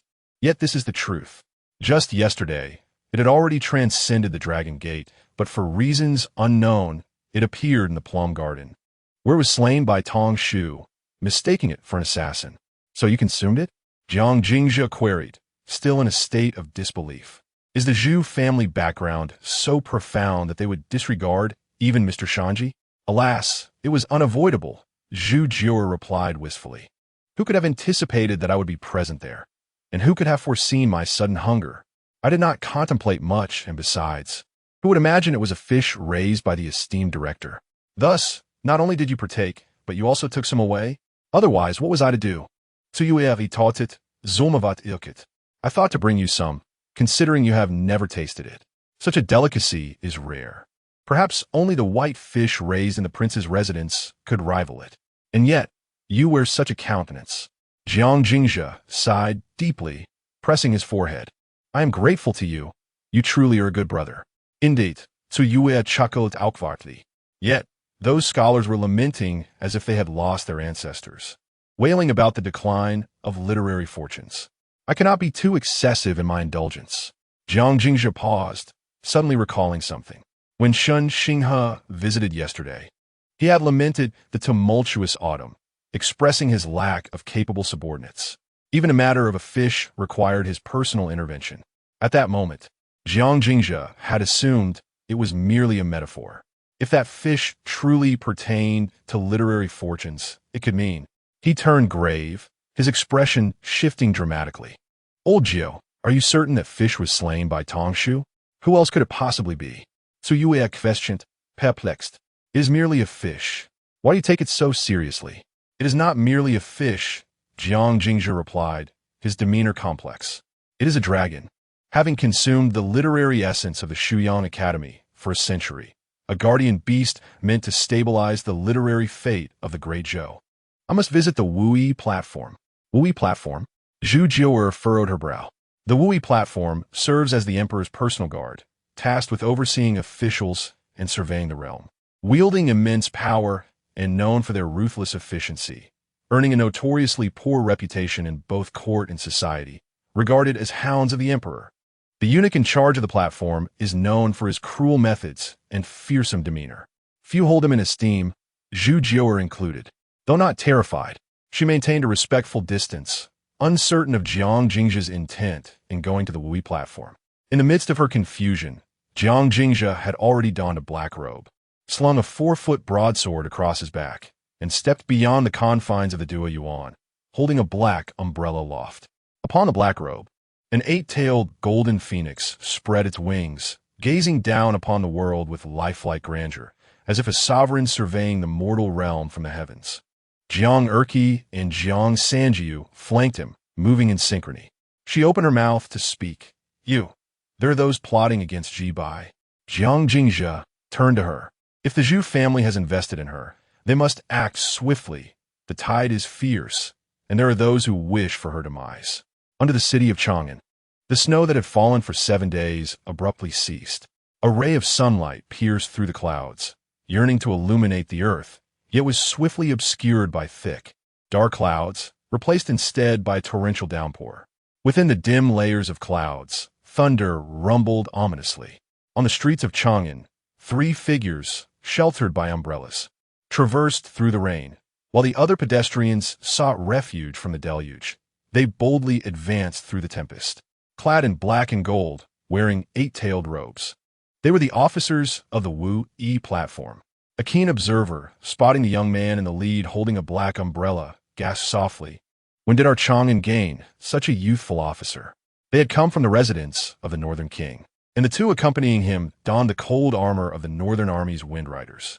Inside an establishment known as the Returning Tavern, a patron exclaimed in astonishment, "Could it be that the Northern King has returned to the capital?" It could not be the Northern King. If it were, he would certainly be adorned with the royal blood insignia and draped in a 9-tailed phoenix robe. Furthermore, the Northern King could not possibly enter the Wu Yi platform. Could it be? Someone recalled the recent stir caused by the young heir. It is Jiang Jingzhe. He has unequivocally aligned himself with the imperial family, resolutely determined to become that blade. Perhaps he remains the Northern King's heir. With his status, he is indeed worthy of wearing the 8-tailed phoenix robe. Yet his capabilities may render it ill-fitting. Power is of paramount importance. What truly matters is that he requires an identity, one that allows him to engage in dialogue with the Northern King. What kind of identity for dialogue, if not merely a monkey donned in a crown? Ultimately, this world is still governed by strength. Parading through the streets, this blade of his can never return to its sheath. The conversations within the tavern were fragmented by the relentless rain, unheard by the 3 under their umbrellas, or perhaps they heard but chose to disregard them. Among the guards of the Returning Tavern, a robust man, head bowed, with bloodshot eyes, gazed at the figures receding into the downpour. After a long moment, he withdrew his gaze and struck the air with a fist, shattering countless raindrops. He is Bei Xiao Jing. By the window, the tavern's blue-clad proprietor, Zhu Ergu, wore a complex expression. Who could have imagined that a friend casually picked up outside the White Emperor City could cause more trouble than I? How am I to handle this? The Wu Yi platform's offices are situated within the inner city. The eaves hang heavy, and the steps loom ominously. Even in the brightest sunlight, the Wu Yi platform appears shrouded in an inescapable darkness, foreboding and terrifying, instilling dread in those who behold it. Before the office stands no guardian beast, only a stone tablet. Inscribed upon it is a single phrase: "May the Wu Yi conceal the blade and return to its sheath, bringing peace to the realm and security to the people." There is no signature. Perhaps there once was, only to be erased in the end. As the most sinister and terrifying secret police organization of the Great Zhou, the Wu Yi platform, which has imprisoned countless restless souls in the Black Jail, ironically bears such words outside its doors, indeed provoking a sense of irony. Perhaps the one who penned those words thought likewise. Thus, it was ultimately expunged. Jiang Jingzhe's gaze swept across the inscription, remaining indifferent. He snapped his black umbrella shut as he stood upon the gray stone steps, without the need for announcement, and directly stepped into the chilling courtyard. He had met the esteemed officer. In the courtyard, a figure clad in a dark robe bowed with respect, wearing a 6-tailed phoenix robe. His demeanor was restrained, resembling an ordinary scribe. Yet, within the rigid hierarchy of the dark-robed platform, his attire indicated he was far from ordinary. The dark robe platform generally signifies a rank corresponding to each tale. Perhaps the young yellow gate attendant delighted in the elegance of the arts, or perhaps the platform's origins lay with scribes. Regardless, the officials of the dark robe platform, distinct from the regular dark robe guards, all held titles related to writing, given their possession of phoenix robes. The officials of the first 3 tales were referred to as scribes, differing only by the number of tales. The middle 3 tales were known as ink-washing officials, each rank possessing varying degrees of authority beyond just the tales. Upon reaching the 7th tale, one became a formidable figure, wielding the power to act autonomously, sanctioned by imperial decree. Officials ranked below the 3rd grade enjoyed discretionary power. Thus, it was entirely understandable why Jiang Yu felt such exhilaration upon receiving the 7-tailed phoenix robe. If he were to become a power-wielding 7-tailed scribe, there would be no need to contend with Jiang Nuhu, and even betraying the Jiang family would hold no consequence. The seemingly unremarkable 6-tailed ink-washing official before him could easily rank as a 3rd-grade dignitary outside, commanding immense authority. Moreover, typically, he would at least be a 1st-level cultivator of the gold body realm. When Shun Xinghe visited the Wang residence in the north yesterday, this individual, named Sun Qianwei, accompanied him closely. Jiang Jingzhe nodded slightly in his direction and inquired as he walked, "Minister Sun, is Master Shun present?" "Master Shun has just returned from the palace. Please, you may enter." Chapter 48. Shall I indulge a little? Jiang Jingzhe paused slightly, saying little more. Under the guidance of Sun Qianwei, he proceeded towards the official residence of the governor. The governor's office lay deep within the courtyard, and the farther one ventured, the more foreboding and dark the Wui terrace became, akin to light descending into an abyss. The officials of Wui, upon spotting Jiang Jingzhe, halted to pay their respects, their eyes brimming with unquantifiable envy and ambition.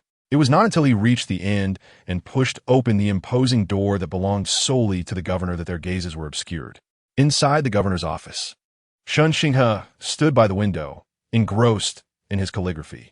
His strokes were powerful yet unpretentious, and the characters flowed seamlessly onto the page, exuding an air of elegance befitting a master. Although he had long surpassed his 60th year, he appeared no older than 30. Adorned with a jade hairpin and clad in a pristine white scholar's robe, his gentle and refined countenance seemed out of place in this grim and terrifying environment. Upon completing the final character, Shun Xinghe gently set down his brush, as if only then noticing Jiang Jingzhe, and smiled warmly. "You have arrived." Jiang Jingzhe bowed respectfully. "I pay my respects to the governor." Shun Xinghe replied with a smile. "We are equals. There is no need for excessive formality. Please take a seat." Jiang Jingzhe responded with a smile, yet he did not cease his courtesy, nor did he sit down. If he were also a formidable figure of the transcendent realm, wielding authority over the Wui terrace, he could indeed stand on equal footing with Shun Xinghe. Alas, he was not. The false levels of cultivation comprised 9 realms, each divided into 9 tiers. The genuine realms of cultivation were merely that of an ant, a fellow practitioner, and a senior. Jiang Jingzhe currently resided in the realm of the ant, addressing everyone as a senior. The resplendent 8-tailed phoenix robe he wore might intimidate those outside, but in this courtyard, particularly in the presence of Shun Xinghe, it held no significance. Thus, he maintained his decorum and humility. Shun Xinghe, unfazed, lifted his scholar's robe and took a seat, speaking in a calm tone. "You, who dared to wield a blade above your grandmother's head in arrogance, now shrink back to the point of not daring to sit on a chair. Youthful bravado or cautious timidity, which one truly defines you?" Jiang Jingzhe chuckled softly. "Back then, I acted on sheer passion, thinking death was a release, thus disregarding everything else. Now that reason is returned, I find myself timid and inexperienced. How could I dare to claim youthful bravado? You overestimate me, Governor." "You, my friend," Shun Xinghe retorted with a sidelong glance, jesting, "are not yet of age. The very time for youthful exuberance. There is no need to disguise yourself before me. Do not emulate those bureaucrats who feign profundity, claiming to cultivate obscurity. only to end up rendering themselves utterly useless. Moreover, you are aware that the one who admitted you to the Wui Terrace did not intend for you to retire in comfort.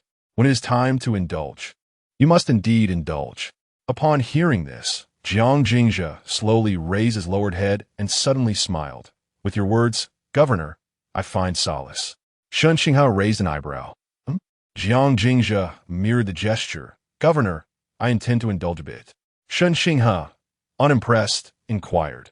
And how do you plan to indulge? Jiang Jingzhe replied softly. I plan to infiltrate the Shuyang Academy and investigate the fish nurtured by the esteemed principal. That is rather audacious, Shen Xinghe remarked. You speak the truth. Youth should flourish boldly. What do you require? A blade capable of taking lives? Yet you know my weapon lacks sharpness. The esteemed head of the Mountain Academy despises the dark-robed officials. My people cannot enter the academy and must wait for you outside. That is sufficient. Jiang Jingzhe rose to bid farewell. As he stepped outside, Shen Xinghe suddenly spoke. You might face death? The most cherished disciple of the Mountain Academy's head perished at the hands of the official at the platform. He wrote for the people, then withdrew from the platform, never daring to step foot in the Shuyang Academy again. Some matters must be confronted. Jiang Jingzhe turned back and smiled. Moreover, the esteemed official penned a missive for the people, his final stroke lingering on the paper with a hint of regret, awaiting my arrival. Is it not? Shen Xinghe was momentarily taken aback. After a prolonged silence, he softly wished him, May you return alive. Today, the Shuyang Academy has sealed its doors. No entry, no exit.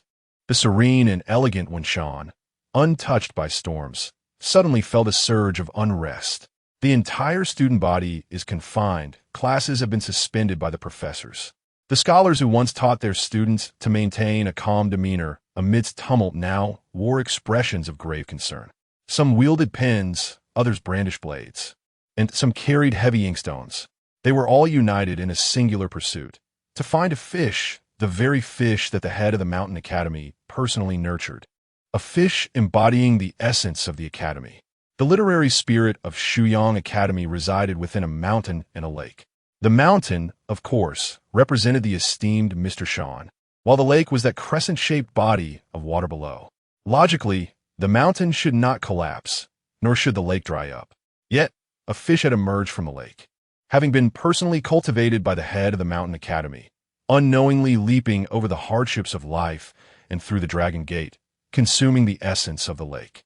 Thus, the literary spirit of Shuyang Academy transformed into a mountain, a lake, and a fish. Initially, Jixia Academy and Shuyang Academy stood in opposition, each possessing its own merits, indistinguishable in superiority. However, with the disappearance of that fish, the Shuyang Academy, stripped of half its literary spirit, would inevitably find its fortunes diminished. More critically, the centennial period approaches, and the literary temple will soon mobilize. Should Shuyang Academy be subdued, the head of the Mountain Academy risks losing the favor of the literary temple, which would also slow the cultivation of its 3,000 scholars. This is simply intolerable. Thus, every corner of the academy must be scoured to unearth that elusive fish. Yet, as time passed, the professors of Shuyang Academy grew increasingly anxious. They searched every nook and cranny, even the foulest of gutters, yet the fish remained unfound. Its very presence seemed to have vanished. Teacher, we have found nothing. In the 7th floor of the Literary Academy, housing the revered portrait of the sage ancestor, a young professor entered, reporting to the elderly scholar clad in a Confucian robe seated at the lectern.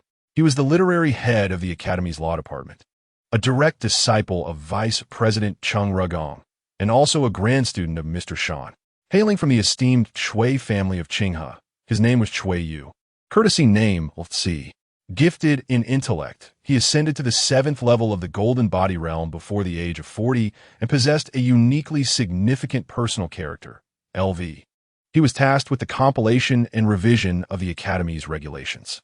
There is an unmistakable trend towards becoming the 3rd generation of literary leaders in the Academy. Cheng Rugong opened his eyes, a flicker of coldness passing through their depths.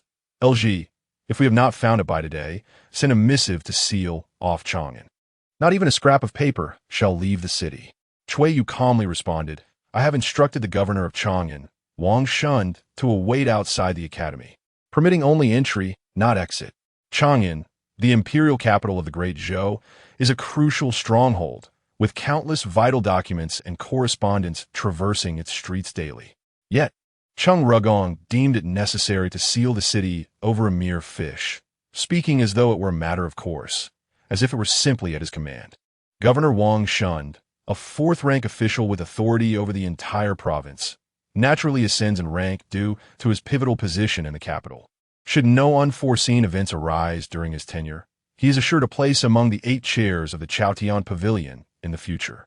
However, in Chui Yu's discourse, he appeared as merely a summoned minor official, denied even entry to the Academy's gates, as if it were a matter of course. Cheng Rugong nodded slightly, clearly not regarding the governor of Chang'an with any measure of respect. He simply inquired, Is there still no news of Qinghe? Chapter 49. He comes riding the sword. There had been no news of Master Qinghe. The mere mention of this esteemed elder stirred a multitude of complex emotions within Chui Yu's gaze.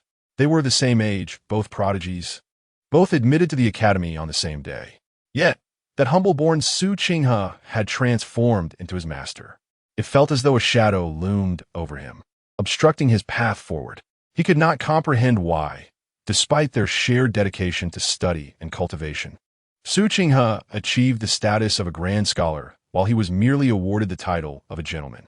He was equally perplexed as to why everyone treated Su Qinghe with such reverence. Was it merely due to his humble origins and the struggles he faced in education that rendered him superior to himself? Chui Yu refused to accept this.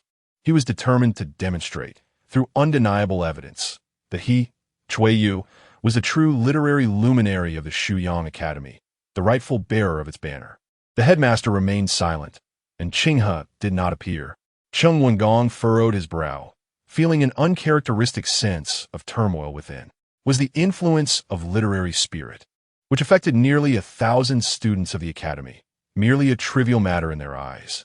Perhaps the headmaster was indifferent, but Master Qinghe might not be.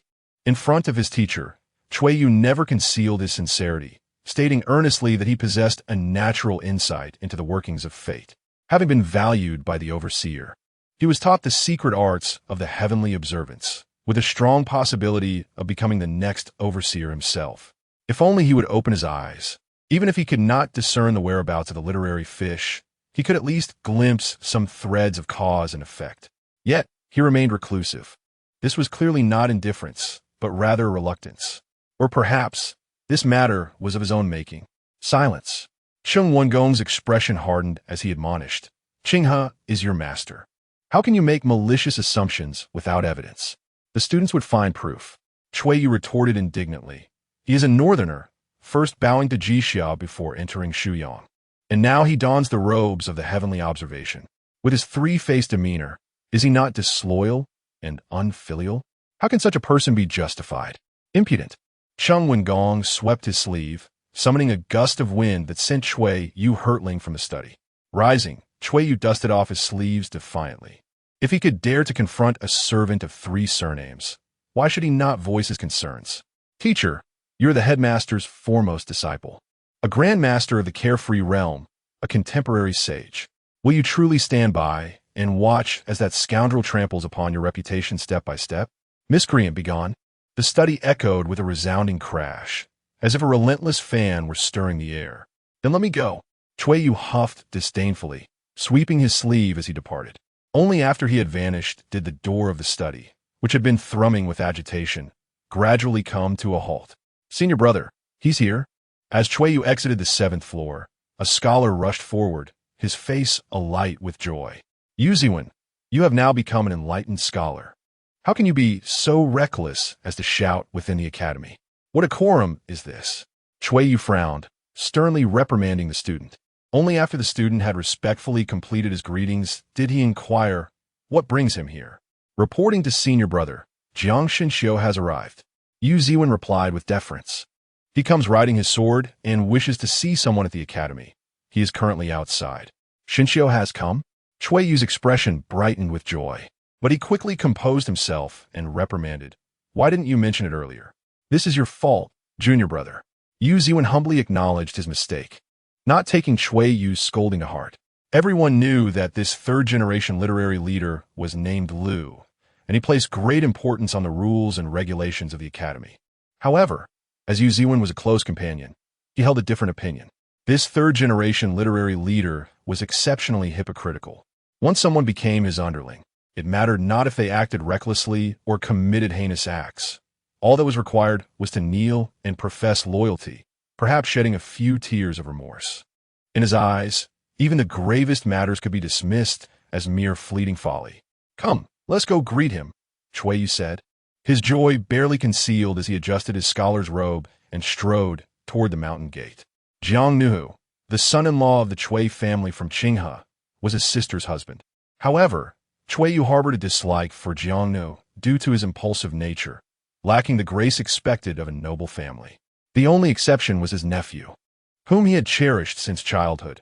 Handsome and charismatic, with an ethereal presence and impeccable manners, a natural scholar.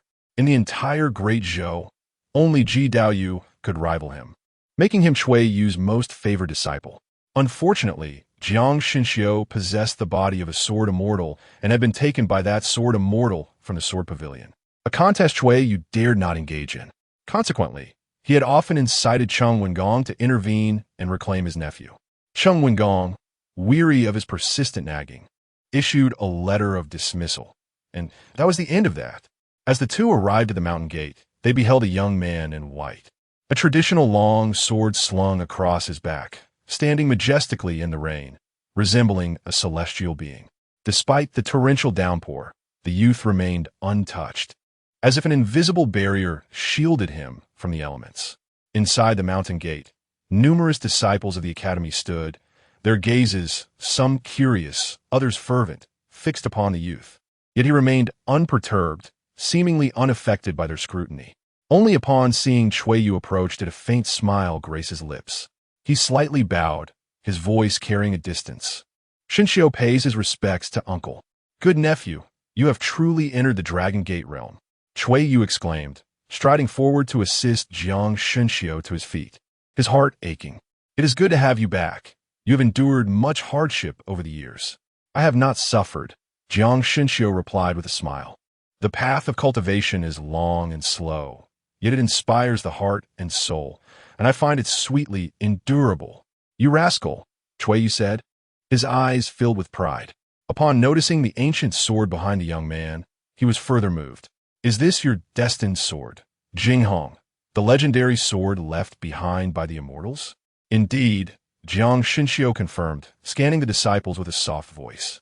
"Uncle, shall we enter first?" Yes, let's go inside," Cui Yu urged, grasping Jiang Xinxiu's hand as they made their way into the academy. However, upon seeing the assembled students, his expression instantly turned serious. "Are you all idle? Return to your dormitories at once." In his earlier excitement, he had completely forgotten the decree he had issued.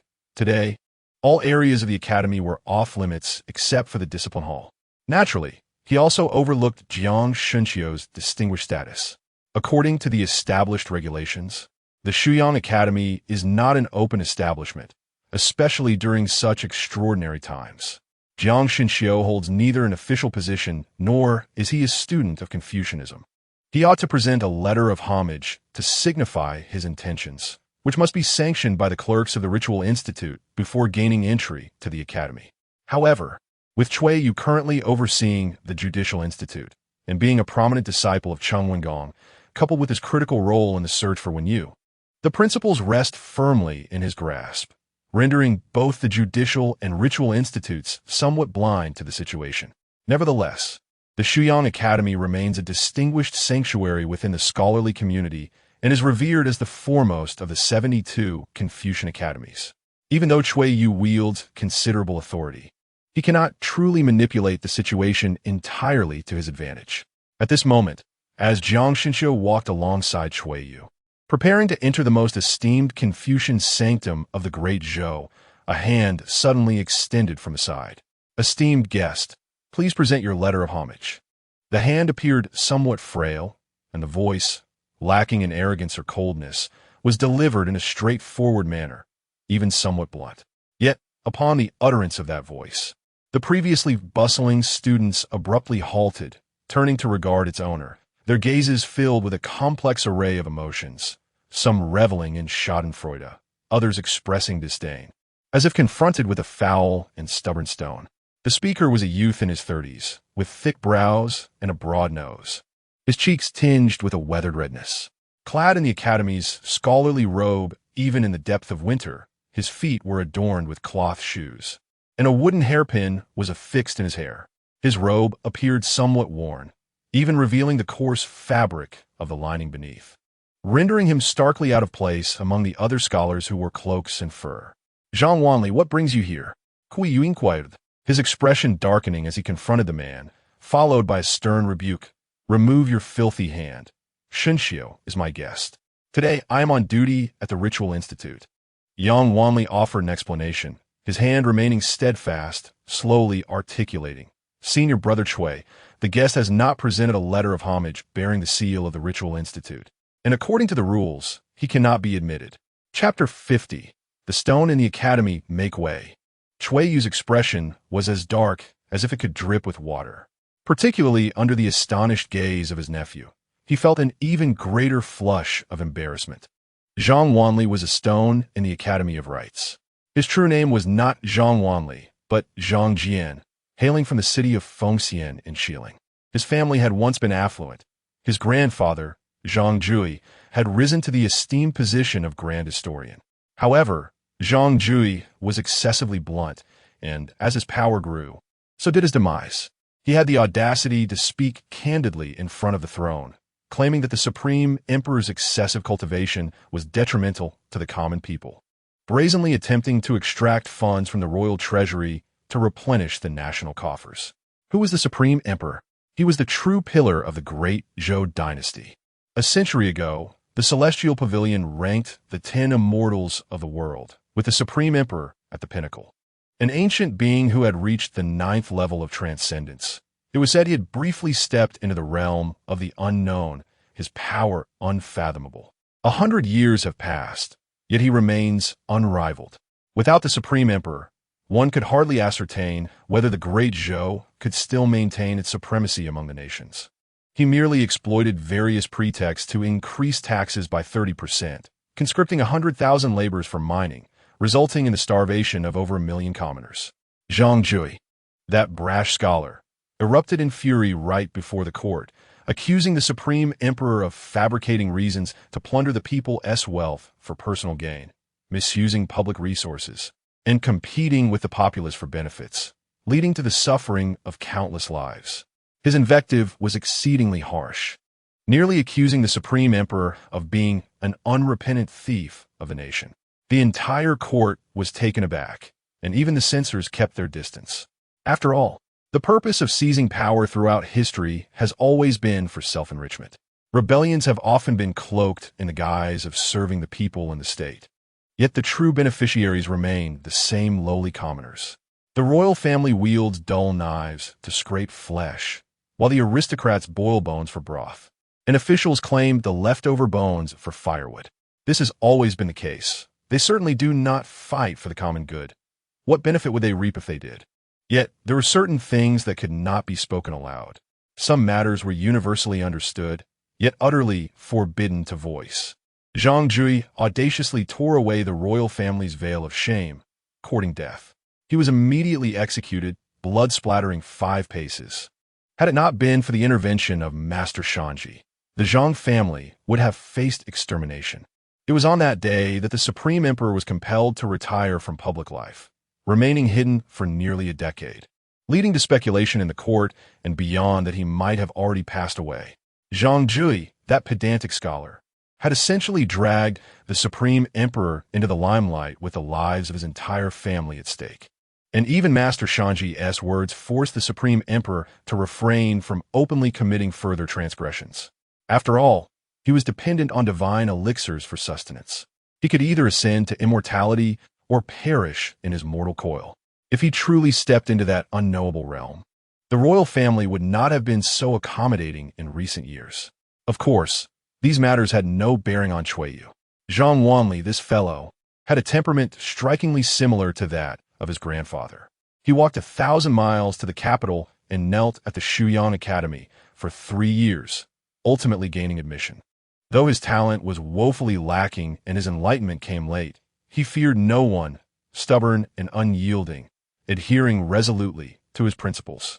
Generally, this was tolerable. Kuiyu, occupying a lofty position, deemed it beneath him to engage with such a foolish simpleton. Yet today, his dear nephew came to visit, audaciously obstructing his path. This was not merely an affront to Jiang Xinxiu. It was a blatant slap to Cui Yu's face. "Step aside."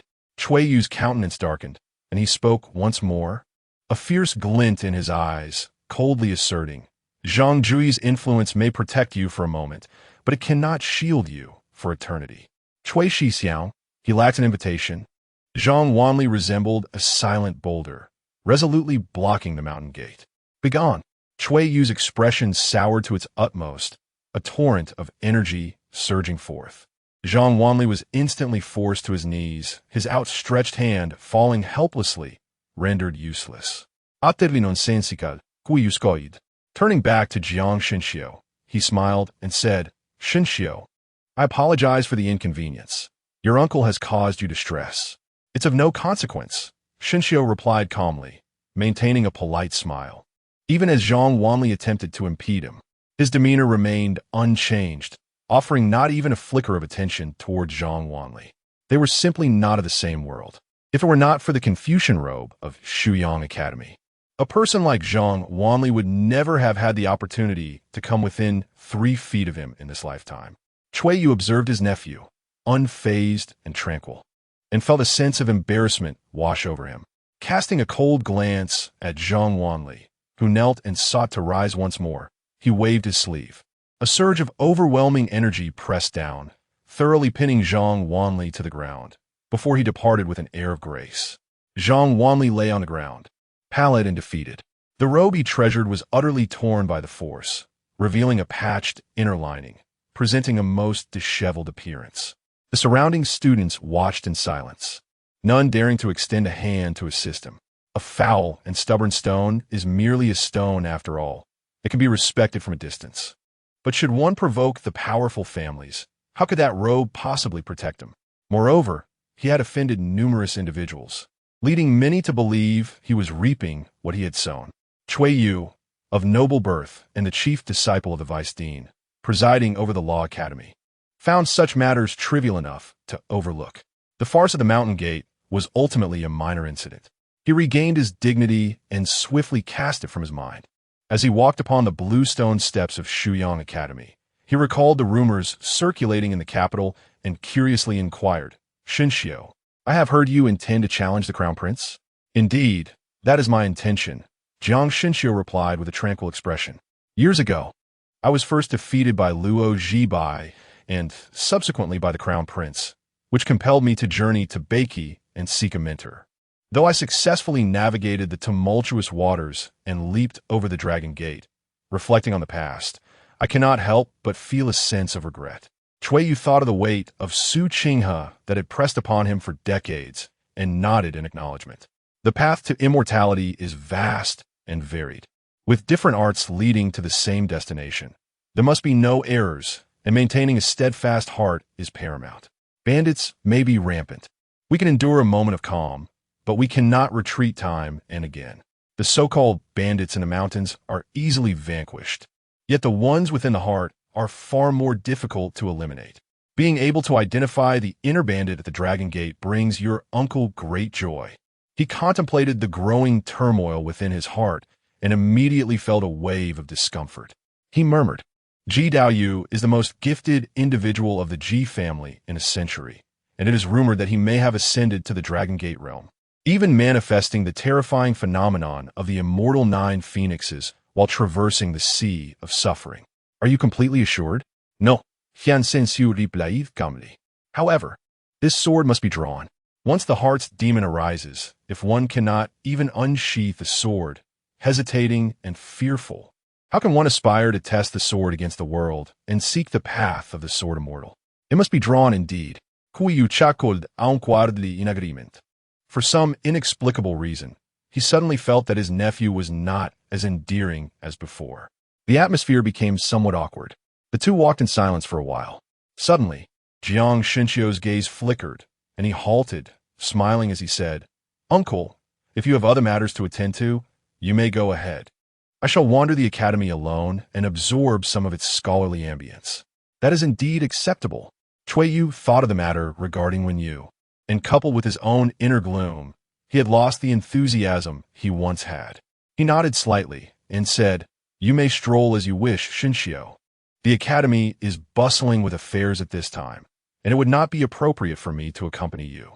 Just be cautious not to wander recklessly into the 9-story tower of Wenshan, for it is a significant place within the academy." Jiang Shinshio smiled knowingly. Chapter 51. So, you are here to question the sword? Arriving with enthusiasm, departing in disappointment. Cui Yuxing rushed out of the mountain gate to greet his nephew, even disregarding his own established rules, striking Zhang Wanli, the gatekeeper. Yet he was easily swayed by Jiang Shinshio's mere words, abandoning his beloved friends and family. It seemed unbecoming of him. However, as Jiang Shinshio watched his retreating figure, his expression remained unchanged, devoid of any displeasure. Only when Cui Yu's silhouette disappeared from view did he slowly turn, revealing a gentle smile to a young scholar concealed within the plum grove, who had been secretly observing him. "May I inquire, dear lady, how one might reach the plum garden?" The young scholar appeared to be around 16 or 17 years old, at that tender age when a girl is filled with budding emotions. Earlier, upon catching a fleeting glimpse of Jiang Shinshio at the mountain gate, her heart raced, filled with thoughts of him, as if the youth standing in the snow radiated a celestial glow. Now, with Jiang Shinshio so astutely recognizing her presence, her cheeks flushed crimson, more vibrant than the blossoms surrounding her. To perceive beauty as mere bones renders me desireless. To regard bones as beauty instills me with no fear. Without desire and fear, great undertakings may be accomplished. She recited the sage's admonitions several times in her mind, but by the last, only the phrase about perceiving beauty as bones lingered, and her conviction wavered. "Miss," the young lady lifted her gaze, only to find that the bones were now in close proximity, transformed into a beautiful figure. Stepping back in a fluster, she timidly replied, "Jiang." "Young Master Jiang, what did you say?" Jiang Shinshio clasped his hands in greeting, smiling gently. "I sought to inquire how to reach the plum garden. If it is inconvenient, I completely understand." "It is convenient, quite so." The young lady lowered her head, adjusting her scholar's cap, a shy smile gracing her lips as she softly replied, "Please follow me, young master." "Thank you for your assistance," Jiang Shinshio replied, his expression enigmatic. He gestured for her to lead the way, seemingly to ease her embarrassment. "You seem somewhat familiar, if I am not mistaken. You must have some connection to the Duke of Baron?" "I am Lin Linger. The Duke of Baron is my elder brother." The young lady's face grew even more flushed. In the capital, who did not know that the Duke of Baron was an ne'er-do-well, perpetually indulging in debauchery and engaging in disreputable activities, yet at over 20 years of age, still only at the nascent stage of cultivation? He had even once committed the absurdity of pawning his own sister at an inn to settle debts. The Duke's household had long-standing ties with the Prince of Northern Town. In their youth, the elders of both families had arranged a betrothal, but following the death of the old Duke and the calamity that befell the Jiang family, the matter was never mentioned again.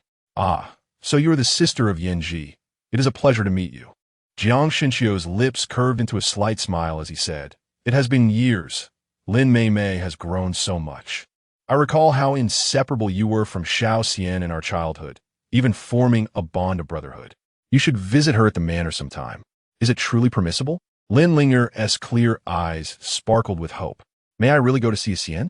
Ever since the upheaval 6 years prior, Jiang Xian had not sought her out, and she, constrained by her family, had not ventured to find him either. At this moment, upon hearing Jiang Shinshio mention the possibility of seeking out her dear friend, an undeniable joy surged within her heart.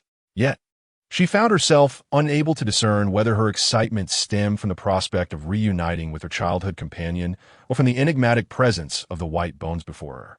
Jiang Shinshio's lips curved into a gentle smile, exuding warmth. "Our families have long been connected, and Yinji is also my friend. Thus, there is no reason against it. Furthermore, you and Jingzhou were betrothed in childhood, and he has returned to the capital, so it would be wise for you both to interact more frequently. Lin Ling felt her smile falter, her expression growing complex. She harbored a dislike for Jiang Jingzhou. In the past, people often remarked that she would marry him when she grew up. She had witnessed the obsequious demeanor of those from the Bowen Marquis in front of the Jinbei Wangfu, especially that of her stepmother.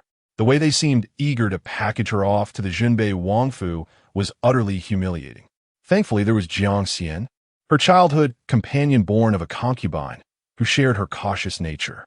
Like drooping leaves, he made her blossom shine a little brighter. 6 years ago, upon hearing the news of Jiang Jingzhou's demise, she felt an exuberant joy. At that tender age, she lacked the ability to mask her emotions and received a harsh beating from her brother, Lin Bowen. Since then, she had never set foot in the Jinbei Wangfu again. Jiang Jingzhou was dead, and that brought her happiness, especially after meeting Jiang Shenxiu, which ignited an inexplicable affection within her. If she were to be wed to the Jinbei Wangfu, why couldn't it be Jiang Shenxiu? As the legitimate daughter of the Bowen Marquis and a prodigy of the Shuyang Academy, she had already achieved the remarkable feat of entering the Mount Shanshan realm at the tender age of 17, making her a celebrated figure in Chang'an. Such a status deserved a match only with someone as exceptional as Jiang Shenxiu. She had been quietly gravitating towards Jiang Shenxiu, believing that given a few more years, she could rise to prominence on her own, without the support of the Bowen Marquis. However, her unworthy brother discouraged her from dreaming such dreams. Consequently, he became notorious, a scoundrel who would sell out his own sister. What troubled her was the return of Jiang Jingzhou. The man who had been dead for 6 years suddenly reappeared in Chang'an, and her brother had even sent word for her to prepare for his visit. She had never liked that man, and now that he had become a mere shadow of his former self, how could she ever consider marrying him?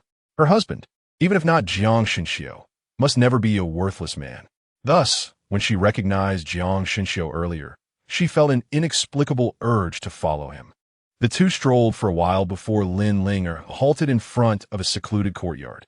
Jiang Gongzi, ahead lies the plum garden. Thank you, Miss Linger. Jiang Shenxiu raised his arms slightly in a courteous gesture, his voice clear and bright. In the future, when Linger and Jingzhou are wed, I shall present you with a grand gift. Lin Linger stiffened momentarily, offering no further words as she lowered her head and departed. Jiang Shenxiu turned to gaze at the tightly shut plum garden, a smile gracing his lips, the breeze refreshing and the moon bright. Old friend Shenxiu seeks an audience with a master of the plum garden. Beneath the ancient eaves, the wooden door slowly creaked open. A figure emerged from within, none other than Luo Zhibai, who had been under house arrest in the plum garden since her arrival in the capital. Now donned in women's attire, she appeared immaculate in her white garments, standing amidst the cold plum blossoms like a celestial being gracing the mortal realm. Her gaze falling upon Jiang Shenxiu with an air of distant indifference. 3 years have passed, and yet you remain unchanged. Jiang Shenxiu's lips curved into a smile, akin to the sudden warmth of the sun breaking through a winter's chill, infusing this cold courtyard with a touch of warmth. A friend pays a visit, and you do not invite me in for a seat? Luo Zhibai furrowed his brow slightly. We have only met once. Jiang Shenxiu raised an eyebrow, chuckling. So? Luo Zhibai replied. Thus, we cannot be considered friends, and there's no need to sit. At the very least, we can be regarded as old acquaintances. Jiang Shenxiu laughed. I passed by my home without entering, coming directly to Shuyang Academy, for I heard you were here. Luo Zhibai lowered his head in contemplation, seemingly puzzled. After a long while, he suddenly looked up. So you were here to challenge me? Jiang Shenxiu's smile faltered slightly, an inexplicable sense of disappointment washing over her. It was the same as that year outside Chang'an. She regarded him as inconsequential, merely extending a spear beneath the old locust tree to determine the victor. She has always been this proud. Even now, having fallen from grace, she still does not deign to cast a glance in his direction. Chapter 52. The fish has been found. I have heard that your energy center has been damaged. After a prolonged silence, Jiang Shenxiu spoke slowly. In this world, talents abound like fish crossing a river. No one can monopolize the spotlight, so there is no need for you to be overly concerned with fleeting moments. I have never been concerned. Luo Zhibai seemed to grasp something, plucking a branch from the plum grove, and calmly stated, "You are indeed unwilling to concede. I can offer you the opportunity to confront your inner demons. Draw your sword." The seemingly eternally smiling eyes of Jiang Shunxiu finally betrayed a hint of displeasure. "In your eyes, am I merely someone who takes advantage of others' misfortunes?" Luo Zhibai furrowed her brow.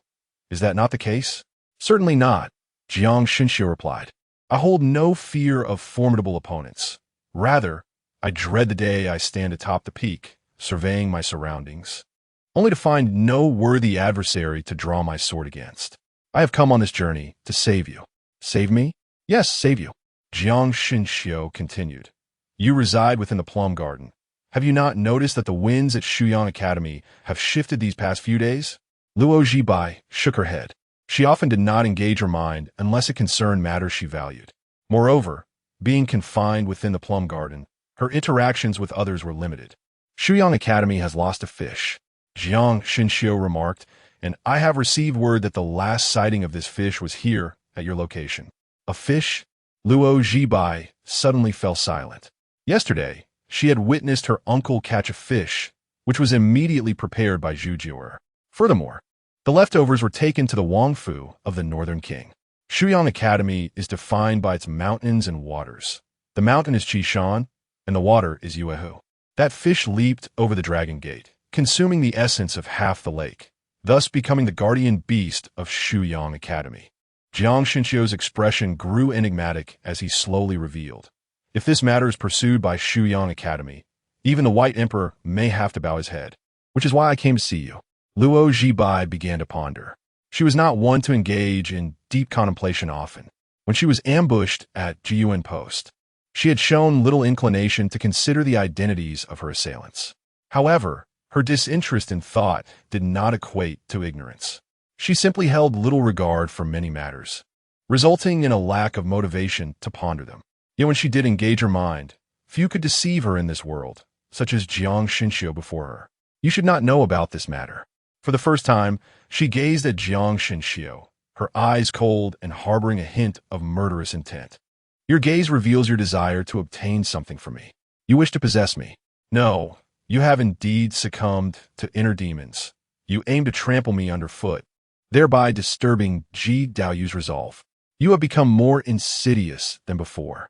As Luo Zhibai spoke these words, her tone was remarkably calm and sincere. There was no mockery or disdain, merely an incisive analysis. Perhaps in her eyes, Jiang Shunxiu was inherently unrelated to her, not worth the expenditure of unnecessary emotions. "You misunderstand me profoundly." Jiang Shunxiu sighed lightly, then suddenly smiled self-deprecatingly. "I have journeyed southward, nurturing an invincible sword intent. Although Ji Daoyu is formidable, my sword is not without its advantages, requiring no schemes, nor do I need you to disrupt his resolve. The reason I have come to see you, it is merely because I am aware of your need for me. Naturally, that is of utmost importance. I wish for you to retract your engagement with Jiang Jingzhe, for he is already bound by a prior commitment. I do not require your presence. Furthermore, he and I have exchanged our marriage vows. As for your assertion that he is engaged, if childhood betrothal counts, then we were destined for one another even in the womb." Luo Zhibai's previously composed demeanor had grown increasingly frigid. Even through the door, Jiang Shunxiu felt an overwhelming distance, tinged with a hint of indignation.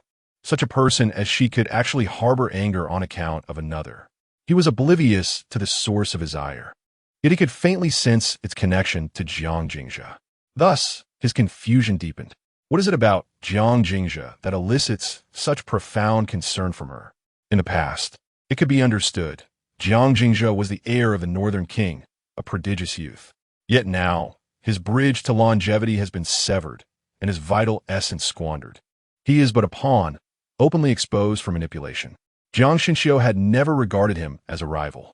Reflecting upon the news conveyed by his grandmother's messenger, the smile on Jiang Shunxiu's face dimmed considerably as he calmly stated, If you seek a supporter, I am more suitable than Jingzhe, especially since the White Emperor has sent word to the Sword Pavilion, expressing intentions of forming a mutual alliance. I do not require a supporter. The decisions of the White Emperor's city are inconsequential to me. Moreover, I do not believe you possess the qualifications to be my ally. Luo Zhibai stood beneath the plum tree, devoid of any visible aura of cultivation, yet still commanded respect. It was as if she remained the celestial being who once suppressed the entire youthful generation of the great Zhou. Or perhaps you require time. Jiang Xinxiu sighed softly and turned to leave without any hesitation. It must be said, Jiang Xinxiu is indeed one of the rare talents of this era. In terms of demeanor, he is not in the least inferior to the renowned Prince Ji, known for his gentleness and humility. Even when faced with Luo Zhibai's almost insulting words, he did not retaliate, maintaining the dignity expected of him. Shortly after his departure, Lin Ling, who should have returned to the study, appeared outside the plum garden. She gazed at Jiang Xinxiu's receding figure, then turned her attention to the figure clad in white within the garden. Her eyes grew slightly red as she remained silent for a long while, before gritting her teeth and making her way towards the male dormitory, seeking out a youthful scholar whose eyes shone with clarity and admiration. Before long, the young scholar, filled with excitement, hurried towards the academy, neglecting to inform anyone, and directly struck the ancient bell suspended in the square. In an instant, the echoes of the bell resonated throughout the Shuyang Academy. A throng of students converged upon the academy, and in less than the time it takes to brew half a cup of tea, the students gathered in the square, all curiously observing the young scholar. Inspired by Lin Ling Oi's words, the young scholar felt an unprecedented surge of courage welling within him. With a voice of magnificent resonance, he proclaimed, "Fellow classmates and senior students, I have found Wenyu." Upon uttering these words, a clamor erupted among the crowd. Those students who had been previously disturbed from their studies now fixated their keen gazes upon him. "Where's Wenyu? Quickly, summon Senior Brother Chui Yu from the Law Institute." Under the scrutiny of nearly 1,000 eyes, the young scholar felt an overwhelming heat enveloping him. Yet, he recalled Lin Linger's words and refrained from speaking, patiently awaiting the arrival of more individuals in the square. He intended to strike decisively, leaving no chance for those in the Meiyuan to survive. As the crowd swelled, even Chui Yu stood with his hands behind his back, gazing down from the building above. It was then that he could no longer suppress the tremor in his voice and called out loudly, "Esteemed classmates, I am Wang Liang from the second courtyard of the Law Institute. We have braved countless trials, burning the midnight oil, enduring rigorous examinations to gain entry into the academy, all in pursuit of truth and the continuation of the sacred teachings, to engrave our names in the annals of history. We once envisioned a promising future, unlocking our potential, surmounting mountains, traversing the seas of suffering, etching our destinies, and passing down our legacies through the ages.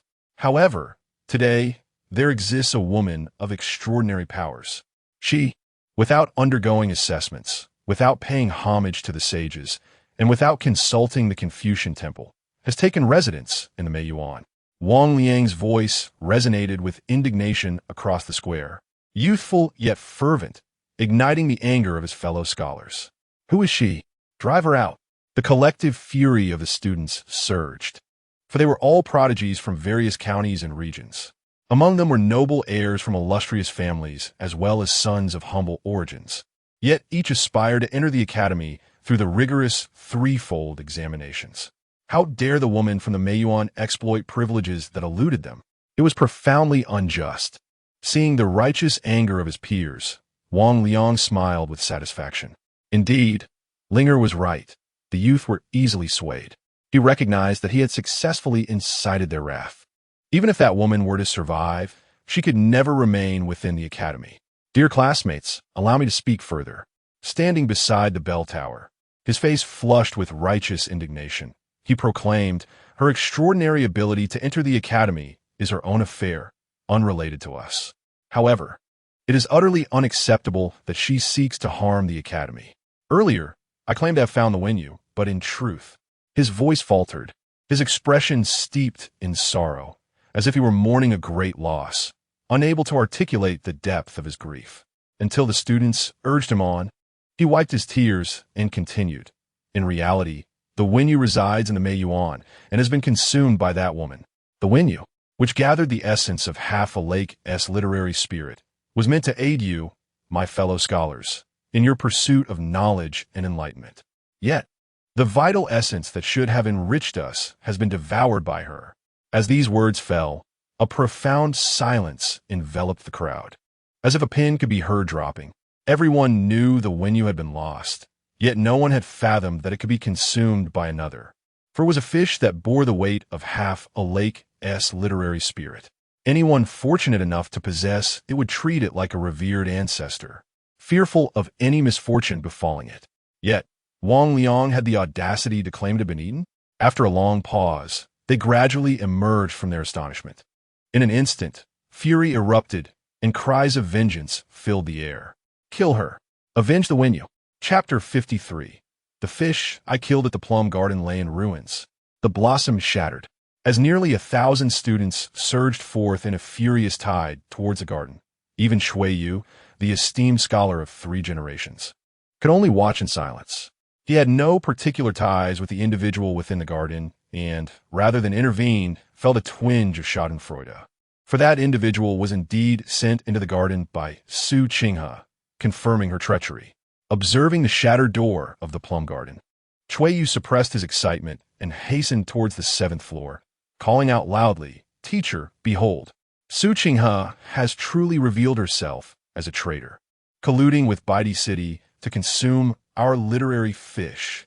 Inside the 7th floor, Cheng Wengong observed the agitated students below. Master Shanji, who typically resided on the 9th floor, remained aloof from worldly affairs as the true head of Shuyang Academy. Thus, witnessing the students stirred to fervor by mere provocations left him somewhat disillusioned. In his view, a gentleman should remain unperturbed amidst chaos, maintaining composure without succumbing to anger or overstepping boundaries. It was disheartening to see these students, after years of studying the teachings of sages, so easily swayed by Jiang Shenxiu, revealing their folly. As a grandmaster of the 3rd tier of the carefree realm, Cheng Wengong, from his elevated position, could effortlessly discern the underlying threads of this farce. On the surface, it appeared as though the youthful scholars, brimming with vigor, were raising banners to expose the misdeeds of Luo Zhibai. In reality, they were merely pawns influenced by a naive girl. That girl, in her misguided confidence, believed herself the architect of this scheme, yet was merely a fool incited by jealousy. The true mastermind remained at the desk of his accomplished disciple, quietly observing the mindless antics below. Dressed in pristine white, he concealed his merits and fame, untouched by any taint. "Teacher, why do you remain silent?" Seeing Cheng Wengong's lack of response, Shui Yu assumed his teacher mourned the demise of the literary fish. He lowered his voice, suppressing his excitement. "We have caught Su Qinghe in her treachery. We must not let her slip away easily. Moreover, with the literary fish's death within the academy, the literary spirit will inevitably coalesce again. We shall not suffer loss." Cheng Wengong, maintaining a stoic expression, rose abruptly, his tall figure resembling a mountain in motion, and with a swift kick commanded, "Get out." Shui Yu let out a cry of despair as he was sent tumbling from the 7th floor, plummeting towards the square below. Cui Shixiang has arrived. The crowd erupted in exhilaration upon witnessing Shui Yu's descent. With Cui Shixiang present, no matter how deep the woman's connections or formidable her backing, her demise was assured. After all, the Cui family of Qinghe had stood resilient for millennia, enduring countless changes of imperial power without yielding to anyone. Shui Yu cleared his throat, though he would never admit to being cast down by his teacher. Brushing off the marks left by his fall, he pushed through the crowd towards the forefront. By this time, the plum garden had been surrounded, with Tong Shu standing resolutely at the entrance, his gaze cold and sharp, leaving a deep cut in the ground like a line of life and death. He exuded an imposing presence, as if one man could hold back 1,000. The students of the academy felt their blood surge, yet, upon witnessing their fallen and lamenting peers, they instinctively gathered behind that line. The youth never lacked fervor.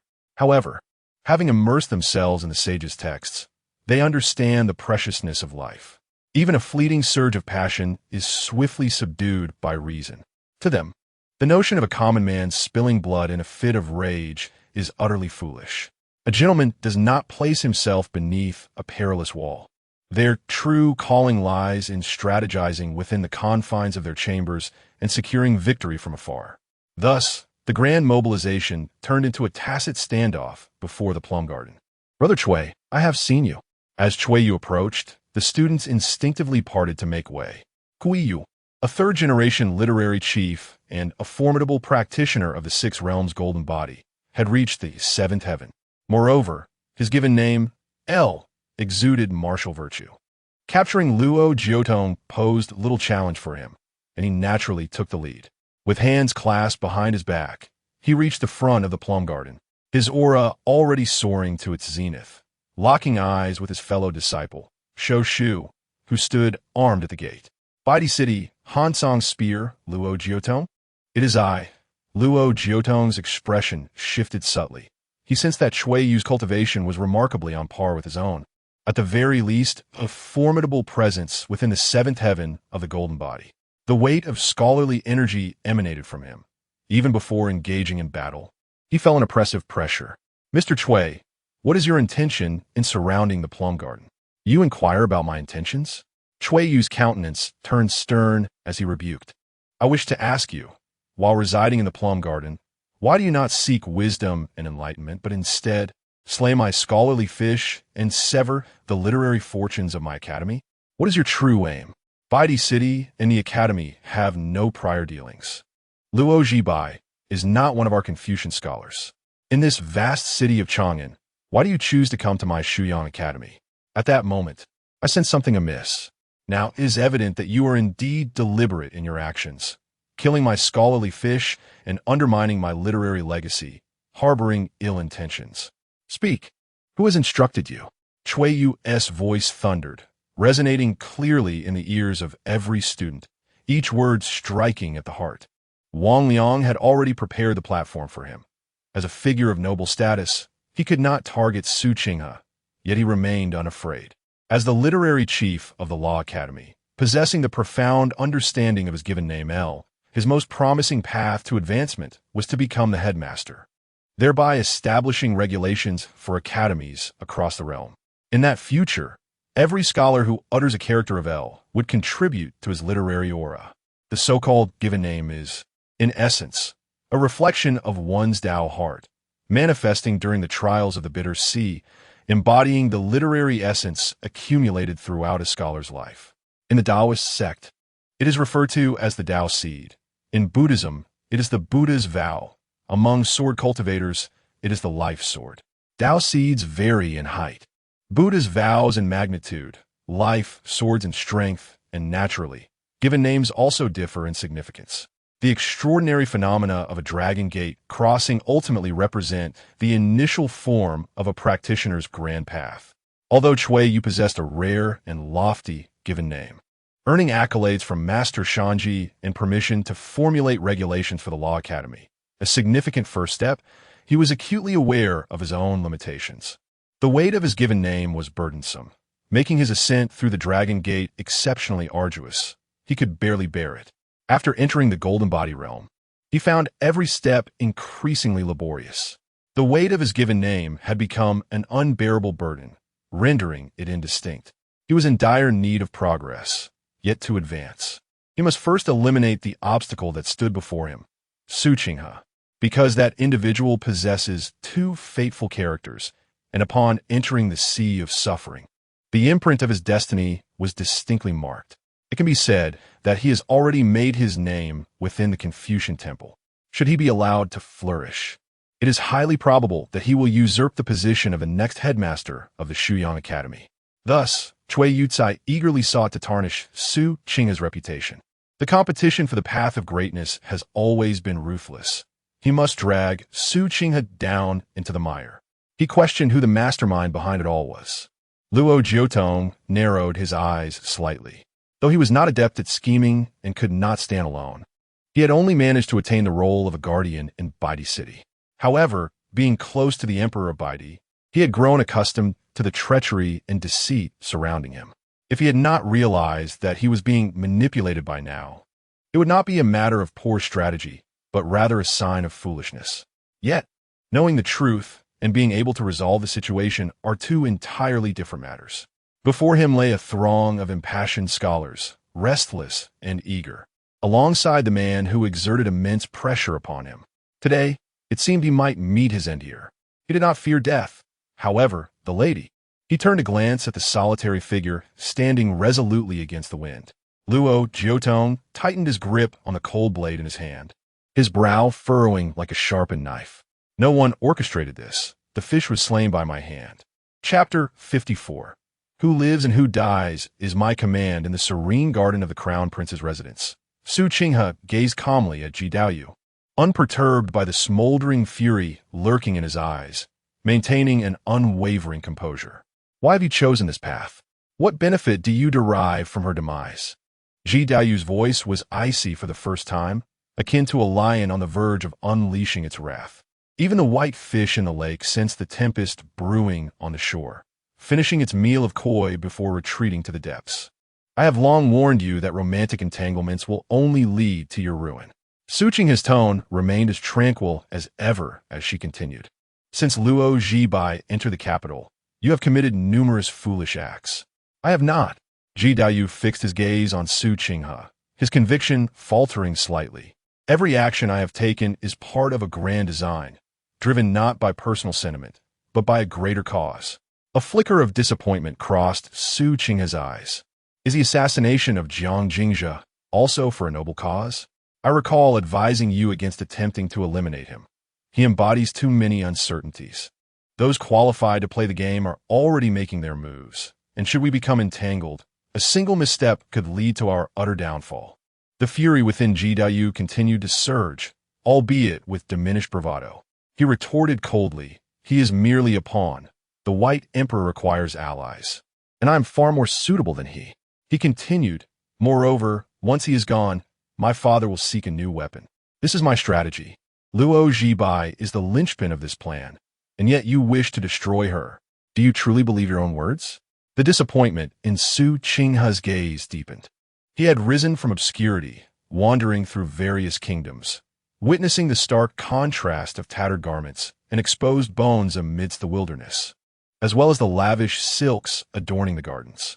The rot of wealth and privilege reeked, while the roads bore witness to the bones of the frozen dead. The court, aristocracy, and sex regarded the common folk as mere cattle. Blunt blades scraped flesh, bones were boiled for broth, and the remnants of the carcasses were used as firewood. Taxes continued to mount generation after generation. Yet, the cultivators appeared as celestial beings. Even amidst the internal strife of the aristocracy, the lower classes had no voice. Throughout history, how many of the downtrodden have risen in rebellion, only to become the bones that line the roadside? Individuals like Su Qinghe, hailing from humble beginnings yet striving for cultivation, were exceedingly rare. He perused historical texts and traversed nations, seeking a path for the common people. Upon finding no hope in Beiki, he turned southward, enrolling in Shuyang Academy. After years of study, he still had not uncovered that path. It was only later that he encountered the disheartened Ji Daoyu. If ascending from the bottom proved impossible, then let him descend from above.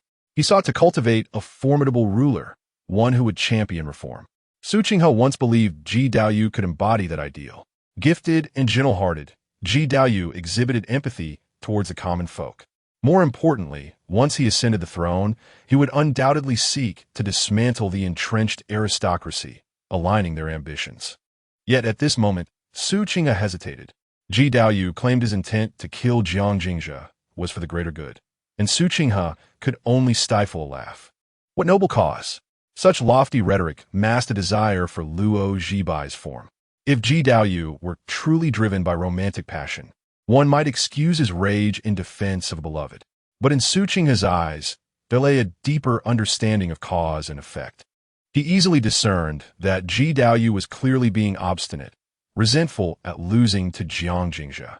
Su Qinghe could tolerate Ji Daoyu's impassioned rage for a beloved woman, a youthful folly driven by fervor, As it is a common human sentiment, at least there remained some sense of righteousness in his heart. However, he could not bear the thought that the person he had chosen was a selfish and indifferent fool. Su Qingdu felt a profound disappointment. Ji Daoyu shared this disappointment. Yet the fury in his eyes gradually diminished, eventually transforming into mere dust, as if it had never existed. Master, I confess I have my own selfish motives. Ji Daoyu spoke with a reminiscent expression, sighing softly. Beneath the old locust tree outside Chang'an that year, she descended like a celestial being. And it was not only Jiang Xinxiu who bent the knee. Jiang Xinxiu, instead of coming south to see me, chose to go to the Shuyang Academy. His purpose was clear, first to conquer the demons of his heart. Until she is completely subdued, our path will never achieve perfection. So, Master, do you think she can perish? Su Qinghe gently closed his eyes, suddenly recalling the cold plum blossom he had seen that day in the plum garden. On that day, when the heavy snow had yet to fall, a single cold plum peeked through the window, blooming alone in the wind. Such was her nature. How could I allow her to die? If she does not die, who will? Chuiyu looked at Luo Jiotong, who stood resolutely at the doorway, and reprimanded. You, a mere servant, dare to threaten the Shuyang Academy's literary beast? Speak. Who exactly has given you orders? Who concealed you in the plum garden? What is your purpose? Is it to subvert our Shuyang Academy? Chuiyu's expression turned grave, his voice rising with each word, the accusations growing ever more imposing. Hearing this, Luo Jiotong felt a surge of trepidation but began to discern an alternative angle. This fellow's target was not himself or the young lady, but rather Su Qinghe. Luo Jiotong, you had better confess. Chuiyu's voice turned sharp. He did not care whether Luo Jibai lived or died, but Su Qinghe must perish. It was I who killed him. Luo Jiotong admitted to a fleeting moment of hesitation, contemplating whether to follow Chuiyu's lead and cast blame upon Su Qinghe. Yet, he quickly abandoned the notion. This matter was a result of internal strife within their Shuyang Academy. Regardless of Chuiyu's target, he could not escape culpability as the principal architect of this incident. Keeping Su Qinghe alive might provide some shelter from the storm for the young lady. Chuiyu's expression darkened. He chose not to speak further. You Luo Jiotong are so lofty and exceptional, taking responsibility alone. He does not believe that the already incapacitated Luo Jibai can withstand the rules of his own academy. With a flick of his sleeve, Chuiyu extended his fingers like a sword, inscribing in the void. With each stroke, a white mark appeared in the air, outlining and splattering ink to form a literary prison that confined Luo Jiotong within a narrow space. Although Chuiyu was often berated by Chang Wengong as a fool, as a third-generation literary leader, he possessed a unique, inherent word with considerable lethal force. With just a few strokes, he imposed immense pressure upon Luo Jiotong, as if invisible chains bound him, rendering him unable to break free. Speak or remain silent. You have one final opportunity. Chuiyu regarded Luo Jiotong with an expression of icy indifference. He felt compelled to ensnare Su Qinghe in this conflict. The moment Luo Jiotong publicly implicated Su Qinghe, amidst a multitude of witnesses, he found it implausible that she could escape unscathed. Mr. Chui, you underestimate Baidi City, and you also underestimate me, Luo Jiotong. The Chiltsong spear, Luo Jiotong. His name was synonymous with a fearsome reputation forged through bloodshed.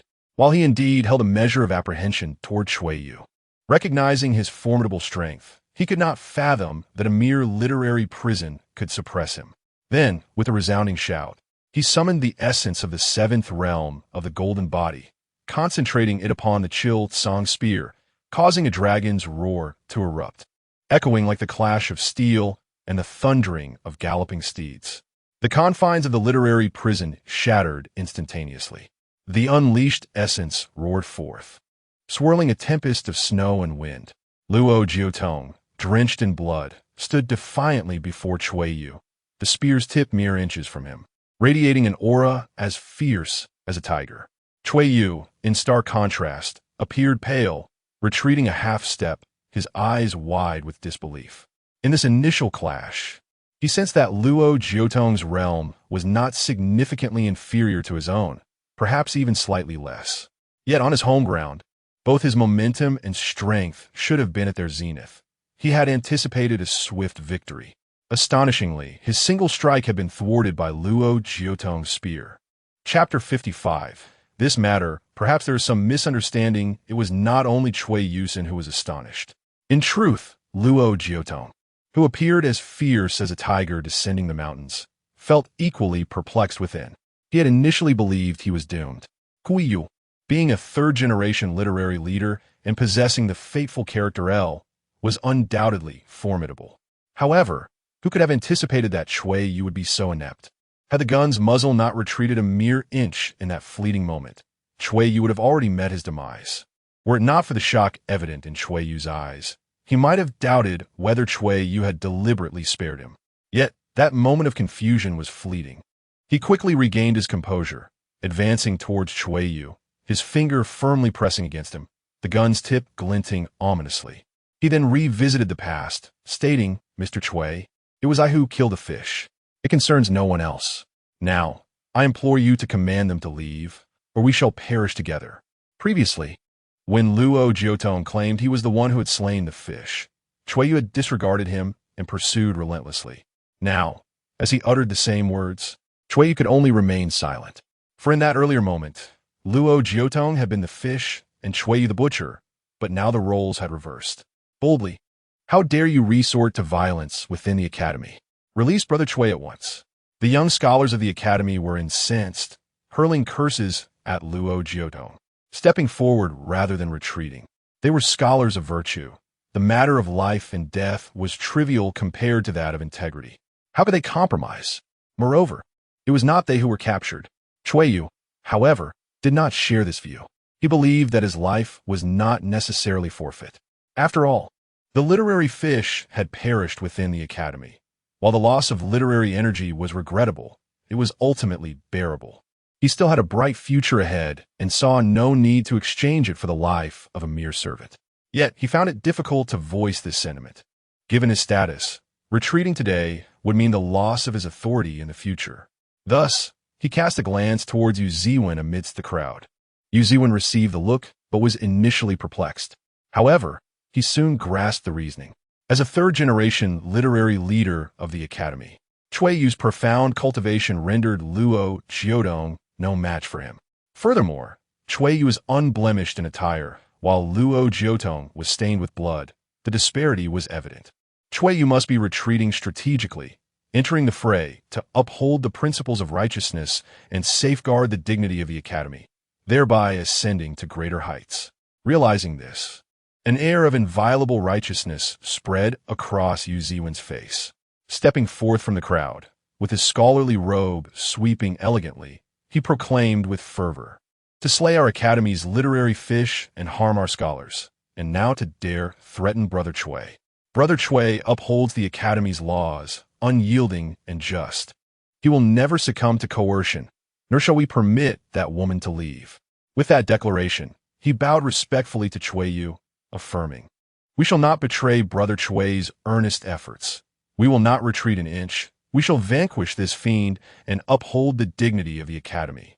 As his words resonated, the other scholars were inspired, recognizing that although Cui Yu appeared disheveled, he radiated an aura of integrity. Fearless of death and unwavering in righteousness, he exemplified the gentlemanly spirit. In unison, they stepped forward. "We shall not fail Brother Cui's earnest efforts. We shall not retreat an inch, but rather vanquish this fiend and uphold the dignity of the academy. Then let us die together." The murderous intent in Luo Jiutong's eyes was palpable. He had not anticipated that Cui Yu would be so resolute, refusing to yield even unto death. "Damn it, I do not wish to die alongside you." Cui Yu felt tears welling up, wishing he could strike down the foolish Yu Ziwen. However, having spoken such grandiloquent words so often and established a noble image, he found himself unable to retreat under the watchful eyes of the crowd, as it would tarnish his integrity. Luo Jiutong was equally foolish. Could he not discern that he had no desire to fight to the death? Cui Yu's heart screamed in protest, yet he pressed his lips into a straight line, appearing fearless in the face of death. "Mr. Jiutong," just as nearly 1,000 students pressed forward, and Luo Jiutong prepared to drag Cui Yu into death. A voice suddenly resonated from outside the plum garden. The voice, though not grand, cut through the throng clearly, reaching every ear. The students turned to see Jiang Xinxiu, clad in white as pure as snow, returning gracefully, stepping upon the celestial sword Jinghong. Upon witnessing this scene, the female students were filled with the essence of spring, perceiving the white-clad figure as ethereal and divine, while the young scholars found it somewhat tiresome. Here he comes again, as if he has not yet had his fill of pretense. Being young, even those well-versed in the teachings of sages could not escape the competitive spirit inherent to youth. Jiang Xinxiu had already displayed his prowess before the mountain gate. His reputation preceded him, and the others could endure it. However, his return now rendered the young genius's presence somewhat befuddled. Unfazed by the thoughts of the Academy's disciples, Jiang Xinxiu alighted upon his celestial sword, positioning himself before the gathered students, offering a slight nod to the solitary figure standing amidst the cold plum blossoms. He then turned to Luo Jiutong and sighed gently, "Mr. Jiutong, matters have not yet escalated to that point. Perhaps we can engage in discussion." "Young Master Jiang." Luo Jiutong opened his mouth, his expression tinged with melancholy. This time, he had implicated the young lady. Given the choice, he would certainly prefer not to see both of them perish. After all, if he were to die here, it was likely that she would not survive either. His previous actions were driven by a lack of alternatives and a desire to buy time while awaiting rescue. The young lady's entry into the capital was a pact between the Great Zhou and Baidi City, orchestrated by the Crown Prince himself. Though Shuyang Academy might not fear the Great Zhou royal family, Ji Daoyu was, after all, a pillar of the younger generation and a disciple of the Academy. If he were willing to mediate, perhaps only he would have to face death. Moreover, the Zhu clan maintained amicable relations with Baidi City. Zhu Jiu'er had also tasted the fish, and it was unlikely they would remain passive spectators.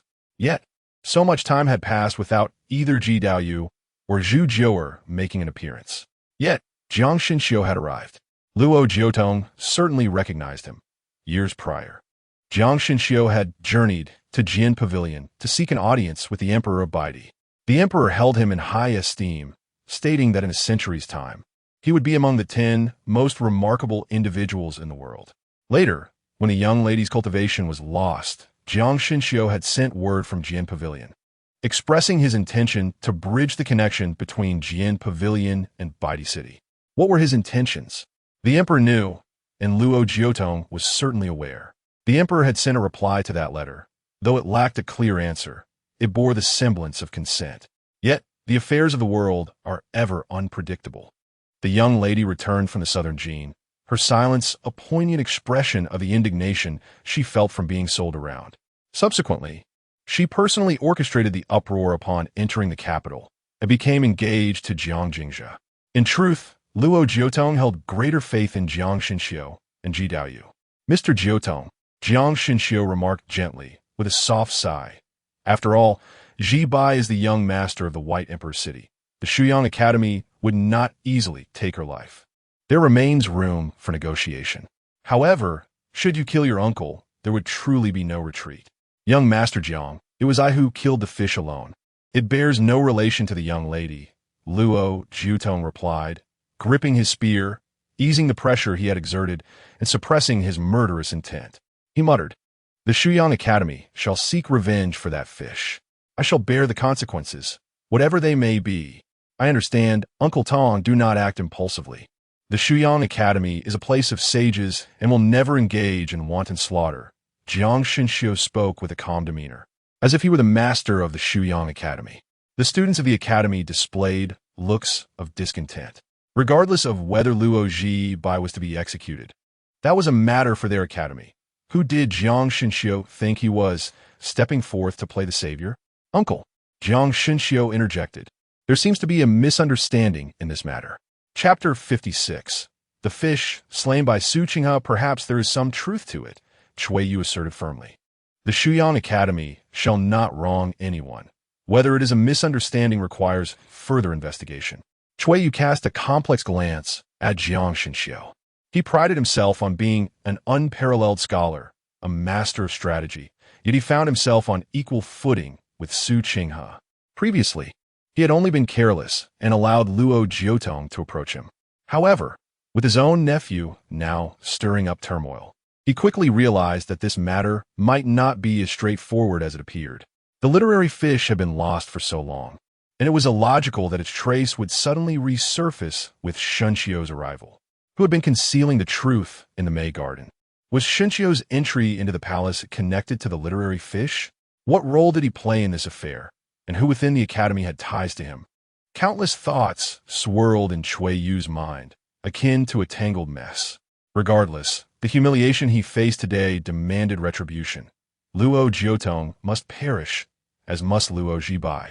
Otherwise, he would lose all authority and be unable to govern the academy. Seeing Cui Yu relent, Jiang Xinxiu turned his gaze to Luo Jiutong. "Mr. Jiutong, please lower your weapon." After a moment of silence, Luo Jiutong complied, placing his gun down and bowing deeply to Jiang Xinxiu. "Young Master Jiang, I implore you to take care of the young lady after my demise. Baidi City shall remember today's kindness." With that, he slowly turned to gaze at Luo Zhibai in the courtyard, forcing a smile. "Miss, you should not have come to the capital, nor should you have become engaged to Jiang Jingzhe, entangled in this turmoil." Luo Jiutong felt a pang of disappointment. As the heir of Baidi City, Zhibai should prioritize the city above all else. Yet, her impetuousness was concerning. The Bai Emperor had once intended to form an alliance with the royal family of the Great Zhou, yet she ventured to the capital alone, coercing Ji Daoyu. Later, when Jiang Xinxiu showcased his exceptional swordsmanship, merely testing the waters, she struck him down. It was during her return journey to Baidi City that she vanished, only to return as a shell of her former self, her vitality extinguished.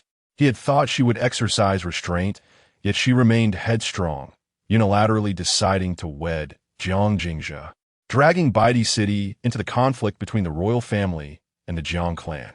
On the way to the capital, Luo Jiutong had begun to view Jiang Jingzhe in a more favorable light, but now, cornered into a desperate situation, his pent-up resentment surged forth. Today's events. If only Luo Zhibai's fiancé had been Ji Daoyu or Jiang Xinxiu perhaps. Luo Zhibai stood in the courtyard, her brow furrowed. In Luo Jiutong's eyes, her demeanor appeared somewhat cold. After a prolonged silence, he sighed softly and spoke gently. "After I am gone, everything will rest upon your own shoulders." Luo Zhibai's brow knitted further, yet she remained silent. She understood Luo Jiutong's intentions, but would not acquiesce. Luo Jiutong believed she, as the heir of Baidi City, should live for its sake, yet he failed to consider that her parents had sacrificed their lives for the city, and throughout her life, she had lost far more due to Baidi City than she had ever gained. Nonetheless, she remained willing to contribute to Baidi City, but not in relation to her marriage. Any notion that a mere marriage contract could provide a foundation of support was foolish. True strength lies solely within oneself. With her understanding of Ji Daoyu and Jiang Xinxiu, she was acutely aware that upon her grandfather's demise, they would inevitably reveal their fangs, ravenously devouring Baidi City, and marrying her would merely hand them the finest weapon. Moreover, the true orchestrators of today's events were none other than Ji Daoyu or Jiang Xinxiu. Luo Jiutong regarded them as her last hope, yet remained oblivious to whose hands would ultimately seal her fate. However, she was not inclined to disclose this to Luo Jiutong. There was no necessity. Today, as fate would have it, with someone having set the stage, she too could perform, adding another layer of torment to Jiang Xinxiu and Ji Daoyu. She raised her head, gazing at the distant Wenshan Jiuchong Tower, as if seeking confirmation of something. Yet, all she could see was a shroud of clouds and mist, obscuring the depths. Following her gaze, Jiang Xinxiu also looked up, his brow slightly furrowed. Cui Yu, perplexed by the reason behind Luo Zhibai and Jiang Xinxiu's upward glance, understood that he could no longer afford to wait. The longer he delayed, the more his authority would diminish. Observing Luo Jiutong's continued existence and her frenzied theatrics, his serious expression deepened, and his left hand, concealed within his voluminous sleeve, began to conjure an aura of power his mind filled with the clamor of two inner voices. The figure on the left urged him to act swiftly, while the one on the right echoed in agreement. As his left hand ceased its motion, the cacophony around him seemed to quiet, and the two inner voices vanished, leaving only a cold and ruthless intent. Akin to a knife poised to strike. Luo Jiodong, what are you waiting for? With his words, he swept his long sleeve, transforming his energy into two chains that slithered forth like azure serpents, hurtling directly towards Luo Jiotong. Strict adherence to rules, two sleeves of azure serpents. This was the full extent of Cui Yu's lethal capabilities. Previously, he had been careless and failed to evade, which had prevented him from unleashing his two azure serpents. Now, however, he summoned them stealthily, catching Luo Jiotong completely off guard. Logically, as the third-generation literary leader of the Shuyang Academy, he should not have launched a surprise attack in plain sight. Yet, since he had called out beforehand, it could not be considered a sneak attack. Boom! The two azure serpents crashed down. Luo Jiotong staggered as if struck with tremendous force, falling into the plum garden, blood spilling from her lips. How tedious! Did you truly believe I cannot wield my blade? Cui Yu scoffed coldly, as if a shadow at her side. Strict rules fell once more, transforming into a brand new literary prison, each character like a mountain, pressing down upon Luo Jiotong. Luo Jiotong attempted to rise, but Cui Yu's large hand had already pressed down upon her head, his expression severe and domineering. Speak. Who is the mastermind behind this? Uncle. A flicker of surprise crossed Jiang Shenxiu's eyes, and his gentle gaze turned slightly frigid. He wished to speak, but saw Cui Yu abruptly turn, his eyes filled with icy authority. Shenxiu, do you also intend to obstruct me? Shenxiu dared not. He clasped his hands in salute, taking a step back, refraining from further words. Luo Jiotong was destined to perish. As long as Luo Jibai remained unscathed, it sufficed. After all, his uncle was not entirely foolish. It was indeed prudent to observe Luo Jibai's hidden strengths. Or Luo Jibai's true cards. No one knew, not even Su Qinghe. Luo Jiotong, how long will you continue to shield him? Do you believe that the 1,000 scholars of our academy are blind? Are we unable to see how you enter the academy? Cui Yu regarded Luo Jiotong with indifference. Although the ambush was unsavory, he had, after all, emerged victorious. The desire to tarnish Su Qinghe's reputation surged within him uncontrollably. Each word that did not mention her was, in essence, a reflection of her. I might have an inkling. Suddenly, a voice resonated from outside the crowd. Cui Yu was momentarily taken aback and turned to look, only to see a black umbrella swiftly retract in the downpour, revealing beneath it a youth clad in an exquisite eight-tailed phoenix robe. The robe adorned the young man, with golden phoenixes spreading their wings, gazing down upon the world, vividly alive, rustling in the wind, lending an air of authority to his handsome visage. The chief of the Wu, Yitai, upon seeing the robe, Cui Yu's expression turned icy. The incident years ago, where the director of the mountain branch suppressed the little yellow doors, was well known throughout Chang'an, and it was no secret that the Shuyang Academy held the Wu Yitai in disdain. Thus, he could not possibly offer this youth any semblance of respect. However, refusing to show respect is one thing, daring to offend is another. Cui Yu, within the confines of the Shuyang Academy, certainly felt no fear of the Wu Yitai. Yet, the Qinghe Cui family mingled within the court, and this group of assassins wielded blades, should they be provoked. The Qinghe Cui family would find themselves in a precarious position. Moreover, the youth bore the eight-tailed embroidery upon his robe.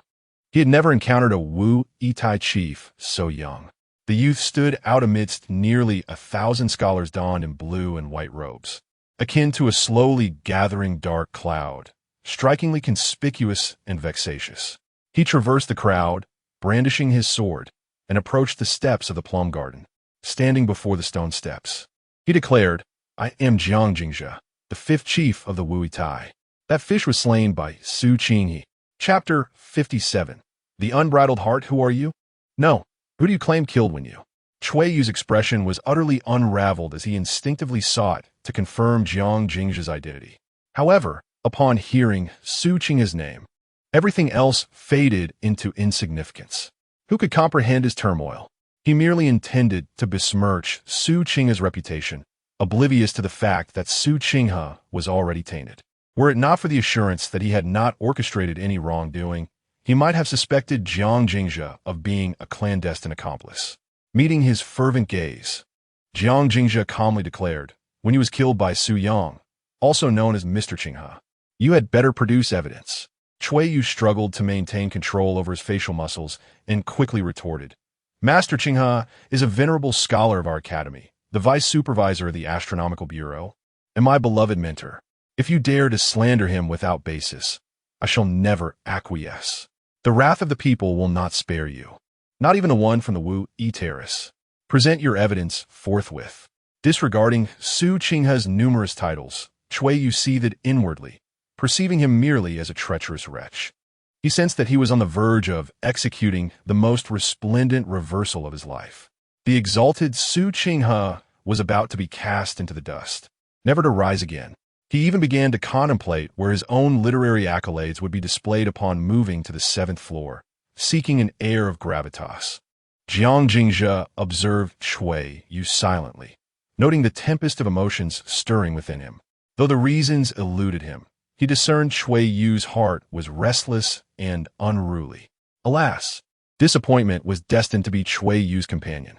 If the information procured by Zhu Jiu'er was accurate, the death of Wen Yu had received tacit approval from the esteemed Master Shanji, who resided in the heights of the 9-story building. Rest assured, evidence exists. Though it is not in my possession, Jiang Jingzhe remarked as he retrieved the cold, shimmering Han Song spear that Luo Jiotong had dropped and ascended the steps into the plum garden. Pointing to the now-frozen pond within, he inquired, "Uncle Tong, was the fish you killed that day in the pond?" Luo Jiotong lowered his eyes, feeling a hint of embarrassment.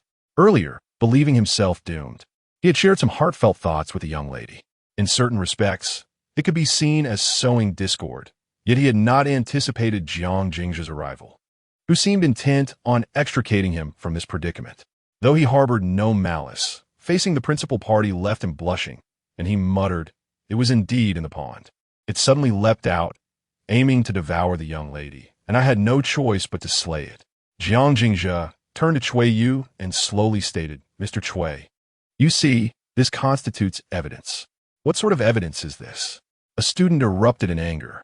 "Luo Jiotong has admitted to killing Wen Yu. Even if he were to conjure a flower from thin air, he remains the murderer."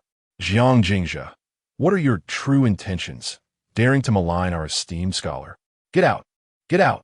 The youth are most susceptible to the tides of emotion. Even the slightest breeze can stir tumultuous waves.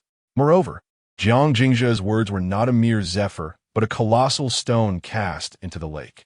Accusing Su Qinghe, what audacity this was! If there were tangible evidence, it would be one thing.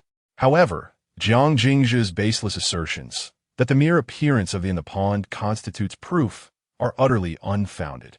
Naturally, Jiang Jingzhe would not retreat, remaining impervious to the clamor around him. "Silence!" Cui Yu reprimanded the students, his eyes reflecting a hint of disappointment. What can its presence in the pond substantiate? Although Cui Yu yearned to pin the blame on Su Qinghe, this alone offered no conclusive evidence. At the very least, it confirmed that the fish did not perish in the Moon Lake. Jiang Jingzhe remarked, "Though that has leaped over the Dragon Gate, it remains a mere fish. Its abode still the Moon Lake. Yet, why has it found its way to the pond in the Meiyuan? Is it merely bored, overcoming its innate nature to traverse through the peony courtyard, cross the Qingdu Mountain, and journey several hundred paces to lie in wait for Ji-Bai, solely to startle her? Are you suggesting?" Cui Yu exclaimed, his eyes wide with astonishment. "It was taken by Su Qinghe to the Meiyuan? Beyond that, I can conceive of no other possibility," Jiang Jingzhe replied. "It is well known that Ji-Bai and Tong Shu have not set foot outside the Meiyuan since their arrival. The only visitor has been Zhu Jiu'er.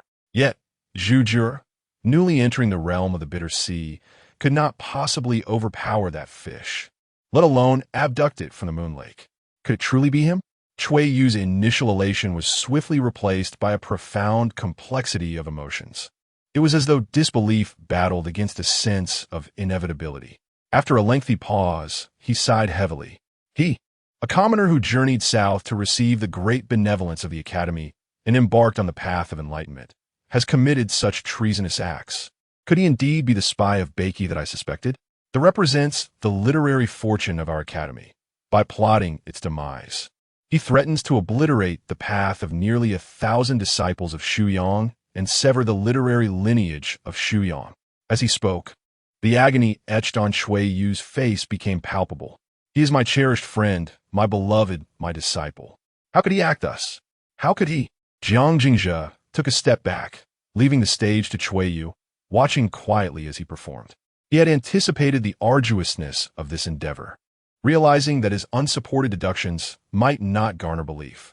A misstep could even provoke a violent backlash from the students. Yet, he was taken aback by Shui Yu's fervent desire to condemn Su Qinghe, as if he feared he might escape unscathed. From a professional standpoint, Shui Yu's performance appeared somewhat exaggerated. Nonetheless, to the audience of students, it resonated with genuine emotion and heartfelt anguish. Even those who initially deemed Jiang Jingzhe's claims to be mere nonsense began to harbor doubts. Some even spoke up directly, demanding, "Where is Master Qinghe? Let him come forth and explain. Why has he acted this way?" Once the seeds of suspicion begin to take root, they can grow uncontrollably. As Shui Yu cast a sorrowful gaze towards the seven-tiered tower, all doubts found an outlet for expression. It must be him. Yu Ziwen incited the crowd, exclaiming, "I suddenly recall that since the went missing, Master Qinghe has not made an appearance. What is he afraid of? We demand Master Qinghe to come forth and provide us with an explanation." The voices of the students grew increasingly fervent, with some even resorting to cursing Su Qinghe as a traitor to 3 clans. "Come, follow me to Wenshan. I must confront Su Qinghe personally and ascertain his true intentions." Shui Yu, sensing the momentum had shifted, momentarily disregarded Luo Jiutong and, exhilarated, raised his arm in a rallying gesture, leading the throng of students towards Wenshan. Today, Su Qinghe was doomed. The era belonging to him, 12th C, was on the verge of dawning. Luo Jiutong, drenched in blood, gazed bewilderedly at the unfolding scene. He could not comprehend why the scholars who had previously clamored for his blood had so swiftly turned their ire elsewhere, seemingly forgetting the very culprit before them. What was this? Had he known it could unfold this way, he would have surrendered immediately when Shui Yu hinted at it, thus sparing himself this torment. Observing Shui Yu leading the crowd towards Wenshan, Luo Jiutong approached Jiang Jingzhe, lowering his gaze as he inquired, "Is it truly this simple?" Jiang Jingzhe looked at Luo Jiutong in surprise. He had not anticipated that, after only a few days apart, his uncle would show him such respect.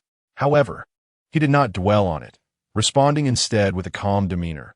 Youthful fervor is easily swayed by noble ideals, especially when there are those who fan the flames.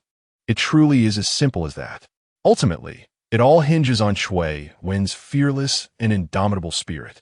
At this juncture, Jiang Jingzhe turned to gaze at Luo Zhibai in the courtyard. Their eyes met, and they spoke in unison, "Thank you." Chapter 58. So what if I killed? No need to be courteous.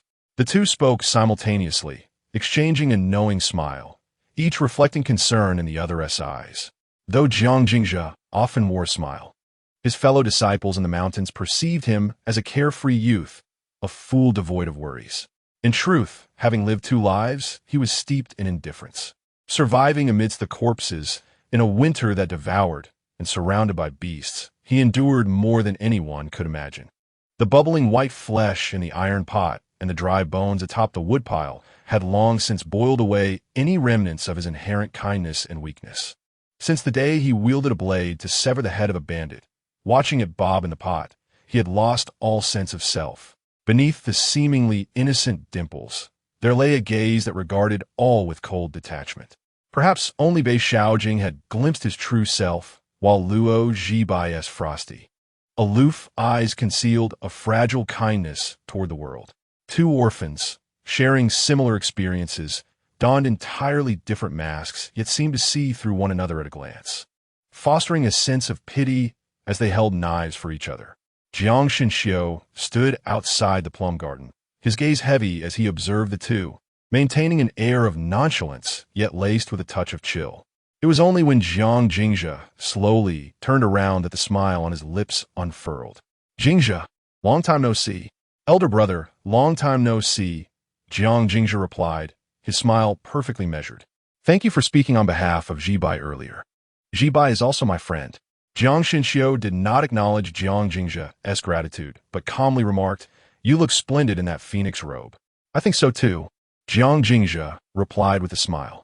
Of course, if elder brother likes it, I could take it off and gift it to you.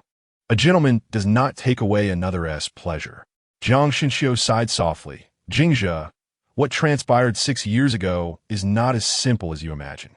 Uncle S' death was not intended by father, and the affair of Yunming's grandmother was merely a pawn used by others. Regardless, we remain a family. I do not know what benefits the Wuyi terraces promised you, but their aim must be the Northern King's residence, the Beiyu Jiang family. You are the heir of the Jiang family, yet you have become a blade aimed at your own kin. When that day arrives, you too will not escape the fate of being discarded like a hunted rabbit or a hidden bough once the birds are gone. Why would it come to this? How could I bear to draw my sword against you? Cease this, Jingzhe. I will persuade father to return the Northern King's title to you. Jiang Xinxiu's eyes were sincere, as if genuinely concerned for Jiang Jingzhe's future. Jiang Jingzhe tilted his head to regard him. From a young age, he had recognized his elder brother's hypocrisy, but never had he fathomed it to be so profound. Every action he had taken on his journey to the capital had never been his own choice. Jiang Jingzhe did not believe that Jiang Xinxiu was unaware. Fortunately, when it came to hypocrisy, he was not one to be outdone. He fell into silence for a moment before sighing, his eyes reddening as he said, Elder brother, do I truly have a choice? The 4 realms conspire against me, rendering me unable to cultivate. My grandmother regards me as an enemy, while the servants of the Wang family bully me, an orphan. Throughout my journey to the capital, I have narrowly escaped death thrice. All of this has been merely for self-preservation. What of the Northern Protectorate? What of royal power and wealth? I could relinquish it all. I only wish to be an ordinary person. Yet, the trees yearn for tranquility while the winds refuse to cease. Second brother, I do not wish to don this apparel, nor can I bear the thought of brothers turning against one another. Our pain is the same. At this juncture, tears welled in Jiang Jingzhe's eyes, and with deep sorrow, he implored, Second brother, please speak to our uncle and allow me to return to Pingtown. Jiang Xinxiu's countenance stiffened as he gazed at the sorrowful Jiang Jingzhe, and he found himself momentarily dazed. Was this still the spirited young genius, the heir of the Northern Protectorate? He began to doubt whether he had misjudged Jiang Jingzhe, questioning if he was indeed a mere lump of clay. But if that were the case, what did it make of his own younger brother and grandmother? Jingzhe, I shall convey your words to father, Jiang Xinxiu replied, discreetly brushing away Jiang Jingzhe's outstretched hand. He nodded slightly to Luo Ji and, choosing not to linger, turned it apart. Convey? Let him come see me. Beneath the Wenshan, before the 9-tiered pavilion, Chuiyu wore a stern expression, taking the lead, and coldly addressed Su Qing as attended. Qinghe Shu has slain my fellow scholar. When you, today, we demand an explanation. The attendant, named Su Li, bore freckles on his face and was not particularly handsome. He was an orphan picked up by Su Qinghe in Nanshan and, now at 16, had just entered the threshold of enlightenment, qualifying as a half-talent in the cultivation world. Yet, in this academy, he was deemed inconsequential. As he faced the aggressive third-generation scholars, his usual demeanor would have had him hiding in a corner, observing ants. However, today, despite his face flushed with tension, he still spread his arms to block their path, tightly closing his eyes, as if that alone could shield him from the 1,000 murderous gazes directed his way. Cui did not regard Su Li at all. His voice thundered like rolling thunder. Su Qinghe, do you lack even the courage to face us? Come down. Cui directly called out Su Qinghe's name, an act of disrespect contrary to Confucian decorum. Yet, as he performed with increasing fervor, his face etched with righteous indignation, he managed to rally nearly 1,000 students, none of whom suspected his ulterior motives.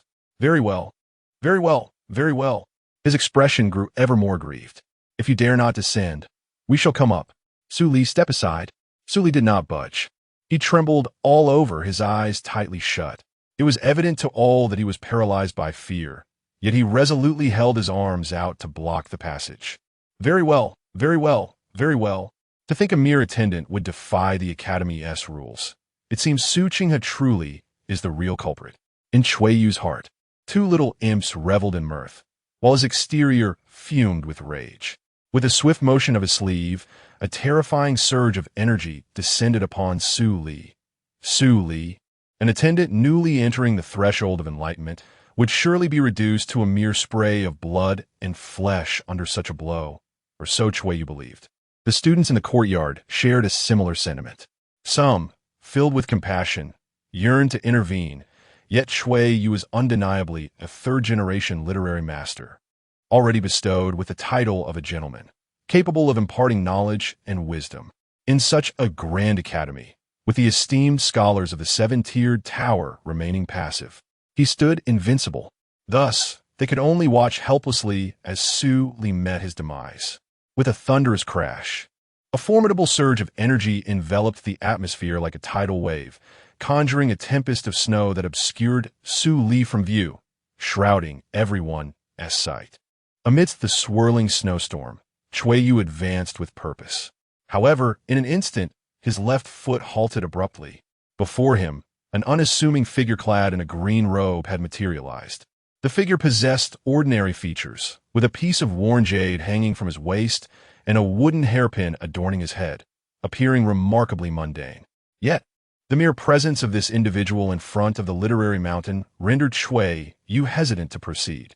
Even the previously raucous students fell into an immediate silence, their gazes clarifying with newfound clarity, for the newcomer was Su Qinghe, the youngest scholar of the academy, a formidable talent in the literary arts with two innate characters. Master Qinghe, you have finally arrived. Cui Yu, although consumed with thoughts of eliminating Su Qinghe, instinctively refrained from overstepping boundaries, bowing respectfully instead.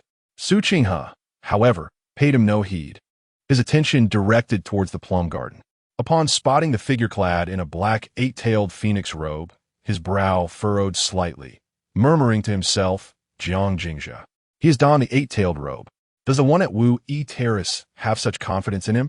Or has he discerned the threads of causality behind him, so blatant as to disregard the wrath of those who stand behind him? Master Qinghe, Cui Yu shouted in fury, genuinely enraged now. How dare Su Qinghe disregard him? Such insolence was intolerable. Cousin Cui, do you have something to say? Su Qinghe turned his head calmly, regarding Cui Yu with the gaze of an elder observing a mischievous junior. Cui Yu, consumed by rage, glanced back at his fellow students, seeking some semblance of courage. Yet, those who had previously been eager to storm the literary mountain fell silent, their heads bowed like quails. Useless. A bunch of useless fools. Cui Yu cursed under his breath, straightening his posture as he challenged. Jiang Jingzhe claims you killed Wen Yu. May I ask, Master, is there any truth to his assertion? Su Qinghe smiled, his brows arching slightly, a hint of mockery in his expression. It was indeed I who killed him. What of it? Chapter 59. Conquering with virtue, what of it if I'm the one who killed? When Su Qinghe uttered these words with a smile, Cui Yu was left utterly bewildered. He had envisioned countless possibilities, contemplating Su Qinghe's potential strategies repeatedly, and had prepared himself for the latter's cunning rebuttals, having amassed more arguments than the books he had read over the years. Yet, he never anticipated that Su Qinghe would so readily admit to the deed. Yu. Cui Yu stammered, pointing at Su Qinghe, his expression a tumult of agitation and confusion. Look how flustered you are, Su Qinghe said, patting Cui Yu's shoulder with a feigned concern. Take your time to speak. Your anxiety over this matter is growing increasingly severe. Am I flustered? Cui Yu swatted Su Qinghe's hand away, his neck stiffening as he retorted angrily. Su Qinghe, do not overstep your bounds. Having killed Wen Yu, you show no remorse. Today, I shall act in the name of the Academy and strip you of your status as a Confucian scholar, banishing you from the institution. For years, Cui Yu had been suppressed by Su Qinghe, longing to dismantle him piece by piece. Yet, faced with the moment, he ultimately faltered only daring to speak of expulsion without uttering the word kill. The other students, too, found themselves silenced in the presence of Su Qinghe, afraid to even breathe audibly. In truth, Su Qinghe was not a harsh figure. He demonstrated immense patience towards the students and rarely resorted to invoking the virtue rod. Unlike other teachers who would frequently invoke the academy's regulations to impose their authority. Yet, it was precisely because of the depth of his gaze and the breadth of his insight that they feared him the most. Speak. Why are you silent? Cui Yu's mind was besieged by two little figures. The one on the right scoffed at Su Qinghe's arrogance, while the one on the left quivered with fear. Their incessant bickering only heightened Cui Yu's agitation, his breath growing dangerously erratic, and a fierce light gleamed in his eyes. Su Qinghe frowned, placing his palm upon Cui Yu's head, as if bestowing divine guidance. In just a few days, how have your thoughts become so tumultuous? What have you experienced? Cui Yu felt as though he were losing his mind, reduced to a mere monkey in a cage. He struggled to free himself from Su Qinghe's grasp, but it was futile. The two little figures in his mind trembled in unison, crying out, "He is transcended. We are doomed. What shall we do? Perhaps we should surrender." "No, he shall eliminate Suina." The two figures turned in unison, only to find a shadowy version of Cui Yu, grinning malevolently. "I fear nothing, you trifling servant. He gone mad. Run." The two figures screamed, vanishing in a flash. The shadowy Cui Yu seized control of his body, his aura surging, his twisted smile growing broader. With a flourish, he unleashed the strictures of the academy and two serpents of azure light upon Su Qinghe. The terrifying energy tore through the remnants of snow, creating a tempest in the air. This strike had long surpassed Cui Yu's own cultivation level. Snowflakes danced wildly, an overwhelming spectacle.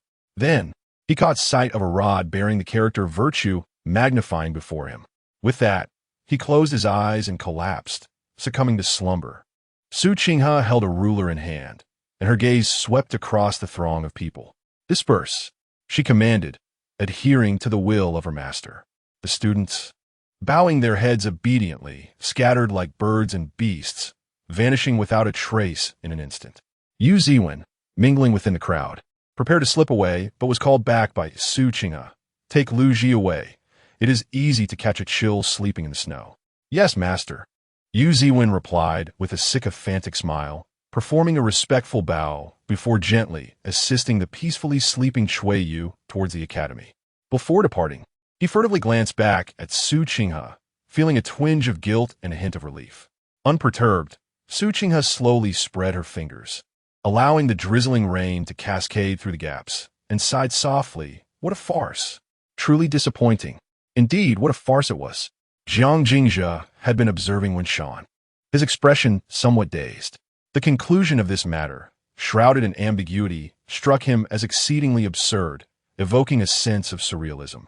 He had received news from Luo Jiu regarding a fish slaughter, bracing himself for the worst. Draped in the 8 phoenix robe, he entered the Wu Yi Terrace, seeking protection from Shan Xinghe, only daring to enter the palace after receiving assurance. He had anticipated a tide of murderous intent awaiting him, or at the very least, a reckoning. He had even discreetly prepared several grand poems, hoping to measure his prowess against the students of Shuyang Academy, the foremost among the 72 institutions. Yet, he had not foreseen such a turn of events. "Are you disappointed?" Su Qinghe appeared by his side, her tone melancholic. "Do you believe that the students of Shuyang Academy, the pinnacle of the 72 institutions, should uphold propriety, engage in philosophical discourse, and reference texts to debate right and wrong, rather than competing in sheer strength? Indeed, it is quite different from my expectations," Jiang Jingzhe conceded, offering a slight bow to Su Qinghe. "The world operates in such a manner." Su Qinghe returned the gesture with a smile, stating, "In the vast tapestry of knowledge, whether Confucian, Taoist, Buddhist, or demonic, if one were to strip away the garments they wear, they would reveal a fundamental sameness beneath. The essence of one's destiny and the sword of fate are not so dissimilar. Both are ultimately tools for killing. The distinction lies merely in whether one recites poetry or spills blood in the act.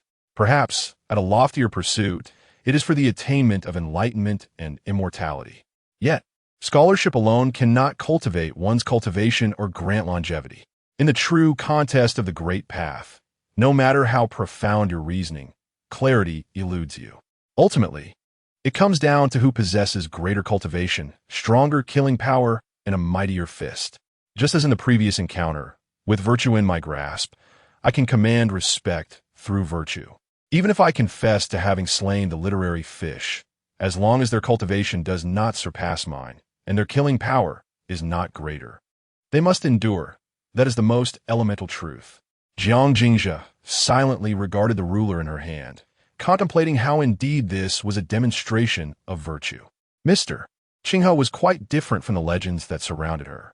This was Jiang Jingzhe's first encounter with a renowned Mr. Qinghe of the capital, marking his first genuine insight into the world of scholars. His preconceived notions had led him astray. Even the principles from his own world often served merely as a veil of modesty. In this world where martial prowess reigned supreme, who would heed your incessant moralizing? Scholars do not pursue knowledge for its own sake, but rather to master the art of killing. The depth of one's cultivation determines the weight of their reasoning. I have always regarded it thus. Su Qinghe chuckled, saying, I once believed that the principles found in books could save humanity. Yet, as I journeyed southward, traversing 100,000 miles, I discovered that the virtues of benevolence and righteousness articulated in literature have scant practical effect. They neither reform the wicked nor enhance the virtuous. Those who have studied the works of sages continue to perpetrate violence, often with even greater ferocity and a sense of justification. Ironically, it transforms the good into prisoners of morality. Gradually, I grew weary of lecturing on principles. Fortunately, beyond my ability to expound upon doctrine, I possessed some skill in martial arts. Jiang Jingzhe was momentarily taken aback. He murmured, as I perused history, I found it devoid of dates, with each crooked page inscribed with the words benevolence and righteousness.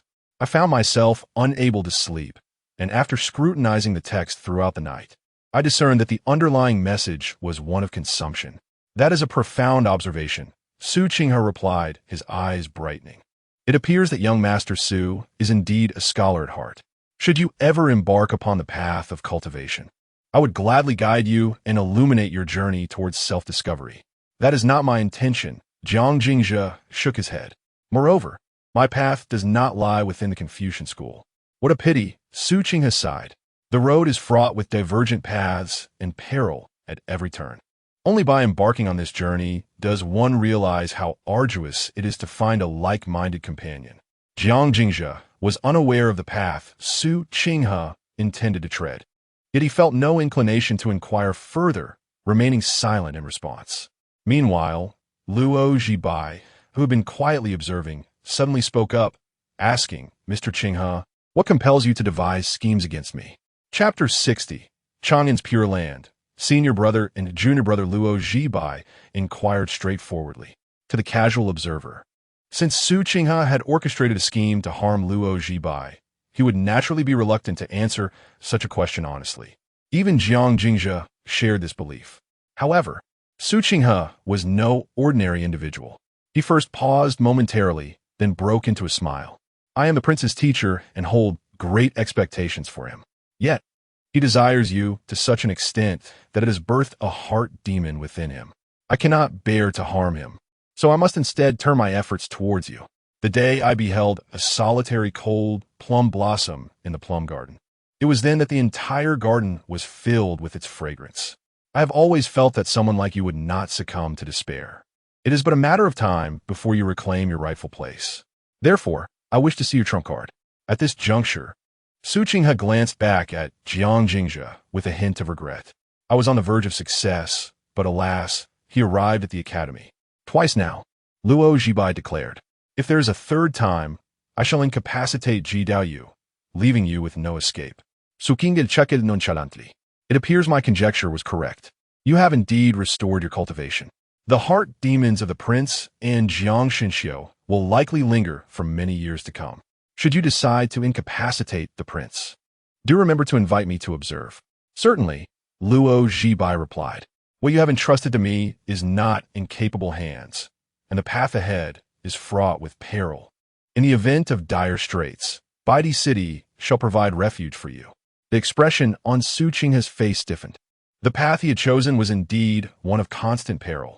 A moment's carelessness could lead to utter ruin. Since Luo Zhibai's arrival in the capital, Ji Daoyu's performance had indeed disappointed him. Yet, he did not believe that his trust was misplaced. Ji Daoyu possessed extraordinary potential and had even manifested the miraculous phenomenon of the 9 immortal phoenixes. There existed a possibility that he might surpass the Supreme Emperor in the future. Looking across the world, apart from the yet-to-enter society of the 3 teachings, there were few in the younger generation who surpassed him. Most importantly, Ji Daoyu was the crown prince of the great Zhou. Only he could realize his aspirations. In but a moment, a smile returned to his lips. Though his features were unremarkable, his eyes sparkled as if they contained a galaxy of brilliant stars. Should that day truly arrive, I shall die a martyr. With that, he raised his hands in a bow to the 2, his azure robe billowing as he vanished from sight. Su Qinghe was indeed perilous. The plum garden returned to its tranquil state, and Jiang Jingzhe gazed towards the direction in which Su Qinghe had disappeared, his expression somewhat grave. Though he was unaware of the path Su Qinghe traversed, he remained unconcerned. Yet, he could sense a certain conviction within Su Qinghe, a belief so profound that he would risk everything to achieve his goals. Such individuals are often exceedingly fearsome, for they care not for their own lives, and thus are indifferent to the lives of others. Those who obstruct their path shall be obliterated without hesitation. He is indeed quite dangerous, Jiang Jingzhe remarked softly. Yet, one must also admire him. If there were more individuals like him in this world, perhaps it would be a much better place. Jiang Jingzhe tilted his head to regard Luo Zhibai. He plotted against you, and you do not harbor resentment towards him? Luo Zhibai slightly lowered his long, fair neck, appearing somewhat embarrassed, his voice barely a whisper. I cannot defeat him. Luo Zhibai did not offer an explanation. Yet Jiang Jingzhe had already discerned the answer. Due to an inability to triumph, he could only suppress his grievances. Do you always speak so candidly? Jiang Jingzhe noted that Luo Zhibai's honesty was almost excessive, akin to a mirror that allowed him to see through to his very core. He realized that this clarity was not a result of his own perceptiveness, but rather because she had let her guard down around him. This sensation was rather pleasant. However, it also revealed a rather shameless and despicable side of Jiang Jingzhe. I am not particularly skilled in conversation, Luo Zhibai murmured, lowering her head to tuck a strand of hair behind her ear, but I will strive to improve. Jiang Jingzhe found himself momentarily entranced by her. That is not what I meant. This is quite sufficient. How could there be someone so enchanting in this world? When she donned male attire, she resembled an ethereal nobleman, untouched by the mundane. Now, in female garb, she lost some of her grandeur, yet gained an air of fragility. Clad in simple robes with a jade hairpin, she stood in the plum garden, resembling a celestial being gracing the earth. As she lowered her head to gather her hair, the entire plum grove seemed to fade in her presence.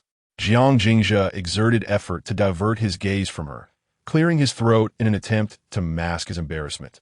He longed to speak, but found himself at a loss for words. In truth, they were not very familiar with one another. Thank you for that day, he finally managed to say after a prolonged silence, a smile gracing his lips. Had it not been for your support, I might not have been able to navigate that situation. The Taoist text you gifted me is also fitting, and I truly appreciate your marriage contract. In short, I'm grateful for everything. Hypocrisy. Luo Jiotong stood in the corner, striving to diminish his presence. After this incident, he had completely acknowledged Jiang Jingzhe, even developing a slight fondness for him. Yet, it was precisely for this reason that he could not help but scoff when he witnessed Jiang Jingzhe's manipulation of his own mistress. That insufferable boy appeared both detestable and endearing, utterly shameless. Of course, he understood that his mistress would not perceive it as manipulation, or even if she did, she would leap into it without a second thought, eagerly welcoming the opportunity. There is no need to express gratitude. Luo Zhibai, indeed, plunged into the conversation, raising her head earnestly We exchanged marriage contracts. I'm very pleased that you could come today. Then no thanks are necessary, Jiang Jingzhe responded, visibly elated, nodding with a smile. Internally, he chastised himself. He was indeed shameless, for how was he different from a scoundrel, stealing away such an innocent young lady? Are you hungry? Shall I prepare something for you? On the snowy peaks of Qingdu Mountain, Yao Yao sat upon a stone platform, clad in red and barefoot, her delicate feet swaying gently in the wind. She appeared remarkably serene, yet her expression betrayed no emotion. Gazing coldly in the direction of Chang'an, she declared, I am hungry. The eldest disciple's hand, which held hers, stiffened slightly. After a moment of silence, he set down his chess piece and spoke gently. What would you like to eat? Shall I stew another pig as trotter for you? Yao Yao shook her head, her expression unchanging as she fixed her gaze upon her eldest brother. The elder brother gently rubbed his brow and said, Shall I provide you with something to eat? Very well. He swiftly stowed away the chessboard, casting his gaze upon the cliff where the white-haired Qi stood with his sword drawn. Junior brother, go chop some firewood to start fire. Qi turned back, a flicker of dissatisfaction in his eyes. That old fellow dares to plot against the junior disciple. I shall pay a visit to the royal palace and send him to Ascension. The elder brother replied kindly, First, attend to the firewood.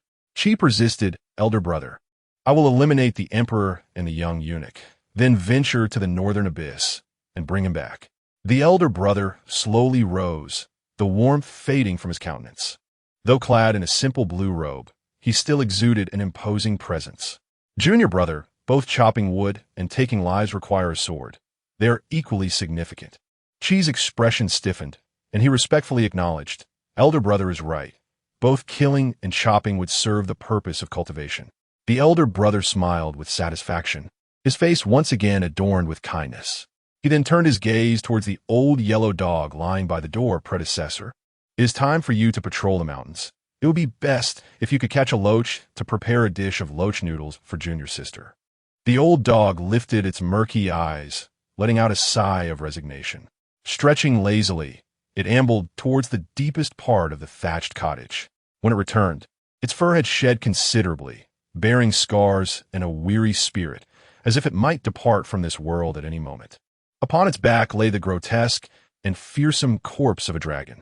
Though lifeless, it still emanated a terrifying aura that instilled fear, and the blood that flowed from it shimmered with a faint golden hue. Li Qingshan smiled faintly, retrieving a chopping knife from the woodshed. Holding the dragon's corpse, he swiftly severed its head, discarding it into the confined dragon abyss. The head was indeed fit for consumption. Chapter 61. The fish leaps over the dragon gate. Flowers bloom on the other shore. The torrential rain over the Shuyang Academy had ceased. The prohibitions were lifted, and the students were liberated. Everything seemed to revert to its original state. On the 7th floor of the Wanshan Tower, Cheng Wengong stood with his hands clasped behind his back, calmly observing the academy. He awaited an explanation. The young professors and students dared not confront Su Qinghe, who had transcended to the realm of divine wandering. Yet he possessed the authority to do so. As the first disciple of the head of the mountain branch, the vice president of Shuyang Academy, and a grandmaster of the 6th level of the carefree realm, his reasoning outweighed that of Su Qinghe. Previously, Cui Yu had accused Su Qinghe of being a servant of 3 families, a spy sent by the Jixia Academy, and a member of the Taoist Green Robes. He dismissed such baseless allegations entirely. However, witnessing Su Qinghe admit to the slaying of Wen Yu suddenly left him in a state of doubt. That fish had consumed a significant portion of the lake's literary essence, underscoring its importance to Shuyang Academy.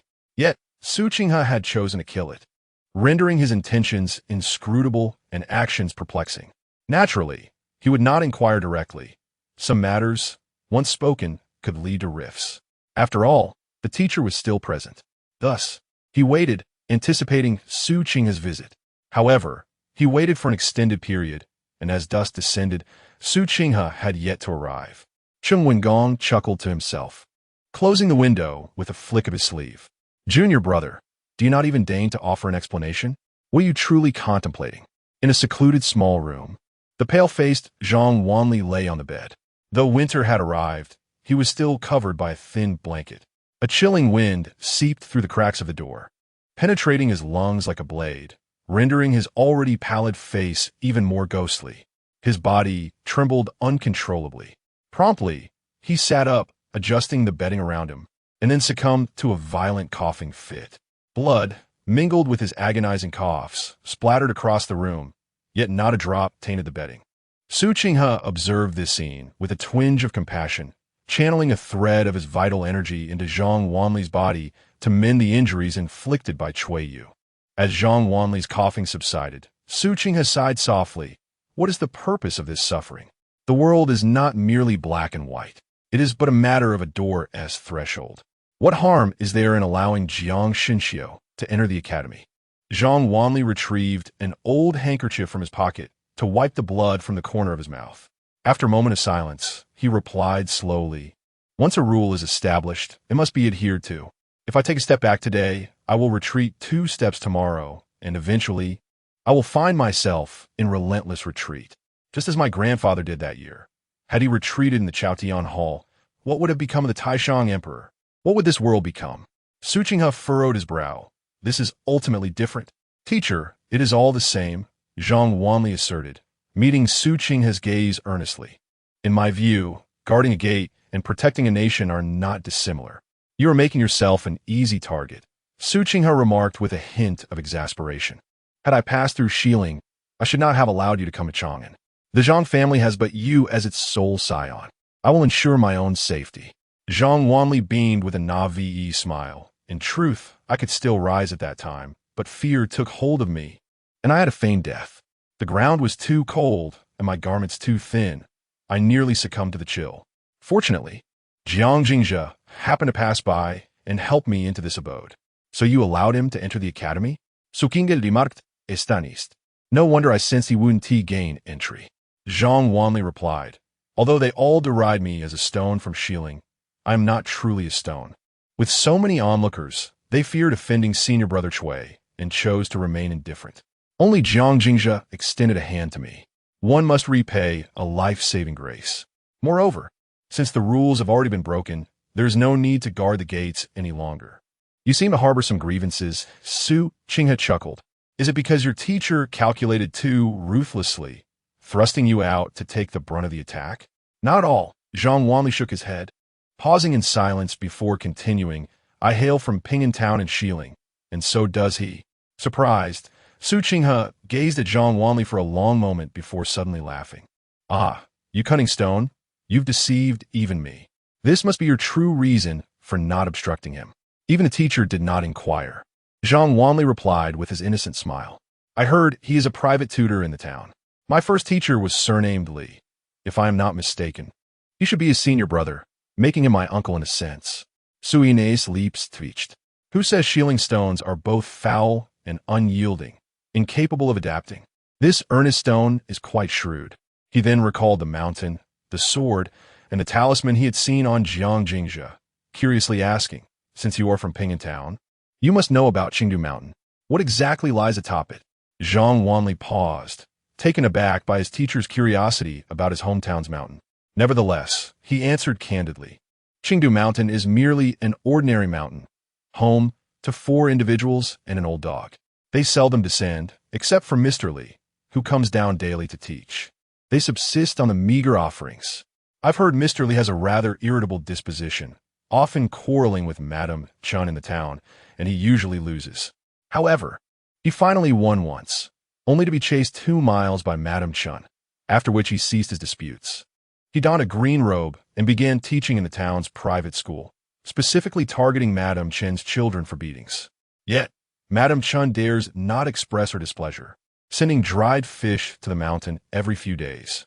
Quarreling and sending fish.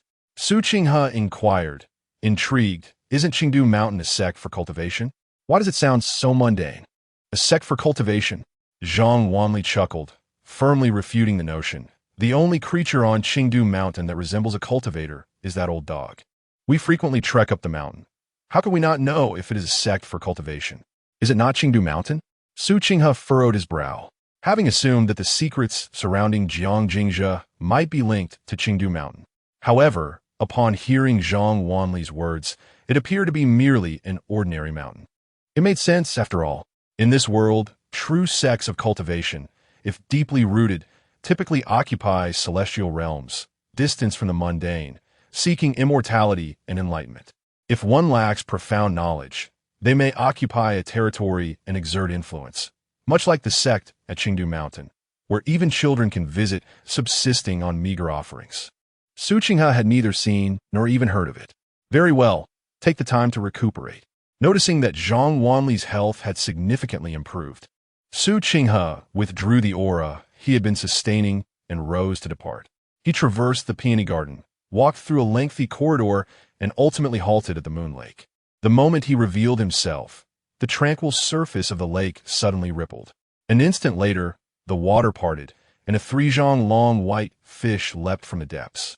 Its lively eyes sparkling with excitement as it gazed at him, its tail fins swiftly flicking with delight. Anyone who had visited the back garden of the prince's residence would undoubtedly recognize this fish as the dragon concealed beneath the surface, which he fed daily. Once proud and aloof, the dragon now wagged its tail in a playful manner, resembling a dog eager to please its master. As the fish leapt over the dragon gate, blooming flowers adorned the opposite shore. Dragon concealed beneath the surface, consume the literary essence of the lake, and you shall transform into a true celestial dragon. I have made considerable sacrifices. Do not let me down, for even the prince cannot protect you should you fail.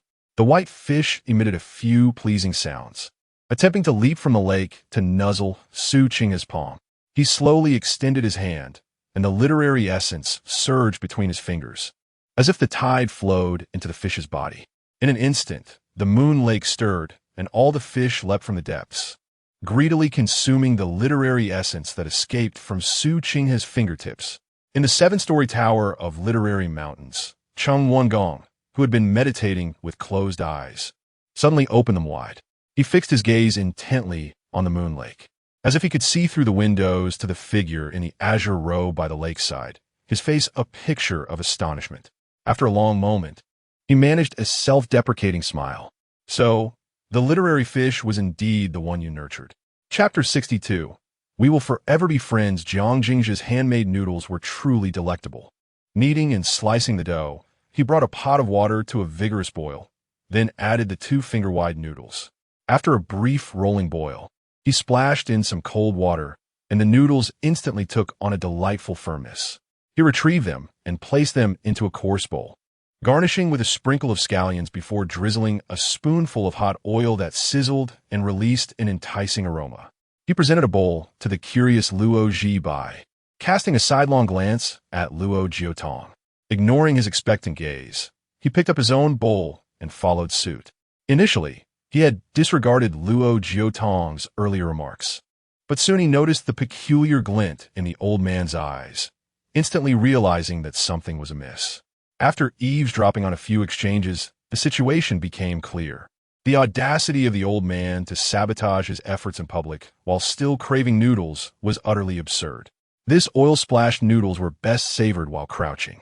Jiang Jingzhe tapped the rim of his bowl, squatting at the threshold to mix the noodles, slurping up a mouthful that was simply divine. Luo Zhibai, tilting his head in curiosity, soon joined him, imitating Jiang Jingzhe's actions to stir the noodles. After a gentle taste, he confirmed the delightful flavor. When Zhu Jiu'er hurriedly arrived, she was greeted by the charming sight of 2 handsome youths, one clad in black and the other in white, squatting at the threshold, audibly slurping their noodles. Jiang Jingzhe wore a satisfied expression, while Luo Zhibai's eyes sparkled with joy, as if the winter blossoms could not overshadow the spring radiance on her face. Ahem. Zhu Jiu'er cleared her throat, her face contorted in disdain. I rushed here, fearing you two might go hungry, yet you both started eating without waiting for me. Have you arrived? Jiang Jingzhe looked up at her. Shall I fetch you a bowl? Zhu Jiu'er was about to agree, but suddenly recalled something, shaking her head. Never mind. You two enjoy your meal. I have something important to discuss. Luo Zhibai glanced up in surprise, silently extending his bowl of noodles. Zhu Jiu'er continued to shake her head. Rising, Luo Zhibai stepped back, while Jiang Jingzhe took her bowl and quickly finished the noodles, carrying the empty bowl into the kitchen. In the attic, the three sat across from one another. Luo Zhibai furrowed his brow, looking at Zhu Jio'er, and gently inquired, "Is it serious?" Zhu Jio'er was momentarily taken aback. "What is serious? Is it that your family elders deem me unworthy of investment, or do they harbor concerns regarding Zhibai, or perhaps you too are being pressured into marriage?" Jiang Jingzhe interjected. "So you have fed silent." Silence is the most profound of narratives. It turned out that all three scenarios were indeed true. Simultaneously, Luo Zhibai and Jiang Jingzhe spoke, and once again, an air of solemnity enveloped the room. "Hey, do you think I am so inadequate?" Zhu Jio'er was the first to crack under the oppressive atmosphere, her facade of calm crumbling as she expressed her discontent. "Even if I am slightly inferior to third brother, or if my cultivation is not as advanced as seventh brother's, or if my insights do not match those of eldest brother, I'm still the ninth of the Zhu clan. Why must they meddle in everything? Even in my choice of friends?" Luo Zhibai lowered his head, uncertain of how to offer comfort. Yet, Jiang Jingzhe appeared deep in thought. After a moment of silence, he suddenly chuckled, saying, "In truth, you need not blame yourself. Our matters were never your concern, nor can the elders at home be held accountable. If I were in your position, I would have made the same choice." Zhu Jio'er gazed at him in astonishment. "Do you know what has transpired?" "I can make an educated guess," Jiang Jingzhe replied with a smile. "According to our agreement, you should have arrived much earlier. The elders at home are reluctant to emerge from their seclusion."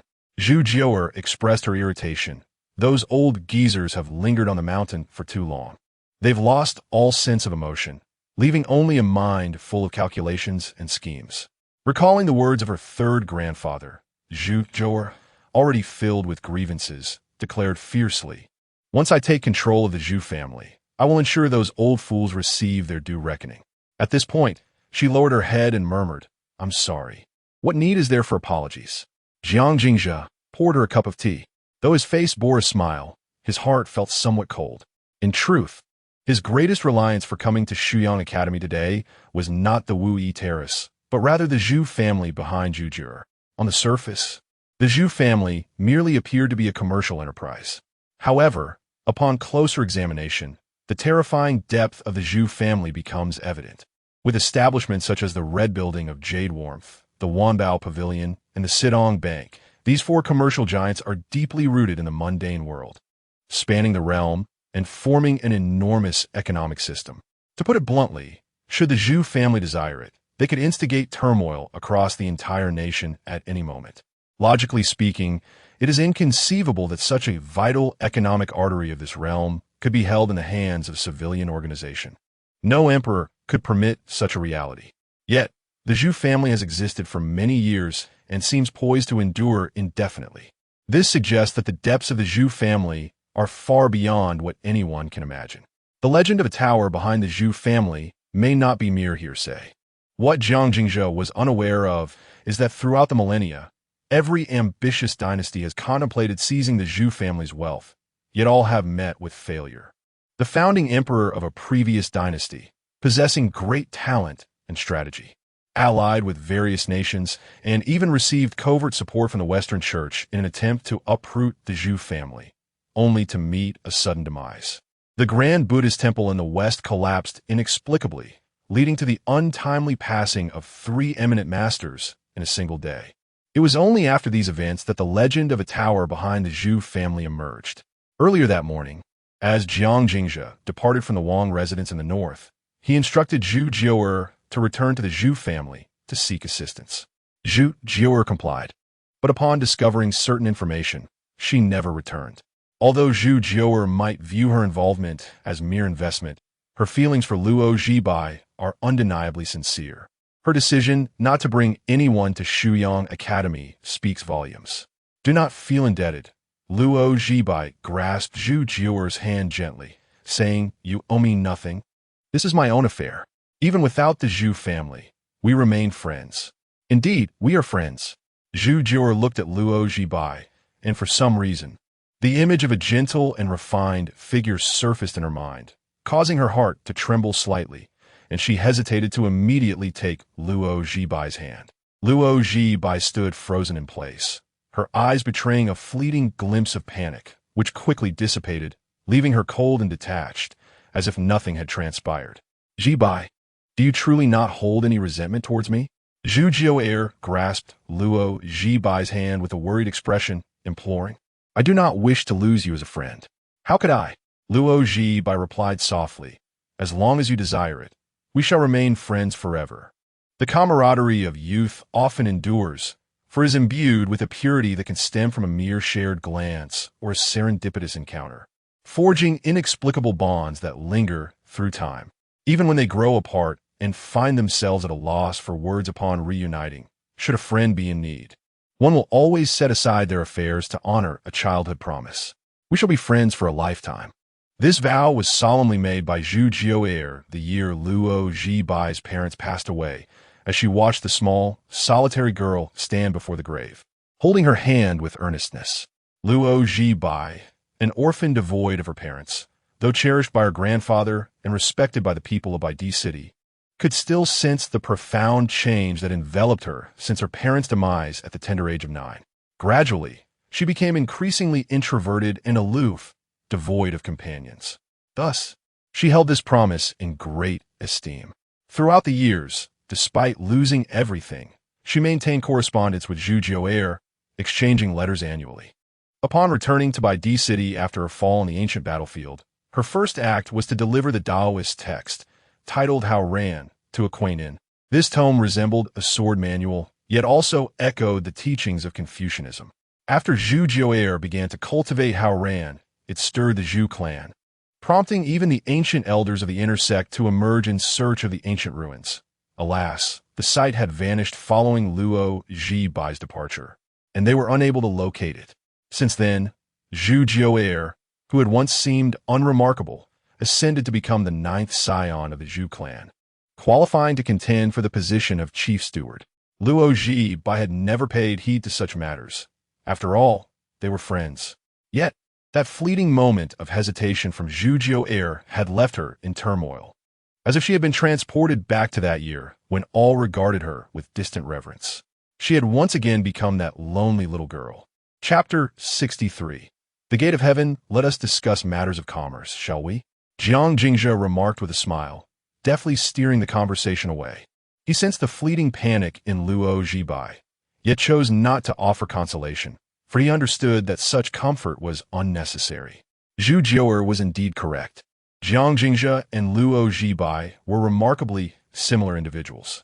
Both possessed an acute ability to discern the human psyche, with even the slightest expressions failing to elude their perceptive gaze, which would then conjure elaborate narratives in their minds. The sole distinction lay in Luo Zhibai's tendency to quietly withdraw upon understanding the hearts of others, retreating into his own world, while Jiang Jingzhe would ponder whether this scoundrel intended to harm him, wearing a facade of smiles while harboring a dagger behind his back. Their divergent experiences had cultivated two starkly contrasting inner landscapes, one adorned with snow, the other stained with blood. What business? Zhu Jio'er withdrew her hand, curiosity glimmering in her eyes as she regarded Jiang Jingzhe. Her greatest desire was to establish a tavern with him, yet alas, that dream had been preempted by another. Thus, when Jiang Jingzhe mentioned surprising her, she had not given it much thought. However, his revival of the topic piqued her interest. Jiang Jingzhe replied with a grin, I am planning to open an ice factory. An ice factory?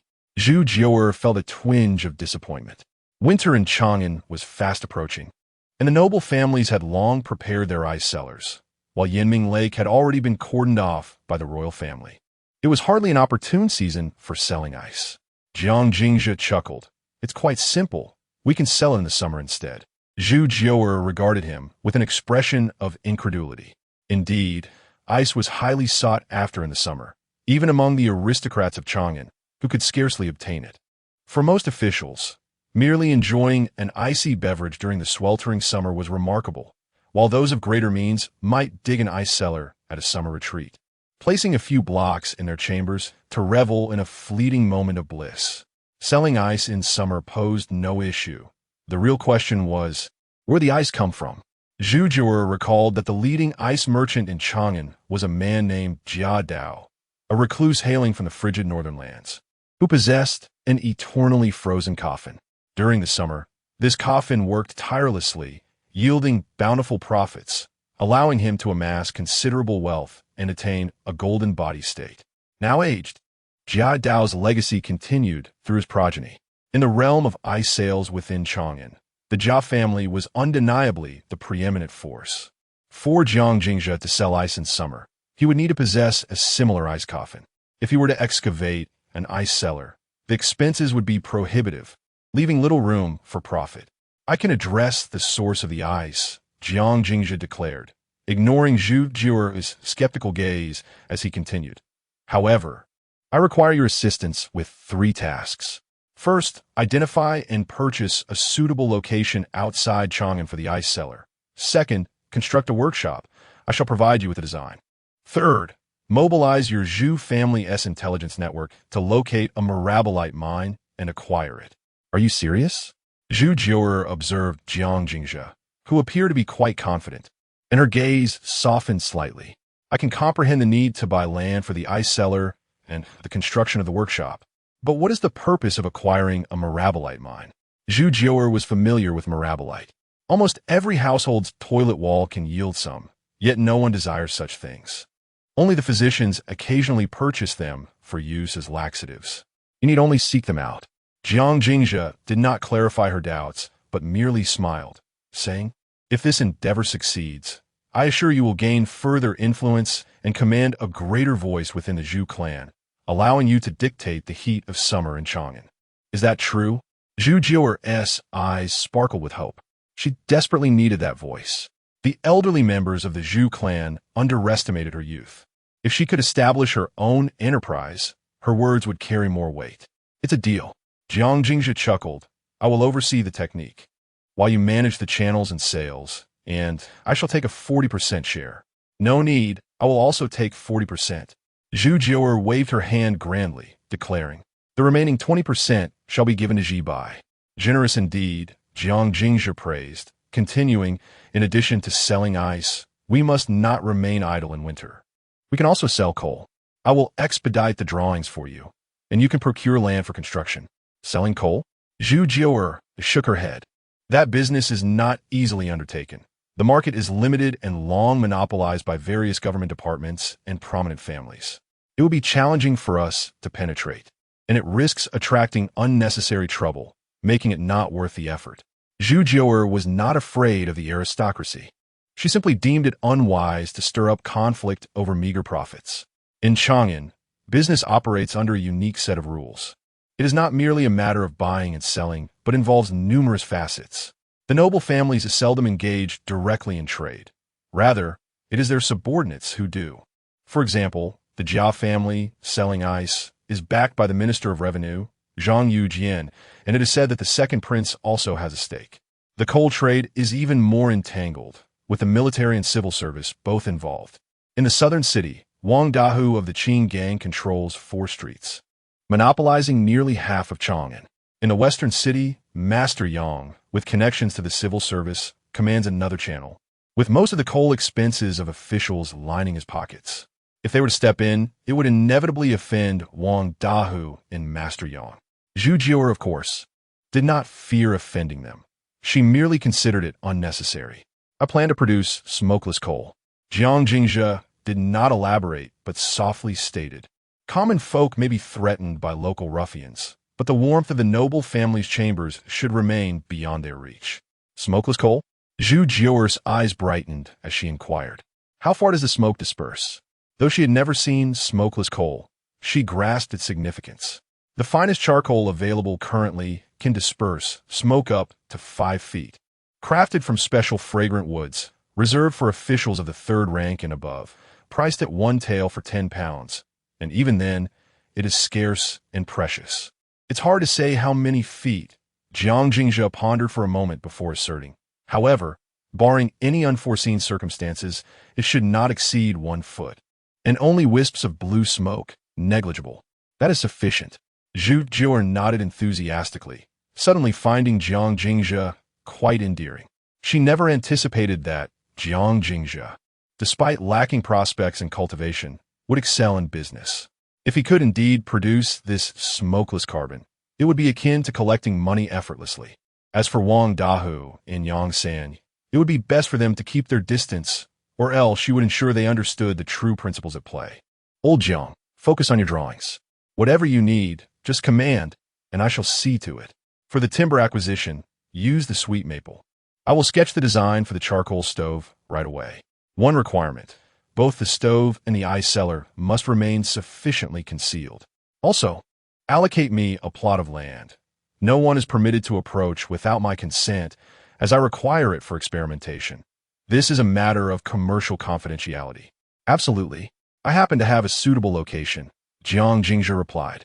Zhu Jiuer exclaimed with excitement. There is a manor outside Chang'an, a private estate of the Zhu family, abundant with sweet maple trees, and it possesses a hidden river that can be utilized for the ice cellar, all adequately secluded. I can arrange to acquire it. Jiang Jingzhe felt a surge of joy and excitement. That works perfectly. Let us discuss the particulars further. Excellent. The two engaged in further exchanges regarding the details and considerations, ultimately drafting a preliminary contract. It was not until dusk that Zhu Jiuer left, still lingering on the conversation. Before departing, she once again mentioned gifting Luo Ji by 20% stake, but Luo Ji by declined. Jiang Jingzhe devised a compromise. He would invest 30,000 taels of silver, matched by 30,000 from Ji Bai, to purchase the 2 shares from Zhu Jiuer, effectively accepting her gift. Luo Ji Bai did not refuse, and Zhu Jiuer agreed. Thus, a rudimentary team was formed, adorned with a striking name, Tianmen, Heaven's Gate. Zhu Jiuer explained that it was because she would eventually stand at the pinnacle of the world, compelling the elder members of the Zhu family to bow before her. Moreover, whether selling charcoal or ice, one must rely on the heavens for sustenance. The name resonated with the essence of the Grand Path. After Zhu Jiuer's departure, the unusually silent Luo Ji Bai turned to Jiang Jingzhe and spoke. You seem rather anxious. Indeed, Jiang Jingzhe admitted softly, I lack the means to ensure my survival. Selling charcoal and ice alone is insufficient for that. Luo Ji Bai gazed steadily into Jiang Jingzhe's eyes and slowly replied, although these two ventures can be lucrative, they require time, and the profits may not be as substantial as Jiuer envisions.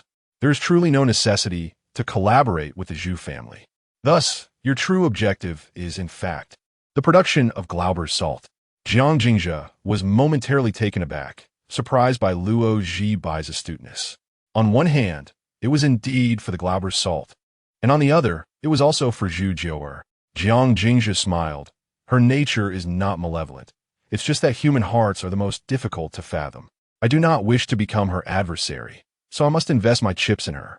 At the very least, when the time comes for her to make a choice, she may consider you more favorably. You have discerned it, Luo Ji Bai said, her gaze dimming slightly as she spoke calmly. It is of no consequence. I will not be affected. Jiang Jingzhe looked up at her. I care. Chapter 64. Night Travel in the Rain. Umbrella in hand, but noble Zhu Jiuer is still too young. She cannot conceal her emotions, although she believes she is doing a commendable job of hiding them. Her instinctive distance has already been perceived by Jiang Jingzhe and Luo Ji Bai. The impending changes are beyond Jiang Jingzhe's control. He can only make some efforts. Not only does he wish to retain Luo Ji Bai, but he is also reluctant to lose his few remaining friends. Most importantly, he indeed requires the support of Zhu men, particularly for the materials like gunpowder. He must prepare a substantial trump card for himself. Even if he cannot vanquish those lofty players, he must ensure they hear his presence. The benevolent Gatling cannot be conjured from thin air, yet the concept of longevity in harmony with nature might still be worth a try. Luo Ji Bai did not respond to Jiang Jingzhe, but the blush on her cheeks spoke more than words could express. After a fleeting exchange, Jiang Jingzhe departed from Meiyuan with a sense of satisfaction. As he passed the gates of the academy, he turned towards the secluded gatehouse to visit Zhang Wanli. His motivation was not rooted in deep sentiment, but rather to cultivate a favorable impression, for he anticipated frequent visits to Meiyuan in the future. And Zhang Wanli was a competent gatekeeper. Besides, The stone from Shilling might not grant him easy access next time. Thus, it was essential to maintain good relations. Regardless of the operational rules of this world, the essence of the martial realm lies not solely in conflict, but also in the intricate web of human relationships. Upon seeing Jiang Jingzhe's visit, Zhang Wanli was genuinely moved and immediately addressed him as Shi Shu. Jiang Jingzhe was taken aback. When Zhang Wanli mentioned that he too hailed from Ping'an Town, their eyes glistened with tears as they embraced this newfound kinship. The two engaged in lively conversation, but alas, Zhang Wanli had sustained severe injuries and could not indulge in wine. After agreeing to share a hearty drink on a future occasion, Jiang Jingzhe tucked him in with a blanket and bid him a fond farewell. Zhang Wanli, with tears in his tiger-like eyes, felt a deep appreciation for his kind-hearted Shi Shu. As Jiang Jingzhe safely exited Shuyang Academy, Sun Qianyue, the six-tailed scribe assigned to watch over the entrance, subtly nodded to him before turning away. Jiang Erqi and Jiang Sanjiu unfurled a black umbrella to shield him from the incessant winter rain, traveling through the rain at night, with umbrella in hand but no blade. "Master, you have returned." Upon arriving at the Wang residence in the northern town, Jiang Shan approached him, his expression grim. Just now, young Master Shinshio came to the garden and took Jiang Lin away. Nyoda and Li Saner accompanied him. Jiang Jingzhe paused momentarily. After a brief silence, a smile returned to his face. Let him take him. He cannot alter the greater scheme of things. His voice was soft, devoid of any emotion, as if Jiang Lin's abduction was a trivial matter. "Master, it is my incompetence." Jiang Shan suppressed his inner turmoil and spoke with a tremor. Usually unperturbed by Jiang Jingzhe's playful banter, he now felt an icy chill as he gazed at the youthful figure, whose smile belied a more profound madness. Not just him. Even Jiang Erqi and Jiang Sanjiu held their breath, fearful that their very breathing might disrupt Jiang Jingzhe's contemplations. "It is not your fault." Jiang Jingzhe let out a soft chuckle as he gazed towards the eastern courtyard. He is the legitimate son of the northern town king, the cherished disciple of the sword Saint Pei Mo, and a future contender for the Qingxiu rankings. He intends to take Jiang Lin with him. How could you possibly obstruct that? With these words, he suddenly extended his palm. The faint glow from the red lantern filtered through his well-defined fingers, casting shadows across his face, creating an image reminiscent of a solitary specter lurking in the darkness. After a prolonged silence, he turned to Jiang Erqi, retrieving a golden seal from his bosom, and said with a smile, "I have been perusing the laws of the great Zhou, and according to the 39th decree, the punishment for defiling a woman and annihilating her entire family is death, extending to 9 generations. However, Master Hua is, after all, the younger brother of the matriarch, so the 9 generations may be spared. We are, in the end, relatives." Jiang Erqi was momentarily taken aback, failing to grasp the implications. On the other hand, Jiang Sanjiu felt a chill sweep over him, trembling as he accepted the seal. "Young master, I shall convey your intentions to the elder." Jiang Jingzhe nodded with a smile. "It is not merely a message, it is an order. Additionally, ensure to address titles appropriately while working." "Understood. I shall relay your directive to Jiang Bingbai, who will personally oversee the execution." Jiang Sanjiu cradled the seal in his hands and departed. Jiang Jingzhe cast a lingering glance at Jiang Erqi, shaking off the raindrops that clung to him, and walked towards the dew garden. Jiang Erqi, realizing too late, hurriedly opened an umbrella and followed. Upon returning to the dew garden, after shedding his phoenix robe and donning his regular attire, Jiang Jingzhe sequestered himself in his study, beginning to paint. His brushstrokes were vigorous, akin to wielding a blade, exuding a palpable aura of menace that lingered in the air. Meanwhile, in the west of Chang'an City, at the Hua residence, Jiang Yu, adorned his 7-tailed white phoenix robe and with a sword at his waist, coldly regarded the woman obstructing his path. Hua Wuyo had sullied the wives of others and annihilated entire families. The evidence is irrefutable. "Cui, do you truly wish to impede my enforcement of the law?" "My lord jests. I would never obstruct the Wu Yi platform." The woman replied mildly, her words professing deference, yet her eyes betrayed no trace of reverence. instead carrying a condescending mockery. However, might I remind you, my husband has been in Chang'an recently and could not possibly commit such heinous acts. The incident in question was merely the result of the steward's overreach. I've already dealt with him and shall hand this matter over to you, allowing you full discretion in your judgment. The steward? Jiang Yu cast a glance at the unconscious steward on the ground and suddenly burst into laughter. Hua Wuyo, who tramples upon human life, defiles virtuous women, and slaughters 36 souls, and you dare to speak such fabrications, attempting to deceive me with this pitiful excuse. It is said that the Cui family of Qinghe and the Hua family of Hejian are the true emperors of the upper three counties. I have my doubts, but now it appears that the world has misunderstood. You are not merely the emperors of the upper three counties, but indeed the emperors of the great Zhou. My lord, such words are ill-advised. Cui clasped her hands before her waist, speaking with an air of indifference. Whether it be the Cui family of Qinghe or the Hua family of Hejian, we are but ordinary households, merely upholding traditions, accustomed to the rise and fall of fortunes, knowing when to advance and retreat while adhering to propriety. How could we compare to you, my lord? Resplendent in your phoenix robe, standing tall and formidable with a sword on a rainy night? At this juncture, Cui's eyes suddenly sharpened as she stepped forward. Speaking of imposing presence, I would indeed like to inquire at the Northtown Prince's residence. When did the Beiyu Jiang family come under your jurisdiction? Jiang Yu, you possess an audacity most remarkable. From behind the screen in the Grand Hall, a man in resplendent attire with a fair face and no beard emerged, his countenance brimming with arrogance as he bellowed. Who granted you the audacity to behave so insolently within the Hua family? Depart at once. Upon seeing this man, Jiang Yu narrowed his eyes slightly and, after a moment of silence, clasped his fists in a slight bow. Greetings, uncle. This man in splendid clothing was none other than the second master of the Hua family, the younger brother of the matriarch. A fa of opulence, concealing his utter ineptitude. He was notorious for his tyrannical behavior, treating both men and women with contempt, and lives meant little to him. Were it not for his lineage to the Hua family, were it not for his wife from the esteemed Cui family of Qinghe, and were the matriarch not his sister, he would have met his demise countless times over. His file alone at the Wu Yi platform comprised 3 volumes, detailing his numerous transgressions. After Jiang Yu entered the residence, he had hidden away, but now, emboldened by a sense of security, he displayed his fury with haughty arrogance, evidently confident that Jiang Yu would not dare to confront him.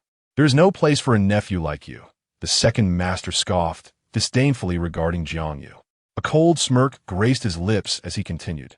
Today, you don a robe, making it easy for the second master to leave with you, but heed my words.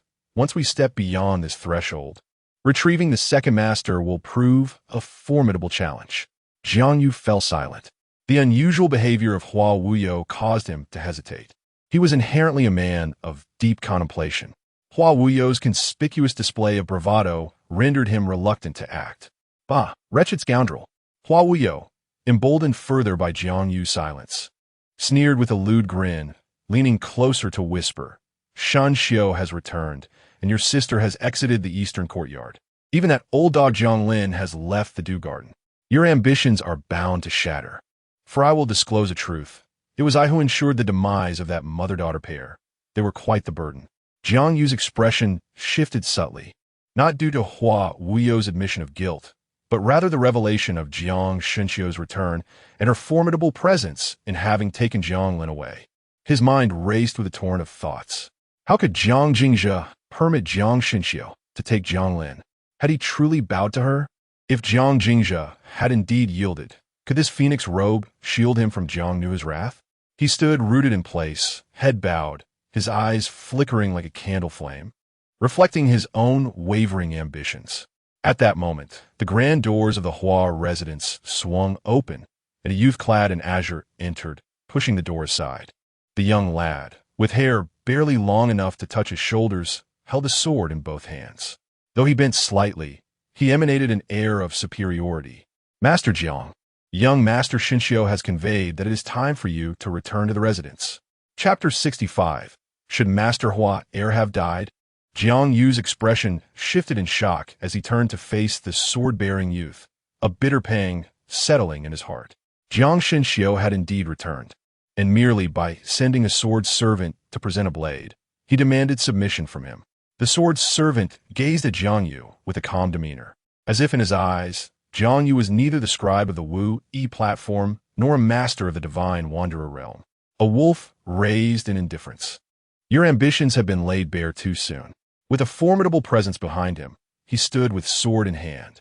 Hua Wuyo's last shred of apprehension evaporated completely as he approached Jiang Yu, his finger nearly poking Jiang Yu's face, laughing raucously.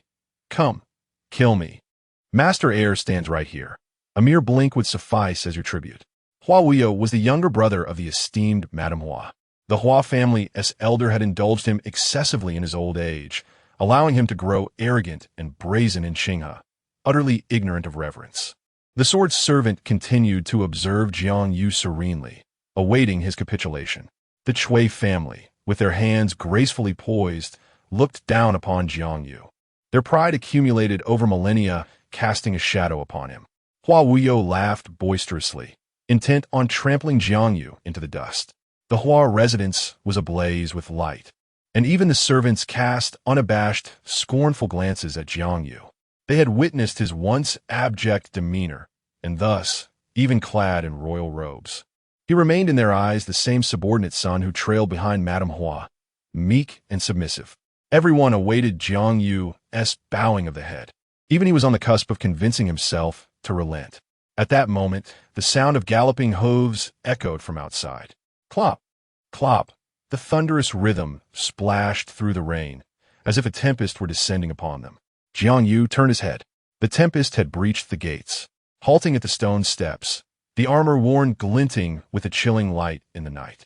Jiang Sanju raised a golden seal, the sound resonating throughout the Hua residence. Hua Wuyo has committed heinous acts, violating women and exterminating entire families, wantonly taking 36 lives. According to the laws of the Great Zhou, he is to be punished with the extermination of 9 clans. However, considering the Hua family's contributions to the state, a single reprieve is granted. Upon hearing these words, Jiang Yu wearily closed his eyes. Had Jiang Jingzhe finally retreated? The sword servant held the sword with a blank expression, as if it were the most natural course of events.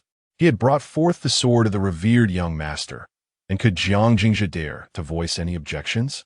Chui's lips curled into a self-satisfied smile, a smirk gracing her countenance. Hua Wuyo's face was filled with derision. He pondered that today, as events could not simply be brushed aside. Jiang Jingzhe, with his whims, could not dictate the fates of others so effortlessly. With these thoughts, he stepped forward, yet before he could utter a word, he noticed Jiang Sanjiu smile faintly at Jiang Yu. Jiang Bingbai. The master has decreed that since the Hua family are kin, we shall spare the matriarch and simply eradicate the second Master Hua's entire clan. Boom! His words struck like a blade, each syllable a lethal intent. Jiang Yu gazed at Jiang Sanjiu in disbelief. What did you say? The smiles on Hua Wuyo and Chui's faces froze, their expressions shifting slightly, while the sword servant seethed with rage. Jiang Sanjiu's smile vanished, his stance resolute. Is my message unclear? Not a single soul within this courtyard shall survive today. Jiang Yu, obey the master's command. Jiang Yu, who had previously been slightly hunched, suddenly straightened his posture. In the next moment, a blade glinted sharply, and the head of the Chui clan fell. Jiang Yu moved like a wraith. With each step, another soul succumbed. The courtyard was awash with flashing blades, transforming the Hua residence into a veritable inferno. Hua Wuyo, consumed by rage, lunged desperately at Jiang Yu. Yet, Jiang Yu was a master who had transcended to the realm of divine travel, while Hua Wuyo had yet to even step into the realm of the golden body, left helplessly watching as Jiang Yu severed head after head. The Chui clan was obliterated. Hua Wuyo's son lay slain. His daughter met the same fate. The two esteemed golden body protectors, supported by the Hua family's vast wealth, were also cut down. None could withstand Jiang Yu's blade. When the last head fell, Jiang Yu stood before Hua Wuyo, towering above him. Blood dripped from the blade's tip. forming a crimson line. Hua Wuyo collapsed to the ground, eyes brimming with malice. I will annihilate your entire family, including that bastard Jiang Jingzhe. I will kill all of you. Annihilate my family? Jiang Yu replied with a smile playing at his lips, his hands untainted by blood. Do you know why I left you for last? I merely wished to convey this. If your surname were not Hua, you would not even possess the right to converse with me. With those words, the blade flashed once more. Hua Wuyo's head tumbled to the ground. Jiang Yu, how audacious! Shouted the sword servant, his voice a deceptive facade of bravado. How dare you defy the orders of young Master Shinshio? Jiang Yu turned to regard him, a slight frown knitting his brow. The sword servant puffed out his chest, raising his sword high, as if that could elevate his stature. Yet, his face was as pale as parchment, sweat pouring down like rain. Despite his feigned fury, his fear was palpable. The ancient sword, a relic of celestial beings, did not empower him. Jiang Yu continued to frown at him, remaining silent as the blood on the blade gradually thinned, dripping onto the bluish stone tiles like a death knell. The drops slowed while the sword servant's breath quickened. Eventually, only the thunderous sound of his heartbeat filled the air. Trembling, the sword servant pleaded, "What do you intend to do?" "I have yet to enter."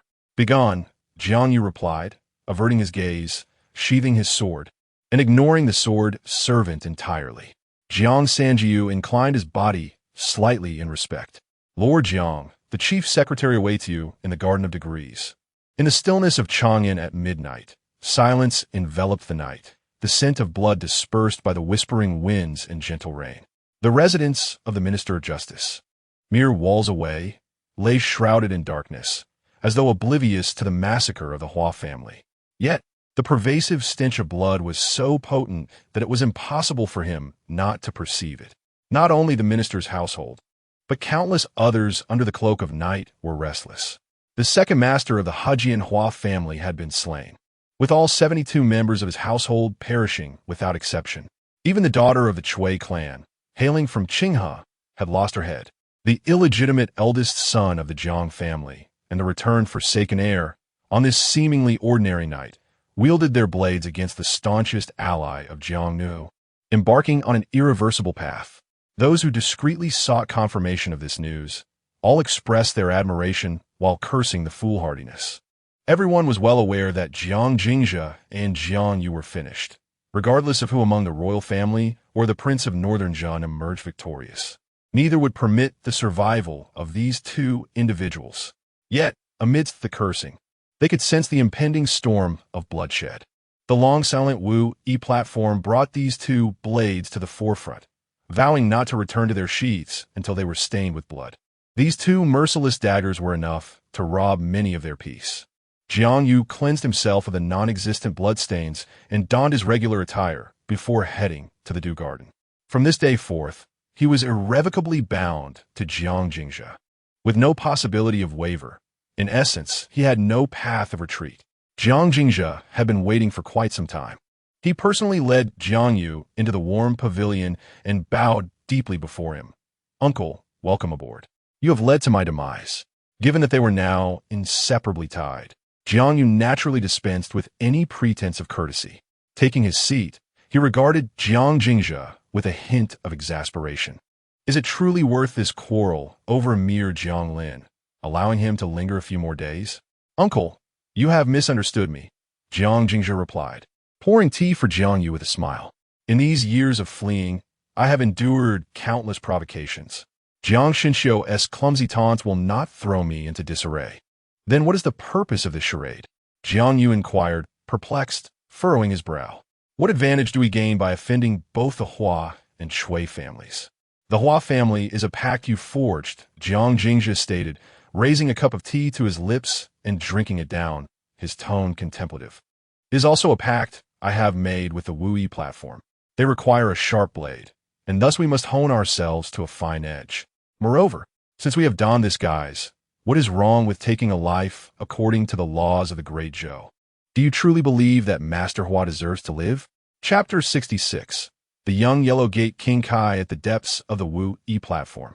Shen Xinghe stood before the hall, gazing respectfully at the figure seated upon the ancient chair. clad in a scarlet python robe adorned with a nine-tailed golden phoenix. The man possessed a shock of white hair, yet his visage bore the innocence of youth, with only his profound eyes revealing the weight of countless years. Akin to an unfathomable abyss, merely his presence filled the Wu-Yi platform with an overwhelming scent of blood. This man was none other than Wang Kai, the young yellow gate, who stood above all in the great Zhou dynasty. He commanded the Wu-Yi platform and ranked ninth on the immortal list. A century ago, he topped the Qingxiu list of the Tianji Pavilion, and now, after 100 years, he had ascended to the immortal list, albeit only in ninth place. Yet, all were acutely aware that he was far more than just ninth. His last display of power was a decade prior, when he single-handedly entered the martial world, unleashing a single punch that stirred monstrous waves and gravely injured the lord of the unparalleled city at the pinnacle of the nine heavens. Since that day, the once mighty, unparalleled city, once equal to the White Emperor city, had crumbled, losing its courage to contend with the imperial family of Great Zhou. The Li family of unparalleled city had become a mere shadow of its former self. Master, Jiang Jingzhi's blade is rather too ostentatious, Shen Xinghe remarked, observing the youthful face that lacked any superfluous emotion, save for respect. If he had chosen to be this blade, it was only natural that it should be as sharp as possible. Wang Kai rose from the old chair, his gaze drifting into the desolate darkness, as if he could envision the young man conversing with Jiang. He is more astute than you and possesses a fierceness unmatched. He is a fine seedling. Yet, Shen Xinghe thought of the corpses strewn across the courtyard, and after a moment of silence, he nodded. Indeed, I am not his equal. You need not dwell on it. Wang Kai glanced back at Shen Xinghe, a gentle smile gracing his lips. He is a blade, and you are the hand that wields it. A blade may be sharp, capable of drawing blood, yet the timing of its strike is determined by the hand that holds it. The disciple understands. You do not understand, Wang Kai continued. Years ago, when you found yourself cornered and sought refuge under my tutelage, you were at heart a scholar.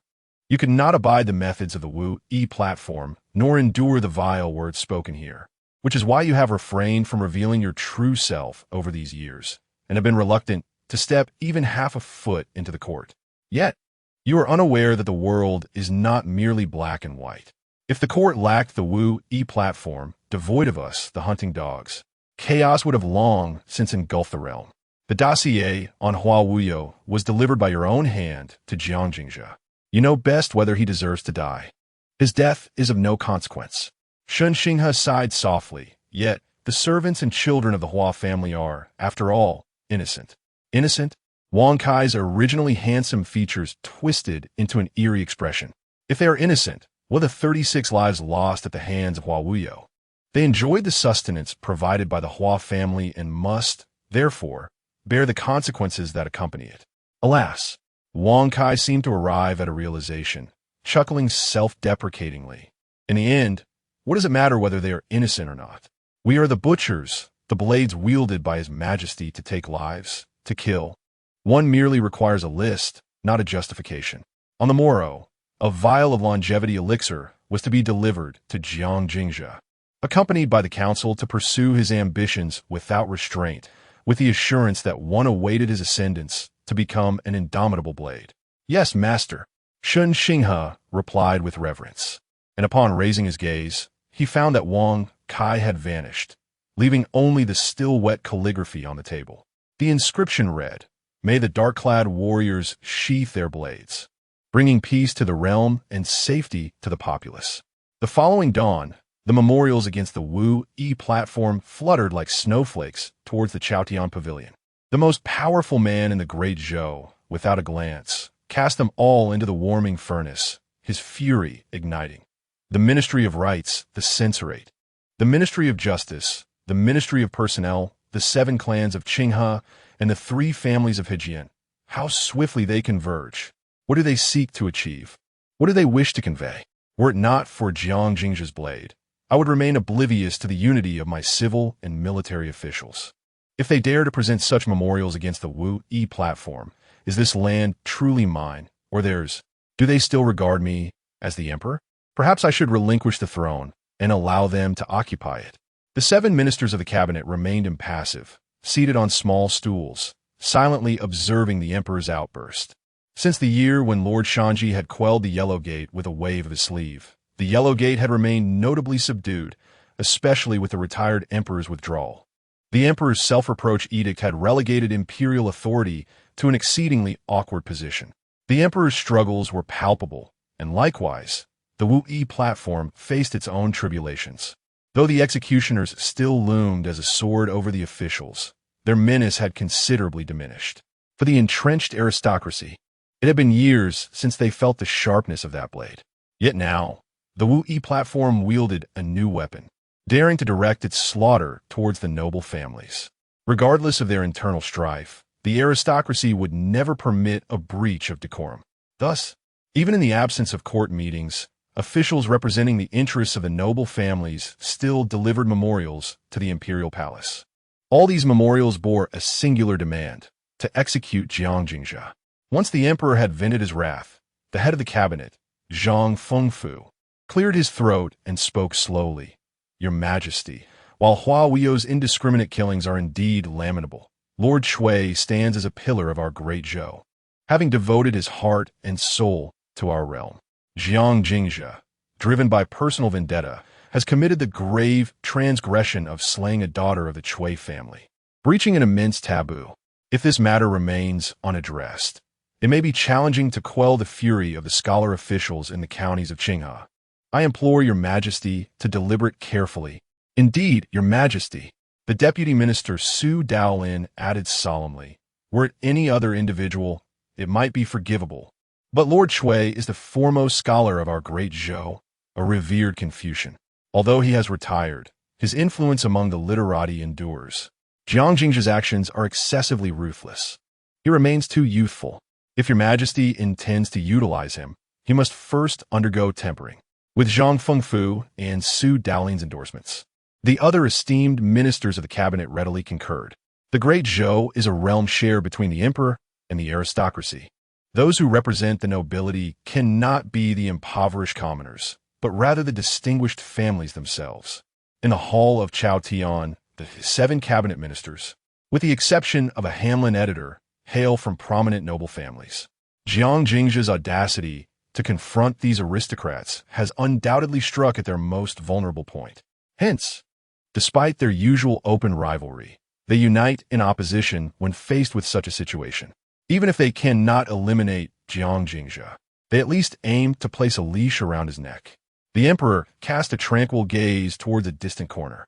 There, seated like a blood-red specter, was a figure in crimson robes.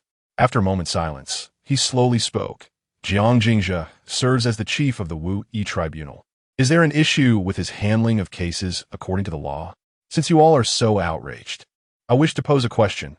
Are you blind to the events on the Chang'an Road? Or do you see them, yet choose to ignore them? Hua Wuyo has committed acts of debauchery against virtuous women, slaughtering entire families. 36 innocent lives extinguished. You do not see that?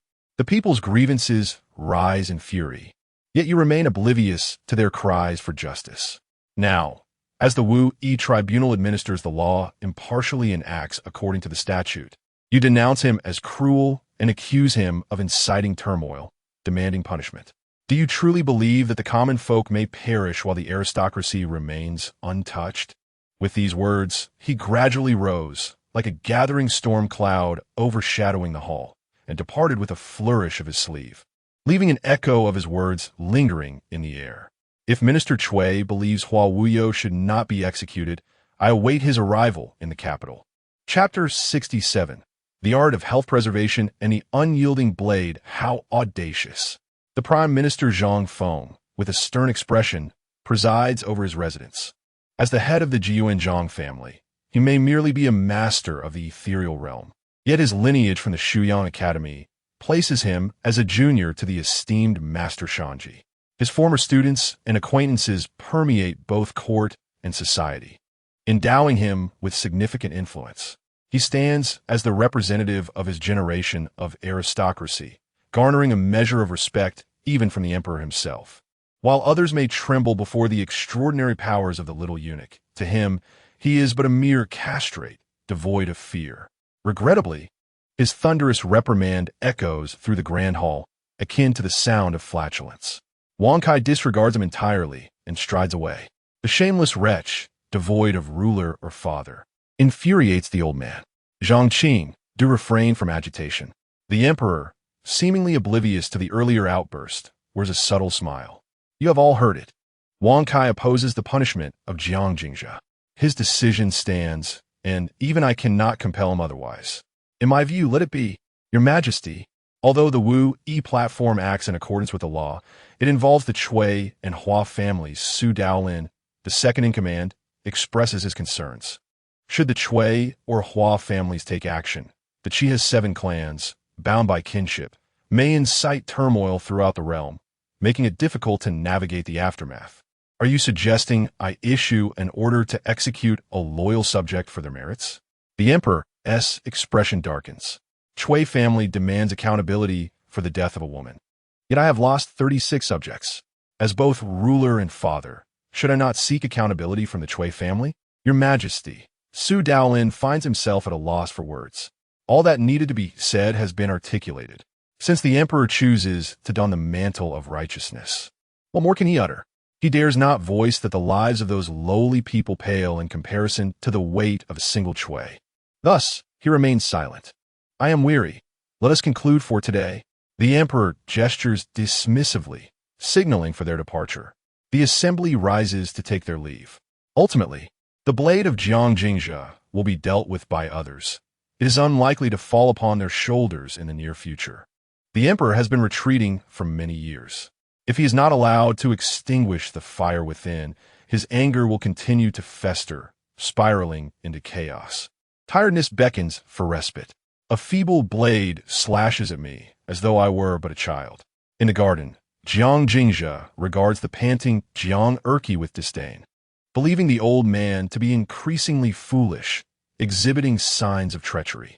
Last night's tempestuous winds and rain have given way to a rare glimpse of sunlight over Chang'an today. With nothing else to occupy his time, Jiang Jingzhe pulls Jiang Erqi into a sparring session. He had assumed that slaying the aged Hua Wuyo would incite madness, prompting Jiang Yu to bring Jiang Ji and Jiang Xian back to the garden. To his surprise, tranquility reigned overnight.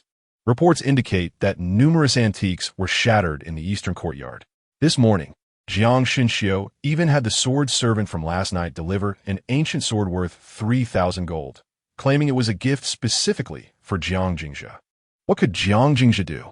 Naturally, he graciously accepted it, joyfully presenting a blade valued at 20 taels of silver in return, personally seeing the sword servant out of the garden, as if the events of the previous night had never transpired.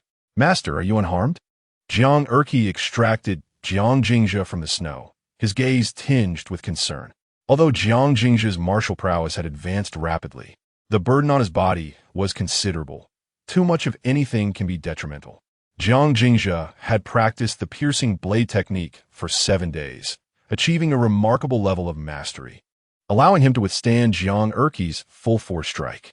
Yet, he still had not unlocked his potential. Jiang Erqi feared that Jiang Jingzhe might succumb to the perils of overexertion, jeopardizing his very life for the sake of power. It's all right. I've never felt better, Jiang Jingzhe exclaimed as he rose from the snow, invigorated. He was not merely putting on a brave face. He genuinely felt splendid. The piercing blades technique was simple and direct, harmonizing exquisitely with his enhanced version of the Vitality 7 forms. The energy coursed through his meridians, circumventing the eternal life bridge, forming a closed loop in his dantian, endlessly circulating. Were it not for the fact that the Vitality 7 forms were merely the most commonplace of health practices in his previous world, he might have questioned whether it was indeed a complementary skill to the piercing blade. Again, Jiang Jingzhe commanded, dragging the blade behind him. His legs slightly bent as he gathered strength in the snow. Be cautious, this strike will break the wind. With that, Jiang Jingzhe's form dissipated from the spot like an arrow released from a bow, slicing towards Jiang Erqi. The blade, lifted high, unleashed a profound darkness, akin to an army charging forth. Jiang Erqi's expression shifted. To him, it seemed as if that strike had emerged from a legion, imbued with unstoppable momentum. The malevolent energy concealed within the blade's wind seemed to move faster than the blade itself, slicing through everything, including his will to resist. With no path to retreat and no means to evade, he felt that retreating even a step would result in being cleaved in two by that dark blade. In that moment, he finally understood why the foolish Sanjiu had unleashed his full strength the day before. He had no choice but to do the same. Clang! The dark line met the brilliant blade, ripping through the swirling snowstorm. Jiang Jingzhe staggered back 7 steps, while Jiang Erqi was hurled away like a severed kite, his cold armor deeply fissured by the strike. Exhilarating, Jiang Jingzhe reveled in the sensation, feeling his vital energy boil within him, as if every cell was trembling. The Dantian now swirled with a dark mist, resembling a vortex of shadows. Jiang Erqi gazed at him in astonishment. When Jiang Jingzhe had unleashed that strike, it seemed his eyes had transformed into an abyss of blackness, the once clear irises now void. Yet now, upon closer inspection, they were distinct in their clarity, as if everything had been an illusion. Master, Jiang Erqi's face was etched with worry, his words faltering. He suspected that Jiang Jingzhe might have strayed into dangerous territory. In the realm of cultivation, shortcuts are the gravest of taboos. Although the eternal life bridge had shattered, preventing him from cultivating, there still remained a glimmer of hope. Should he truly fall into madness, the path to transcendence would be irrevocably severed. Jiang Jingzhe, in high spirits, failed to notice Jiang Erqi's underlying anxiety. He beamed and clapped Jiang Erqi on the shoulder. Erqi, you possess many admirable qualities, but you overthink things, and your understanding is lacking, much unlike Sanjiu. When training, you must exhibit your true abilities and not hold back. Otherwise, when I am in the heat of battle, should I expect my adversaries to show mercy? He had overacted in receiving that strike earlier. Jiang Erqi let out a melancholic sigh, ultimately refraining from voicing that question. Instead, he lowered his head in protest, saying, "Young master, I did not perform." "All right, if you did not perform, then so be it." Jiang Jingzhe chose not to pursue the matter further, interrupting Jiang Erqi's grievances and returning to the warm chamber. After 3 years of climbing, he had yet to embark on his cultivation journey. Now, merely a few days after returning to Chang'an, he was capable of wielding a blade as a practitioner of the Bittersea realm. Such a pace of cultivation could hardly be deemed anything less than prodigious. The innate chaotic body was indeed remarkable. Suppressing the excitement within, Jiang Jingzhe picked up the Bai blade technique to continue his study. In terms of cultivation, he had yet to awaken, remaining a mere mortal. However, regarding lethality, he sensed the ceaselessly swirling black vortex within him. Jiang Jingzhe tightened his fist slightly, observing a surge of energy dancing between his fingers, hissing as if it were shredding the very air. In that moment, he finally confirmed that a certain unexplainable transformation had occurred from the amalgamation of the 7 styles of health preservation and the Bai blade technique. The black vortex in his Qi resembled a black hole, voraciously devouring the vital energy he had amassed over 3 years of climbing. This sensation was exquisite, akin to a weary climber finally shedding the burdens they had carried for years. He felt as though every pore had opened completely, his entire being at ease, yearning to ascend on the spot. The Bai blade and the health preservation techniques. Could there be a connection between the two? Jiang Jingzhe incessantly evolved the Bai blade and the 7 styles of health preservation in his mind. As the evolution deepened, he felt as if his brain might sprout another mind. His consciousness grew increasingly chaotic, resembling a tumultuous sea where 2 tiny figures quarreled. One insisted on being human, maintaining a moral compass. The other scoffed, "What does it matter? I was born to devour." The 2 figures were unyielding. Neither could persuade the other. Eventually, they began to clash, shifting back and forth between Jiang Jingzhe and a black hole, their battle wreaking havoc within the ocean of consciousness, unleashing terrifying secret arts that could rend heaven and earth asunder. Amidst the chaos, Jiang Jingzhe anxiously called out, "Please, cease your fighting." The rain fell heavily. Chapter 68. A battle in the sea of consciousness if one were to be present in the warm chamber now. They would witness Jiang Jingzhe with his left eye transformed into a luminous white and his right into a deep black. Both eyes radiated an intense ferocity, as if they were bent on annihilating one another. Initially, Jiang Jingzhe attempted to mediate the conflict, but soon realized that the two diminutive figures were utterly oblivious to his presence, engaged in a fierce combat that threatened to tear his very mind apart. With no recourse, he could only watch helplessly, awaiting the resolution of their clash. He found himself unable to exert control over his own body. "You have lost. It is you who has been defeated. I shall never perish." The exchange between the two figures was rife with bravado, as if suggesting that one of them could indeed face demise. They battled with a tumult that darkened the skies, each blow capable of shattering the heavens and rending the earth, neither able to gain the upper hand. After exhausting their verbal assaults, they plunged back into the fray, wielding blades that could cleave the world and fists that could shake the very foundations of Kunlun. As they continued their relentless skirmish, Jiang Jingzhe felt as though he were on the brink of death, like a marionette pulled in opposing directions by the two figures.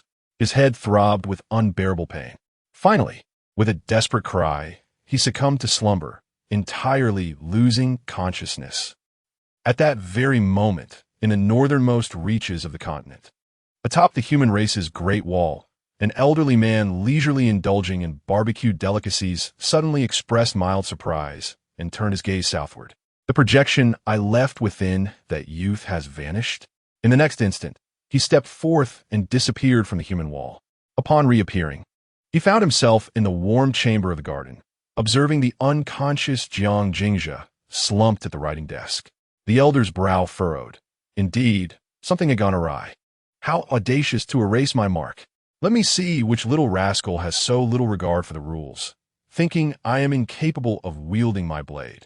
With that, he extended his greasy finger to touch Jiang Jingzhe's brow, preparing to unveil the identity of the rogue who dared to erase his imprint. Boom! The moment his fingertip made contact with Jiang Jingzhe's brow, the scenery before him shifted instantaneously. Before his eyes lay an endless void, upon which two figures were locked in combat. Their faces were indistinct, yet faintly reminiscent of Jiang Jingzhe's visage. They stood amidst a mountain of corpses and a sea of blood, one barehanded and the other wielding a blade. Every movement exuded an aura of terror, as if merely gazing upon them could render one blind. To behold them was forbidden, to describe them was impossible. The elder's body stiffened, and an instinctual urge to flee surged within him. However, in the next moment, he awkwardly discovered that escape was futile, for the two battling figures had, in unison, turned their gazes upon him. One pair of eyes glimmered with curiosity, as if examining a mischievous junior, while the other was cold and twisted, akin to the heavens opening their eyes to cast judgment upon an insignificant ant. In that fleeting glance, the elder felt as if his entire existence, past, present, and future, had been laid bare, devoid of any secrets. Even his very soul trembled. "Little one, I've heard you are our teacher." One of the figures suddenly spoke, their voice echoing with a timeless quality, as though it had traversed countless ages from the vast currents of the universe. "Dare not." The elder could not muster the courage to lift his gaze, for mere glance had nearly rendered him blind. Where does one dare to call themselves a teacher? Merely an insignificant insect. Do they truly believe they are worthy of the title? Another figure suddenly interjected, their voice seemingly infused with the essence of darkness, resonating from the depths of the abyss. "Young one, you have grown mischievous again." The first speaker replied, their tone hauntingly ethereal. "You are but a remnant soul, governed by the shadows of the past. How noble can you truly be?" "Yet what of it?" came the twisted voice from the darkness, a chilling laughter echoing forth. "I am immortal, indestructible. Even as a mere fragment of a soul, I possess the power to drag you into the realms of antiquity, trapping you within the river of time, unable to return." "Ha! Let us engage in battle then." The initial speaker raised a fist, dispersing the darkness. "Let the fight commence." The shadows coalesced once more, and the two resumed their fierce struggle. After a considerable duration, both combatants halted, their figures dimmed, their gazes locked in a fierce glare, as if neither could gain the upper hand. However, The old man found himself in dire straits, akin to a frail boat in a raging sea, fearing that a moment's lapse would lead to his demise. Seizing a moment of respite between the two, he cautiously ventured, "Esteemed elders, might we sit and converse?" If it were his choice, he would have remained silent, yet he had no option but to speak, for his very essence was at the brink of annihilation. Should the battle persist, these two ancient beings may endure, but he would surely perish here. "Fear not, young one." The first speaker turned to the old man, an inexplicable gentleness in their gaze. "This fellow appears fierce, yet he is merely a defeated foe of mine. Were it not for the remnants of the past dredged from the river of time, he would hardly pose a challenge." The dark figure scoffed. "And you are not much better, bound by the same chains of antiquity." The old man remained oblivious to the nature of the past, nor did he wish to inquire further. His only desire was to escape this terrifying place and never return. As the two began to bicker once more, the old man hastily interjected, "Elders, I have something of urgent importance to share." With that, he pulled the unconscious Jiang Jingzhe from the corner, shielding him protectively in front of himself, worry etched upon his face. "Look, he is on the brink of death." At long last, the old man successfully extricated himself from the depths of Jiang Jingzhe as consciousness. He was unaware of the nature of the two entities, but he recognized that he was no match for them. What left him utterly speechless was their apparent indifference to Jiang Jingzhe's plight. When he mentioned the boy's peril, the two figures resumed their struggle, this time vying for control over Jiang Jingzhe's body. Fortunately, neither could prevail, and they ultimately faded into silence, merging into two streams of light, one black and one white, dissolving into Jiang Jingzhe as consciousness. Taking on a disciple is indeed fraught with difficulty. Each one seems to be an anomaly. The old man slumped to the ground, casting a fearful gaze upon the unconscious Jiang Jingzhe. "What manner of being are you? A reincarnated celestial?" Yet even the celestial beings he had encountered did not instill such terror in him. He then turned his attention to the skill he held in his hands. There exists a certain disdain for the aesthetic sensibilities or cultural sophistication of those two individuals. Eternal life, defying reincarnation. The Seven Blades. This is the title they debated at length before finally settling upon it, specifically crafted for Jiang Jingzhe's cultivation method. The name itself suggests that it is certainly not a mere technique. These two old codgers, unwilling to yield to each other, forcibly amalgamated two distinct methodologies into one, resulting in this rather absurd title. Eternal life, reincarnation belongs to one technique, while defying reincarnation with seven blades pertains to another. The inclusion of the character BA is indicative of the precedence taken by the words eternal life, prompting dissent from others who insisted on adding an additional character for balance. The old man subtly expressed that as Jiang Jingzhe's mentor, he should possess some degree of involvement in the naming process, or, at the very least, the right to offer suggestions. However, the two old geezers deemed him unworthy. He dare not contest. Thus, the name was ultimately established. Fortunately, he was not left empty-handed. The copyright belonged to him.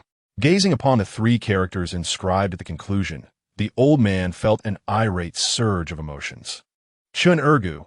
This was a derisive name from his childhood, one affront to his dignity.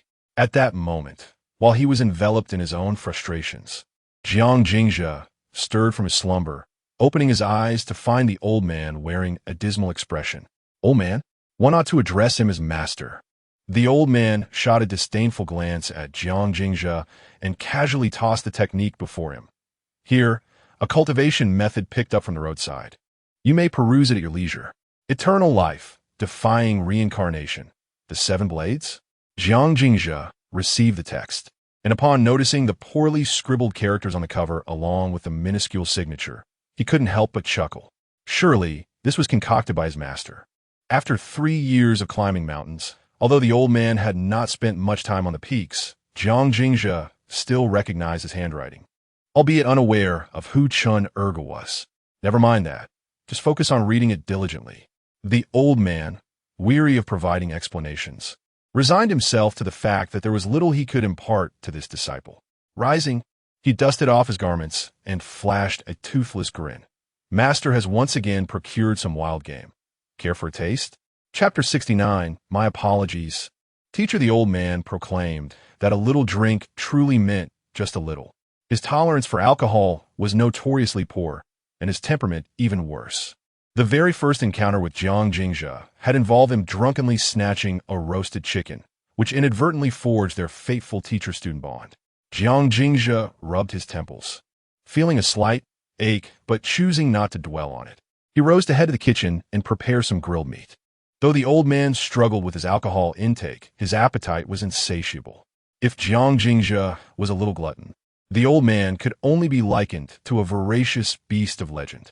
During the years when Jiang Jingzhe first arrived in Ping'an Town, his senior brother would return from teaching each day with a grimace. It was only after the old man set off on his travels in search of food that his senior brother transformed into a much gentler figure. Upon entering the kitchen, Jiang Jingzhe instructed Jiang Shan to gather everyone in the courtyard, even calling for Jiang Erqi and Jiang Sanjiu to join. After all, it had been quite a while since they had all been together, and Jiang Jingzhe resolved to ensure that the old man was well fed. Otherwise, should the second senior brother catch wind of it, he would undoubtedly sneakily exact some punishment upon him. The scheming Bai Qi, afraid to provoke Yao Yao, would often use any excuse to descend the mountain and take out his frustrations on Jiang Jingzhe. My good disciple, I have always known you to be the most filial, the old man remarked as he observed the bustling activity in the courtyard, settling himself on a small stool by the stove to tend to the fire while not forgetting to flatter Jiang Jingzhe. There were few rules at Qingdu Mountain, but within the kitchen, Jiang Jingzhe was the law. If he were to frown in displeasure, the entire mountain would go hungry. Even Bai Qi dared not assert his seniority while Jiang Jingzhe was preparing the meal. As for the old man, he was quick to offer praise, albeit insincere. Jiang Jingzhe typically let such hollow compliments pass by unnoticed, for the theatrics of a dutiful disciple and a benevolent teacher only lasted until the old man was contentedly sated. Under the diligent efforts of everyone, within just 2 hours, 3 lively sheep were sizzling and oozing with fat. A pot of mutton soup was simmering, enriched with sheep offal and radishes. When the timing was just right, Jiang Jingzhe grabbed a handful of his secret seasoning for grilling. Instantly, an enticing aroma filled the air.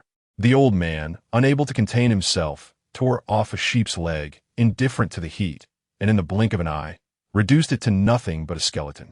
Unperturbed by the astonished gazes of those around him, he repeated the act, devouring the entirety of one sheep before wiping the grease from his mouth and taking a small sip from his wine jug, letting out a satisfied sigh. In the midst of the heavy winter snowfall, savoring mutton alongside a sip of wine made for blissful days. Truly, even deities would not trade such moments. Come, little one, let us toast. Jiang Jingzhe silently raised his wine jug to clink with the old man's. The old fellow was clearly tipsy, as evidenced by his slurred speech in the dialect of Xiling, suggesting he had something weighing on his mind. Otherwise, given his alcohol tolerance, he could have managed at least a few more sips before rambling incoherently. Little one, the old man took another small sip, his eyes visibly clouding. Are you there? Jiang Jingzhe responded affirmatively. Do you know why I brought you back to Ping'an Town? Jiang Jingzhe chuckled, of course. It was because you stole a chicken and I wouldn't let you leave, and then you deceived me into believing you were a celestial being enjoying mortal life. Thus, I unwittingly boarded your pirate ship, only to discover upon ascending the mountain that you were no deity at all. Wrong. The old man searched around for Jiang Jingzhe, ultimately turning to the ancient locust tree in the yard, speaking earnestly. I am not deceiving you. Let me share a secret. I can tell at a glance that you are not human. Jiang Jingzhe's face darkened, just as he was about to inquire further. The old man, however, embraced the locust tree and began to weep. Indeed, I was not mistaken. You are truly not human, yet I cannot defeat them. Those 2 old rascals are terrifying. Jiang Jingzhe felt a wave of confusion wash over him. This old fellow was indeed drunk, clinging to the locust tree in a drunken stupor, leaving him utterly bewildered. Jingzhe, I am sorry, my dear student. The old man's agitation grew, culminating in an outpouring of sorrow as he clutched the tree and sobbed. I am so sorry for you. You left this world at such a young age. Jingzhe, Why are you silent? I'm here. Jiang Jingzhe replied helplessly, lowering his head and allowing the greasy hand to rub his scalp vigorously. Jingzhe, wait for me. I will surely find you again. All right, I will wait for you. You must return with me once you discover the way home. Good, I will await your return. The old man was thoroughly intoxicated, rambling incoherently. At one moment, he declared Jiang Jingzhe was not human, then insisted he was a celestial being destined to confront their ancestors and vanquish those two old fiends, calling Jiang Jingzhe a demon, only to tremble in fear moments later. Jiang Jingzhe declined Jiang Erqi's kind offer to assist the old man to rest. He removed his outer garment to drape it over the old man and sat alone in the frigid snow, lifting the old man's wine flask to drink. The liquor was potent, akin to firewater. Master, in my world, there exists a condition known as dissociative identity disorder. I realized long ago that I might possess it. Jiang Jingzhe's eyes dimmed, unfathomable depths reflected within as he murmured softly. After arriving here, I developed another theory. Perhaps it is not dissociative identity disorder, but rather, I may not truly be a person at all. The following day, the sun shone warmly, reminiscent of spring. Jiang Jingzhe awoke in his bed, a painful bump on his head. Indeed, strong liquor can be intoxicating. He had completely forgotten when he returned to the warm chamber and could not recall the origin of the bump, vaguely associating it with a pipe striking him. Shambhua, where's the old man? Rubbing his aching head, Jiang Jingzhe inquired of Jiang Shan, who stood nearby. The elder left early this morning, Jiang Shan replied, his voice imbued with newfound respect as he recalled the earlier events. He mentioned seeking an ancient path and instructed the young master not to worry. Jiang Jingzhe chuckled coldly. The old man was indeed predictable. Every time he suffered a hangover, he would retreat in shame. The elder is a good person, Jiang Shan interjected, sensing Jiang Jingzhe's apparent bias against the elder, and could not help but offer his counsel. He is not truly a bad man. Jiang Jingzhe, oblivious to the deep respect in Jiang Shan's words, was disinterested in the old man's whereabouts and instead asked, has Zhu arrived yet? Young master, Zhu has not yet come, but someone from Wui Terrace has arrived. Jiang Shan spoke softly. They have delivered a vial of the longevity elixir. Longevity elixir? Jiang Jingzhe recalled the words spoken by Jiang Yu on that day, suddenly intrigued. It is said that the longevity elixir can restore one's qi. Does it truly bear such efficacy? Indeed, to a limited extent, Jiang Shan replied after a brief silence. While the damage to the qi may be mended, complete restoration is unattainable unless a terrestrial immortal intervenes to aid in reopening one's meridians and establishing a foundation.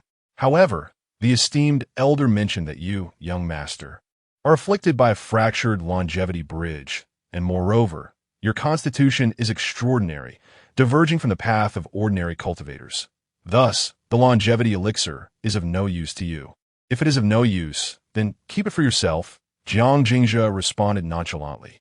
After all, he possessed the innate chaotic Tao body and now wielded the 7 blades of reincarnation. Why concern himself with the longevity elixir? The elder instructed the old servant to consume a pill, Jiang Shan said with a faint smile, retrieving a porcelain vial and presenting it to Jiang Jingzhe with both hands. Although he still stooped, Jiang Jingzhe sensed an undeniable change in him compared to the previous day.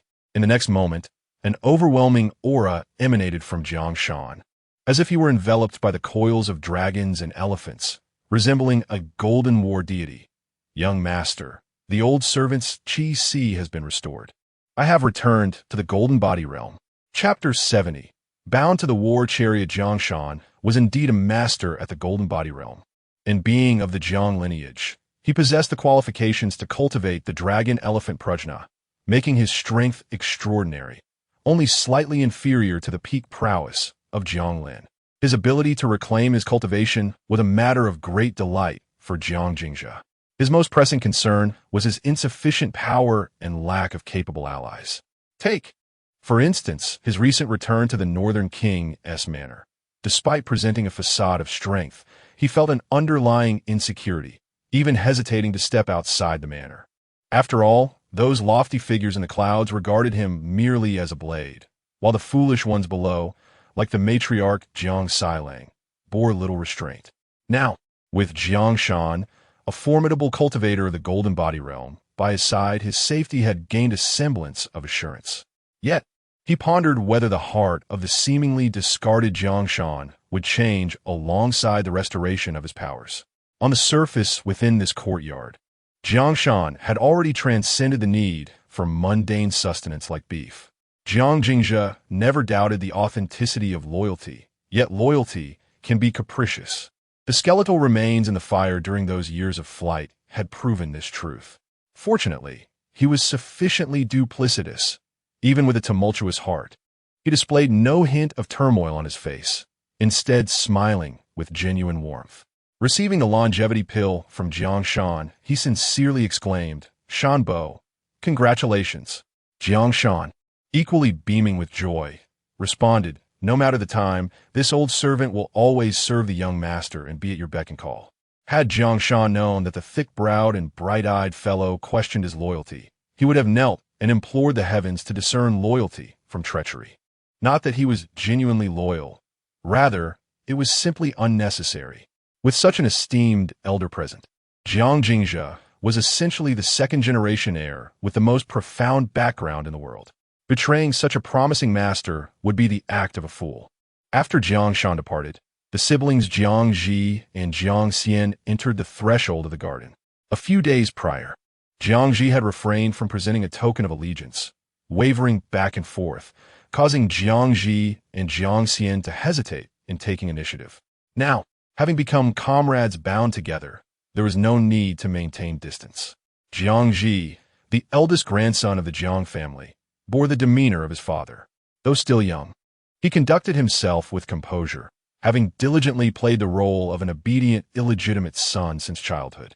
Upon encountering Jiang Jingzhe, he was neither overly restrained nor particularly familiar. Jiang Xian mirrored this sentiment. Timidly addressing him as third brother, she lowered her head, falling silent. In her youth, she had run playfully behind Jiang Jingzhe alongside Jiang Sailang. But after 6 years of absence, she had transformed into this shy figure. "Big brother, little sister, please sit." Jiang Jingzhe sighed inwardly, rising to invite them to take their seats. Such was the nature of this world, where lineage trumped all else. Unless one possessed the strength to overturn this estate, an illegitimate child would always remain just that. The resources for cultivation, the treasures of heaven and earth, were exceedingly difficult for them to acquire. Even at times when one might be exceptionally talented, they had to conceal their brilliance. After all, how could a mere illegitimate servant surpass the legitimate heirs without defying the natural order?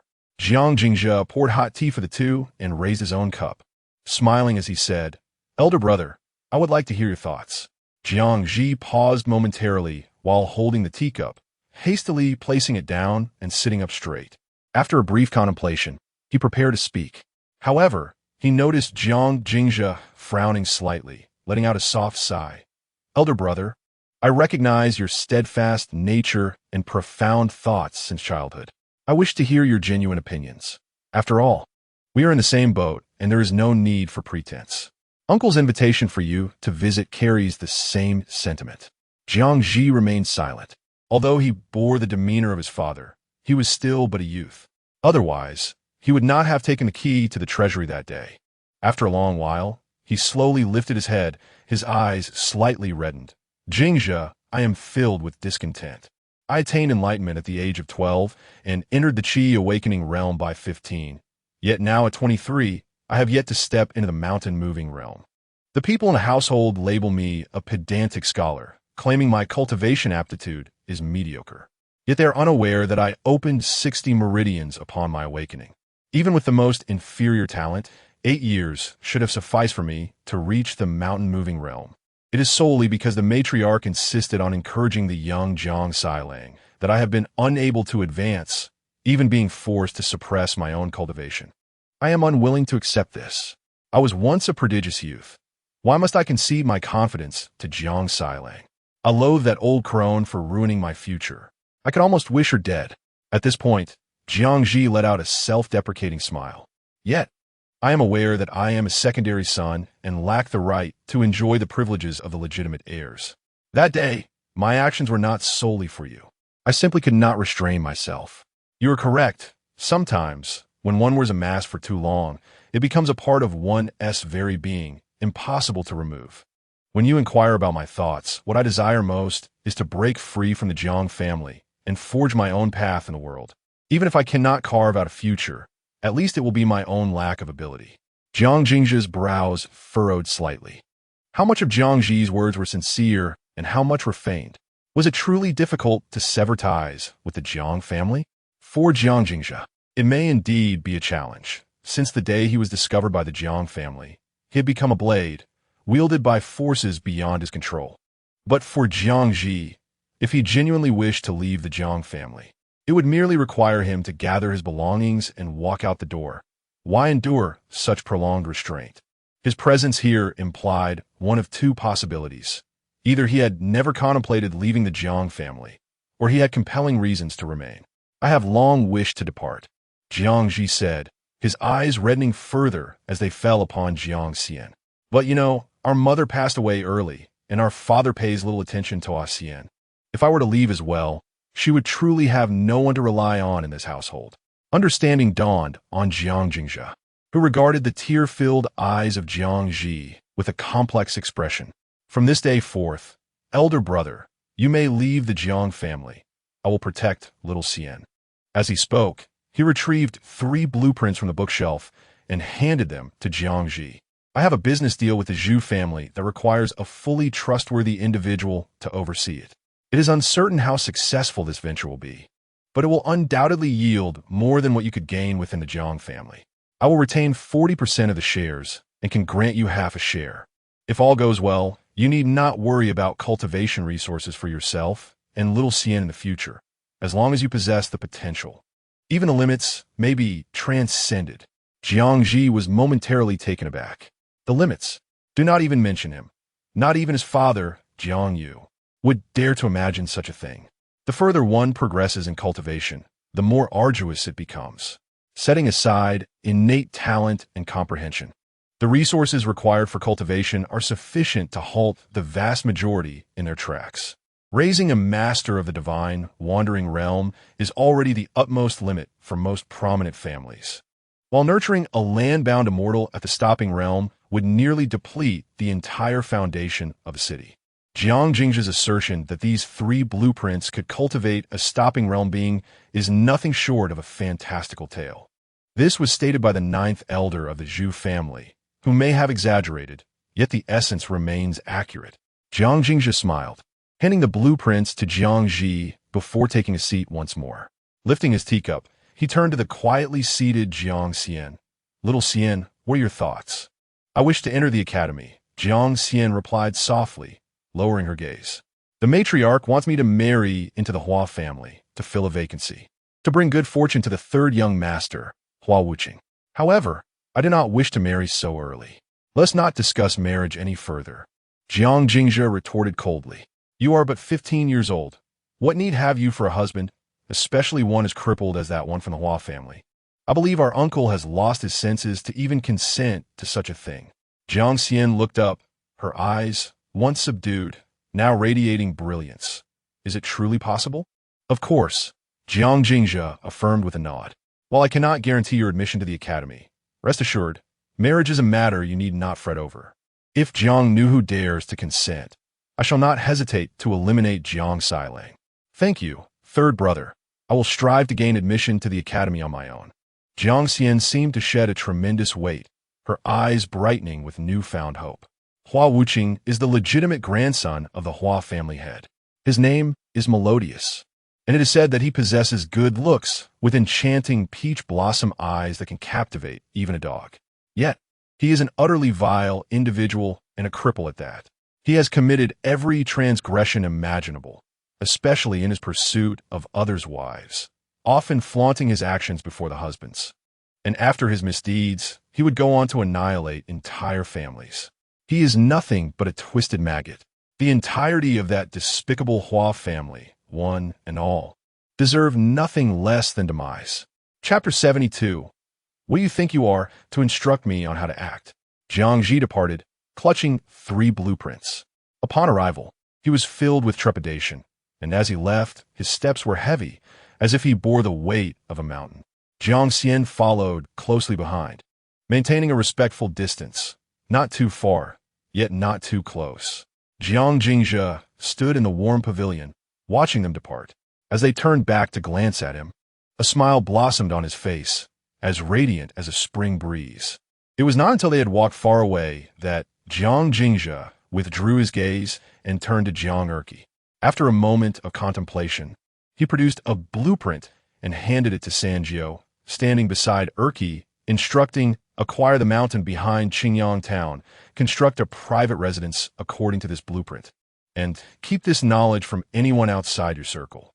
Jiang Erqi's lips twitched as he silently gazed upward, realizing he was deemed unworthy. Yes, young master.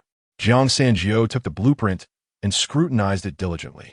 The design depicted 2 boilers and some peculiar apparatuses, such as a stone mortar, a pestle, and even a melon-shaped iron kettle. Although he did not fully comprehend their purpose, he refrained from asking further. After a slight bow, he departed from Buan with the plans in hand. The fraternal duo of Jiang Erqi and Jiang Sanjiu gradually diverged on different paths under Jiang Jingzhe's influence. Jiang Erqi remained foolish yet fiercely loyal, while Jiang Sanjiu, though still taciturn, had learned to read the room and proceeded with caution. With everything arranged meticulously, Jiang Jingzhe retrieved a manual authored by Chun Ergu and began to delve into its contents. The text spoke of the 7 blades of rebirth, which appeared to be a treatise on swordsmanship. It had a somewhat juvenile flair, offering only 7 techniques, each more formidable than the last. The moves were unnamed, rather mundane. Yet the intricate diagrams within the manual seemed extraordinary. Spanning 360 pages, each page bore an image of the sun, corresponding to the 360 acupoints of the human body. Jiang Jingzhe fixated on the diagram on the first page. The more he gazed, the more unfamiliar and indistinct it became. The suns within the diagram appeared to morph into a black hole, consuming his consciousness. The furnace of heaven and earth. A return to the old days? Jiang Jingzhe murmured, as the black vortex within him began to stir unwittingly. Time slipped away unnoticed. Suddenly, his body convulsed violently. An agonizing pain jolted him awake, causing the previously dormant acupoints to resonate. Looking down, he saw a luminous point appearing on his fair skin between his chest and abdomen. It resembled the opening of a long sealed door, releasing tendrils of dark matter that coursed through him, ultimately converging in the whirlpool of his energy sea, mirroring the great sun depicted in the first diagram. Jiang Jingzhe stared at this scene in astonishment. If he was not mistaken, the light point within him corresponded to the position of the acupoint illustrated on the diagram. The only distinction was that the acupoint on the diagram shone like the great sun, while the one ignited within him glimmered faintly like a firefly. Jiang Jingzhe raised an eyebrow, attempting to direct the black vortex and the energy sea towards the light point. However, the vortex remained steadfast, unyielding. Such an endeavor seemed akin to an ant stretching its tiny limbs to lift an elephant. After a prolonged moment, Jiang Jingzhe seemed to have an epiphany and suddenly burst into laughter. How foolish I am, truly. With that, he slowly grasped the 4-foot blade and slashed it forward. There was no tremor in the air, nor any extraordinary phenomena. It was merely a straightforward strike. In terms of sheer momentum, this blow was even inferior to the techniques practiced by the Windriders. Yet, once Jiang Jingzhe unleashed his slash, the black vortex within him, which had remained stable as an old dog, began to whirl chaotically, and the illuminated acupoint abruptly radiated with brilliance. Wisps of vapor coalesced from that acupoint towards the black hole, forming a shroud of dark mist, akin to a nebula surrounding a black sun. Simultaneously, Jiang Jingzhe felt an overwhelming force surging from within, merging into the 4-foot blade. Where the blade's light passed, all fell silent, as if it could shatter all forms of matter, both tangible and intangible. With a resounding thud, Jiang Jingzhe collapsed onto the ground, sweat pouring from his forehead, his entire being succumbing to exhaustion. Yet a smile graced his face, reaching deep into his eyes. Almost concurrently, Jiang Erqi also fell to the ground, devoid of any mirth. His expression one of utter bewilderment. He had come to an astonishing realization. Today's Jiang Jingzhe was far more formidable than the Jiang Jingzhe of yesterday. He would stake his ancestral lineage on the fact that had that recent strike been directed at him, survival would have been utterly impossible. Such a terrifying rate of cultivation was simply unheard of. Even the most rapid warriors would not ascend a level or realm in a single day. What perplexed him further was that the earlier strike had evidently exhibited no trace of vital energy fluctuation and appeared rather slow. Yet, he felt an inexplicable dread, as if standing before him was a demonic lord, risen from the abyss. Moreover, whether it was a mere illusion conjured by the strike, he could not tell. When Jiang Jingzhe wielded his blade, he envisioned a strange tapestry, as if he were not confronting a single person, but an innumerable horde of armored black riders. They surged like a tide of darkness, silent yet menacing, their murderous intent palpable. Yet, upon raising his gaze again, he felt he beheld an ancient tomb, entombing countless souls, all looking up at the black void above, a sight both terrifying and oppressive. After a long pause, Jiang Erqi finally regained his composure and hurried to assist Jiang Jingzhe, cautiously inquiring, "Young master, are you truly the innate chaos Tao body?" "What do you mean?" Jiang Jingzhe shot him a sidelong glance, displeasure evident. "Indeed, you resemble one." Jiang Erqi flattered, his face a mask of curiosity. "But it seems there hasn't been any mention of such a terrifying physique for millennia. You simply lack exposure." "It is understandable." Jiang Jingzhe waved his hand dismissively, speaking in an enigmatic tone. "If one were well-versed in the three teachings, they would never pose such a foolish question. While you may not have heard of the innate chaos Tao body, you must surely know which physiques are the mightiest among the three teachings." Jiang Erqi nodded, his face alight with envy as he remarked, "In the Buddhist realm, there exists the flawless golden body. In the Taoist domain, the immaculate Tao child, and within Confucianism, the lofty and untainted spirit. These are the most formidable constitutions known to history.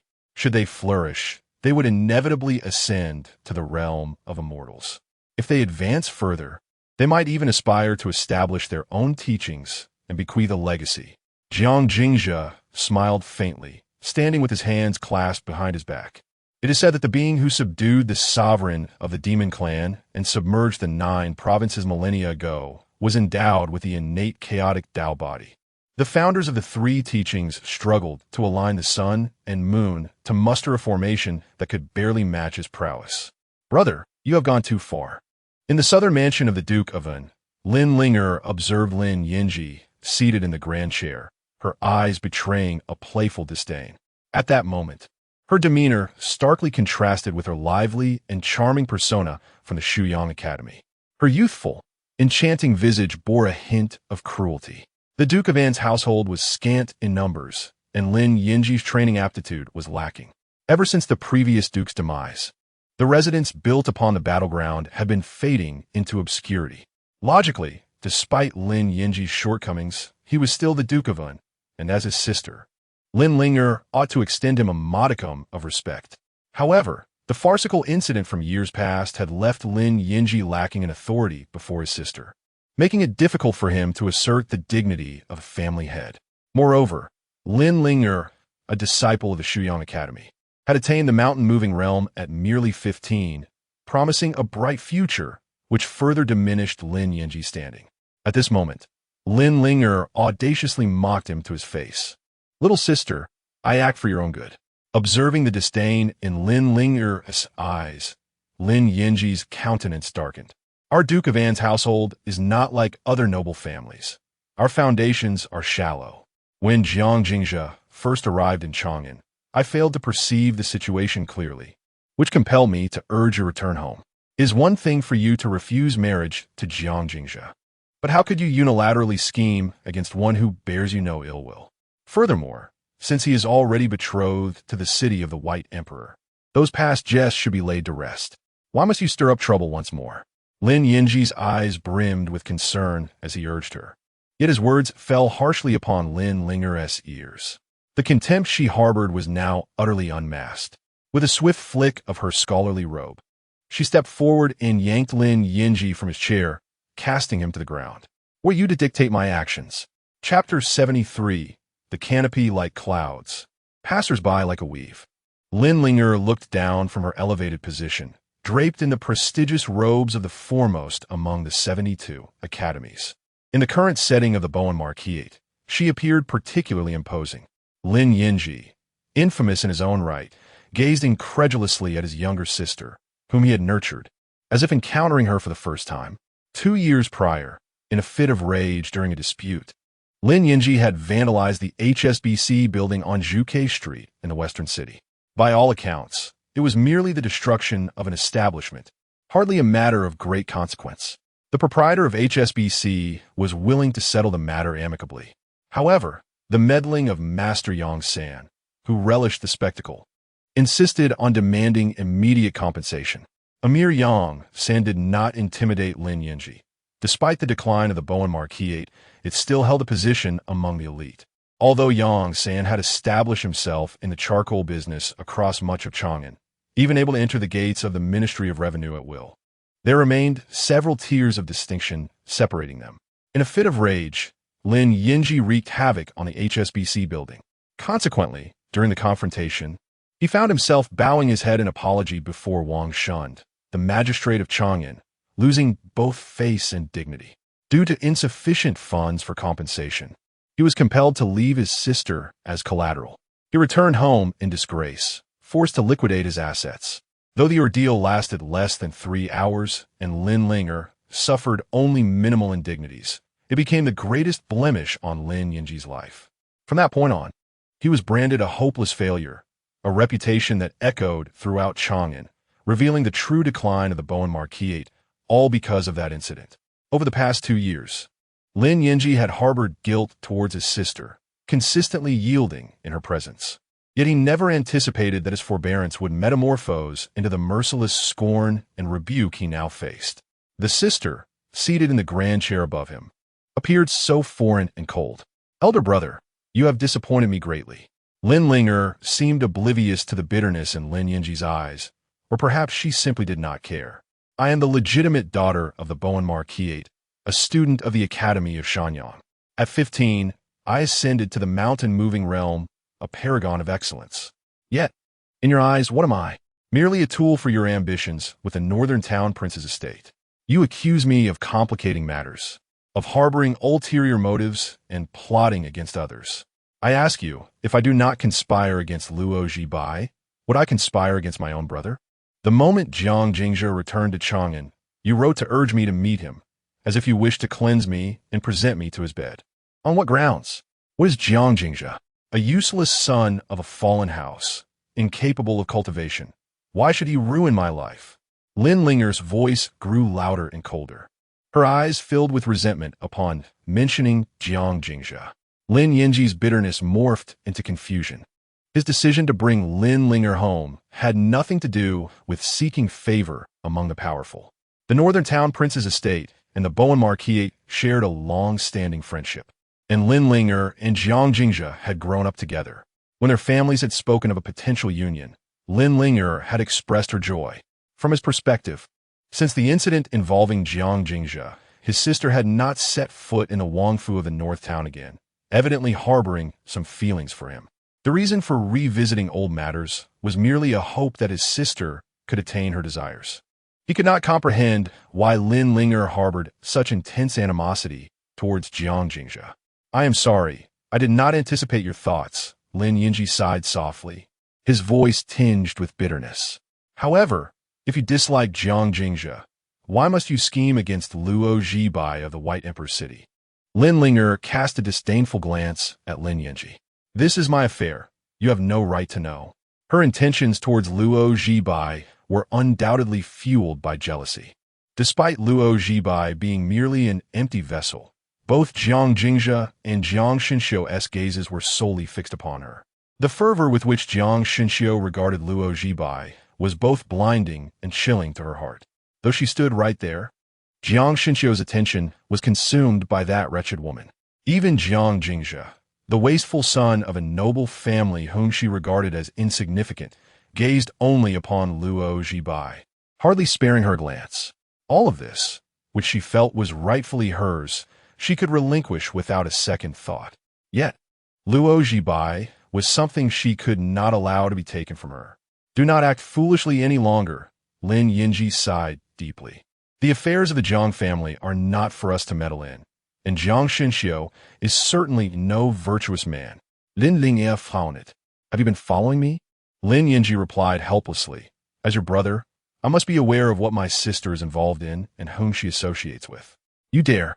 A flicker of panic crossed Lin Linger's eyes, quickly replaced by an icy demeanor. If you wish to maintain your position, do not attempt to control me. I am more cognizant of my actions than you realize. This is the first and last time I will say this. With that, she swept away. Lin Yinji remained in the hall, watching her retreating figure, his expression complex. After a long while, a shadow silently appeared beside him, murmuring, "Master, the young lady has arranged to meet Jiang Xilang at the returning wine house." "Let her go," Lin Yinji replied with a bitter smile. "After all, she is the only family I have in this world. Keep an eye on Jiang Xilang. Ensure that his foolishness does not implicate Linger." "Understood, master." The shadow vanished without a sound. The hall of the Bowen Marquis's residence fell into silence once more. Lin Yinji slowly settled into the grand chair, resting his chin upon his hand, succumbing to a heavy slumber. A breeze drifted into the hall, causing the lights to flicker, casting him into a shadowy figure. The wind had risen. "Young master, the wind has picked up. Dress warmly." In the warm chamber of the North Town, Wangfu, Jiang Shan draped a brocade robe over Jiang Jingzhe, his face adorned with an ant-like smile. Adorned with a jade crown, clad in splendid robes, with a jade pendant at his waist and cloud boots on his feet, he appeared as a remarkably handsome youth. "Shambo, I'm going to watch performance. Not to sell myself. There's no need to dress so flamboyantly. This is sufficient." Jiang Jingzhe blocked Shanbo's hand as it reached for more adornments. A hint of helplessness on his face. "That will not do. This marks the first official appearance of the young master in Chang'an, and it must not be approached with carelessness. It is imperative that those who look down upon others are made aware that the Jiang family possesses not only grace, but also formidable prowess." Jiang Shan's courage seems to have grown alongside his cultivation, for he now dares to openly speak the illustrious name of Jiang Xinxiu. Moreover, he appears to hold an air of superiority over others, perhaps emboldened by some unseen influence. Today is the day of the duel between Jiang Xinxiu and Ji Daoyu, an event that the entire city of Chang'an eagerly anticipates. Outside the royal estate at Yinming Lake, numerous cultivators have gathered. In nearly a century, the Tianji Pavilion has yet to unveil the Qingxiu ranking, and speculation abounds. This battle between Jiang Xinxiu and Ji Daoyu may very well serve as the catalyst for the unveiling of the Qingxiu list. It is rumored that a master of the transcendental realm has taken residence in Chang'an. "Young master, all is ready." Jiang Jingzhe, unable to resist Jiang Shan's insistence, submitted to his whims, for Jiang Shan currently wielded the greatest influence. After a brief period of preparation, Jiang Shan, satisfied with the impeccably adorned Jiang Jingzhe, nodded approvingly and called out, "Erqi, prepare the palanquin." As Jiang Jingzhe's attendant, Jiang Erqi donned his Frost Rider armor today, exuding an imposing presence. In principle, Jiang Shan is merely an old servant, while Jiang Erqi, as a family retainer and a member of the Wu Tai, adorned in a robe of 4 phoenix tails, holds a dignified status as a scribe of merit. Thus, Jiang Shan lacks the authority to command him. However, the principles have shifted in Jiang Shan's favor, and upon hearing his directive, Jiang Erqi bowed in acquiescence. Before long, the gates of the northern town prince's residence slowly opened, and the palanquin, emblazoned with the family crest of the northern town prince, merged into the bustling traffic, heading towards the outskirts of Chang'an. In the winter of the 268th year of the Qianlong era, a heavy snow blanketed Chang'an. The canopies were like clouds, and the throngs of pedestrians resembled a tapestry. Chapter 74. Why do you not bow yet? The expanse surrounding Yinming Lake, extending 10 miles, is the exclusive domain of the royal family. Typically, it is guarded by eunuchs from the inner court, with the exception of the annual autumn hunt, when the emperor leads his courtiers for a gathering. When Jiang Xinxiu inquired about the battlefield of Jidaoyu, he chose this very location. It was also here, 3 years prior, that Luo Zhibai had challenged Jidaoyu and Jiang Xinxiu with a spear. The ancient locust tree by Yanming Lake stands as the sole witness to that event. As Jiang Jingzhi's carriage arrived at Yanming Lake, countless spectators had already gathered along the banks, most being cultivators interspersed with curious commoners. They either stood upon elevated ground or climbed over courtyard walls, eagerly awaiting the spectacle. Under normal circumstances, such behavior would attract the ire of the high-handed eunuchs from the inner court. However, on this day, those imperious eunuchs merely gazed at them coldly, refraining from any action. This leniency was granted due to the prince's renowned reputation, having previously issued a directive that anyone could come to observe the contest today. Jiang Xinxiu sought a battle to establish his renown, and Ji Daoyu shared the same aspiration. With the current generation of the 3 teachings yet to emerge, and Luo Zhibai's cultivation having been rendered ineffective, they stood as the foremost figures among the younger generation. Yet, the question of who is superior must inevitably be settled. Jiang Erqi navigated through the crowd, entering Yanming Lake through a rear entrance.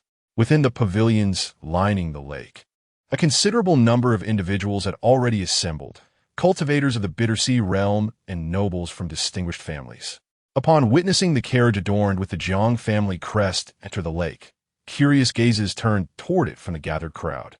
Recently, news of the hidden heir of the Jiang clan returning to the capital had stirred considerable excitement. Initially, he had cleaved through the gates of the Northern Protector's residence, subsequently severing the ties of Jiang's Kalinzi and even brandishing a blade against the venerable matriarch, colluding with the illegitimate son of the Jiang family to confine the elder lady. Surprisingly, he did not meet his demise. Instead, he became betrothed to Luo Zhibai of the White Emperor City. Even more perplexing was the transformation of this so-called waste, who had yet to step into the Enlightenment realm, into a figure of prominence within the Wui Terrace, where he had even annihilated the entire Hua family. In less than a month since his arrival in the capital, every action of his hidden heir had served to humiliate Jiang Nuhu. Regrettably, he had remained at Duan, only catching a fleeting glimpse of the Shuyang Academy, with his presence in Chang'an being but a name until now. The opportunity to finally behold him in person naturally stirred curiosity. Jiang heir, your brother has arrived. In one of the pavilions, a young man clad in fine garments observed the carriage entering Yanming Lake, a playful smirk illuminating his features. Those permitted entry into this pavilion were at least third-rank officials or scions of noble families. The young man speaking was Yun Miao, the second son of Yun Yao, the left Minister of Revenue. The Minister of Revenue belonged to the Qinghe faction, a protege of the esteemed Chui, who was not under the emperor's control. In contrast, the left minister was genuinely an ally of the emperor. The emperor's intent to eliminate Nuhu was no longer a secret. As the son of the left minister, Yun Miao, although once allied with Jiang Sailang, was astutely aware of where his loyalties lay, fully cognizant of who provided his sustenance. He wasted no time in striking at Jiang Sailang's vulnerabilities. In recent years, as Jiang Nuhu's tyranny grew, so did Jiang Sailang's stature, leading the young elites of Chang'an to refer to him as the heir. This had not been the case before. Jiang Xinxiu became the closed-door disciple of the sword Immortal Pei Mo at the Sword Pavilion, embarking on the path to ascendancy, disregarding the title of Crown Prince. The only one qualified to inherit the position of the Northern Protector King was none other than Jiang Sailang. Thus, everyone felt there was no issue with that arrangement. However, now that the Crown Prince of the Northern Protector King, who had been deceased for 6 years, has returned, Jiang Sailang finds himself in an awkward position, lacking legitimacy. Yun Yao's repeated calls of Crown Prince were akin to cursing a bald monk in front of him, almost pointing at Jiang Sailang and calling him a counterfeit. Fool! Jiang Sailang cast a cold glance at Yun Yao. Although Jiang Sailang had been reduced to tears by Jiang Jingzhi's blade, within his circle of debauchery, he was considered a genius, unmatched in cunning. In his eyes, someone like Yun Yao was merely a barking stray dog, unworthy of debate. Such clumsy attempts to disrupt his resolve were nothing short of delusional. Crown Prince Jiang, why not invite your elder brother to join us? After all, you're all young men. It would be lively. Yin Miao spoke with a smile, seemingly oblivious to the increasingly frigid gaze of Jiang Sailang. Yin Miao, enough.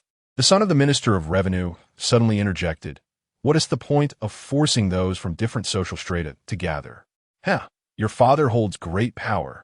So you dictate the terms. Yin Miao shrugged, raised his cup for a sip, and ceased speaking. After all, his father worked under the Minister of Revenue, and despite their deep-seated enmity, the respect that was due must still be rendered.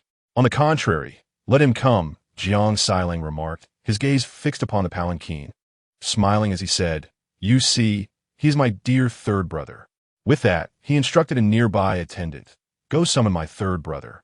Yes, young master. The attendant complied and departed.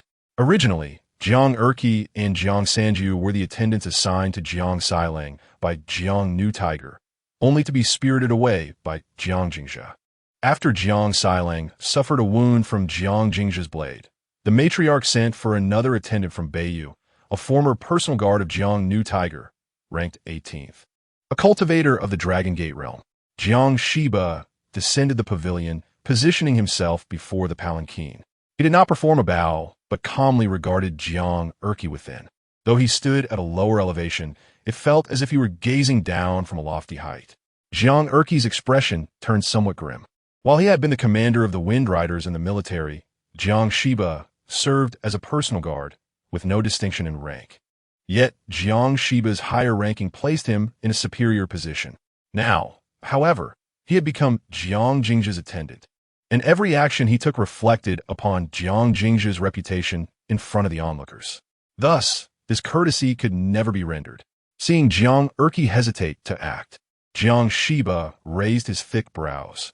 Have you forgotten all decorum since leaving the military? If you do not descend and pay your respects, should I be the one to bow to you? Jiang Erqi glanced back at the palanquin.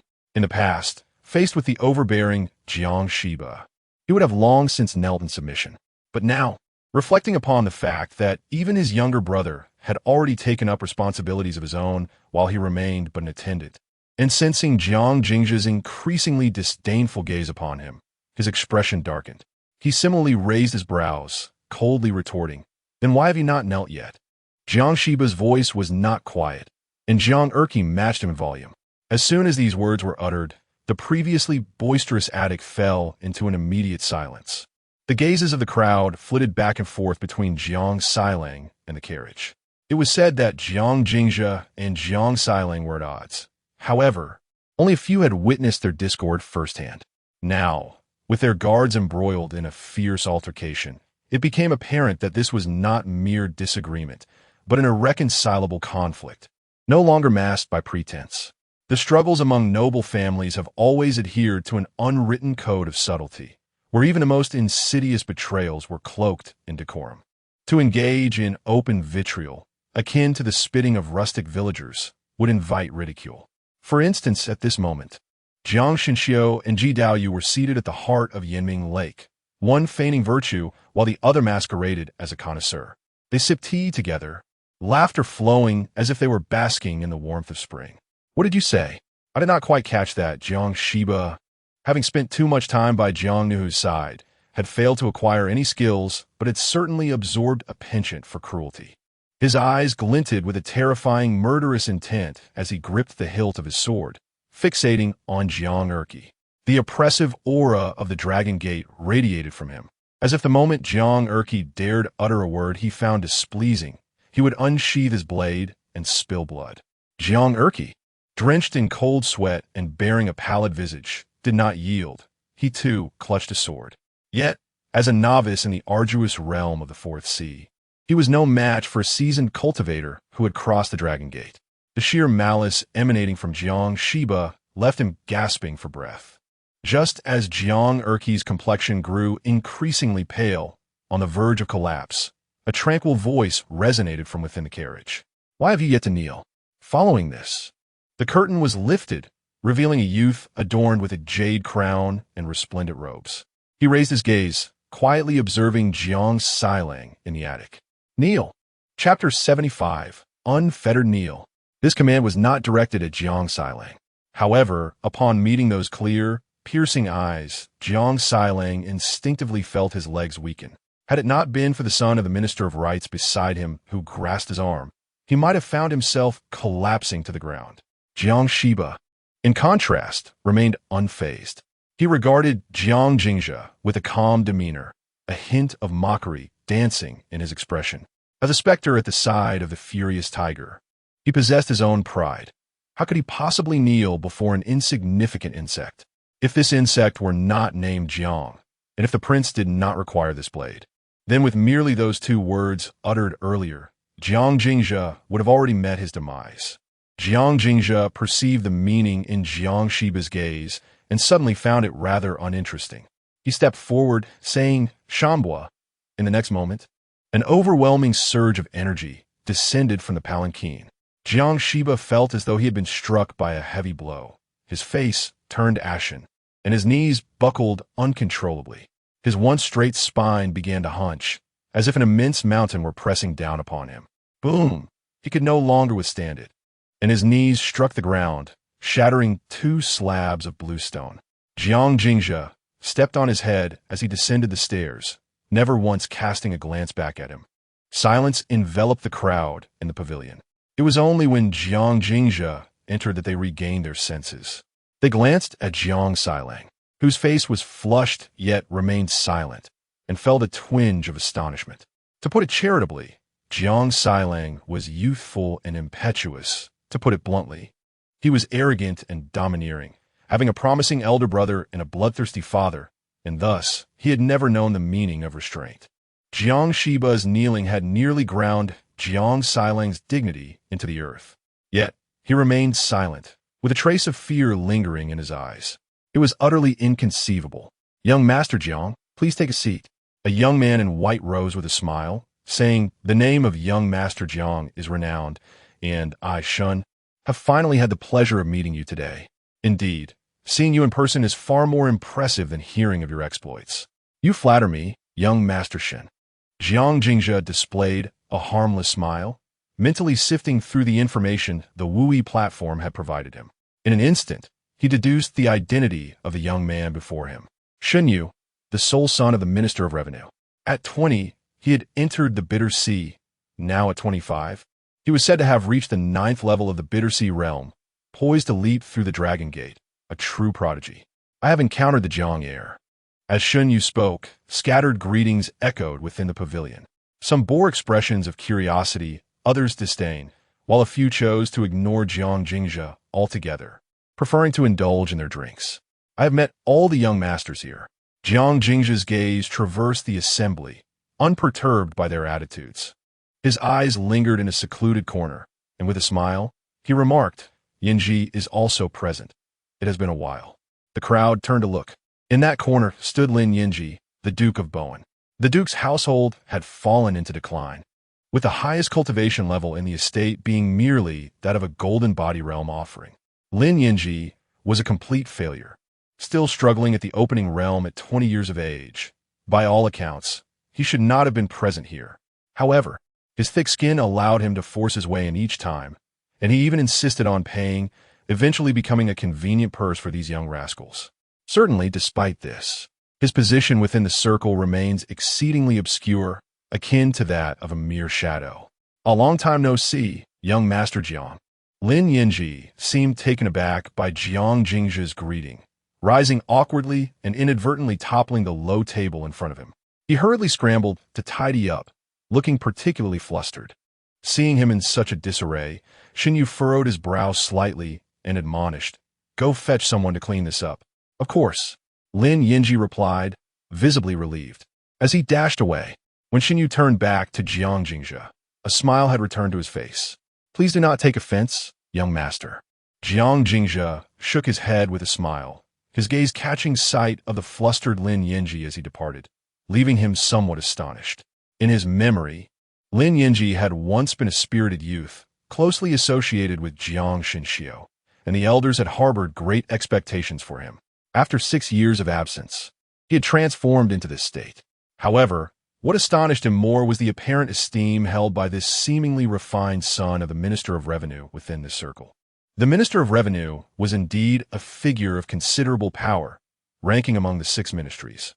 Yet, when it came to actual authority, he scarcely ranked within the top 10 in the court. The hierarchy of the dandy circle in Chang'an was remarkably straightforward. The greater the father's official position and the deeper the family background, the more influential they were. Of course, exceptions existed, those whose own strength and prospects were sufficient to overshadow all others, such as the former Jiang Shenxiu. Among his contemporaries, the only one capable of suppressing him before he ventured to the sword pavilion was the equally illustrious Ji Daoyu. Shen Yu could subdue Jiang Sailang and even command the esteemed Bowen Marquis, yet his father's status alone was insufficient for such authority. It had to be attributed to his own capabilities. I haven't yet congratulated you, Jiang brother, on winning the heart of your beloved. You may not be aware, but when news of your engagement to Ji Bai circulated recently, it left many of these fellows heartbroken, clamoring to find trouble with you. After Jiang Jingzhe took his seat, Shen Yu jested with a smile, behaving with an unusual familiarity, as if he had not previously remarked on their disparate standings. As he spoke, he deliberately cast a glance at Yun Miao. Upon receiving such a look, Yun Miao felt a sudden jolt of alarm, realizing the precariousness of the situation.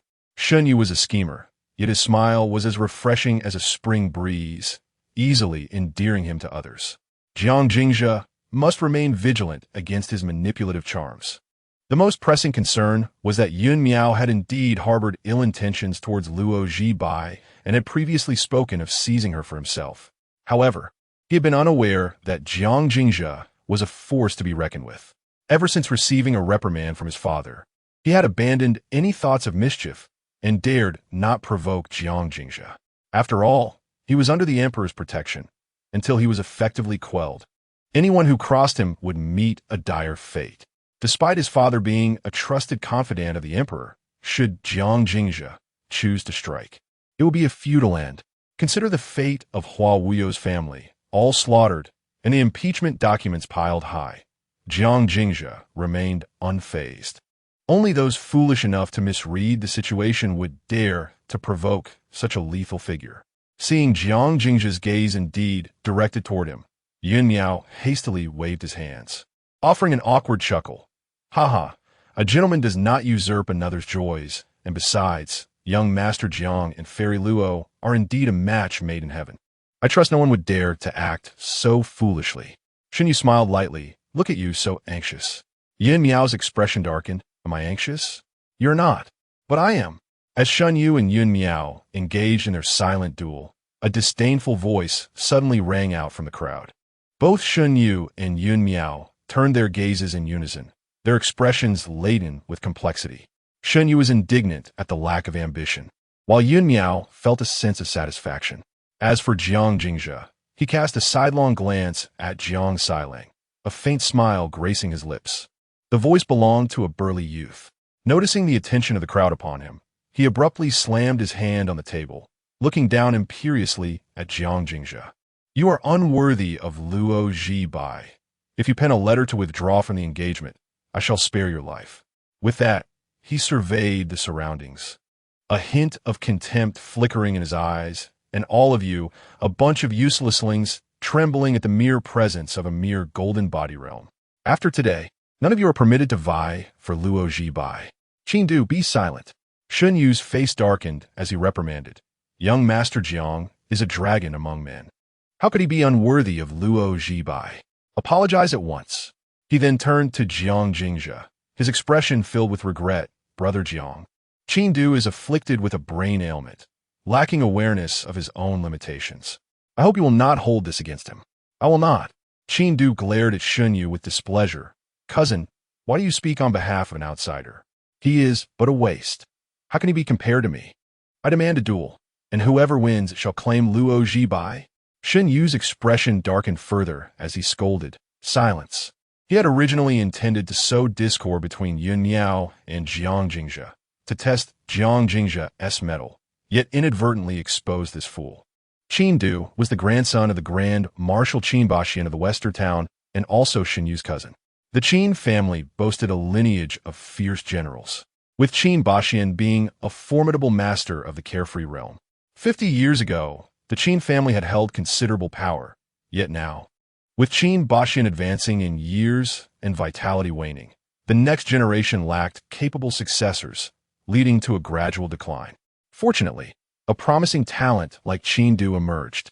Having entered the mountain-moving realm at a mere 18, Qin Baxian cherished him dearly and kept him in Chang'an, hoping Shun Yu would help him forge connections for future succession.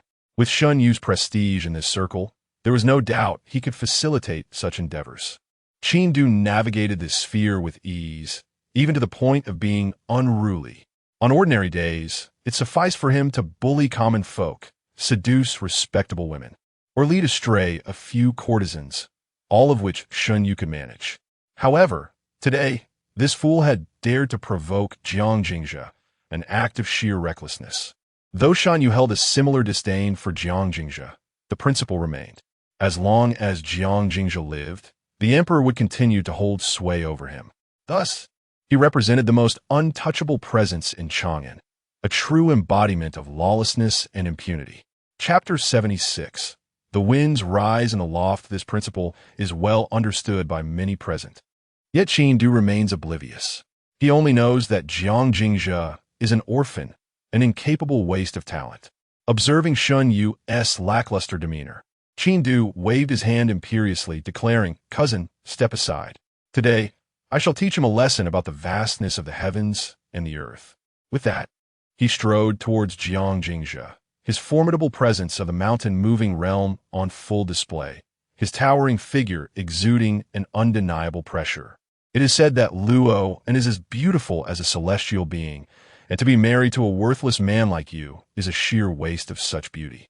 Upon hearing these words, Shun Yu's expression changed dramatically as he stepped forward, ready to exert forceful suppression. Yin Miao raised an eyebrow. His gaze toward Qingdu filled with admiration. He too stepped forward, positioning himself in front of Shun Yu with a slight smile. "Young Master Shun, why the haste? Who claims that Qingdu is a fool? He is, in fact, remarkably astute, even knowing how to strike at one's heart and thoroughly provoke Jiang Jingzhe, leaving no escape route for himself." Yun Miao was a cultivator of the seventh heaven of the Bitter Sea realm, slightly weaker than Shun Yu, and thus not a match for him. However, buying a moment of time was sufficient. For the instant Qingdu uttered the name Luo, and he witnessed a smile spread across Jiang Jingzhe's face. Yun Miao's father is the emperor's most loyal sycophant. Knowing the emperor's intentions towards Jiang Jingzhe, he would have meticulously investigated Jiang Jingzhe's lineage. Given that Yun Miao and Jiang Xilang are close acquaintances, the task of investigating Jiang Jingzhe naturally fell to Yun Miao. Among those present, none understood Jiang Jingzhe better than he did. He knew of the bandits Jiang Jingzhe had slain at the Jiyuan post, the numerous lives lost by the moon-holding lake, and was acutely aware that even Jiang Xilang, a prodigy of the mountain-moving realm, could not withstand a single strike from Jiang Jingzhe. Jingzhe's smile held the essence of uncertainty in life and death. Jiang Xilang should have had more to say on this matter, for that day, the scar left by Jiang Jingzhe's beaming strike still throbbed painfully, despite the finest healing ointments. Thus, when he saw that innocuous smile return to Jiang Jingzhe's face, Jiang Xilang instinctively closed his eyes. Indeed, the next moment, he heard a series of dense and muffled sounds. The once imperious Qingdu was sent flying, a shadow as swift as a specter surged forward, raining down a torrent of fists, each one heavier than the last, akin to a battering ram. Boom! Jiang Jingzhe grasped Qingdu's hair, delivering the final, crushing blow. Qingdu's grand physique suddenly stiffened, a mouthful of blood gushed forth, and he collapsed to the ground, his head bowed. The once fierce glint in his eyes transformed entirely into fear. His vital energy, cultivated over many years, was now wildly escaping, akin to a leaky sack. At last, Shun Yu broke free from Yun Miao's grasp, placing a hand on Qingdu's pulse and sensing the chaotic flow of energy within him. His expression shifted slightly as he turned to Jiang Jingzhe. "You have crippled him." "Perhaps," Jiang Jingzhe replied. Retrieving a handkerchief from his pocket to wipe the blood from his hands, smiling as he said, "He proposed a fair duel, and while I possess few virtues, I do take delight in aiding others." Shen Yu exhaled a long breath. "Jiang Jingzhe, I harbor no ill will towards you. On the contrary, I hold you in high regard. After all, your audacity to wield this blade is indeed commendable. This is why I initially opposed Jiang Xilang provoking you. It serves no purpose. Unfortunately, Yin Miao disagreed and insisted on inviting you over." Jiang Jingzhe, taken aback, cast a surprised glance at Yun Miao and smiled. "Brother Yun, you are quite considerate. However, even if you had not extended the invitation, I would have come to this loft regardless." Yin Miao shrugged innocently, grinning. "See, Shun, I have long stated my profound connection with Brother Jiang. Now that he has arrived, it is only fitting that we share a drink. And how was I to know that Qingdu would display such foolishness? The heavens bear witness. I have done nothing." Shen Yu furrowed his brows momentarily, but soon a cold smile broke across his face. If he had previously contemplated avoiding conflict with Jiang Jingzhe, he now watched as chaos reigned in the capital. Witnessing Jiang's unassailable prowess and his eventual downfall, reducing him to a shattered blade, with thoughts of his tempestuous grandfather and equally fierce mother, Shen Yu realized he could not remain a bystander. Sighing softly, he approached Jiang Jingzhe. "Qingdu brought this upon himself. Your actions are justifiable. However, you should not have crippled his energy reservoir. You are subject of his majesty, and I shall not take your life. Yet, this matter demands accountability. Young Master Jiang, you may leave after relinquishing an arm." As he spoke, the previously subdued aura surrounding him surged once again, manifesting in ominous signs of nature. Thunder and wind roared. Shen Yu stood steadfast amidst the tempest, his eyes gleaming with a jade hue, his garments billowing as if he were a divine being descending to the mortal realm. "Not good," Yin Miao exclaimed in alarm. "Brother Jiang, this is the Shun family's secret technique, the thunderstorm of the bitter sea. We must flee. Flee. Too late." Shen Yu stepped forward, instantly appearing before Yin Miao, gripping his neck with his left hand and smiling. "Fool, having provoked my ire, do you think you can remain uninvolved? They say a difference in realms is akin to a chasm, yet even among the same realm, disparities exist. While I am at the 9th level of the bitter sea, you are merely at the 7th, both of us youthful prodigies. Yet when I reveal my intent to kill, you have no